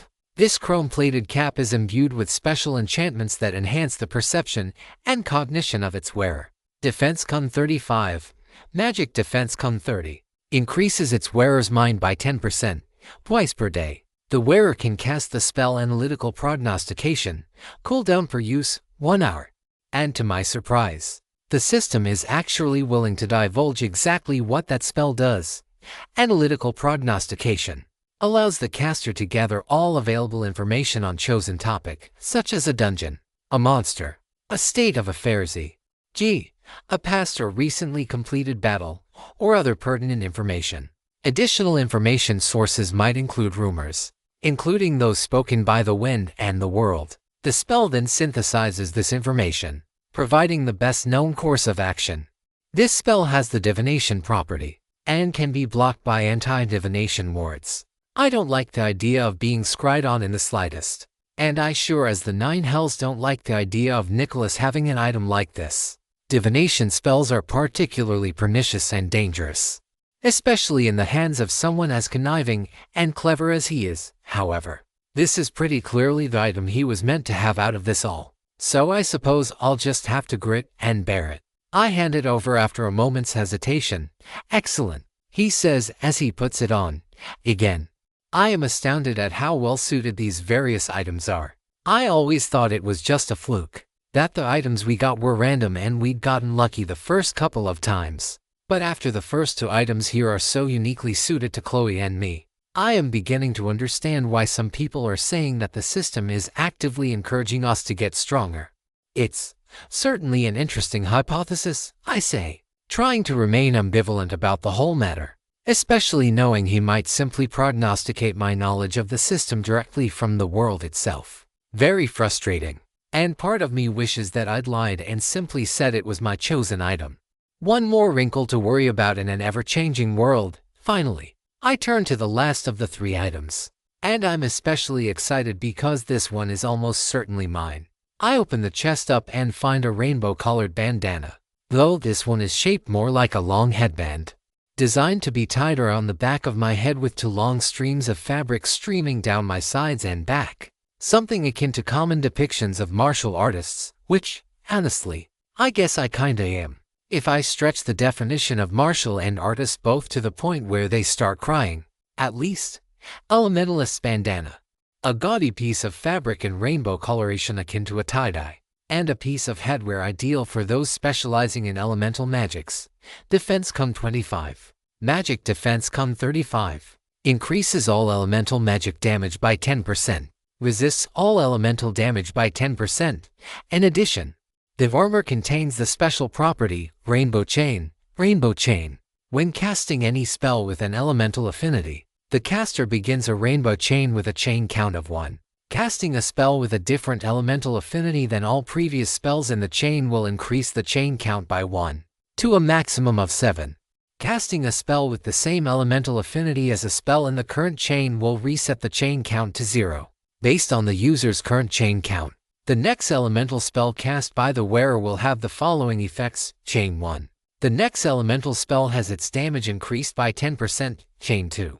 The next elemental spell has its damage increased by 20%. Chain 3.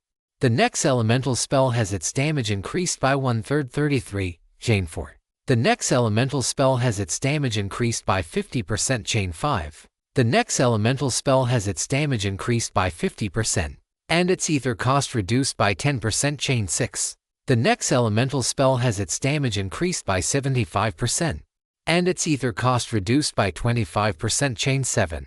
The next elemental spell has its damage increased by 100%, and its ether cost reduced by 50%. The spell further gains the piercing property, ignoring all elemental resistances, immunities, and reflection absorption. Yep, that's mine. Sorry, Bandana of Swiftness. It's been a good run. I've loved wearing you, through the good times and the bad. And I'm sure there'll be quite a few people who will hate the change, and miss the bright pink swath of fabric that's become nearly as much of a fashion statement as my teal wings. But sometimes, that's just the way it's gotta be. And hey, the system called this gaudy as well. So maybe this will catch on as a fashion statement in due time as well. Well then, Nicholas says. His new hat nearly as goofy looking as mine.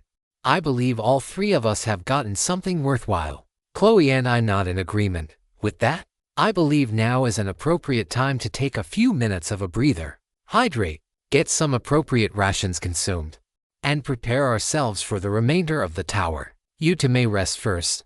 I will keep watch for any signs of errant monsters, although I do not think they will attack so soon after clearing out such a powerful beast. Not even the warden, Chloe asks. It may, though if it does, we will be powerless to resist it. However, I do not believe it to be as big of a risk as Ms. Mortenson's earlier claims have made it out to be. Why so, I ask. While there have been a couple of occasional sightings or near sightings of the warden, almost all of them have been concentrated on the lowermost floors, and then, by the people with the highest levels. In short, I believe the warden's job is less to hurry people along the tower at a grueling pace, and more to keep people who are grossly overqualified for a particular floor from stalling too long. Right now, we are near the top of the tower, and are very likely at or just below the tower's recommendation for what level we should be at. I sigh, acknowledging Nicholas' point. Still, having felt that terror into lifetimes, I don't exactly like the idea of putting myself in the path of that monster. A little hypocritical, coming from Ms. Not taking a risk is itself a risk, I acknowledge. Chloe and I each pull some leftover lasagna from our date night a few weeks ago. It's still just as warm and flavorful as it was the night we got it. The cheese remains perfectly cooked, the fennel seeds pungent and aromatic, the sausage and tomatoes juicy, the noodles tender without becoming floppy, sheer in utter perfection, and even I can admit it was worth every penny. So, how are you feeling? Chloe asks me. I'm feeling well. Maybe a little too well. Hard to believe there's only a few more floors left until this gauntlet is done. You're sad about that, I mean. Not so much sad as, well, yeah, we've been working on this for so long, and now it's going to be over soon. I nod in agreement. Have you settled on continuing to work as a medic at the local hospital networks? As much as I can. Internal bleeding, most traumatic injuries, even a lot of severed limbs. I can cure those with ease. Though I have realized that my healing magic has its limits.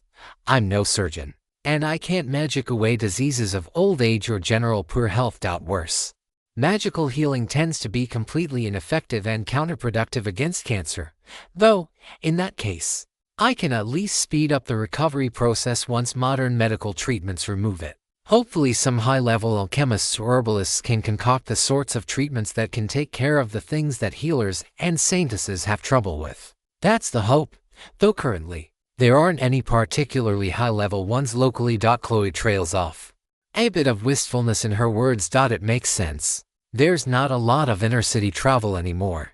Ever since the rampage of the city slayers, only a small trickle of people are still traveling internationally, or even interstate. There have been some refugees who have been trickling in, either from cities which didn't survive, or people who've lost everything in their hometown and are looking to start a new life away from what they've lost.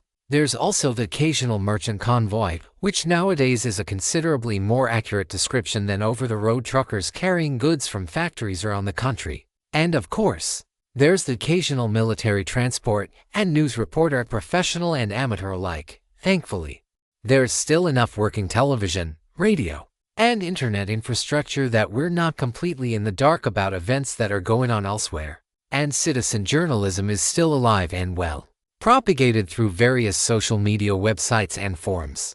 But the world feels and is a lot larger and less well connected than it was just a couple of months ago.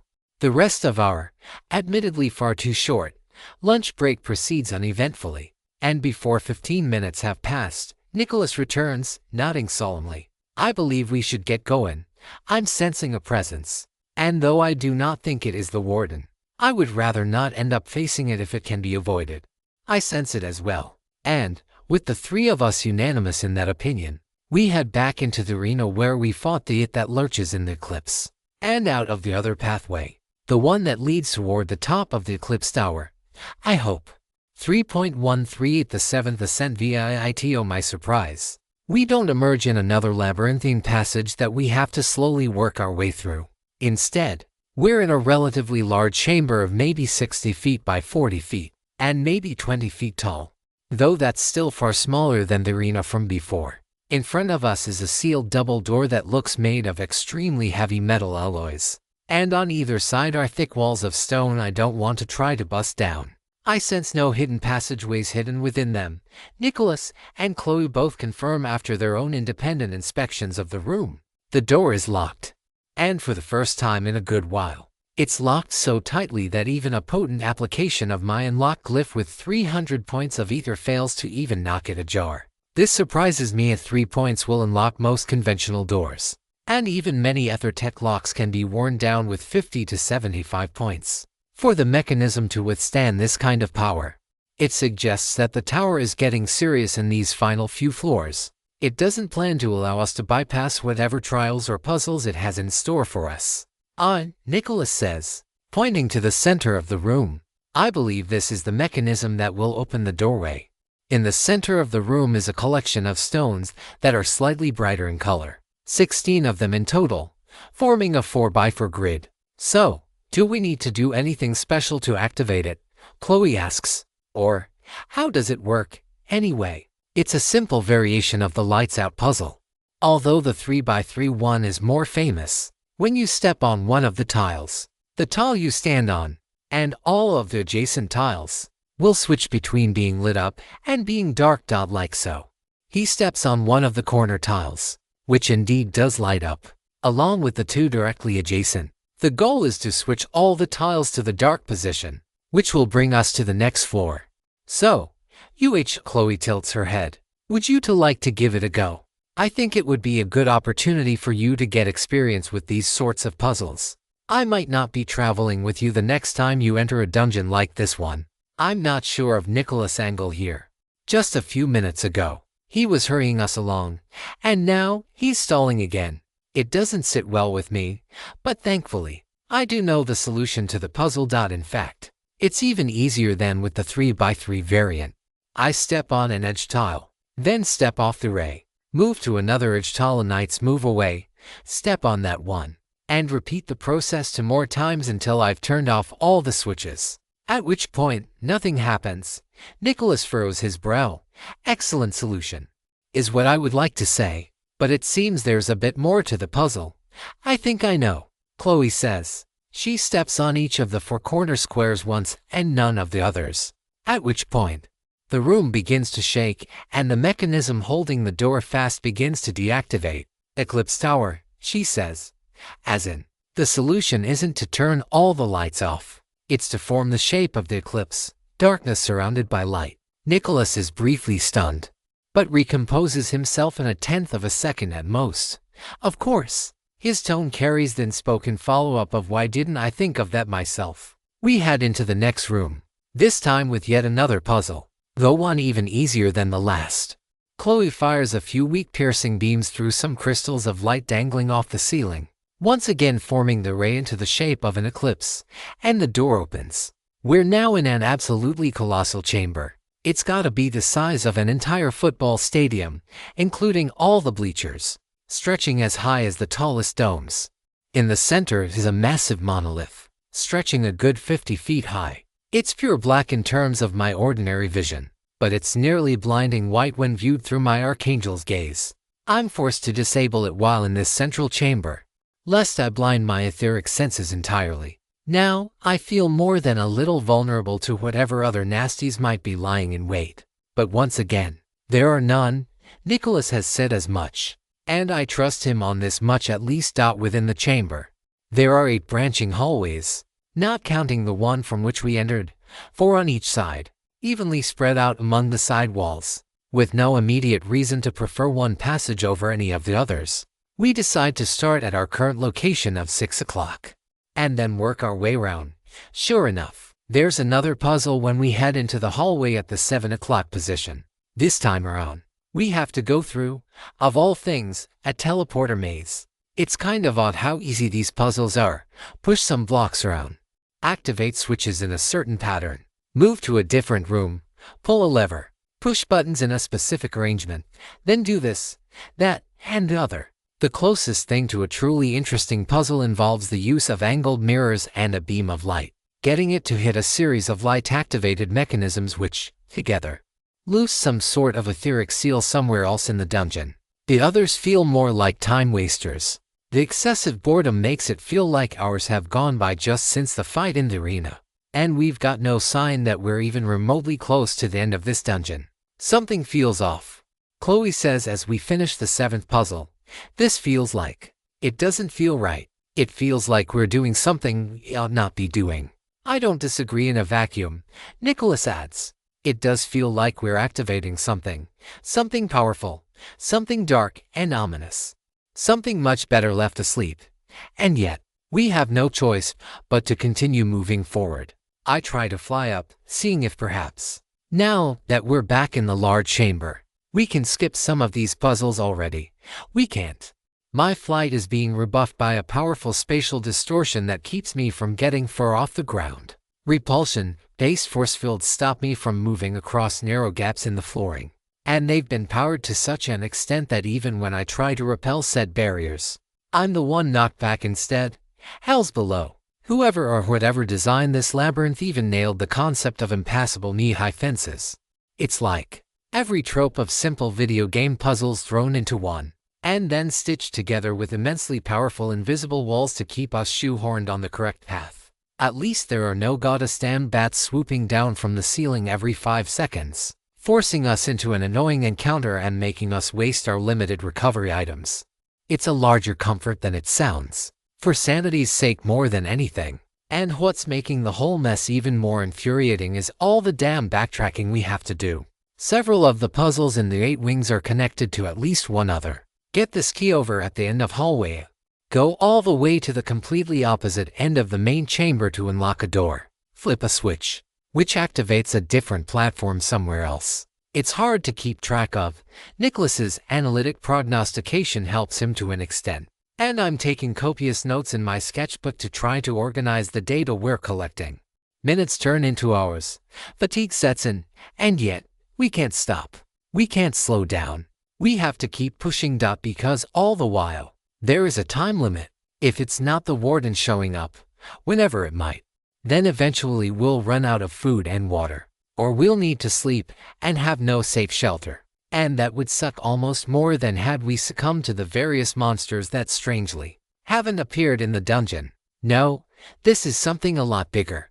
Everything we've been doing to this point, it's all been building up to something involving that monolith.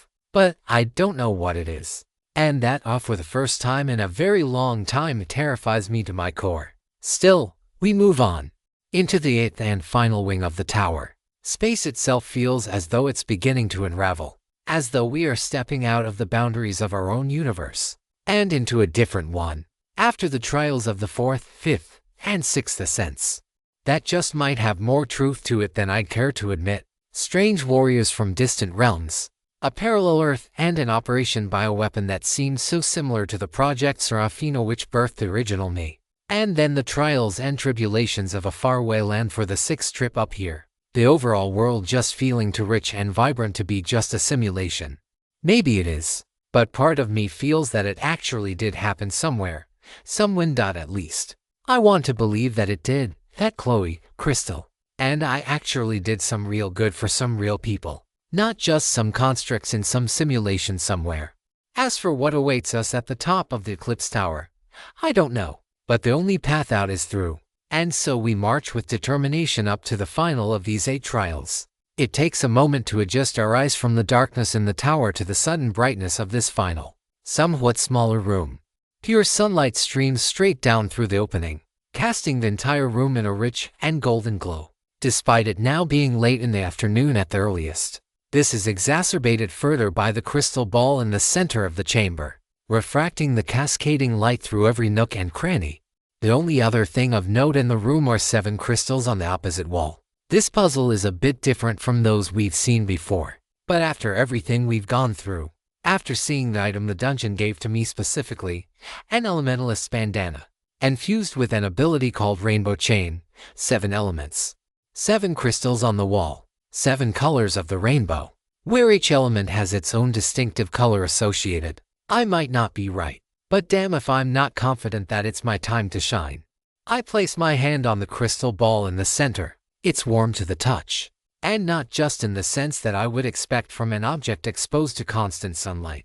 The warmth permeates past the physical sensation of temperature and enters into the etheric.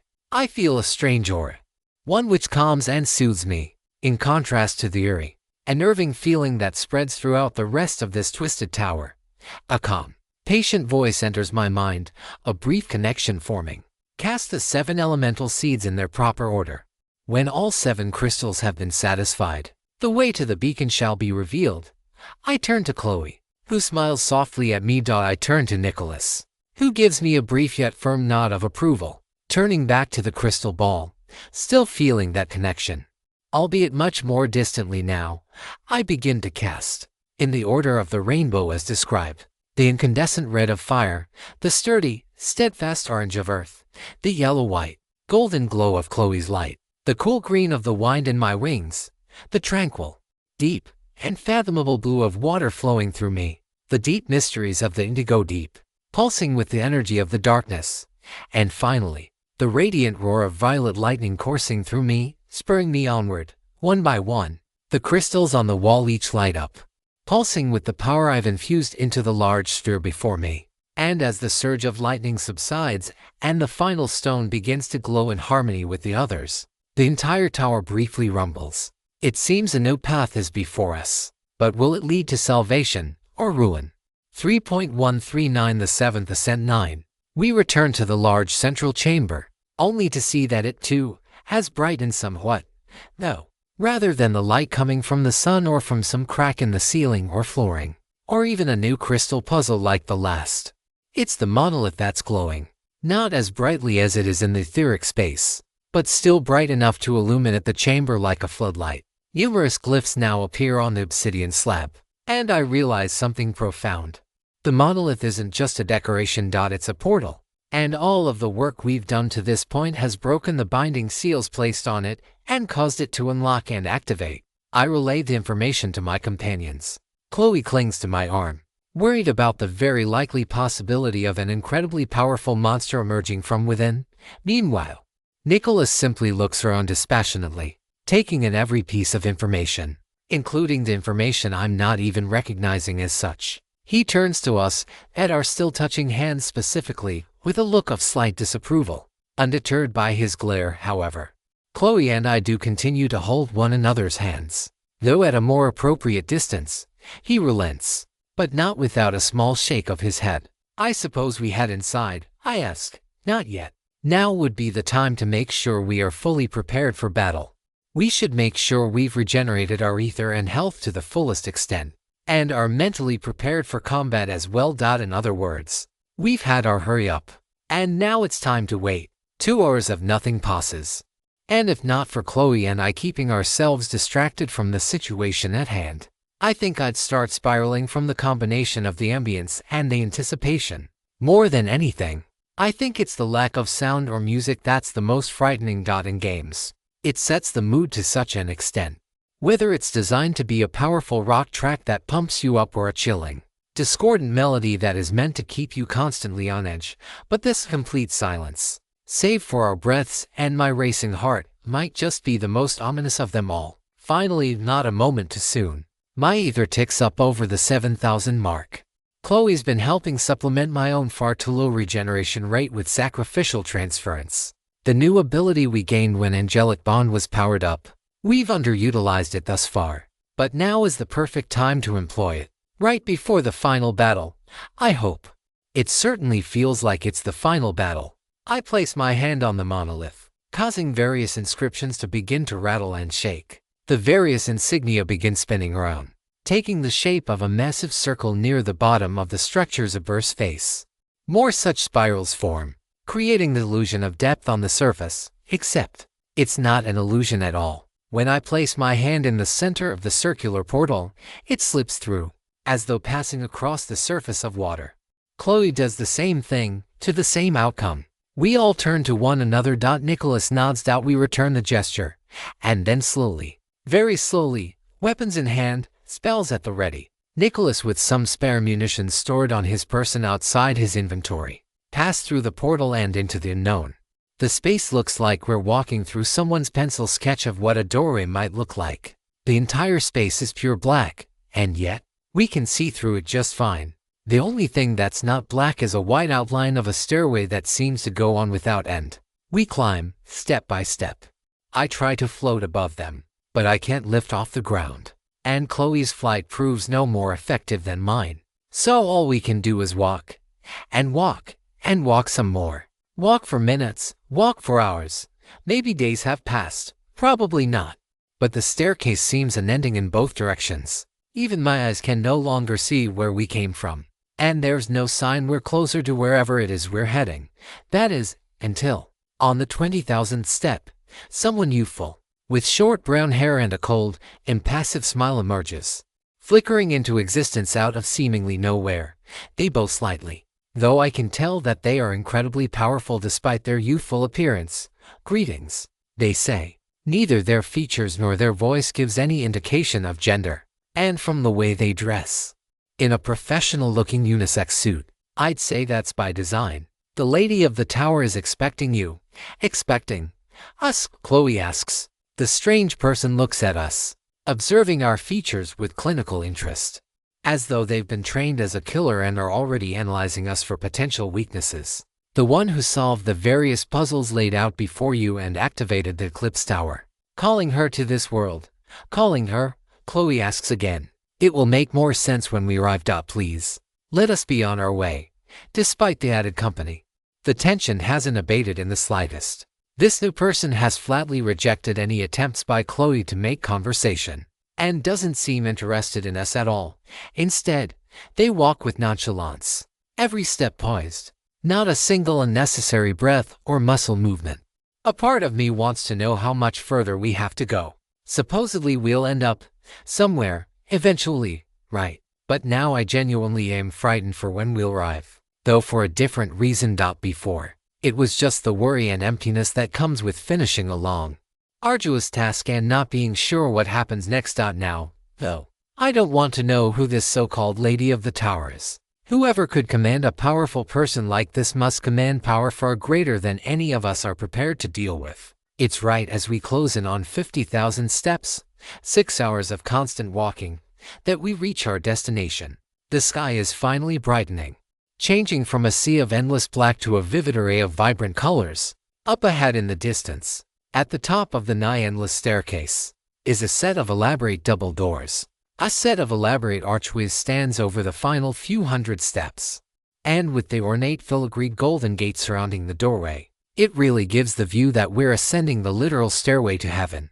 The door opens, revealing a sea of clouds. In the center is a young blonde woman seated casually on a throne of red and gold, with innumerable thorny vines curling and wrapping around it. She looks incredibly bored, fiddling with her nails, looking up at the sky, and otherwise not paying any attention to the four of us. But in the glimpses I get of her, one thing stands out above all else: her eyes. Her glowing, vivid, amethyst eyes. The natural depth of that color that I've never heard of in humans. And her colossal power suggests that she's not human, despite looking like one on the surface. My hand trembles, moving toward Philia, right up until a cough and a surge of power freeze me in my tracks. Come now, the woman says. You've summoned me all the way here across time and space, and your first reaction is to try to attack me. Can we not have a conversation like civilized adults? She lurches forward, revealing yet another facet of her terrifying presence. The vines wrapping around the throne aren't just decoration pieces. They, against all rational understanding, appear to be part of this woman, protruding off her back and all around her. As she moves, the vines at her back slide around, trailing her as they're absorbed into her humanoid body. I shiver as her body twists in unnatural ways. Whoever, or whatever this woman is, it's definitely not human anymore. The person who escorted us up here is inflappable, remaining dispassionate even in the face of this display of body horror. Just what are these two beings? The brown-haired person, who doesn't seem to be either male or female, bows slightly at the blonde humanoid. And then, in an act which is somehow even more bizarre to me, the blonde leans in and gives her attendant, servant. I don't know their relationship, And I'm not sure I need or want to know. But the two of them share quite the passionate kiss. Nicholas says. If you would please dispense from the inappropriate displays of affection. And also, who are you? The blonde looks at Nicholas and shakes her head. You know, where I come from. It is rude to demand someone's name without first offering their own. Major Nicholas Richardson, Executive Officer and Second in Command of the United States Army 45th Infantry Brigade. Ask again. Who are you? And what are you doing here? United States. The woman shakes her head. I don't recognize that. Is that a country? A political confederation? I'm sorry. I'm not familiar with the term. Nicholas looks absolutely furious at the woman. I can't blame him for his reaction. After the events of the other day, her words unintentionally slighted him to an overwhelming degree. He grabs his quarterstaff out of his inventory. Pointing it directly at the woman, I freeze. Not knowing what will happen beyond being dead certain that Nicholas isn't a match for this woman in the slightest, even with all of our enhancement skills active. The three of us working perfectly together, and me employing Seraphina over limit. I'm not confident that we can fight off the woman before us. The absolute last thing I want to do is unnecessarily antagonize her if we can at all avoid it. Fortunately, or maybe not, she doesn't seem offended by the display of aggression from the Major. She shakes her head slightly, contorting her right index finger into some sort of twisted vine which reaches out for the weapon. With a flick of her wrist, the vine wraps around Nicholas's quarterstaff, nearly knocking it out of his hand as he stumbles backward. We can fight in a bit, if you are so inclined. She turns to me. Now then, I should introduce myself. My name is Lysette, and this is my lovely disciple and partner, Myre. Greetings to you both. Myre says. Seraphina, I say. And this is Chloe, my best friend and partner. My hand slips into hers, though, for Nicholas' sake more than anything. We don't repeat Lysette's and Myre's earlier display. Seraphina and Chloe. Lysette looks at us. You two remind me a lot of Myre and myself. So, tell me, why have you summoned me here? I'm sorry, I say. We were clearing a dungeon in our world and hadn't intended to summon the two of you here. At least, not consciously. I think it was some mechanism of the dungeon itself that drew you into this space. Chloe nods in approval. Nicholas, still shaken from the earlier tiff, stands at full attention and offers his name and most deferential yes, ma'am. Myre and Lysette look at one another, exchanging the sort of glances that Chloe and I often do when telepathically communicating with each other. From the subtle facial expressions the two of them are making, I can sense that they're in some sort of deep discussion. About what? I can't say, but I hope it's not about their plans to kill us. She's not expressing any murderous intent just yet. And I pray to the goddesses that much does not change. Seraphina, Chloe, Nicholas, please, come with me, Lysette says. There's somewhere I'd like us to go. She turns around. Where is that? Nicholas asks. You will see when you get there, Myre says. Now please, let us not keep my goddess waiting here any longer. 3.14 of the 7th Ascent there Myre goes, calling Lysette a goddess. I can't say she's a goddess in terms of her strength. She's strong, yes, in whatever time and place she hails. She may yet be revered as a goddess. But I remember the sheer overwhelming might that Madison displayed in her past life. She was so far above me that the idea of bridging the gap was unfathomable. Further above me than I am above the kids of today who've yet to unlock their systems yet. Lysette is not as strong as Madison was. Even comparing the two's martial prowess in this manner feels like an insult to Madison. And yet, Myre spoke of their goddess with such conviction. I have to assume that there is some qualitative fact about Lysette, other than physical might, which makes them call her such. Then again, Serena claimed similarly, that she was a demigoddess. I wonder if the two of them know one another. They do have a similar style of dress. One more reminiscent of that worn back 100-odd years ago than the present day. More than that, though, it's their mannerisms. The way they each eye me, sizing me up before the first punch is thrown. They've definitely both been trained in a similar combat doctrine, at the very least. How much further? Nicholas asks.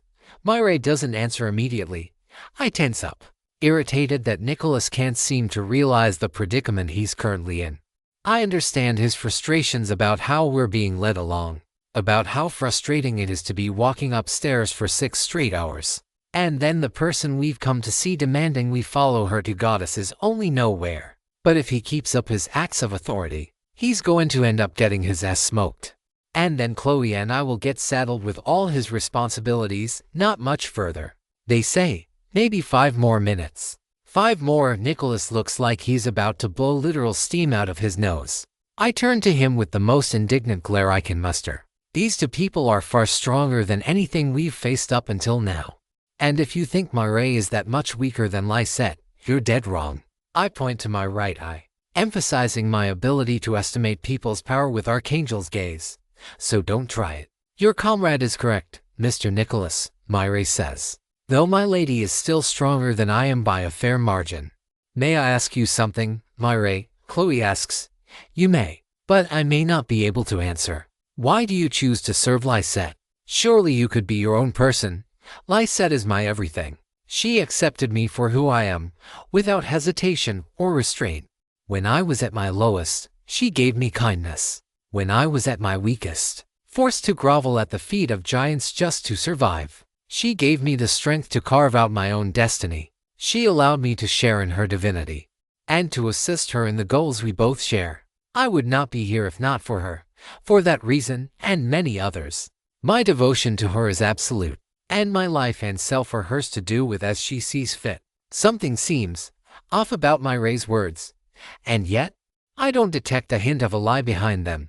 Still, I can't help but wonder exactly what Myre went through that would make them so subservient.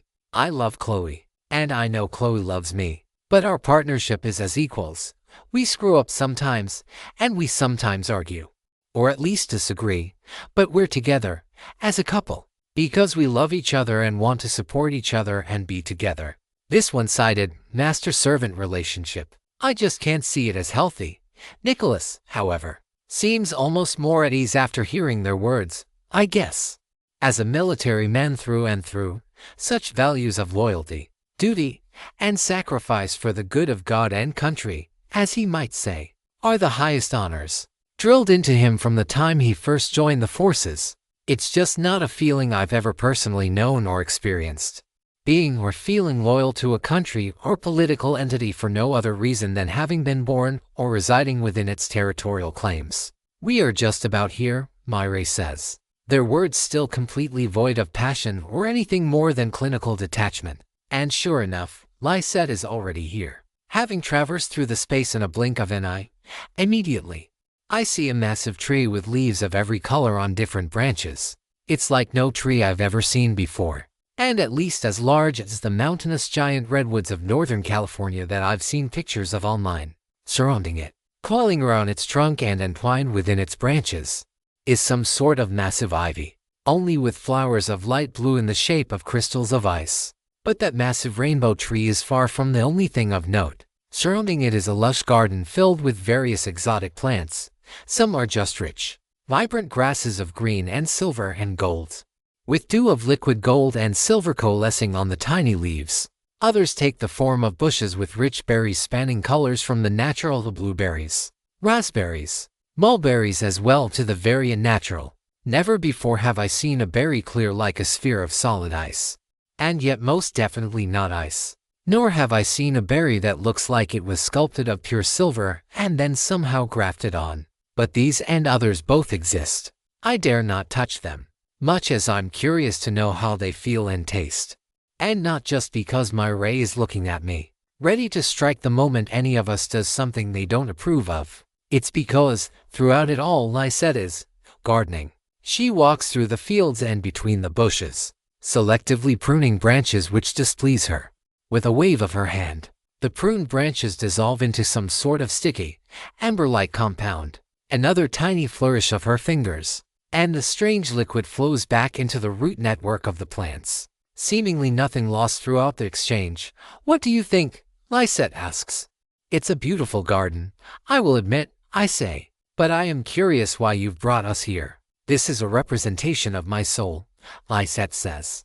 A projection of who I am at my most fundamental level, and a testament to how far I've had to come to get to where I am. And these are, Chloe asks.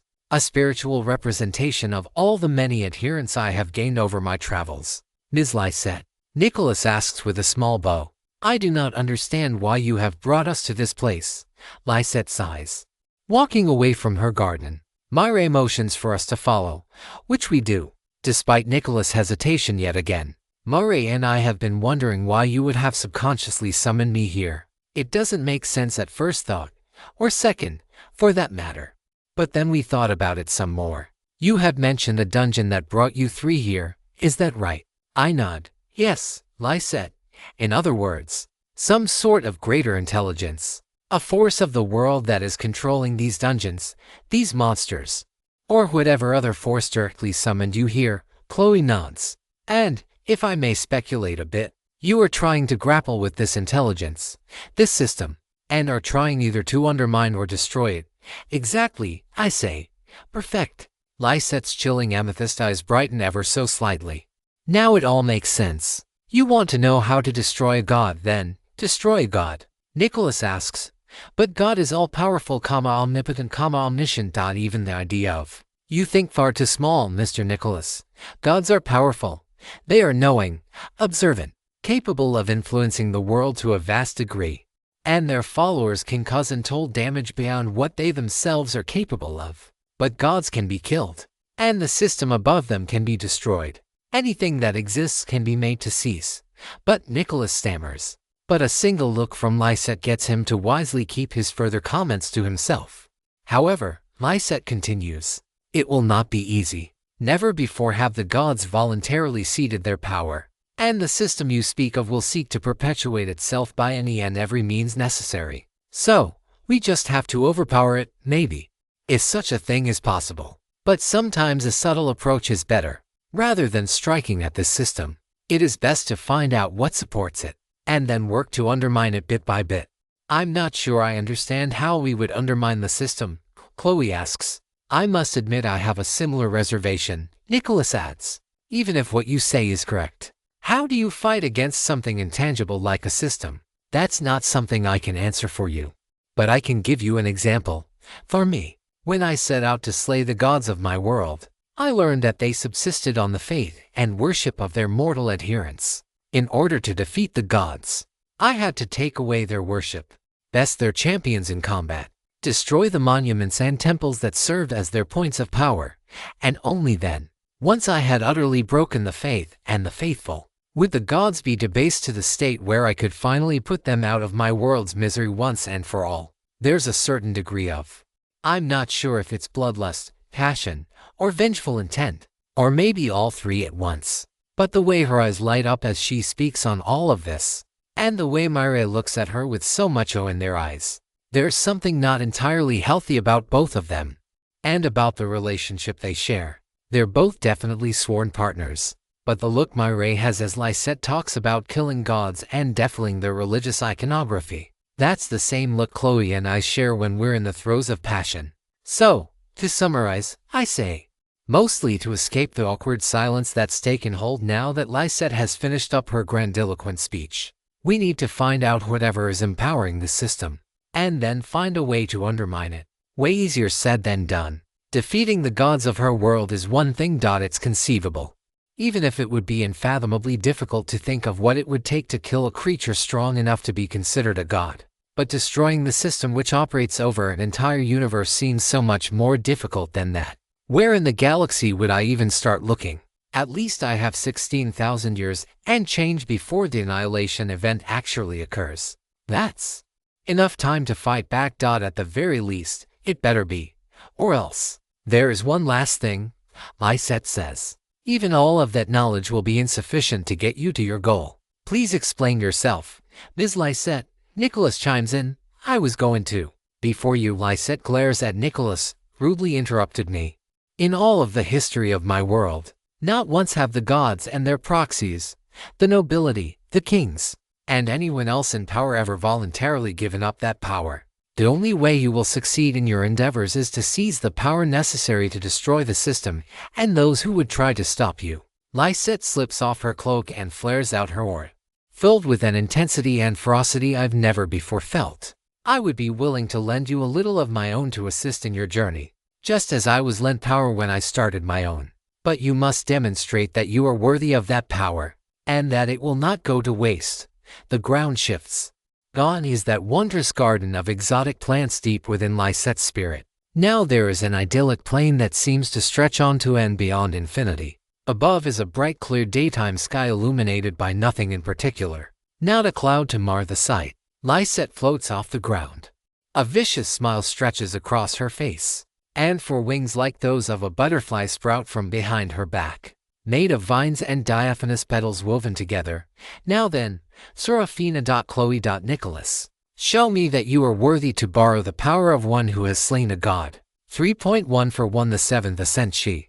Lysette doesn't attack right away. She keeps her position just off the ground, about 20 paces away from me, and watches all three of us with a curious expression. I motion toward Chloe, recasting the angel's grace and etheric armor spells that have long since lapsed. She follows suit, casting Saintess's blessing and Saintess's cloister upon us, and Nicholas casts strategist's gambit once more, which I immediately set to vitality enhancement. I don't know what kind of magic Lysette will use, but until I can formulate a proper plan of attack, my first and highest priority needs to be making sure that none of us die or are otherwise incapacitated. Maya's glance toward Myray, who is floating on wings of purest ice. Lysette alone will be more than enough of a challenge, I hope, to the goddesses, not counting Lysette as part of that Myray decides not to join in as well. They shake their head, rotating their neck and crossing their arms as they glance at me. Please, do not concern yourself with me. I'm just here to observe my lady as she fights. She alone is your opponent. Myray's words do little to assuage me. Their loyalty to Lysette is absolute, and I don't believe they intend to go against her wishes. But while Lysette might have requested they not intervene, I have no doubt they will do so the moment the battle turns against the self-proclaimed goddess. The problem is that I don't see a way the three of us can beat the two of them if this is an elaborate ruse. I decide to hedge my initial strategy on the truth of Myray's words, and try to come up with a plan to defeat Lysette, or at least cripple her somehow. If Myray is lying, we can't win anyway, so there's no point in making further calculations down that line of possibilities. Lysette smirks. Are your preparations ready? Can we begin?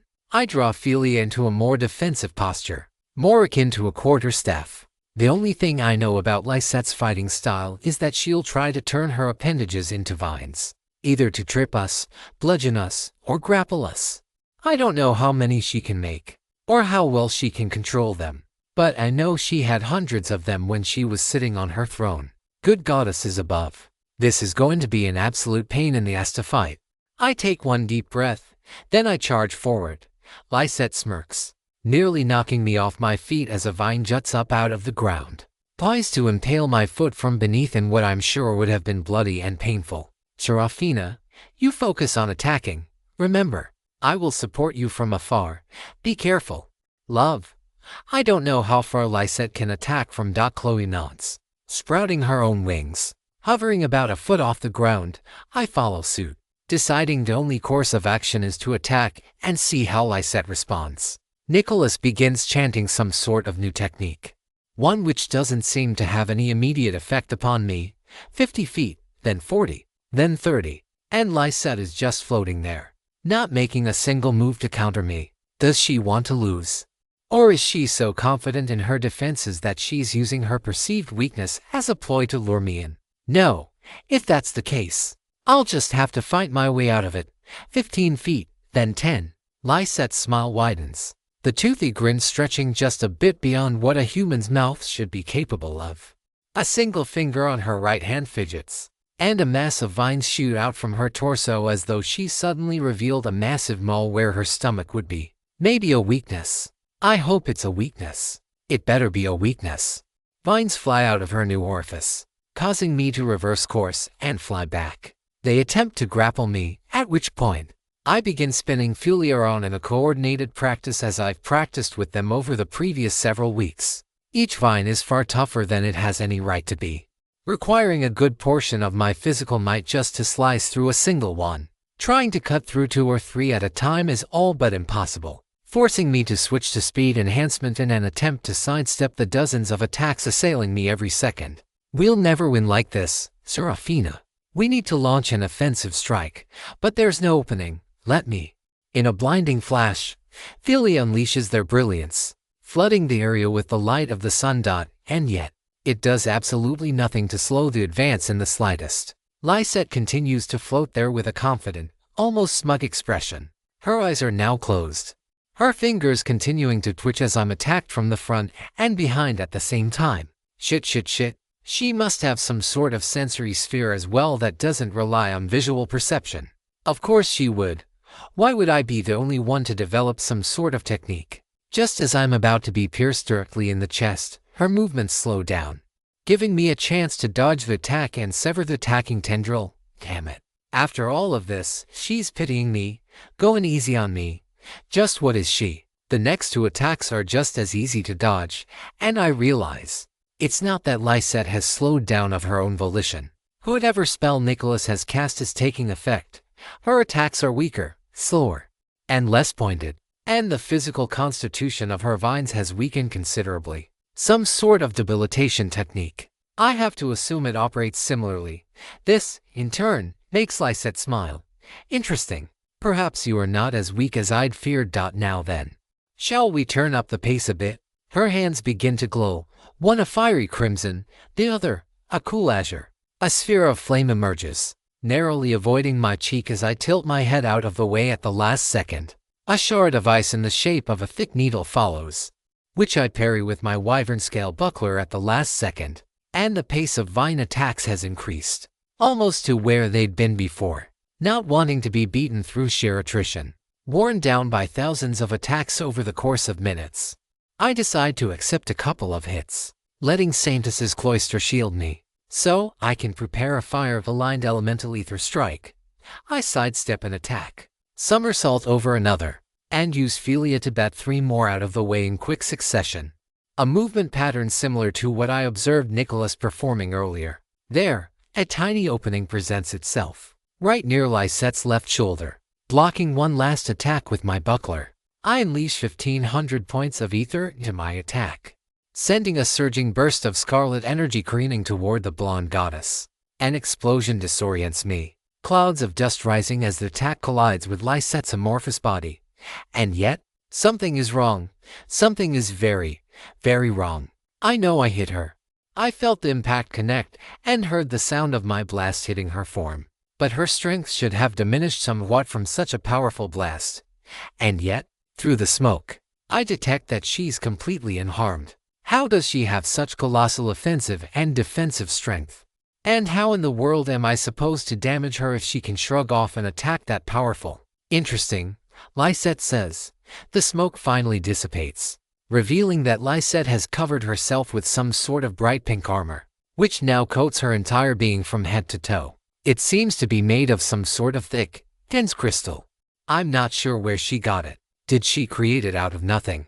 Or does she have an inventory like ours? I thought this fight was already going to be bad, but I'm genuinely not sure how I'm supposed to win.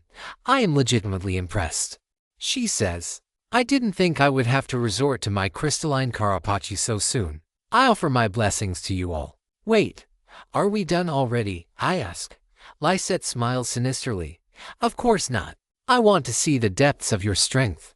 I want to see you manifest the power that defies fate and overrides the natural laws put in place by your world itself. Chloe closes her eyes, her hands outstretched. Her body glows gold as power concentrates harder and denser into the palm of her hand. This time it's Nicholas who plays the role of point man, blocking Lysette's furious onslaught toward my girlfriend as I shift into position. Even before I finished my plan, he's already rushing into place, ready to do his part to maximize our chances of victory. My elemental ether strike might not count as a spell, but the effects of Rainbow Chain don't require that I chain particularly strong spells together. So, to conserve my ether, I start with a weak fiery beam, a simple fire and straightness combination which does nothing more than bounce off Lysette's shell. I combine ice and compression together into a frozen shell. A burst of impulse sends it flying into the armored shell, and fusing it with cold energy. The shell might be more crystal and less metal, but even it should suffer some structural degradation after being exposed to a sudden temperature drop. Without waiting to confirm this, I immediately start casting the next spell. An air blade composed of a simple three-dimensional array of wind, compression, and sharpness. The flow of ether around me starts to coalesce, my bandana glowing slightly as I enter the third stage of the chain. A burst of concentrated air follows as I finish putting the spell together, hitting Lysette's armor with thousands of tiny razors of etheric energy, fomenting and then expanding innumerable tiny cracks within her shell. Lysette is gaining the upper hand on Nicholas, even as she sends a token number of tendrils to try to knock Chloe and me off course. Chloe is able to dodge them due to staying at range, while Philia is helping me avoid the worst of the ones headed in my direction. Another parry, another thrust, sidestep, backflip, and their earth and expansion, together with sharpness once more, and now supplemented with piercing for a little bit of added force. I wedge the earth and pick into the chest piece of Lysette's shining pink armor, furthering the largest crack even as my divine opponent attempts to stitch herself and her armor back together. Should you not survive this, Lysette, I think to myself, I do apologize, but you asked me to give it all I have. And that means coming at you as though I mean to kill you. Lightning combines with multiplicity, intensity and impulse to form the hammer to my earlier chisel. With this, the ether cost reductions begin to take effect as I enter into the 5th level of the rainbow chain. A swell of external ether fills my hand, supplementing the magical energy I draw from within my own ether core as I manifest yet another three-dimensional space in the crevices of my mind. With an ear-crushing roar and an explosion of force that nearly knocks me back, the crystalline barrier Lysette had before formed now cracks, then shatters into thousands of sapphire shards that rain down upon Nicholas and me. Nicholas takes damage, most of which is absorbed by Saintus's cloister, while I'm able to dodge nearly all of them, one grazing my right wing slightly. But there's no time to relent from the temporary victory we've swindled.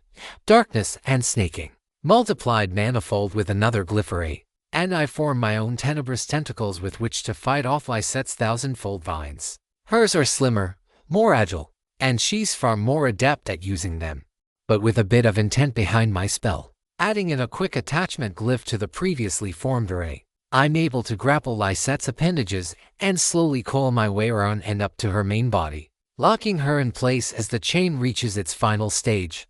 Are you ready, Chloe? I ask.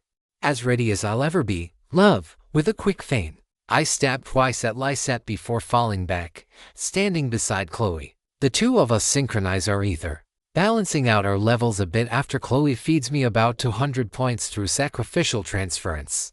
Her scouring light now maximized and nearly complete. I begin tracing the final glyph, the one that's going to decide the outcome of this fight, one way or another. 3.14 to the 7th Ascent 12. Lysette's armor has been shattered. Her body is locked within the chains of my tenebrous tentacles. Nicholas is attacking her constrained body with relentless fury, beating her back more and more with each movement. And yet, through it all, I see no fear in our opponent's eye. She shows only the confidence of remaining in complete control, despite all the damage we've managed to inflict upon her. Good, at least, this way. She's signaling that she doesn't mind if we do push this all the way to its logical conclusion. Lysette, you better be ready for this. Everything Chloe and I have, in one final strike. Lysette smiles and nods at my mental declaration, almost as though she's been listening into my internal conversation. If this is a ruse, so be it. We die here. If not, well, Lysette, you have my ray to step in for you. I form the glyph of light in the forefront of my mind. This time, though, no holding back. I switch my strategist's gambit from vitality to mind, feeling the mental load immediately and significantly lessen in the blink of an eye. I don't normally like to make use of gravity in such a complex glyph arrangement, but it's currently the most powerful non-elemental glyph I have in my arsenal, and so I begin the arduous task of finding the ideal arrangement of those two glyphs together. Once they're locked in a relatively stable configuration, I turn my attention to how I can further amplify the resulting spell's strength without overtaxing my mind. I start with the expansion glyph, which should ensure that I'm able to hit all of Lysette's body, even if she does try to dodge at the last second. Then I add in a persistence glyph for the same reason. I've never had a reason to use it before, but with the ether cost reduction taking full effect in the final stage of the rainbow chain, now is as good of a time as any. Piercing as well. so that I can try to break through whatever other defenses Lysette plans to conjure. I have the mental space for one last glyph. I consider conic, which would spread out the spell's area of effect from a beam to a cone, maximizing the chances that I hit Lysette. However, that would run counter to Chloe's and my plan to hit her with our combined magic. Instead, I go with seeking, which should lead to the same general outcome. With my spell now fully formed in my mind, albeit with an accompanying headache from the mental load, I turn to Chloe. We nod in unison, our wills completely synchronized even without our bond. Nicholas, recognizing the surge of power we're exuding, wisely leaps out of the way right as the last bit of my tenebrous tentacles evaporates. In a burst of pure white, two bursts of light emanate outward, running nearly parallel to one another as Chloe and I push forward with all the power at our disposal. Lysette looks at us with eyes wide for the first time. Her quiet confidence has given way to the possibility that we just might be able to defeat her, though she's not going to make that easy. Right as our blasts combine, they are stopped by a wall that feels immovable. It's as though Lysette has found a way to grab our energy blasts and is now attempting to push them back. My ether is already slipping trying to maintain the spell, but I won't let it go without a fight. I push forward, the amount of ether surging through my channels now enough to cause my arms to vibrate with agony. Chloe trembles as well. This is easily the most powerful spell she's tried to muster, and our status buffs and height and level can only do so much to offset that. But she is resolved. She and I both are. And though Nicholas has no spell on this magnitude, he's still doing what he can to contribute to our battle. He throws ether charges from his inventory in rapid succession.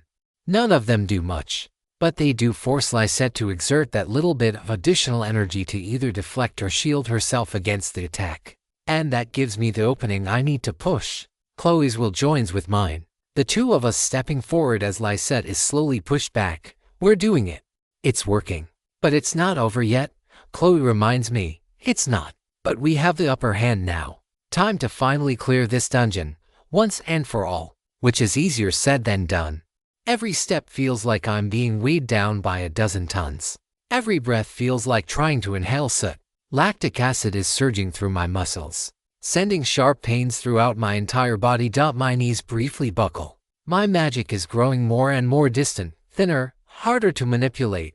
Even still, I throw 100 points back to Chloe, knowing that my indomitable will is buttressing me against ether strain, while she does not yet have such a skill to assist her. Just a little more, Chloe says. I nod. Lysette's life force feels like it's weakening. Her grip is slipping. Her body itself feels like it's starting to disintegrate from the strain we've placed upon it. She screams, trying to hold back the attack. And yet, even knowing that the fight is nearly over, my ray continues to float just on the edge of my archangel's gaze. Transfixed but otherwise unmoved, the whole of the area shakes as a gargantuan explosion echoes through the field, the impact of our blast finally hitting Lysette's body. I catch Chloe in midair as the two of us are thrown backward. Nicholas is running in an orthogonal direction at high speed, narrowly escaping the widening blast radius. My ray continues to watch with interest, but true to their earlier declaration, still isn't getting involved. That, more than anything else, troubles me as the smoke begins to clear. I've seen the way those two look at one another. If Chloe were seriously threatened, I would do anything and everything to ensure she was safe. Promises and rules be damned, which means, against all reason, despite the fact that there was no way Lysette could have escaped, she's still alive. Despite the fact that there's no body where she used to be, she's still alive. Where is she now? It hurts. My whole body hurts like hell. Archangel's gaze has shut itself off to preserve the last few points of ether within me. Chloe has lost consciousness from the exertion. I promise. I'll make it up to you later. And Nicholas can barely stand. I think this might be the end. Double quotes FILA. If I fall here, I want to let you know that I'm sorry I didn't live up to my end of the pact. We did everything we could. Had we faced an enemy on the expected level of this tower, we would have surely come out alive.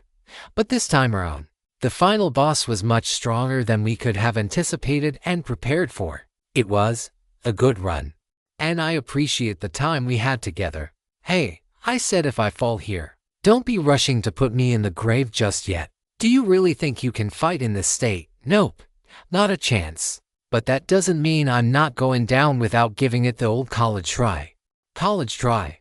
It's an expression in my world. It means we'll put in one last good faith effort, and if that fails, then we fall and we don't have any regrets. Sure enough, just as I finish my mental conversation with Philia, the ground beneath me rumbles and splits open. Dozens of vines burst forth, reconstituting into a humanoid form that gradually takes Lysette's shape once more. I shudder at the sight of whatever she is, definitely not human.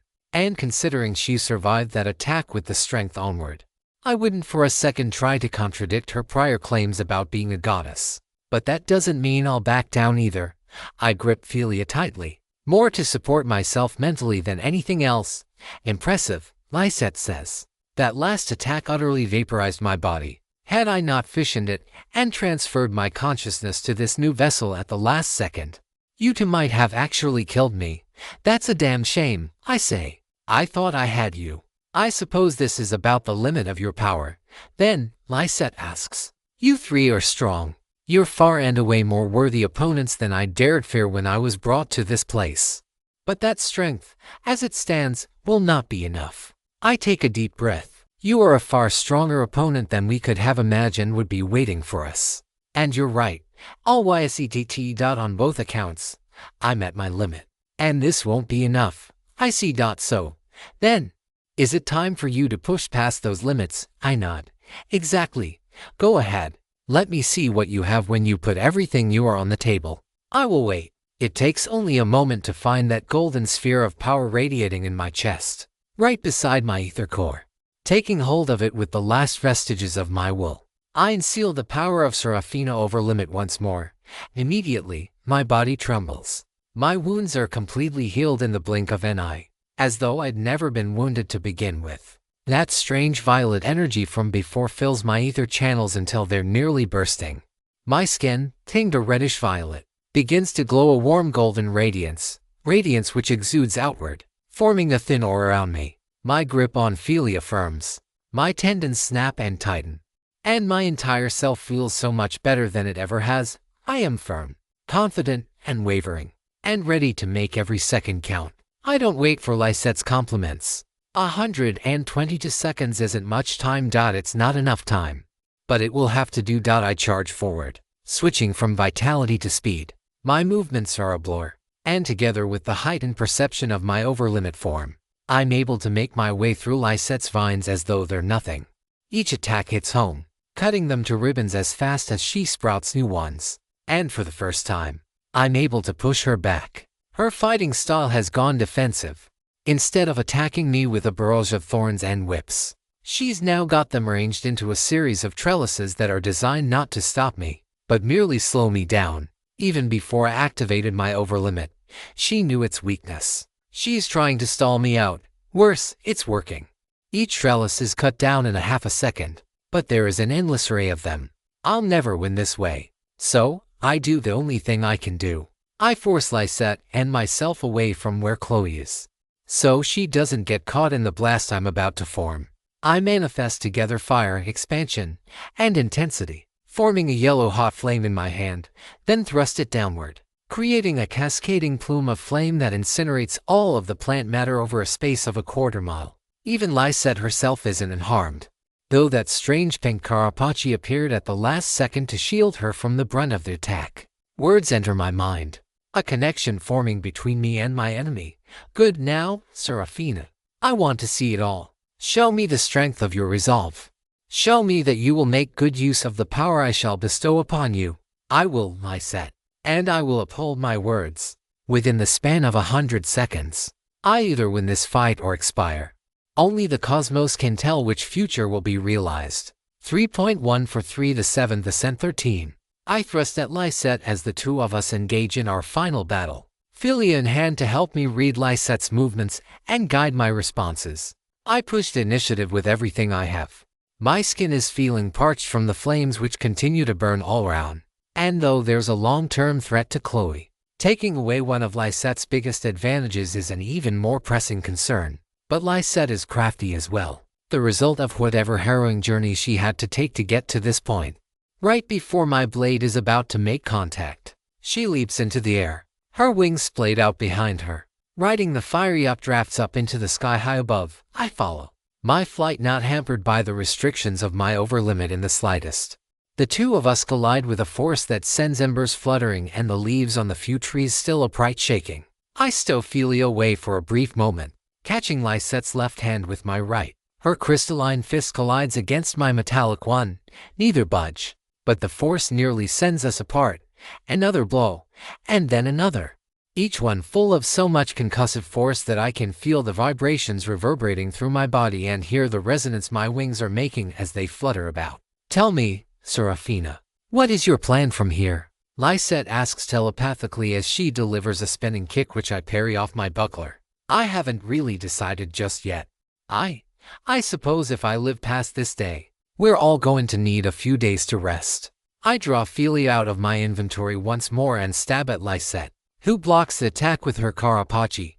That's hardly reassuring, Seraphina. Lysette, having blocked my attack, throws a pair of jabs that effortlessly pierce through my unpracticed defenses. The last remnants of Saintus's cloister eat the damage, but it's hardly reassuring to know my safety net is gone. If you do not have a plan, you cannot hope to succeed. I have goals, longer-term goals. Completing this tower by defeating you, that's an important one. Continuing to study Ethertech, enhancing my ability to cast magic, building weapons and armor more suitable for the challenges still to come, figuring out what to do with the national and international political agenda, and trying to wrap my head around my role in it all. All of that and more is on my agenda. But no, I cannot say that I have any plans for tomorrow, even one small step. Right now, I need to rest and unwind, time to sleep, time to just be, to enjoy life with Chloe, to remember why I'm doing all of this. And then, once I've mentally recovered and have a plan in place, then I'll move forward. But no, tomorrow is a rest day. Lysette looks almost sad at the words. It doesn't slow her down in the slightest, nor has she held back the intensity of her punches and kicks, each of which take everything I have not to be knocked backward. Switching to a two-handed grip with my sword staff, I go for a pair of quick piercing thrusts. The first one is blocked, the second is parried, though I'm quick enough with my flight to avoid the counterattack by the barest of margins. I guess I can't relate. I've not been able to sleep or rest in a long time. I'm sorry, Lysette. I will be able to soon, though. Once my journey is over, I'll sleep for a very long time. I wish you the best with it, I say. HMPH, don't go getting sentimental on me now, Seraphina. More than one crafty opponent will play on your emotions, making you feel sorry for them, just so they can turn around and stab you in the back. I throw my legs upward, forcing myself up and over just in time to dodge the attack that was directly aimed at my back, right in the same spot where I was stabbed the last time. I spin that backward momentum into a barrel roll, and from there, deliver an arsing slice that cuts through Lysette's wrist and severs her right hand. I dare not stop, though, continuing to attack with abandon in the brief moment it takes her to reconstitute herself. And it is working, at least physically. But I'm just not doing enough real damage to her. Her body is so tough, so naturally quick at regeneration that I'm just not damaging the core of her being. And even though my overlimit is still in effect, I'm already starting to flag on ether, now down below my normal maximum, and getting lower with every second of fighting at this intensity. I make my decision. I can't win a fight of attrition. I still have just over a minute left, but that time won't do me any good if I don't incapacitate Lysette before I expire. So, I decide to gamble everything on one strike. Pour the entirety of my 7.0 remaining ether into this final spell, and let it ride. I queue up the same glyphs as the last time, only this time, I do include the conic glyph alongside the others. With my manifestation made that much easier in the overlimit state, and my heightened mind helping me keep all the glyphs coordinated, it's just barely doable, with some pressure. Like my brain is about to burst out of my skill. But for the sake of winning this fight, and clearing the tower, and most importantly, saving Chloe, it's worth it. So this is it, Seraphina, that's right. I'm putting everything I have on one last attack. Do or die. This fight is going to be over one way or another. Good. Show me exactly how far you can go. Lysette grits her teeth with hands outstretched and now nearly 500 vines protruding out of her back. Many more appendages to help her absorb what's coming. But I don't let her distract me. Nor will I be unnerved by her inhuman display. Instead, I concentrate, ignoring everything but my magic and the workings of ether in my body, forcing every last drop to come to the surface, even the ether which might be essential to life. I force myself to expel. If I don't win, I die anyway. So there's no downside. The two of us make one final bout of eye contact. I grimace, Lysette smiles. My blast roars out, filling the sky with a sea of violet white which utterly blinds me. I begin to fall to the ground. My flight no longer working correctly. My archangel's gaze shuts down. My eyes close, my vision going dark. All sensation of the outside world vanishes, save for a single distant hit to my wrists. And then they to go numb as my consciousness expires. I wake up to a familiar feeling. My body feels incredibly light, the characteristic of healing magic being worked upon it. But instead of Chloe tending to my injury, it's Lysette leaning over me, infusing me with a golden glow that is sending my ether levels up rapidly. She seems a little tired, but otherwise physically healthy. More importantly, though, where in the nine hells is Chloe? My heart rate skyrockets and I nearly leap to my feet before Lysette stops me with a single unspoken command. Do not fear, she says. Your companions are both alive and well. Their injuries were not too severe, but both are taking the opportunity to rest after the battle. You should as well. What happened? I ask. I didn't defeat you, I interfered, Myre says from behind me, against Lady Lysette's requests, I might add. Your attack was more powerful than she could reliably withstand, and the range was too broad for her to fission herself off in time. I could not run the risk that you would destroy her. So, I knocked your attack off course at the last second. That blow to my wrist as I was losing consciousness. Yes, Seraphina. I hit it with a large icicle at the last moment, deflecting your attack just enough that Lady Lysette only lost half her body in the impact. As far as I'm concerned, that counts as a win for you, Lysette says. It doesn't feel like one, and it doesn't. For no reason other than that Myre could have killed us at any time had they chosen to interfere. Nicholas was barely conscious, Chloe wasn't, and I was on death's door. We're alive, but purely on the two of their whims to heal us. Otherwise, we would and should be dead. You don't need to be upset, Lysette says. But, do you think I got where I am on my own? I worked hard. But I got lucky plenty of times along the way. Times I would have or should have died, had I not had a bout of good fortune, not to mention the divine providence I had that kept me from dying alongside my family on that night. I'm sorry, Lysette.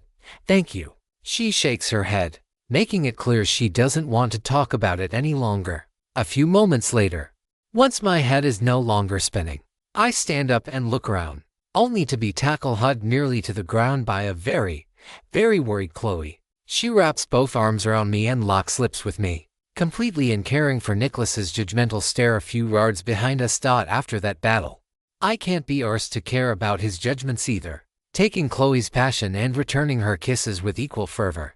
Myre and Lysette don't seem to mind though, the latter leaning their head on the former's shoulder as they watch the two of us with a mixture of curiosity and, it looks a little like, relief.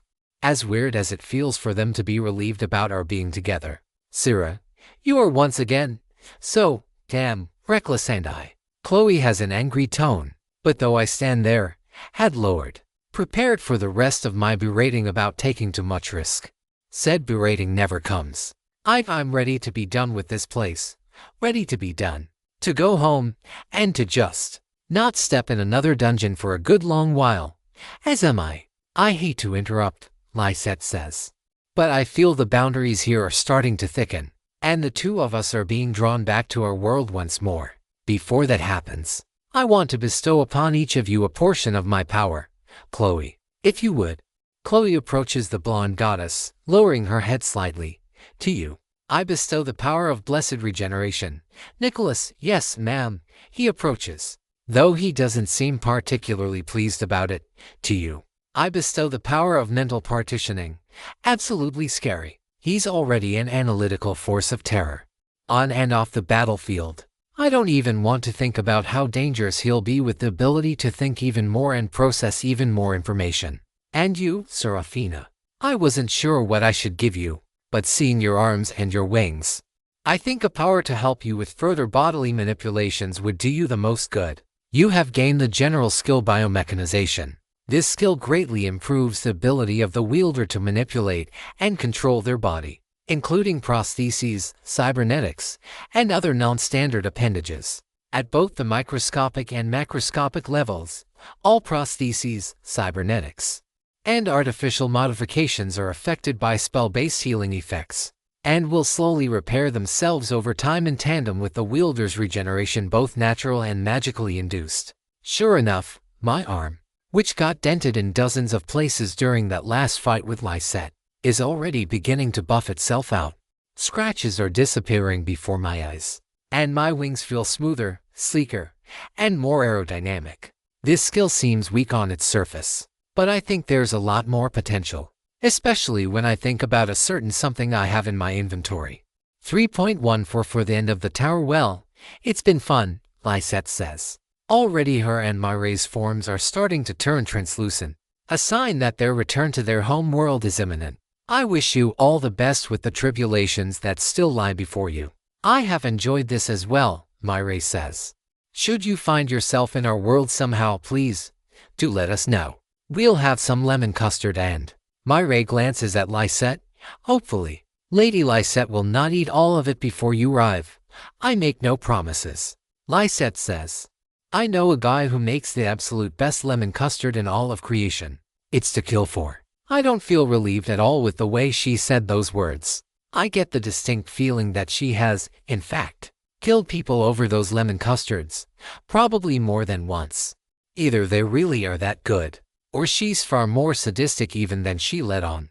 I shudder to think which would be worse.